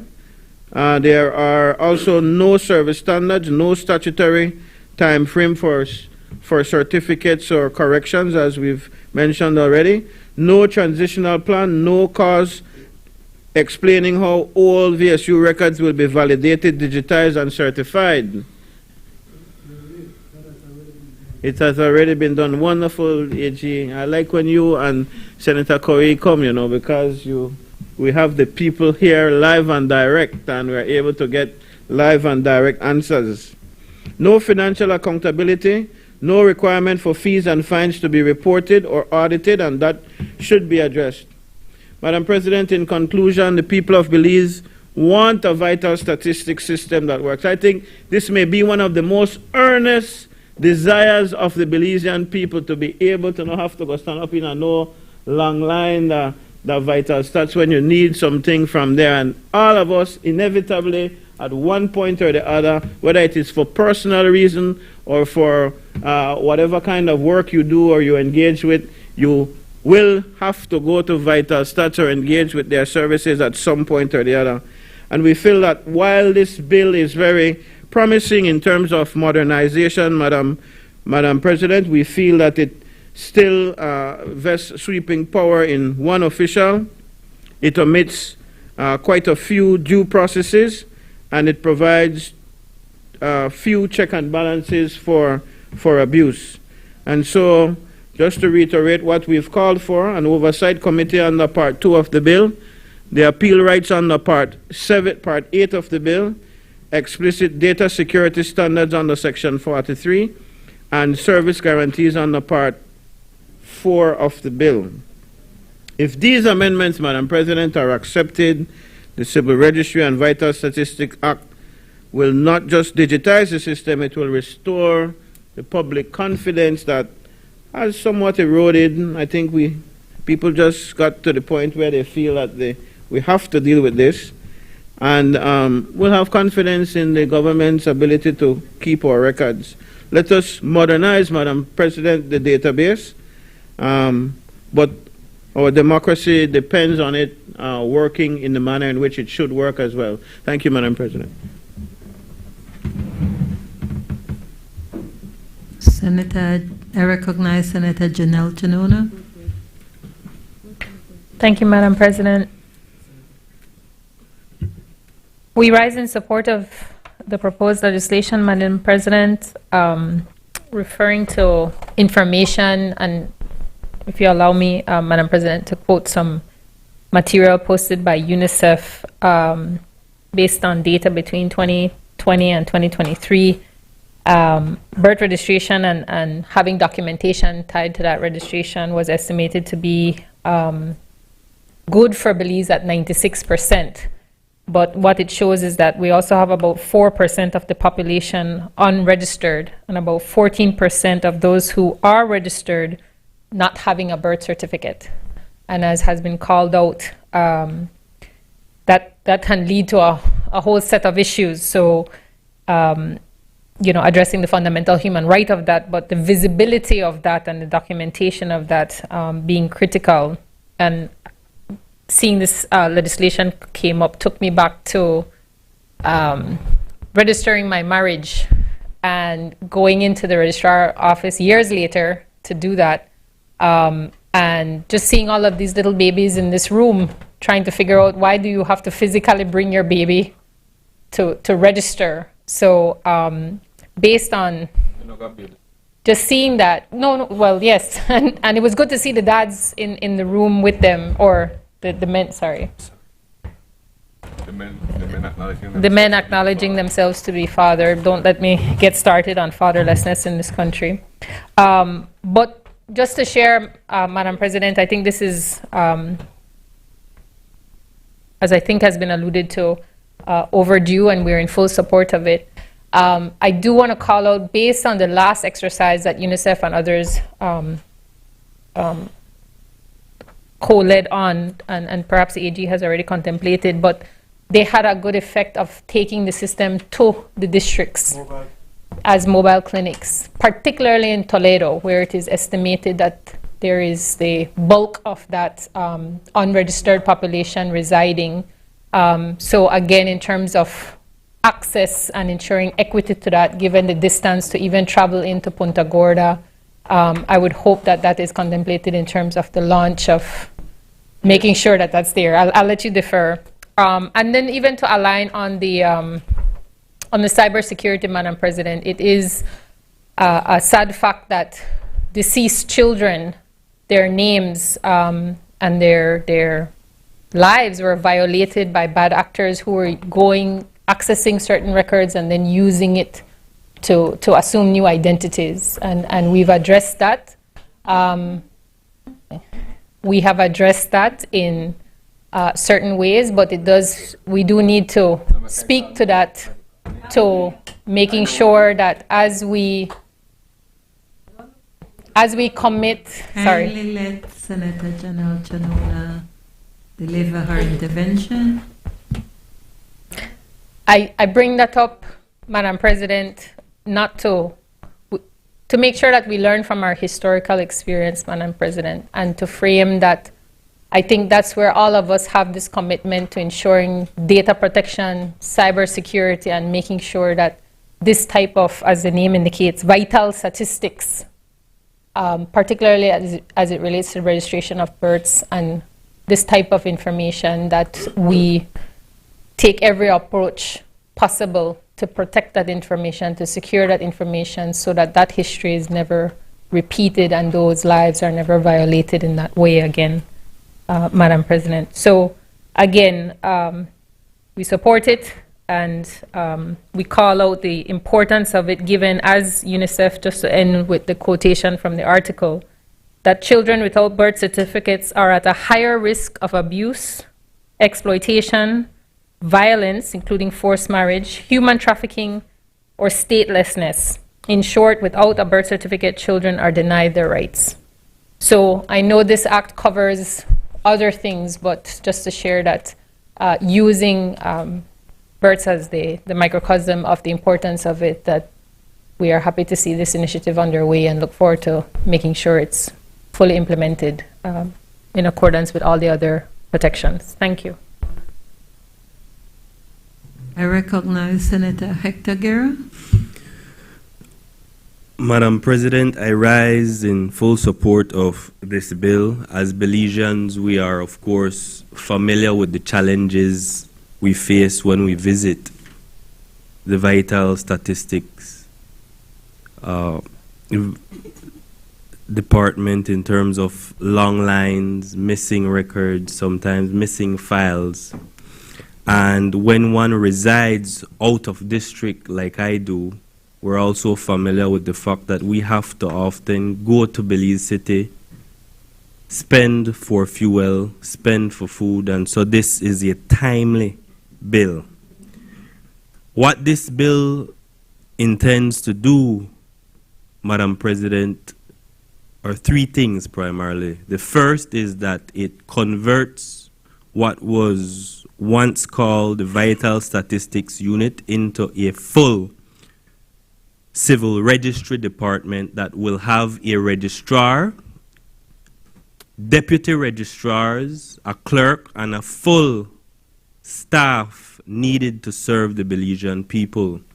The bill provides that the registrar will come under the Public Service Commission, so that the registrar as well as the deputy registrar will be governed by what the public service already knows, which are the public service regulations. The bill also provides stronger protections for our personal information, for what is called vital statistics or name information that's dear to us, or private information. So what does this mean for ordinary Belizeans? Number one, it means that there will be a vital statistic unit in all regional, community, referral hospitals across this country. It means that one will be able to go to the San Ignacio Community Hospital, and while there is a birth that's given there, there will be a clerk who will be able at the time of birth to enter one's information into an electronic portal, so that the need for us who reside outside of Belize City we will no longer need to make that trek to Belize City. There will be an online portal where one can simply log into and request certain documentation. When one requests the various certificates, birth, death certificate, the Act provides that those certificates can be given in two forms. And this is important because it addresses the point that senators from Senator Farber has raised, which is there are oftentimes delays in getting the certificate. So when we travel to Belize City, when you go to the Vital Statistics Office, oftentimes you arrive there, but you must then pay a fee for the documents to be expedited. Well, this new bill contemplates that it's possible that you could get an electronic certificate, which means then, as we now know under the Companies Registry, the new Companies Act in Belize and that new regime, it's often that you get the electronic version of your certificate, and afterwards the physical version arrives, or you can then pick it up from the office, which is much more expedient and more conducive and better for the Belizean people.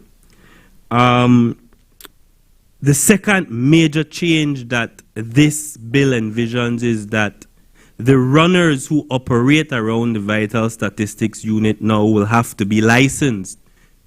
The license will be given for a term of 1 year, but more importantly, the bill mandates that these individuals who are assisting the public act professionally, act ethically, that they charge fees that will be prescribed.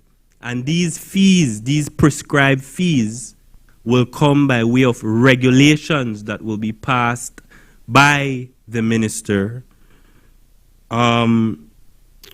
In terms of the list of the runners or agents who operate from the registry, in my mind, such a list could come under by way of regulations. So there is a general clause which allows the minister to pass regulations mandating anything that's necessary under the bill. So the point that I'm trying to make is that the minister could likely make regulations that will mandate for the list of agents to be published, for the Belizean people to know who can assist. The last major point that ought to be highlighted is the fact that this bill mandates that all employees operating out of the civil registry must sign a confidentiality agreement. But it doesn't end there. It then creates penalties if one breaches the confidentiality agreement that is signed. So then, the intention is to ensure that our personal information is kept personal. It also creates penalties for the unlawful access of information that is kept on the electronic register that will be created moving forward, so that there is a fine of up to $10,000 or 3 years in prison if one is found to be tampering unlawfully accessing that register. It also creates fines to address fraud, misrepresentations of birth, death, or name change.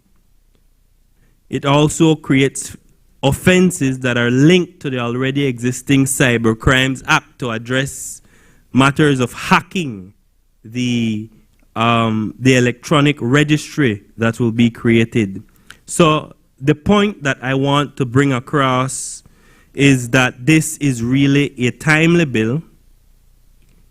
It, in fact, promotes decentralization. It promotes delegation of the power. So no longer will the registrar do everything, as is the current practice. There will be a deputy registrar. There will be clerks who will be empowered under this bill by the registrar to act. Where there are issues in terms of the interpretation of law, Senator Farber, this act mandates the registrar to seek advice from the Solicitor General on any issues of law. So if something is unclear, the act says go to the Solicitor General for advice. In terms of performance, the concern with performance, we know that the Public Service Regulations already addresses that point and subjects public officers to yearly assessments. And so this is a timely bill, and I commend it to this Senate, Madam President. Thank you.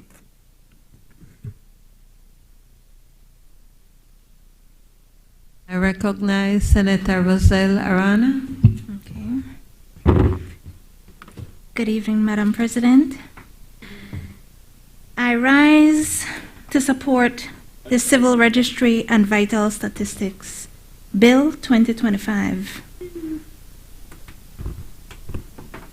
I would like to refer to my notes. This bill demonstrates the Briceño administration's commitment to continuously improve upon the quality of governmental services provided to all Belizeans under Plan Belize. The aim of this bill is to make provisions for the digitalization of the registry as it relates to critical life events such as births, deaths, marriages, divorce, and deed polls. It is a bill that impacts everyone's life at one point or another, and so everyone will benefit from the quality of improvements that will result from the passing of this bill. This digitalization process will allow for the restructuring of the Vital Statistics Unit. This means that the delivery of services will greatly improve, whereby the employees will no longer need to run into filing rooms to access information but instead will have information at the tip of their fingers to process and obtain records much more efficiently. Additionally, digitalization will allow the system to improve the standards and quality of registration. It will especially make it more convenient for those in rural communities to register life events.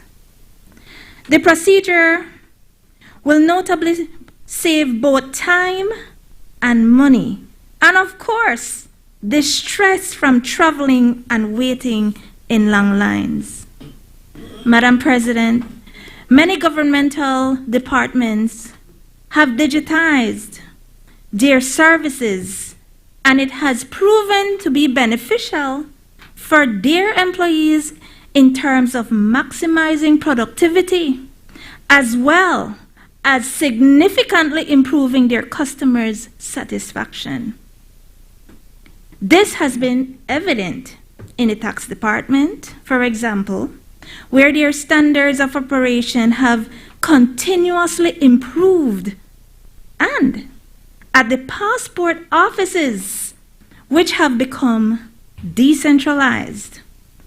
As an example, people living in the Toledo district can now book their appointments online, go to Punta Gorda to do their application, and to the extent that they're even called before the time of that 1 month or whatever time they were given, they're called to let them know. I'm asking if you can please be silent while Senator Rana is giving her intervention. Yes, so the personnel at the passport offices will also call you to let you know your passport is ready. These are just a couple of examples of digitalization greatly enhancing government efficiency.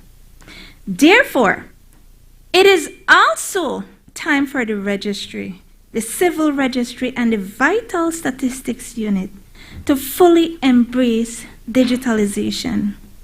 However, I must also caution Belizeans that registration of major life events is crucial, and it is absolutely necessary for there to be full compliance with the mandates of this bill. The reliability of the registry depends on compliance by the public.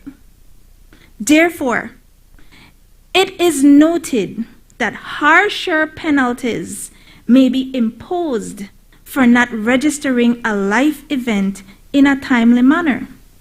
Therefore, it is noteworthy that digitalization will help to prevent certain fraudulent practices.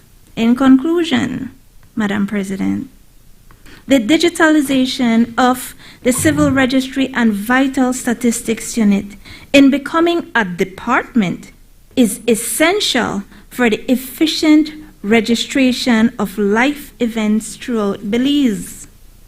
The accuracy and the timeliness of registration is critical for operational efficiency in multiple sectors of government. This bill addresses certain matters related to confidentiality, as well as matters related to compliance and enforcement. Lastly, it should be anticipated that the services delivered by the department will be more accessible, convenient, and affordable for all Belizeans.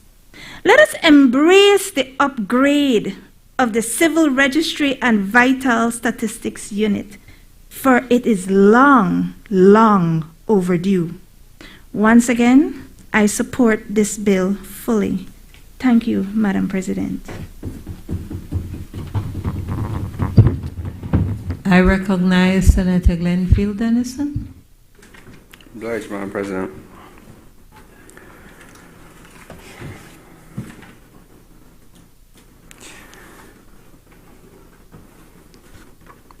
I'm president in a former life. I was very familiar with what was the registration of births and deaths and the Marriage Act.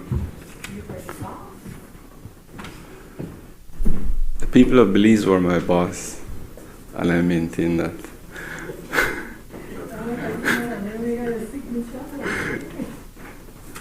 So I'm very familiar with the policy behind the proposed bill, and I'm very happy to see that we are where we are in relation to digitizing the civil registry.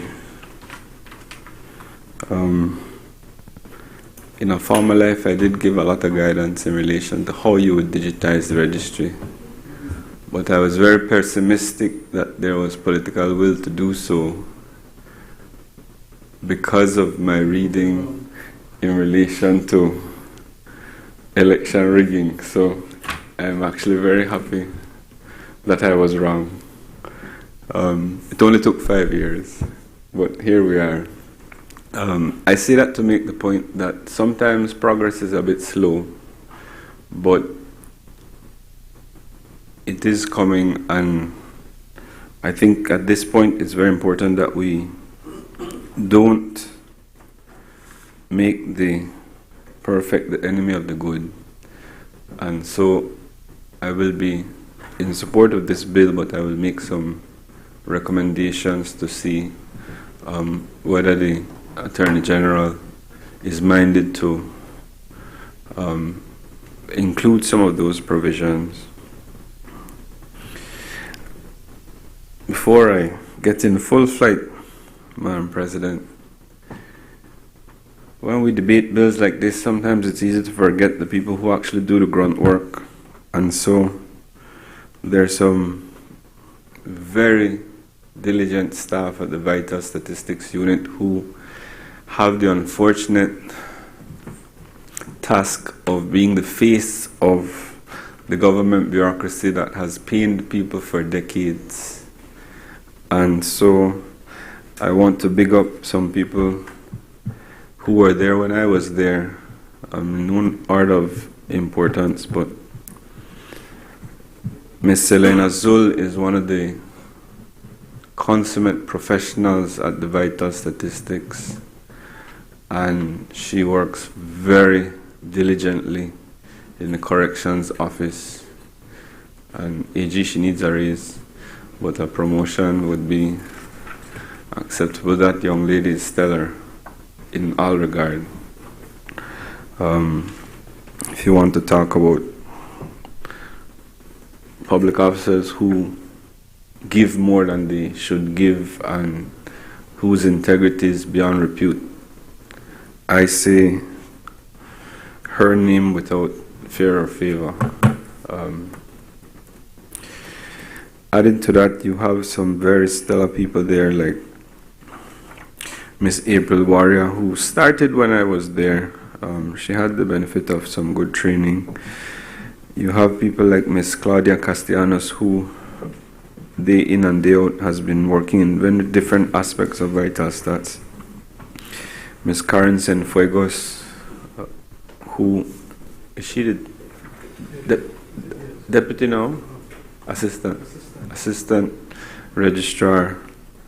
And those people work tirelessly, and there's a lot of new staff, Madam President, that I don't know all of their names, but it's not to say that they don't work hard, but I know what it takes to work at Vital Stats. Like, it's stressful. It's one of the most stressful jobs in the public service if you want to do it properly, and not create new identities by using children who have died identities. But that's another story for another time. So big up yourself. Oh, lest I forget, Roderick Wade. How could I forget? Yes. He's the office assistant, but he's so much more. You know, he just gets it done regardless of what needs to be done, goes the extra mile for customers. And people like that make it a joy to go to work when you have to head up organizations like these places where you don't really want to go to work. But I have to big up those people. Now, why is civil registry important, Madam President? There are some less than stellar democracies which really should be called authoritarian regimes that rig elections by not allowing the children of people born in areas that don't support the political party, the authoritarian regime in power, the right to an identity. The thinking is that 18 years later they will not be able to vote against the authoritarian regime. And so there are, unfortunately, election rigging mechanisms that use civil registries in a way that shifts the outcome of an election. And I'm not saying we're rigging elections in Belize, but one can appreciate that well-oiled machinery who is capable of creating the identity of individuals would go a long way in ensuring that you can then get those people to register to vote. In fact, a lot of the reasons politicians engage in the business of elections, of vital statistics services, is to get them to register to vote. And so I said all of that to commend the fact that we're now going to an electronic database that has registry at birth, so that you level the playing field in relation to that AG. Maybe that was an unintended consequence, I'm not sure. That was the intention? Okay, good. I applaud it, Madam President. Up north. Yes. So, and they are disproportionately disadvantaged by the registration. I can say without a doubt the mobile registrations were absolutely necessary. I was one of the pioneers when we did mobile registrations with IOM and UNICEF all over the rural parts of this country. We actually printed birth papers in village, and at that point people were shocked. Like, you mean we don't have to have the office in Belize City? Like, the office can come to we? Like, it was a phenomenal thing.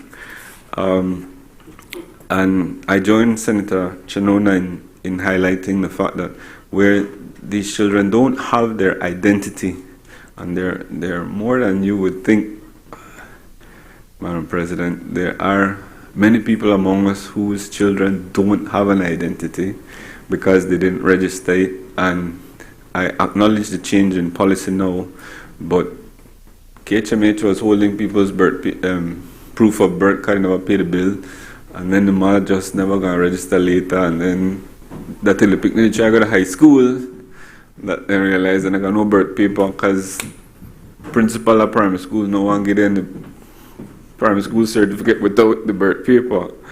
So that then a child who is 12, 11, those ones get catched to do the late registration. And of course it gets worse where people don't go to school because then there's no impetus for registering the birth.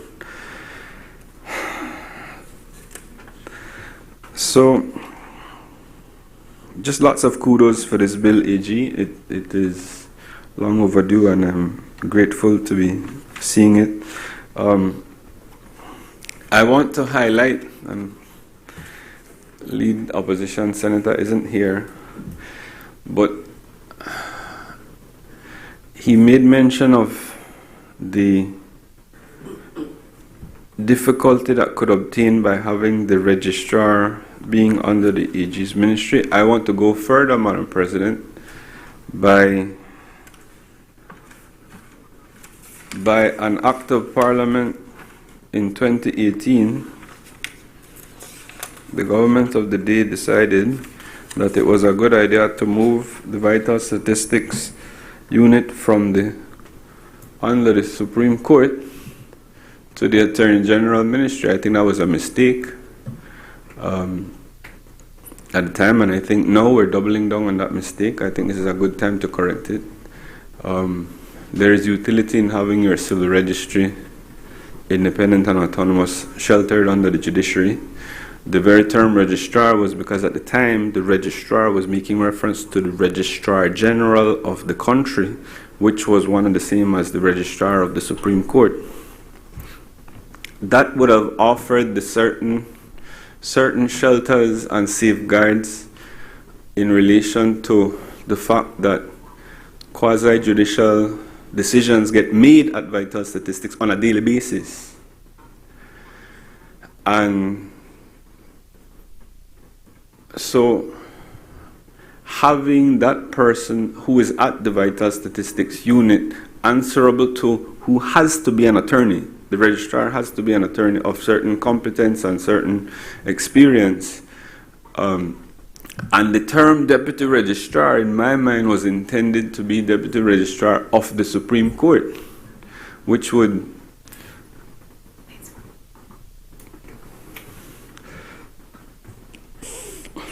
the term deputy registrar and assistant registrar was tied to those posts laterally in the Supreme Court, and those who know will tell you that it was intended at the time that those posts be held by people with legal qualifications, especially that of the deputy registrar. We all know Mr. Pennell had like 5 law degrees, right? But so I'm not making the point with Mr. Pennell. Worth of experience, 5 law degrees worth of experience, right? But the idea was that the person who is the deputy registrar would have been a trained attorney who has knowledge of the court system, and the appeal mechanism would have been to the registrar of the High Court, and it would have been administrative, not you didn't have to seek the leave of the court for decisions of the deputy registrar on the floor. So replacing the registrar, so we went from that situation to having the registrar be the Solicitor General in 2018. I had the name of the act written down somewhere. I want to say 13 of 2018. But sometime in or around 2018, we had a shift in policy, and we just did one of the only short amendments that we like to do in this Parliament, and we defined the registrar to be the Solicitor General. So all the powers that were being held by the registrar at the High Court at the time, I'm not human guess as to why they made the change, but was moved to the office of the Solicitor General. And so the Solicitor General then became in charge of the registry, but functionally the Deputy Registrar was the person on the ground running the operations.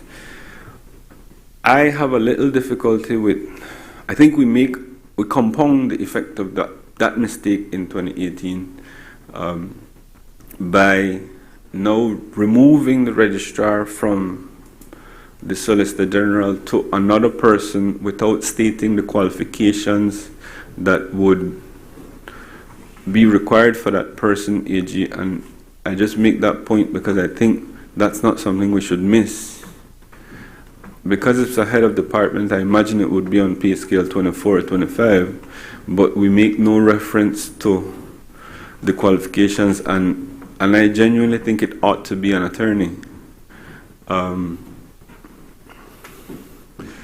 So that I have to align myself with the suggestions that relate to there needing to be either we put it back to the court, or we create, as has been suggested on the floor, a mechanism for appeal of the decisions of the registrar.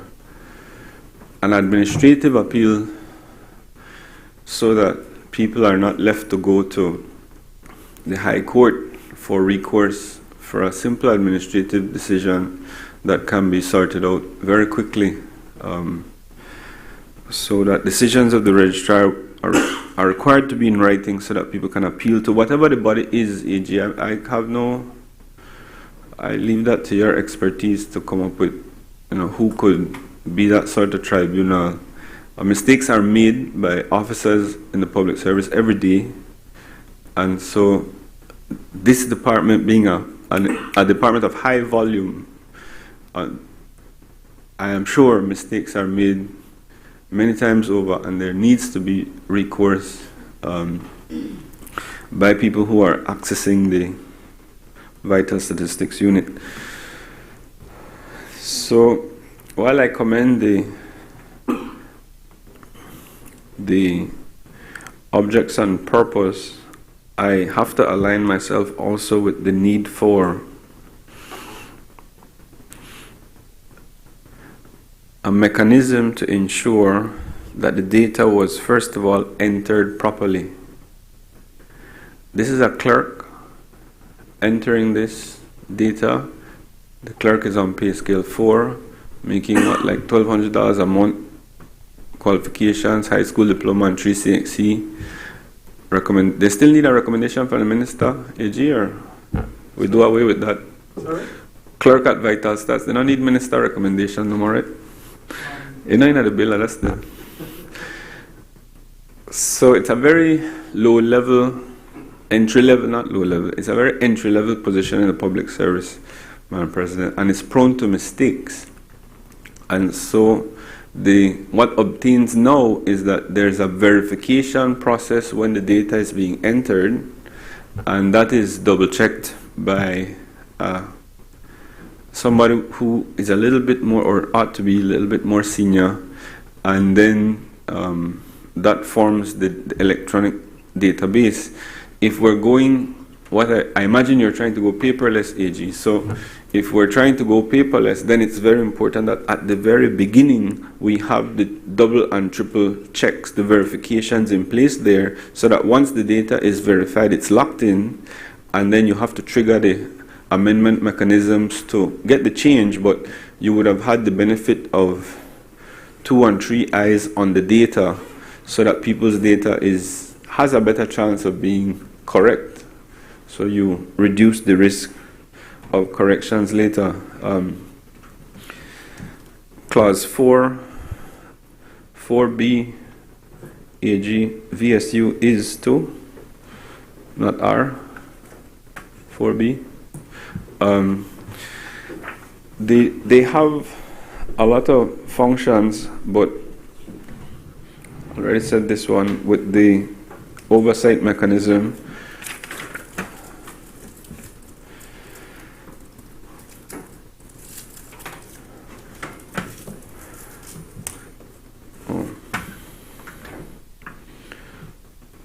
I commend the confidentiality clause, AG. I think it's something that is important. The staff that are working there are under immense pressure to pick up information from the database for people who want it. Senator, you could help me? Apologies, Madam President.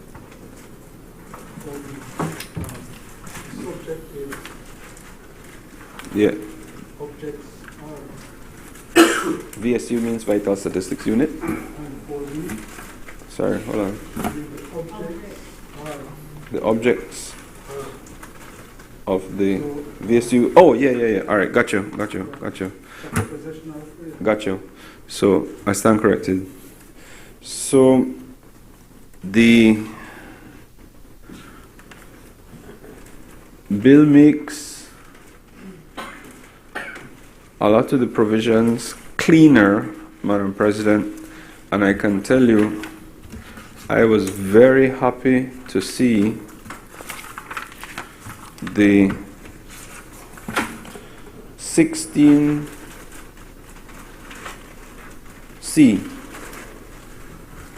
with your permission, Madam President, I'll read it.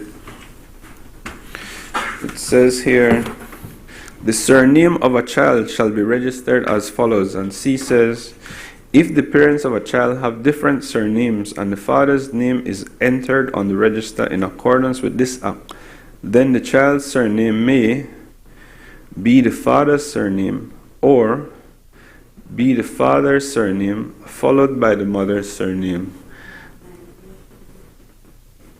We want to put just the mother name too?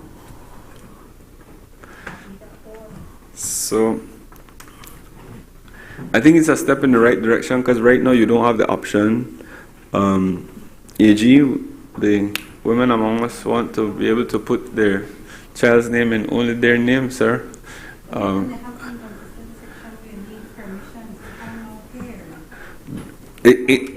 Say it again because I'm not sure I follow you.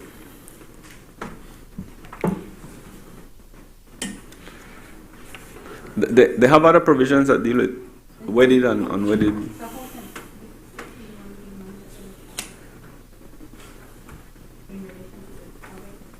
(16.1)(b).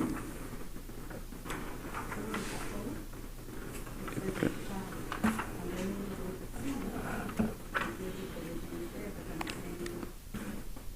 And listen.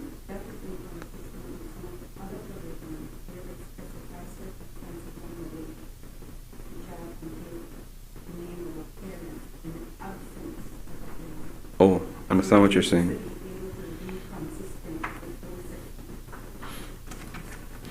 You hear that, AG? So, I want to highlight something that I was making reference to earlier on the mic. Men of Belize. Men of Belize. The vital statistics, Civil Registry and Vital Statistics Unit Act and the laws of Belize now recognize that there may be situations in which your name may be erroneously entered in the register of a child, and it acknowledges that by referring to would-be fathers as purported fathers as persons acknowledging himself to be the father.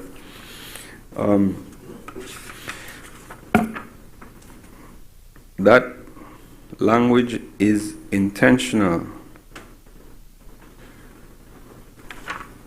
Madam President, with your permission, I will refer to a Creole word known as shalai. So sometimes a child is registered with mother and the father, and new information comes to light later on that the man who had acknowledged himself to be the father at the time of registration is not the father anymore, or never was, right?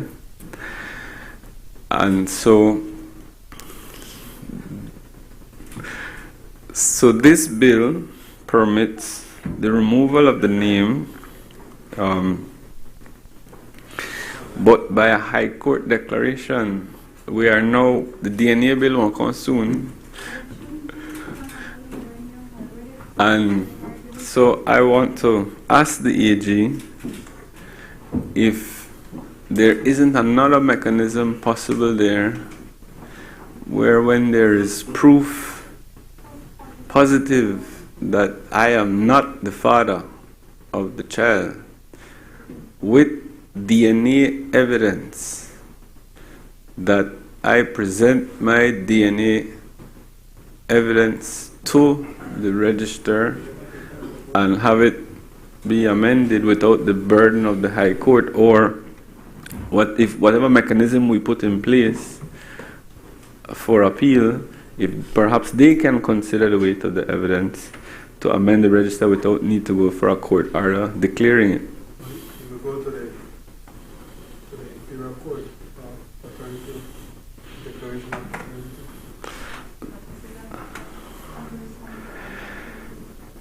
Go to the court. So I read, let's see if I read this correct. Madam President, with your permission.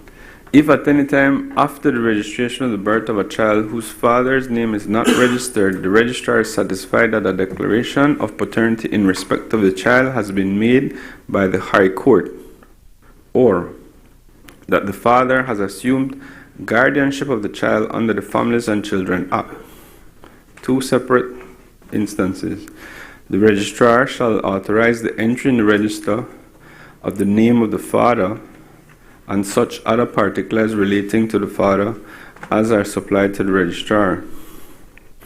I don't read that, AG, to mean that a family court declaration permits the registrar to remove the name of the father from the record, and that's a difficulty that people actually have now. It has to be a declaration of paternity from the High Court, which is very burdensome and very expensive, with the DNA in hand. So, and this 13.3.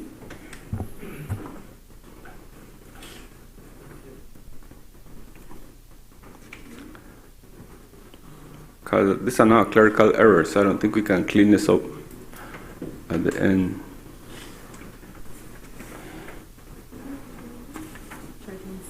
Three.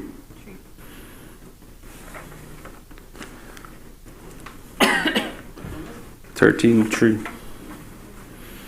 I think that would go a long way in assisting very real circumstances that are happening in our society. I saw the registration for foundlings AG, but I'm not sure if I missed the provision for registration of children born on ships. Do we take that out?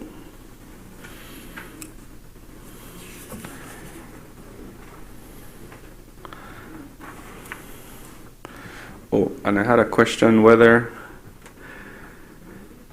it's not too late to go add my mother's name to my birth paper in use of 16C.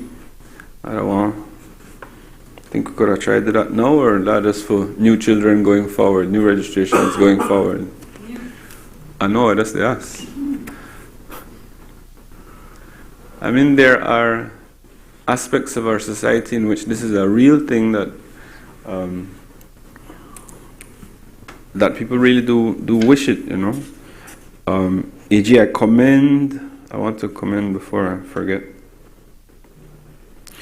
The correction section, I don't think, I think it was very well thought out, and I don't think we are going to appreciate how important the ability to make those clerical corrections will expedite the functions of the office. It's extremely burdensome now, and I'm happy to have seen those in there. Under the same 16 AG at 3, that the registrar shall notify the applicant without delay that the name or amendment has been refused and give reasons for the refusal. I think that is where it would be an excellent suggestion to put in the mechanism right there for the appeal. Yeah, correct. Right in all of those, and then a recourse to the court if you are unsatisfied.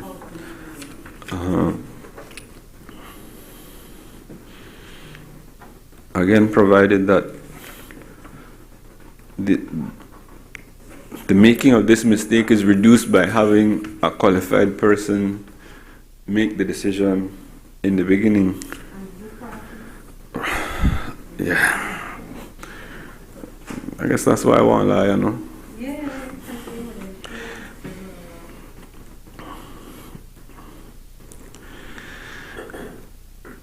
Part 7, it would be remiss of me to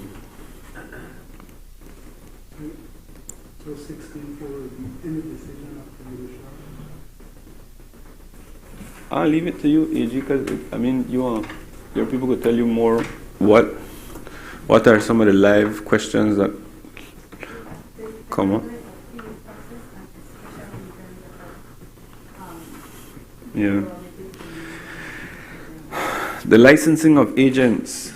I don't know I'd have to labor rate, so permit me, Madam President, to big up those who act as agents at the Vital Statistics Unit. They do a job that people really don't want to do. They have created a job for themselves because I hope tax not go out today. They have created a job for themselves in an area that they saw a need, because people, it's hard to, even as an attorney, to go to that office and get it correct the first time. It's very hard. It's in English, we speak English, but there's just so many moving parts, and it's not as if every citizen will need to do the service that they do multiple times. So when you are going now to, let's say, add the name of your father, or make a correction on the name of your father from long ago, that's the first time you're going to do it. Hopefully you only have to do it one time, because you get the father name correct the first time. But it takes so much that people are then left to go to a politician to ask for help, because it's burdensome. And so these people create their own expertise in doing this, and people find out and they hire them.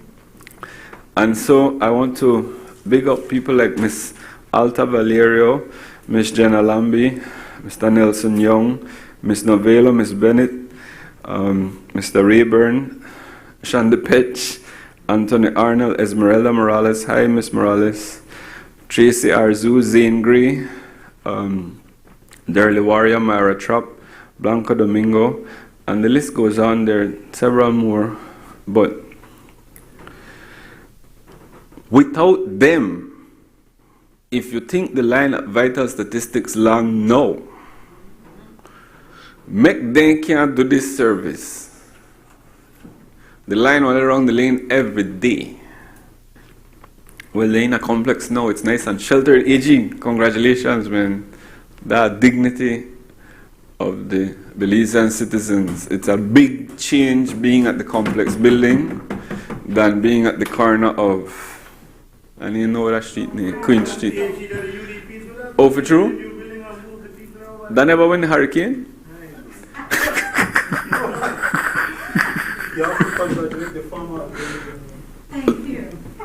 Oh, yes. Congratulations to Miss Magali Marin Young. I know, but who said we may give Vital Stats? The unborn stepchild complex. So we get complex, and we're grateful because they made pay exorbitant rent, you know. And the place is so nicely, there's parking, Madam President. It's sheltered, so there are chairs outside, you get to sit down. And it's President, the government usually doesn't get much credit from labor, so I relish in this moment. And so, you see the cars are know about this one. So, Madam President, those things are a part and parcel of why we advocate on this level, you know, because we don't try to oppose everything. We call it out as it is, and Vital Stats has come a very, very long way since it has been, since I have been there. And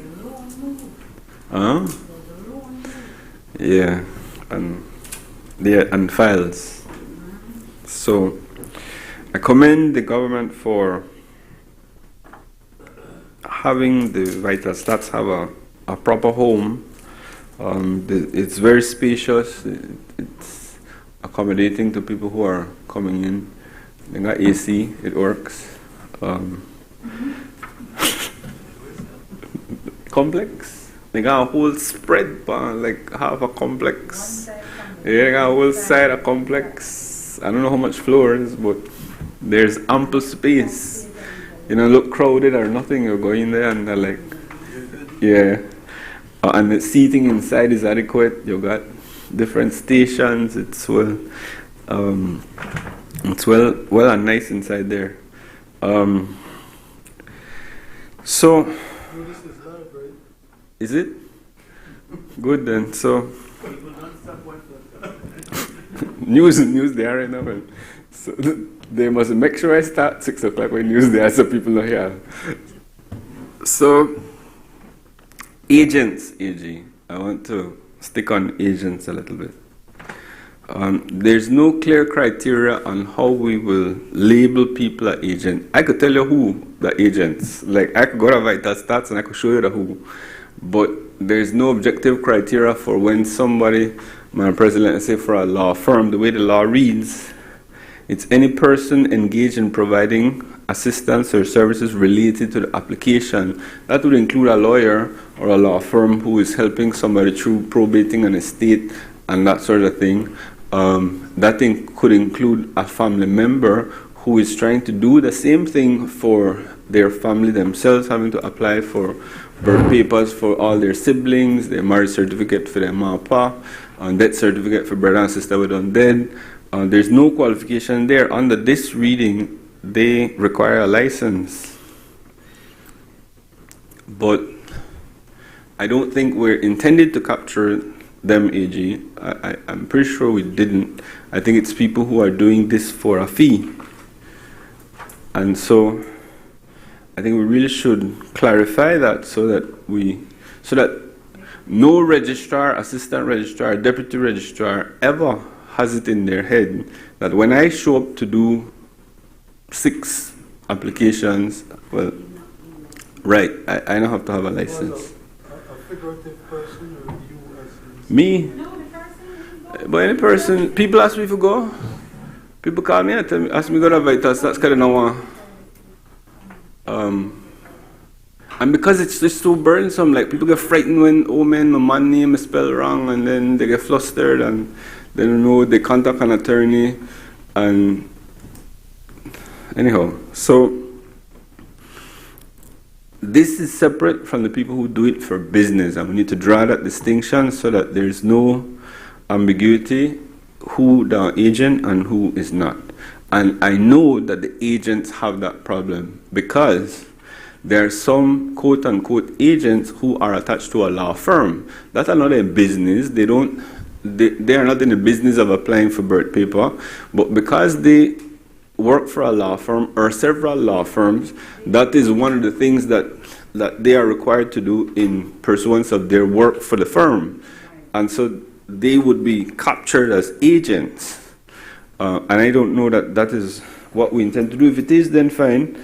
Leave it like that. But I want to make this point, AG. I'm with the licensing of agents, right? And while I the big all of them up here, I think the idea behind the registry and making it an electronic database and making it using use of IT and that sort of thing would mitigate a lot of the very problems that we have with even the need for agents. I'm not saying you will not ever need them, but we have an entire part of this bill dedicated to them, and I am willing to wager that if Vital Stats is done in the way you envision it, AG, that there will be less of a need for agents in the future at any rate. And so if we can focus our energies on making the system streamlined in a way that people don't see the utility of paying $100 for apply for a birth paper that's $30, or $200 or $250 for a correction, something 5 Senator Harrier Long. Good lead business, you know. I really think about it once, but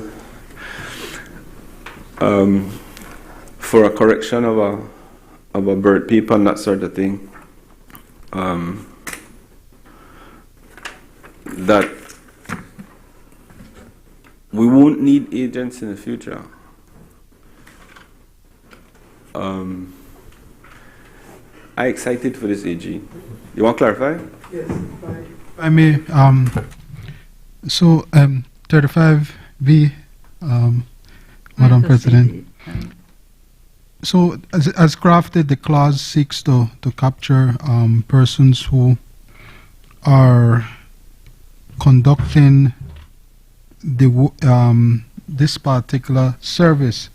It doesn't necessarily speak to whether that person does that as a particular trade. You raise the issue of whether a person who wants to operate as an agent, and I use the term very loosely, but they don't necessarily or are not engaged for profit or for gainful employment. The difficulty, of course, would be how would the whole purpose of having the licensing of agent regime is to try to regulate this. So if you have a situation where you have persons who it's not their employment as such, we go back to the situation where all number of persons or all manner of persons that may come and say, well, I'm not making money, I'm just doing this for my aunt or my brother or my sister, and then it leads us back to the same problem that we currently have. So as CAS has crafted, the intent is to try to properly regulate those who are in the employ. Yeah. Oblige. You have about 5 minutes, and I've added back to. Yeah, I thought. Yes, I did. No problem. Unintended legislative consequences are a real thing, AG, and so I am saying to you that if it is, I am reading this legislation improperly, then that's fine. But as I read this piece of legislation, if I'm not going to apply for a birth paper for myself,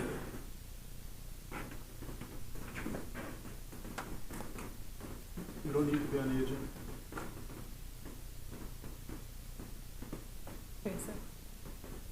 yeah, when I go for myself. But if I engage in providing assistance or services related to the application. So if you ask me to go apply for your birth paper, I can't unless I have a license. Yeah. That is the intention? Yeah. I thought this was a public record. I thought these were public records. No, but if you read, you have to read A. They shall provide services in a professional, ethical, and lawful manner. Professional would indicate or suggest that it is involved. It's a source of employment. Pitch, you understand what I say? Okay, we'll leave it at that. When people are vital start to around people for telling that they're not agents, they can't apply for birth paper, we not remember this day. So, Madam President, with that, I end my presentation.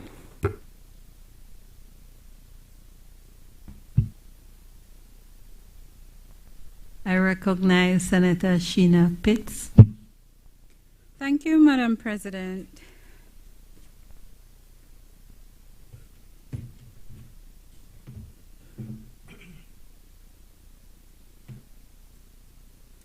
Please permit me to share without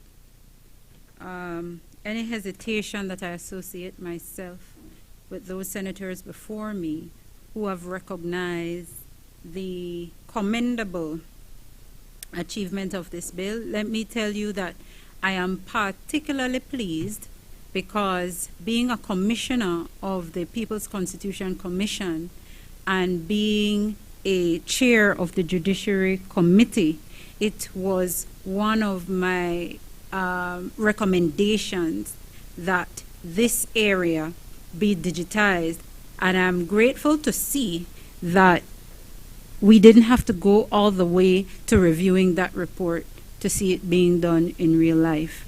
And I am sure that from those days and the work put in there, the personal knowledge of Senator Dennis and the involvement of Senator Wade, that this is something that shows there is political will to do what is right and correct. And why I am particularly pleased, because you have to appreciate first the indignity that existed with accessing these services. The very many moves of the office from one location to the next to know where it is and the building that it is housed and the difference in the facility, and now with this added feature of digitization, I am pleased. And although not think hard for get the praise we do, let me chime in and put on record that, man, the UDP administration built the building, and it was always envisioned. Yes, yes, yes. But true to form with, when I contribute to debates, I leave the glorification of those on the other side, and I try to focus on the gaps, deficiencies, and disadvantages with a view to assist with making the bill better. And so then, when Senators Farber and Dennison made reference to Section 3.5 and 3.6 that deals with the registrar of this new department reporting to the Solicitor General, I can join with that because in my view it's a conflict of oversight and role fragmentation. And fully associating myself with Senator Dennison, I have to say that this is rather unusual, and it places an administrative department under a legal office, which potentially dilutes oversight and creating bureaucratic bottlenecks. You see, the way it was before, where a registrar or deputy, even assistant, because nobody can tell me that I cannot afford Mr. Pennell, that honorary degree, that honorary law degree, the institutional knowledge and knowing the entire registry department. We lost it when we asked him to go home, when he didn't need to go home. But before, it was attorney, trained attorney at laws in these roles. And so I invite the lead government senator to perhaps not leave 3.5 the way it is. If it is, you absolutely have to ensure that the registrar, deputy registrar, are attorneys at law. And when we say this new department has independence, it really operates just that way, an independence of the body.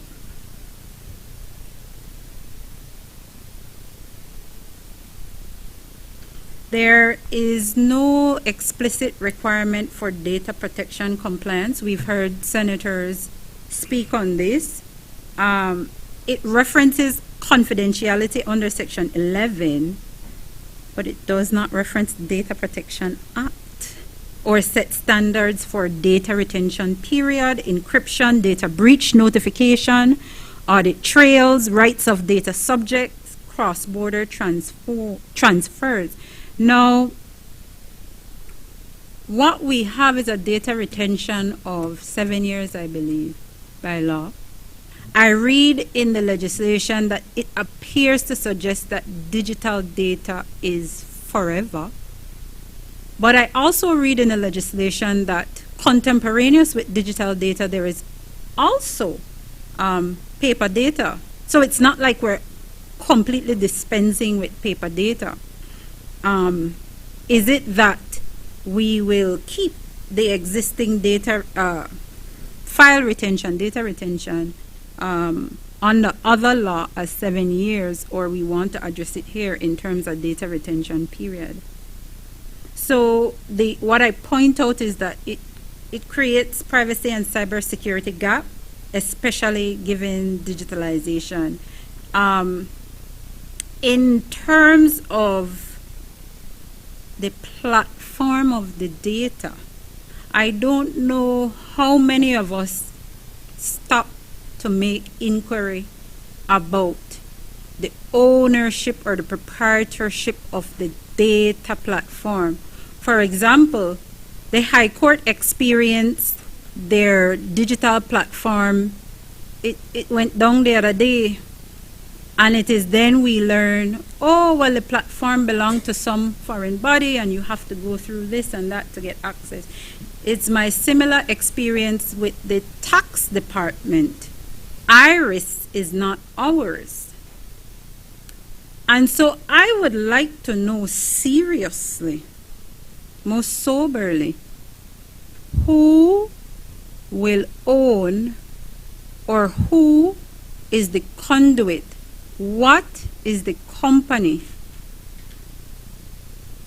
where we're getting this data platform from to use? I don't know. I didn't see it.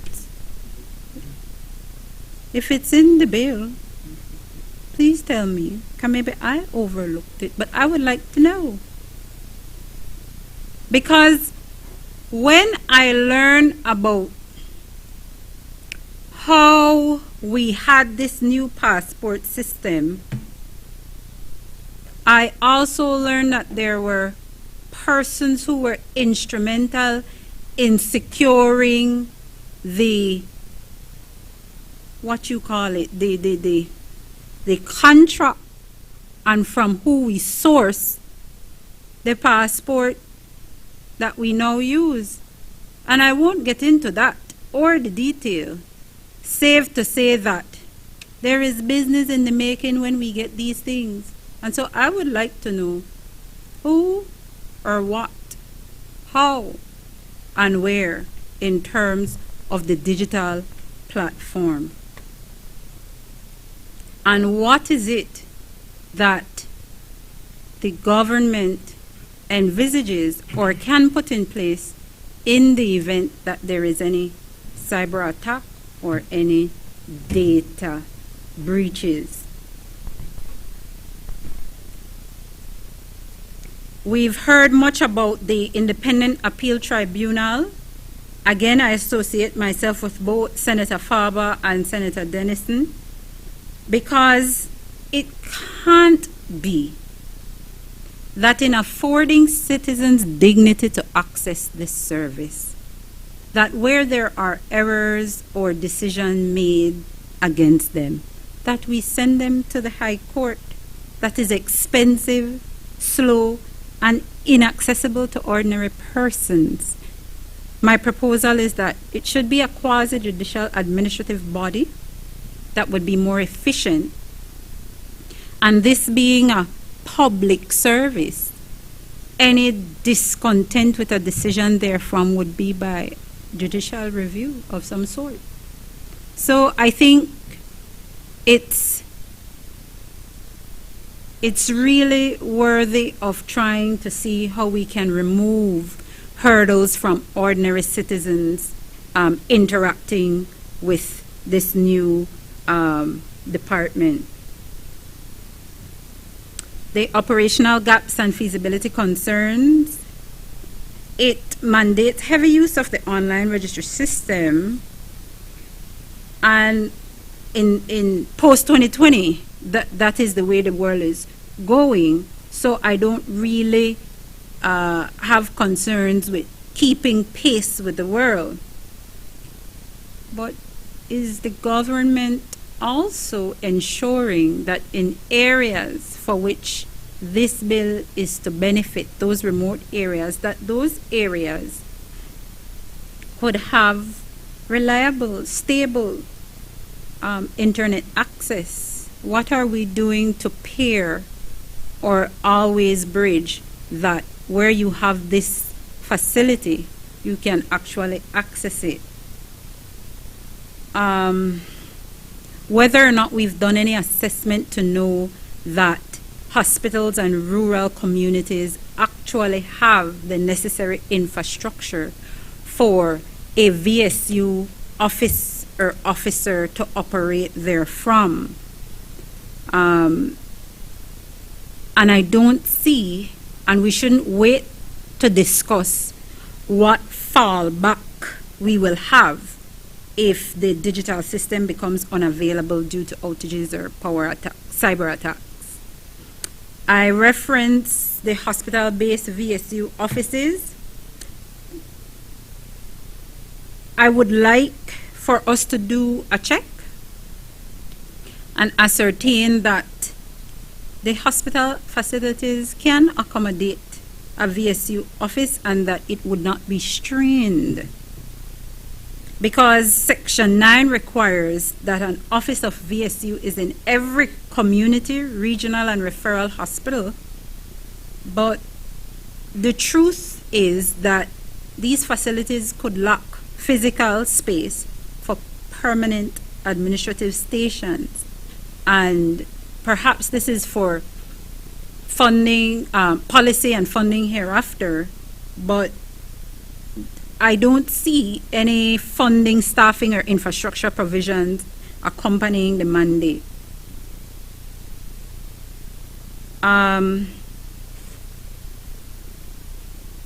Without, hopscotching, I would like to talk about that part 7 that deals with the licensing regime of agents. Let me say I welcome it. I wrote next to it, I love, love, love. Is that how Jenny did it? Love it, love it, love it, love it, love it. And I would like to recommend perhaps attaching to that part 7 that there is some way of tying, and one of the rationales could very well be that you want to be able to track the person to the service. And I find that that is important, especially when we find dead babies holding passports. We would like to be able to know who did it.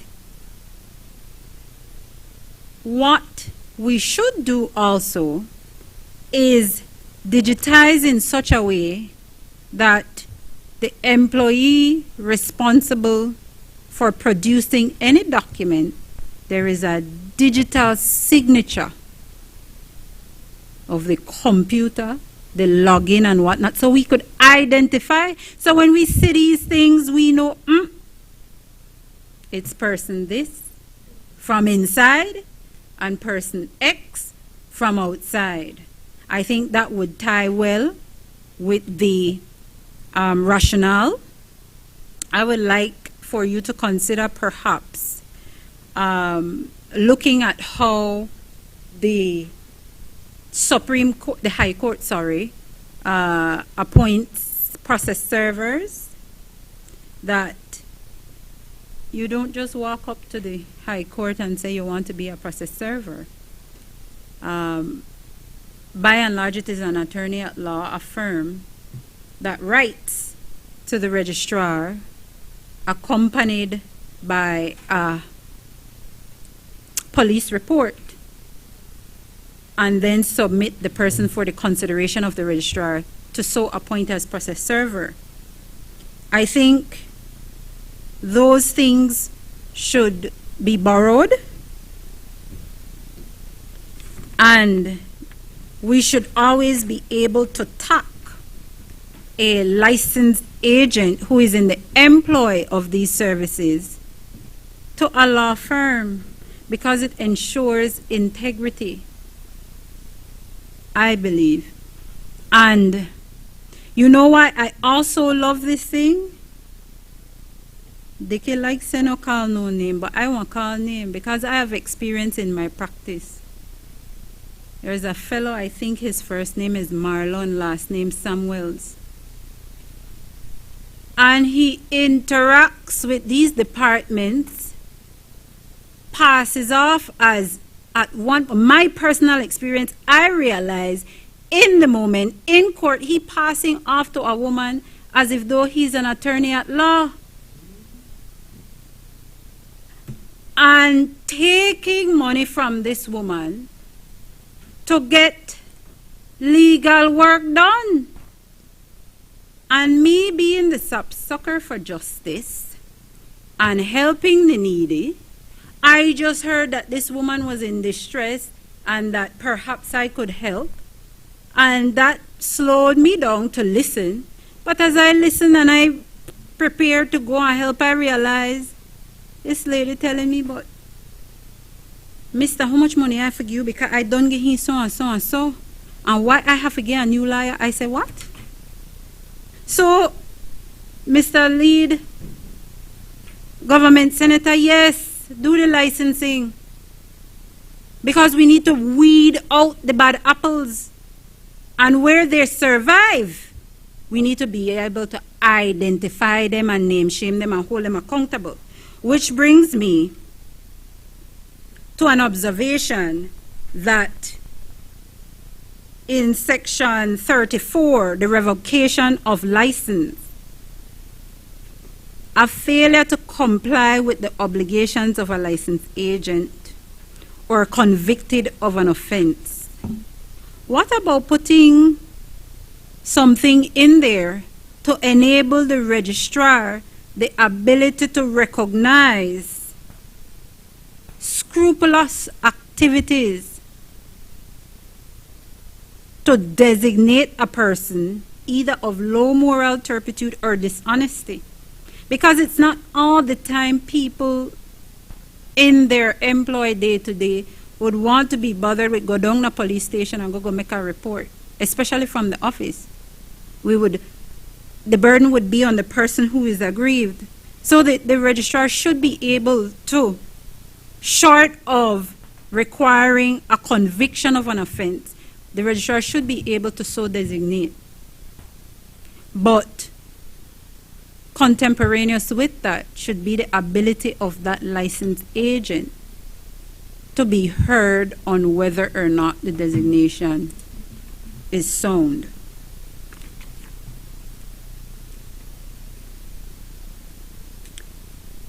Reference was made to the deadline for registering live births and stillbirths without clear exception.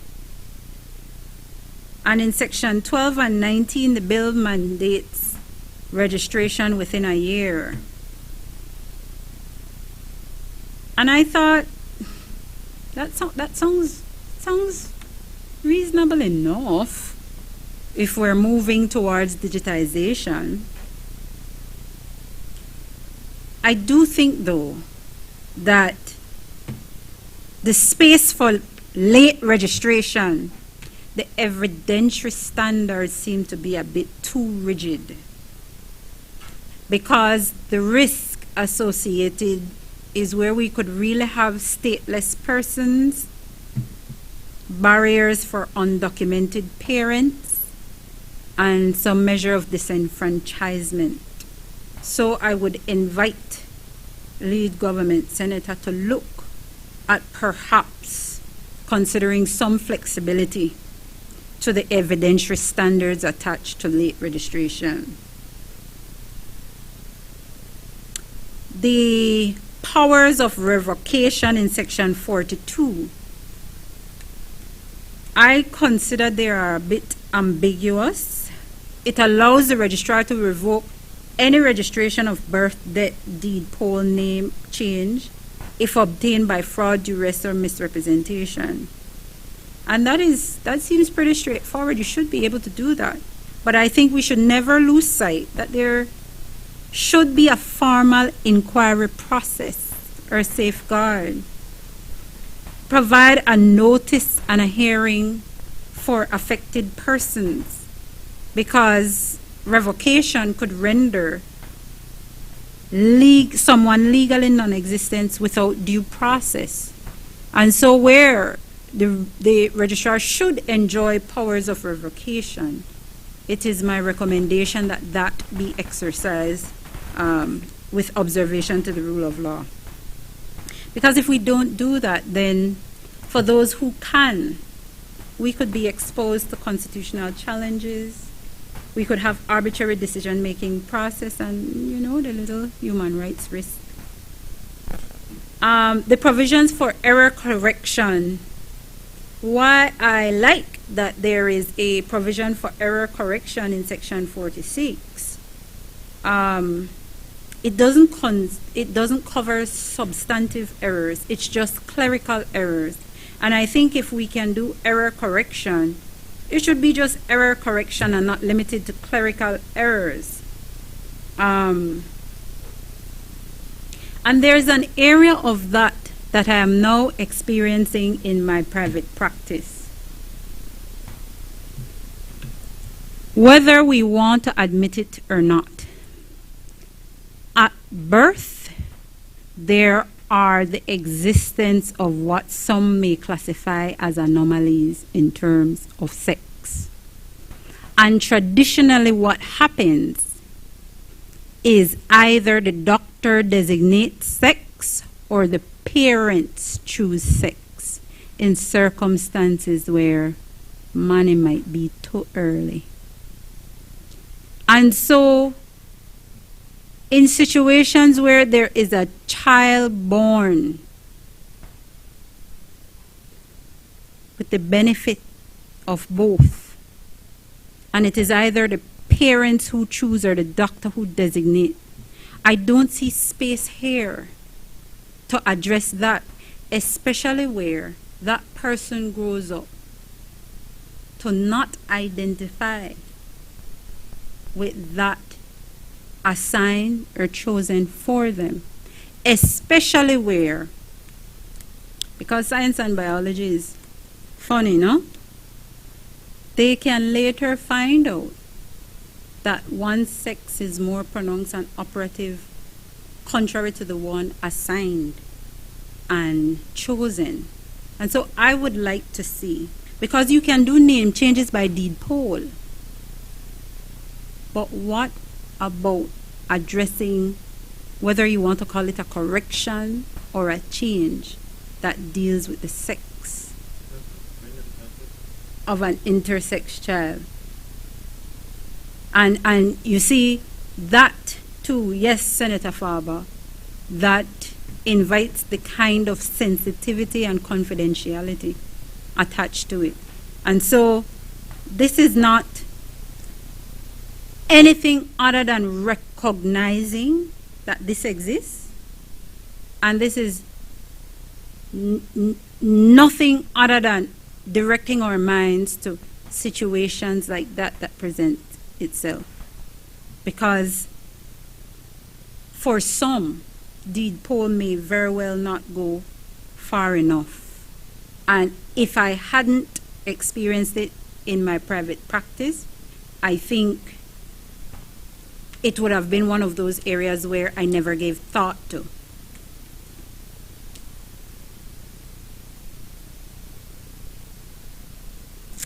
Like Senator Dennison, pardon me? Would you like to clarify by standing order, elucidate? No, I'm just saying. I don't want to yield. Yeah. And I am not yielding. I'm just saying for the 5, in terms of notation. Are you? What are you doing, my good senator? I don't understand, because I'm still on my feet. You have an opportunity to wrap up, you know.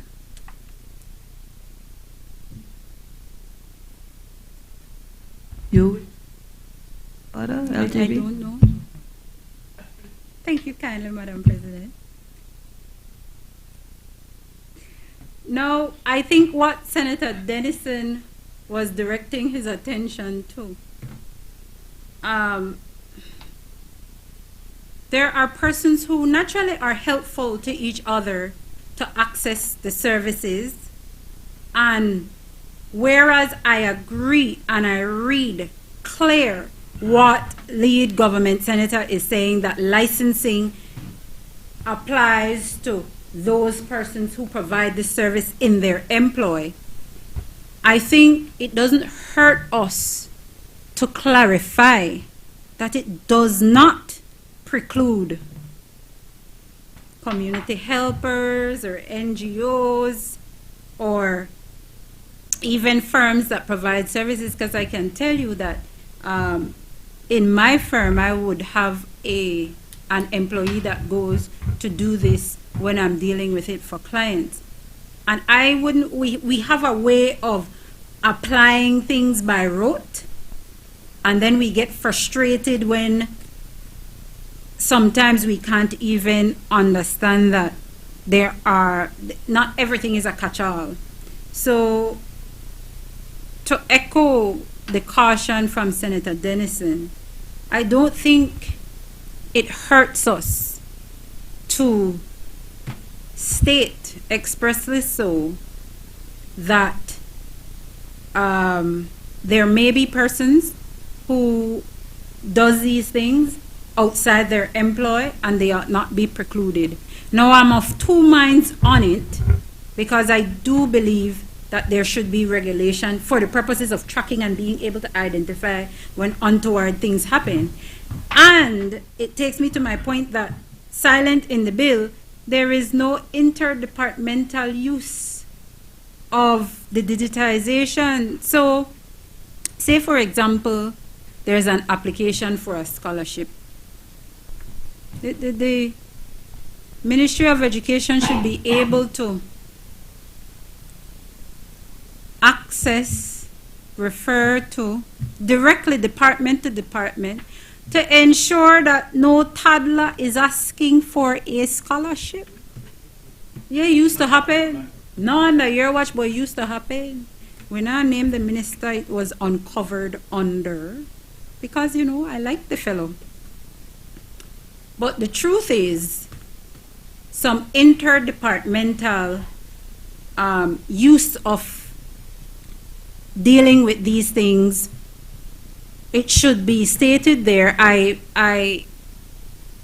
am preempted, and I'm hastened to state that I understand that there may be some MOUs as between departments on how the information is done, and I would, where that need not be placed in the legislation, it would hurt us none to put it in there in some way. And also it would hurt us none that having passed this bill, there is some sensitization with the public on how this could work. So that you want to wrap up now, lead government senator? I could yield if you want to wrap up. Not. Rights-based and citizen impact issues. I made reference to this ensuring that we have provision to vulnerable populations, and in as much as we're putting the service in vulnerable areas, we also have to ensure that those vulnerable citizens can access the service. And then in terms of this new registration, I see in the schedule, it is Schedule 1. Schedule 1 and 2, and thereafter there is a sample of the birth certificate. Is it that we're getting new birth certificates? Lead government senator, I invite you when you're wrapping up to clarify that, and what would be the course of action following next, because we changed birth certificate. There was a point where some places not accepting one form over the next. and now this is a new form, will we have a period where both will exist and accepted, or will we permit new copies of births and deaths free of cost to match this new template that I see in Schedule 1 and 2? I do like that the coat of arms is in the backdrop. So whoever thought of the new layout of this birth certificate, I commend them, because there is no question that this birth certificate is of a Belizean.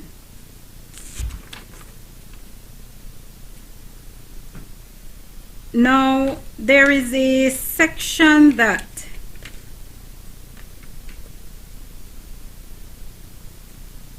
we've heard Senator Dennison touch on concern in terms of how we deal with the registration of the father and the requirements of getting the consent in written form to place the name on the birth certificate.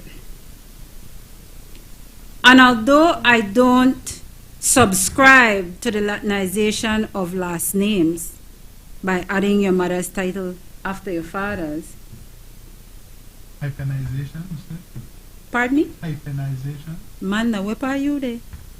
I said Latinization. I was trying not to hear that. Yeah, but I said it's on the record. What I find is a gap that has been created. What we should do is provide mandatory DNA testing at birth. Man, forget DNA when you got out of the family court is $700 and something, you know. People struggle to come up with that money to get the DNA testing. And some parents, some mothers are left without recourse for maintenance for their children where they can't pay for DNA testing. Now, this bill creates a situation where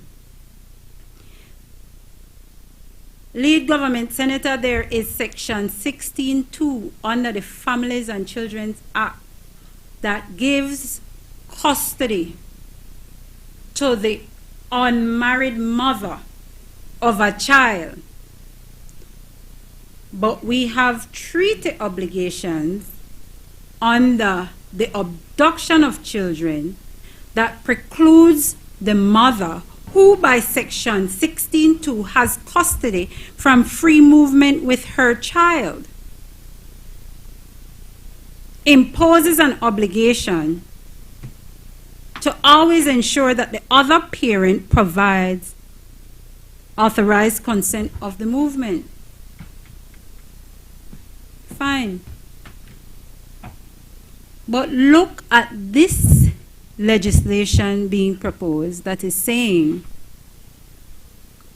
an additional hurdle is circumstances where a man could be allowed to not write in to say, I am the father, so that the name can be entered. And the family court, through training and sensitization with foreign bodies, have, I think, altogether stopped the procedure where an unmarried mother can receive a letter to fill that gap. And so I would like to ask lead government senator to consider that there is that little gray area that places an unmarried mother in circumstances, and it's not always across the board, but in circumstances where you may have a father who refuses to put in writing. And then now we have a shift away from strict observation to 16(2) under FACA. I find, because of our observation to abduction of children obligations. It's uneven, and I think there should be some looking at either in this bill or even the Families and Children's Act. And speaking on paternity, we have seen where the registrar could correct, where, as Senator Dennison put it, the learning of the shalai or the jacket. But I would like to see, for the benefit of those admirable men who took responsibility of children who they later find or learn that is not really theirs, to be able to receive some recompense, man. It can't be that we're looking at these things to even the scale, but we're leaving out some of the realities that both men and women experience. And I'm not saying that is something to be addressed in this bill, but it's definitely for consideration, because what recourse have men after they don't find half of the $700 to determine paternity after whatever amount of years when the mother takes them to court? You know, get back no. You know, get back the body. And I know that there are matters that get stalled at the process, at the stage of determining paternity, because the mother cannot afford even their half. So I think what could help and would remove some of these provisions about registration, let's just provide for mandatory DNA testing at birth so that we know. This is not like Jamaica where babies are born hand over fist and they really do make mistakes down at Jubilee Hospital. When I learned from my brother who practiced there that when he did his OBGYN wrongs, man, the baby line off side by side by side by side, a human error, and being most understanding that human error could cause someone to pick up the wrong baby. Man, in Jamaica during maintenance proceedings, the statistics where people are finding that children are not their children is so high. And it can't be. I refuse to believe, for instance, in the case of a woman who has 5 children, not a one of them for the man.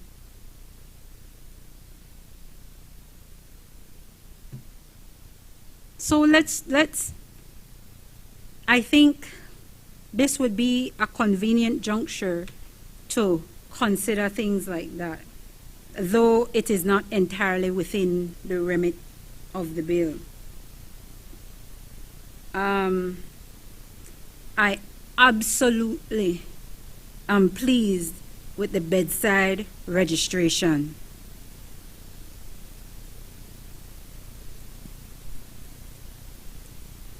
I would only suggest, I think that is in section 14,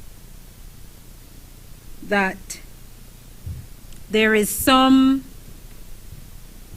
I don't know, instructional on how sensitive personal data collected at vulnerable moments is handled,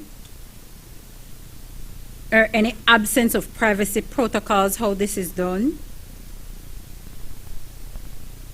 And there may be room for paternal information, coerced if not clearly consent-based. So just little tweaks on how these VSO officers extract and deal with information at the time of bedside registration. But I applaud that.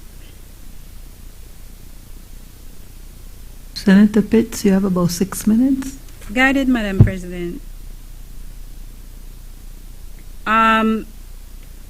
In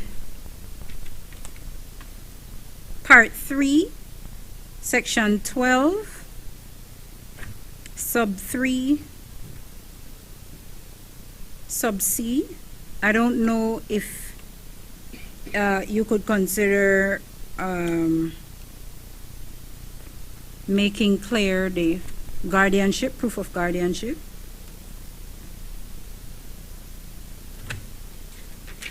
In terms of Section 22, and that would be 22 sub 2. We didn't create a space there for instances of adoption. So I'd like to invite lead government senator to look at that, to just include that there. And I see where I don't readily recall the section that where there are adoptions, there is an automatic sealing of the record.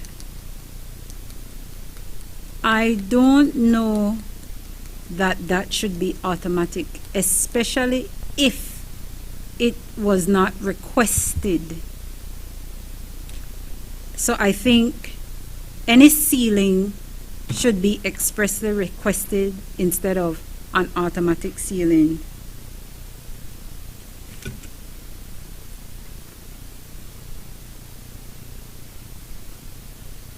That is at Section 28, Sub 4. So the original registration of birth of an adopted child is being sealed. I think we could just make accommodation for sealed upon request as opposed to an automatic sealing. We've seen so many times where adopted persons try to look for birth parents and the hardships and whatnot. If that is a request, then seal it, but if not, it should be any other record.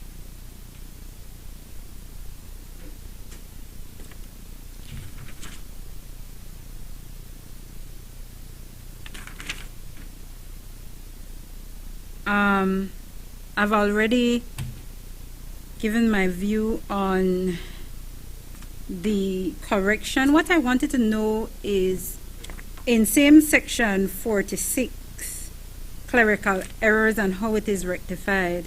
I would just like to find out whether or not that if that is free, because now, as I understand it and my experience, when you're correcting, there is an imposition that you even pay for the correction, even if it is a clerical error. So it would be helpful for us to say that corrections should be free.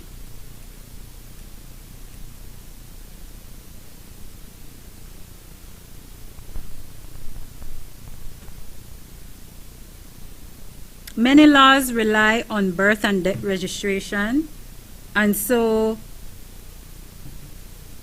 pardon me?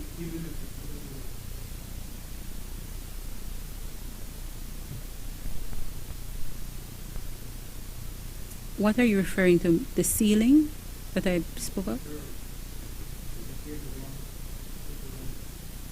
Well, the Act provides that if a registration, the first registration under this Act is free, I mean, how hard would it be to correct a clerical error for free?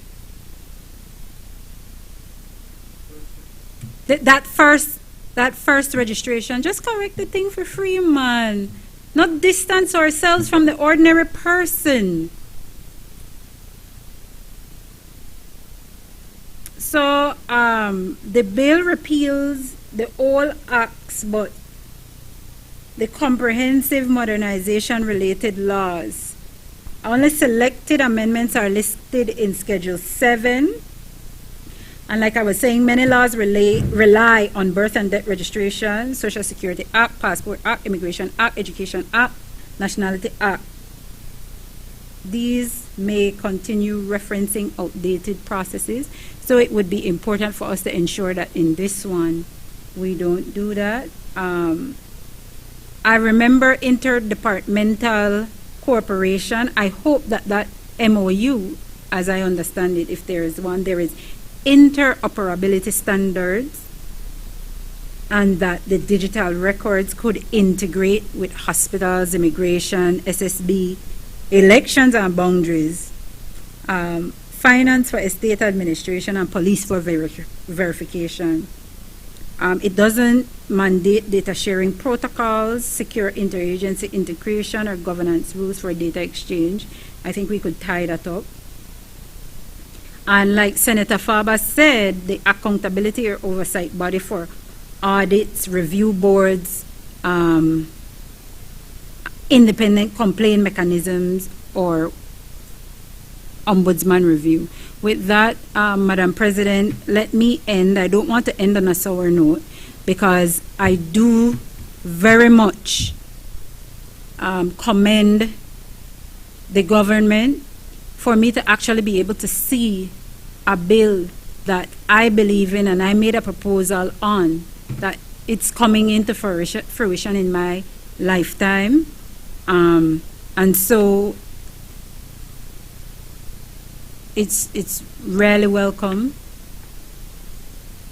I won't say it's late because we have it now, but I would like to know the players involved in terms of the platform that we are going to use for this digitization. Thank you, Madam President.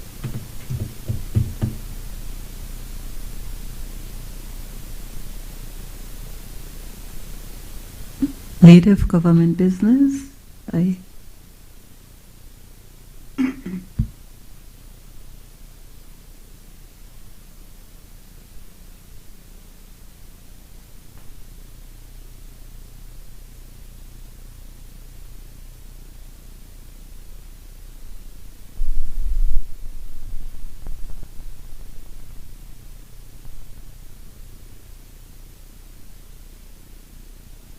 Madam President, I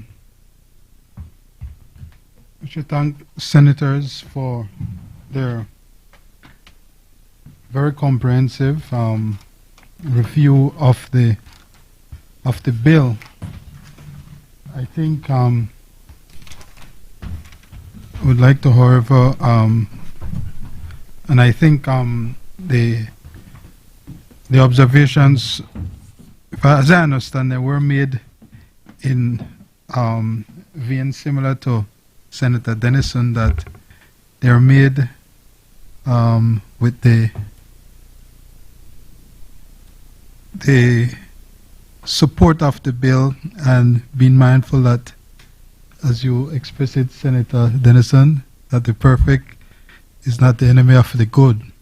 And I say that because you'll appreciate that there are some very wide ranging comments on different aspects of the bill, which the government obviously takes on board in a reasonable critique and observations which are offered. However, I say that, and I start off that way to say that there is a certain timeline that the government would wish to have the bill be passed, and that, in consequence of that, all the observations obviously may not be able to be taken on board at this particular point in time, and I'm being very frank. There is intention to actually have this this new CRVS program be launched as in early December. Looking at the Senate's time, certainly if we're to take on board all the various amendments and have those recommendations and have those be casted as amendment, that would mean that the process would be delayed. I'm being open and transparent. what I would propose, I would respectfully ask and invite senators, if those recommendations, proposed amendments, if those could be subsequently done. And the reason why it is being suggested is because some of them, they address issues which do not necessarily touch and concern the coming into force of the online platform, but issues which I take on board, in particular the issue with respect to that appeals process. That is something I readily concede should be addressed. The point that there is, as the bill currently stands, there is a specific provision which deals with appeals, one specific type of appeal of the registrar, and I concede that perhaps a mechanism should be done with respect to all the decision making of the registrar. But I think that is something that if senators were to agree that we could do at a subsequent time, and so what I would respectfully ask is that if those amendment, if those could be done subsequently, as I said, they could be done at the earliest time after the passage and after the launch. We can't do the launch unless the bill comes into force, and we actually already have a date, the 10th of December, when we would wish to have the launch be done.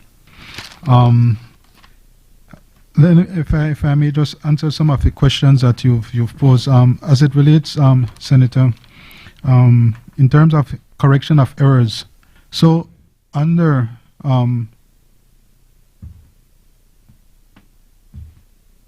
the proposed bill, there's provision for the drafting of rules, and so those rules are supposed to address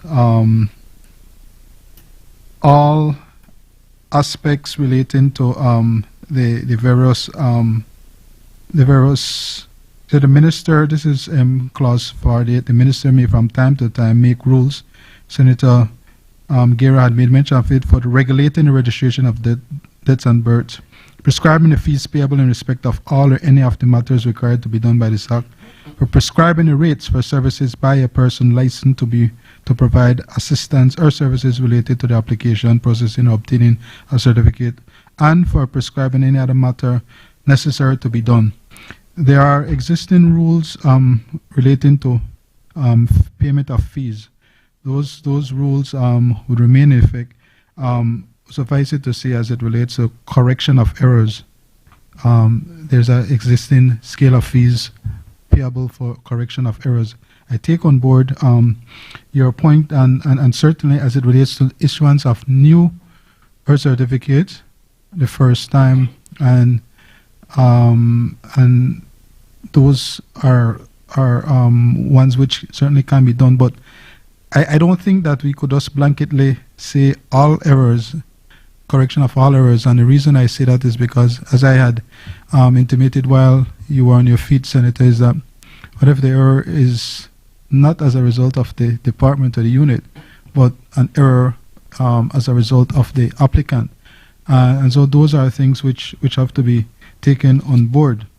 As it relates to issue, the concern that you raise with respect to the bedside registration, and perhaps persons may run afoul of the confidentiality provisions.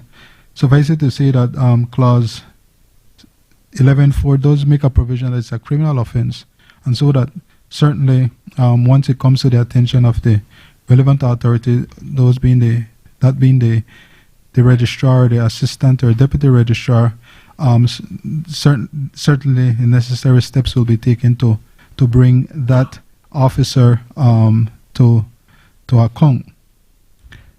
As it relates to the question about whether the the old certificates, they will still apply when the new certificates are to be issued. So clause 51, sub-clause 3C provides that all certificates issued under the repealed act shall remain valid and acceptable. So those would still remain in effect. So it relates to collaboration with ministries and stakeholders. There is provision for that in clause 4B, subclause numeral 6, and that clause allows, and it's actually in a clause which deals with the objects of the VSU. If I may, 1 second to pull that up. So that provides that the objects of the VSU are, and so that's 4B, number 6. Collaborate with government ministries or departments, healthcare institutions, legal professional, and other relevant stakeholders to ensure comprehensive and accurate records of life events. And so this envisions the crafting of MOUs with respect to Social Security Board, obviously the Health, Ministry of Health, the Department, and other stakeholders, and which certainly within the current contemplation, it could include, for instance, the Department of Refugees. Senator Chanona had raised the issue with respect to the mobile clinic. So these are things which, as well as done. So UNICEF has previously entered into these MOUs with VSU to provide and ensure that the services are reached to the rural areas. So this is something provided for in the Act, and it is something which certainly will continue. On that point, Senator, which is why I raised the issue with respect to the intended launch. So currently we have suspended having mobile clinics because we are preparing, and so over the last 6 months or so, there have been some very intense training of the staff for them to be au fait with the new online platform. And in answer to your question, Senator Pitts, so there was a consultant that was hired, NRD, which provided the NRD, yes, it's a Norwegian consultant firm, and they have been engaging with that for going on for almost 3 years now.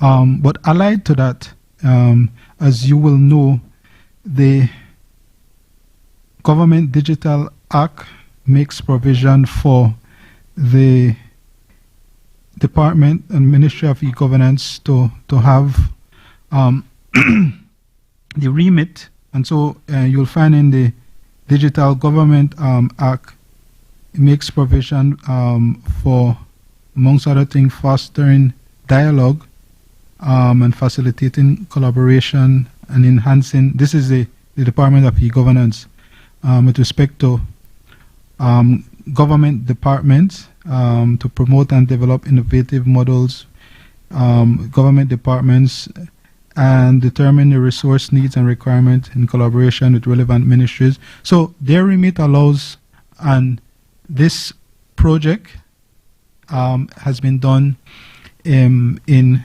conjunction with the Ministry of the Department of E-Governance. So they're very much involved in this, and just to point out that there is a I cannot for obvious reasons state where, but to say that we have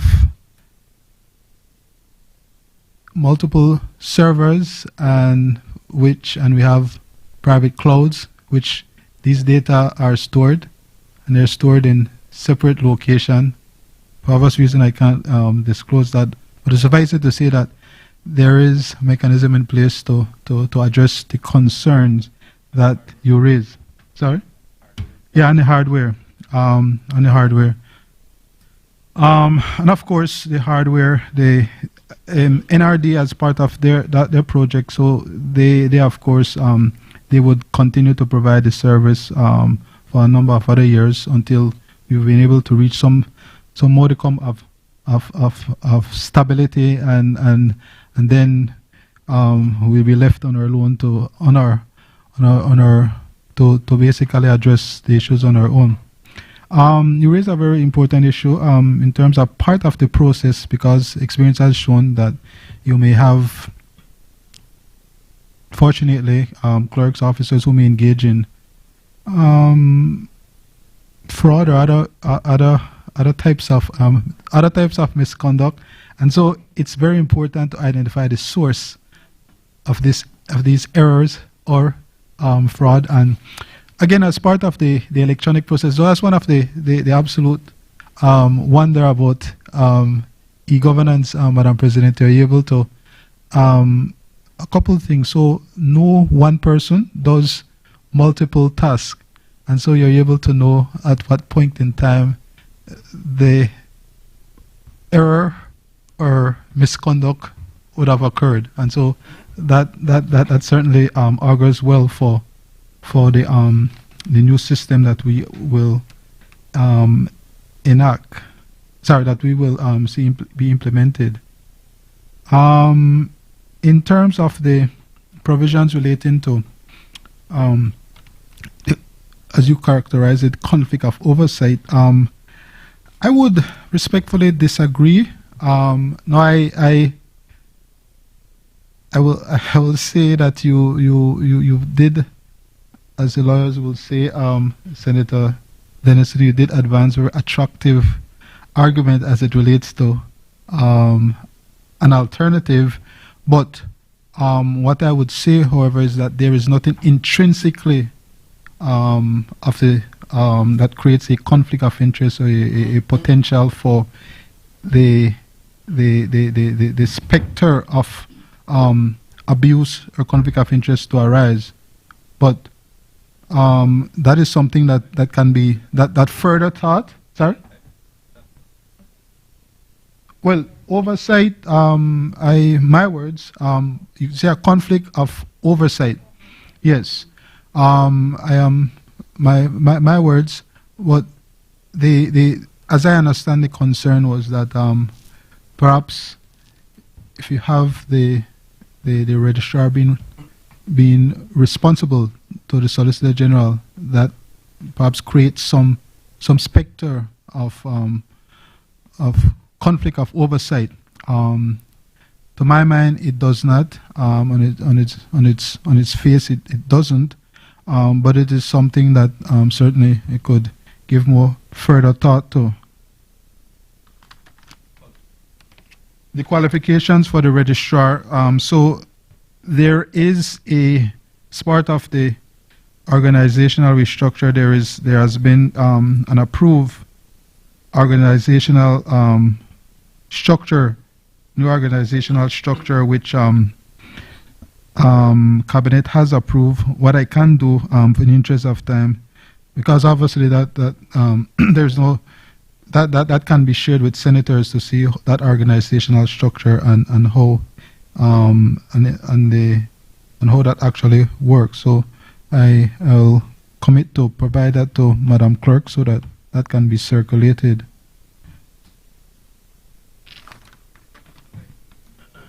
Sorry? No, and that is the reason why I think it's subclause 4 requires that the registrar is supposed to consult with the Solicitor General as it pertains to legal matters. Yes, that true. But so as things currently stand, it's not envisioned that it must be. You're saying it should be.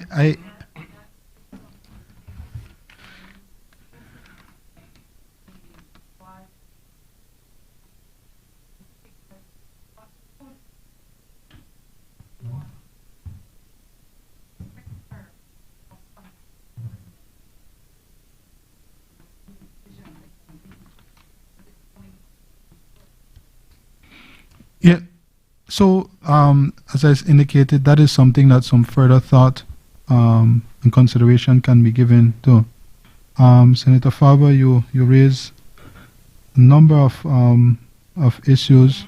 One of them, similarly with respect to the registrar being supervised by the Solicitor General.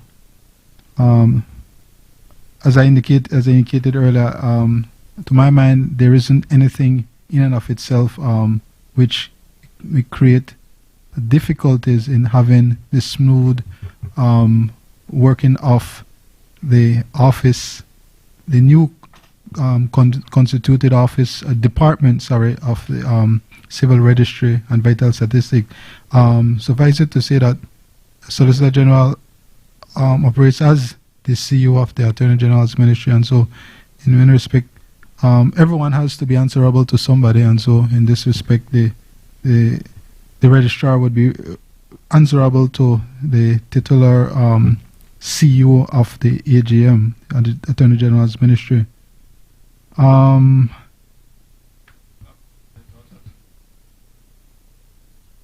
Well, I did say that in terms of that process, that mechanism with respect to that is not a decision that can be taken lightly. That was a specific policy decision taken by cabinet, and that was be something that will have to be decided by cabinet. In terms of the statutory times for issuing certificates, those are things which can be addressed, Senator Faber, in the rules which the minister can promulgate. And many of the matters you raise, I think Senator Pitts raised them as well. My apologies for not being able to address all the matters that you raised. That I have sought to do so as best as I can do, and as I have indicated, I would respectfully ask senators for their support, condition obviously that there will have to be an amendment, but given the timeline that has been set, and we are all agreed that this is a new system that would certainly inure to the benefit of all. There is no sensible reason to have it be delayed any further. With that, Madam President, I would respectfully ask if the question can be put.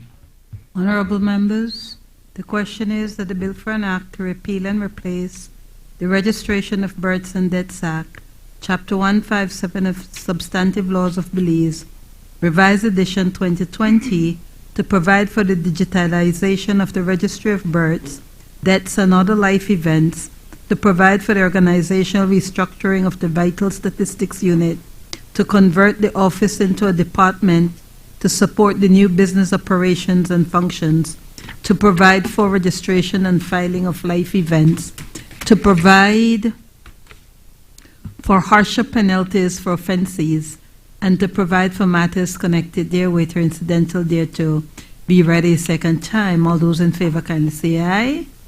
Those against kindly say no. The ayes have it.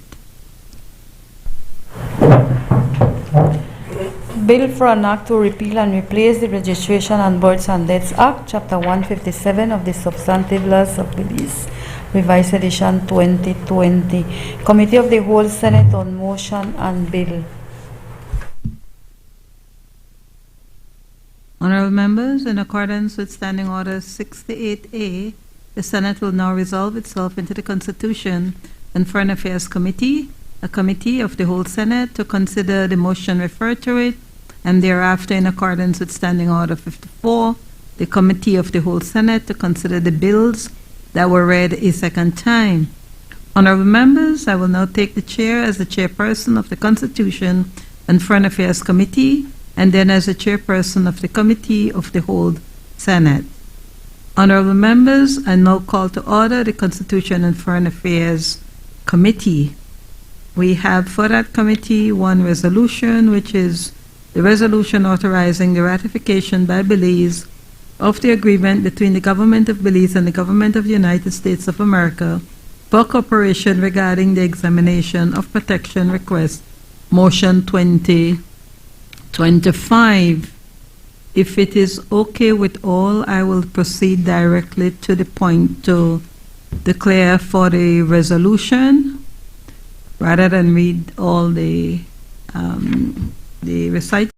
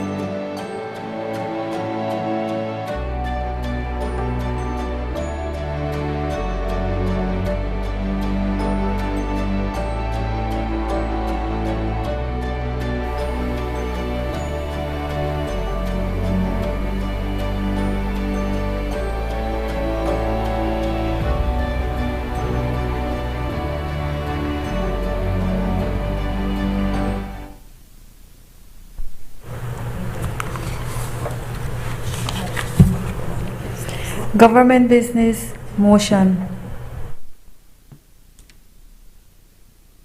I recognize the leader of government business.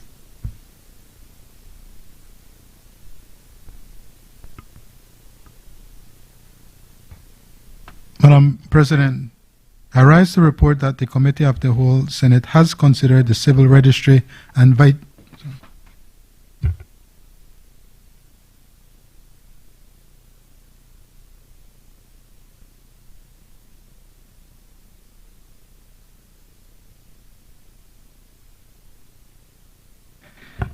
Madam President, the Constitution and Foreign Affairs Committee has met and considered the resolution authorizing the ratification by Belize of the agreement between the Government of Belize and the Government of the United States of America for cooperation regarding the examination of protection request motion 2025, and has agreed that it should return back to the Senate for adoption. I therefore move that the question be put. Honorable members, the question is now, therefore be it resolved that the Senate authorizes the Government of Belize to ratify the agreement between the Belize and the United States of America for cooperation regarding the examination of protection requests. All those in favor, kindly say aye. Those against, kindly say no. The ayes have it. Let me standing order. I recognize Senator Glenfield Dennison. Obliged, Madam President. It's a moment to confer.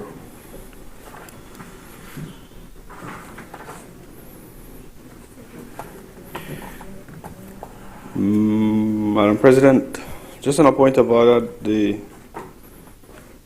can't remember which senator had indicated a request for a division in relation to this particular motion. 47, standing order 47, Madam President.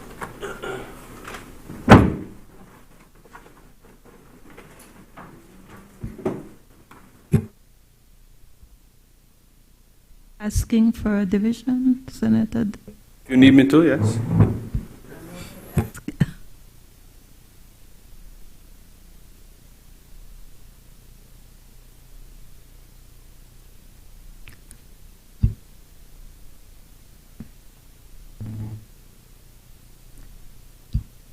Madam President, we're only stressing the fact that my colleague had asked for a division on this particular motion. So if that's the case, then I will ask Madam President if we can have a division on this motion. Clerk, there has been a call for a division. The clerk will now call each senator's name separately, and the senator shall indicate how they desire to vote. A division has been called on the resolution authorizing the ratification by Belize of the agreement between the Government of Belize and the Government of the United States of America for cooperation regarding the examination of protection request motion 2025. Senator Anthony Sylvester. Aye. Senator Linsford Castillo. Aye. Senator Brittany Galvez. Aye. Senator Christopher Koyi. Aye. Senator Rosel Arana. Aye. Senator Hector Guerra. Aye. Senator Patrick Favre. No. Senator Sheena Pitts. N-O. No. Senator Gabriel Cetina. No. Senator Kevin Herrera. Aye. Senator Reverend Louis Wade Jr. Aye. Senator Glenfield Dennison. No. Senator Janelle Chanona. No.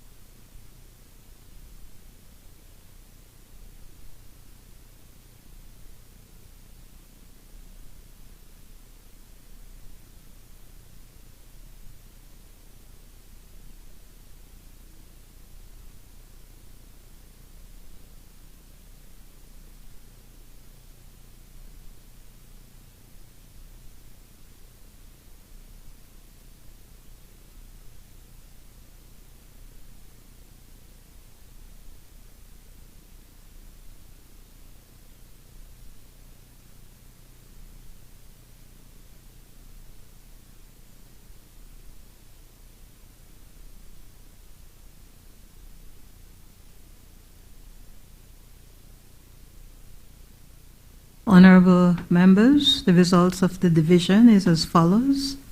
There are 8 ayes and 5 noes, so the ayes have it. Reporting on third reading of bill.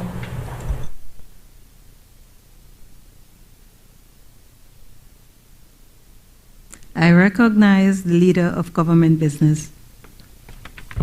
Madam President, I rise to report that the Committee of the Whole Senate has considered the Civil Registry and Vital Statistics Bill 2025 and passed it without amendment. I now move that the bill be read a third time.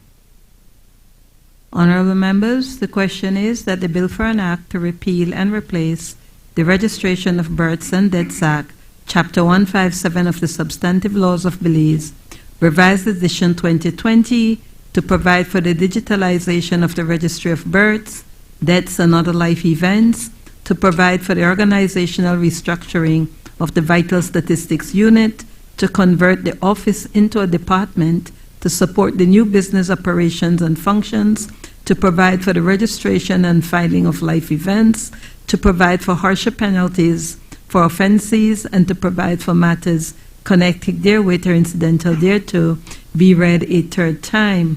All those in favor kindly say aye. Aye. Those against kindly say no. The ayes have it. Bill for an act to repeal and replace the Registration of Births and Deaths Act, Chapter 157 of the Substantive Laws of Belize, Revised Edition 2020. I recognize the leader of government business. Madam President, it has been a long and very fulsome day, and I commend senators for staying the part and remaining throughout this did very rigorous day in addressing and dealing with the people's business. Madam President, with that, I move that the Senate do now adjourn. Honorable members, the question is that the Senate do now adjourn. All those in favor kindly say aye. Those against kindly say no. The ayes have it. The Senate now stands adjourned.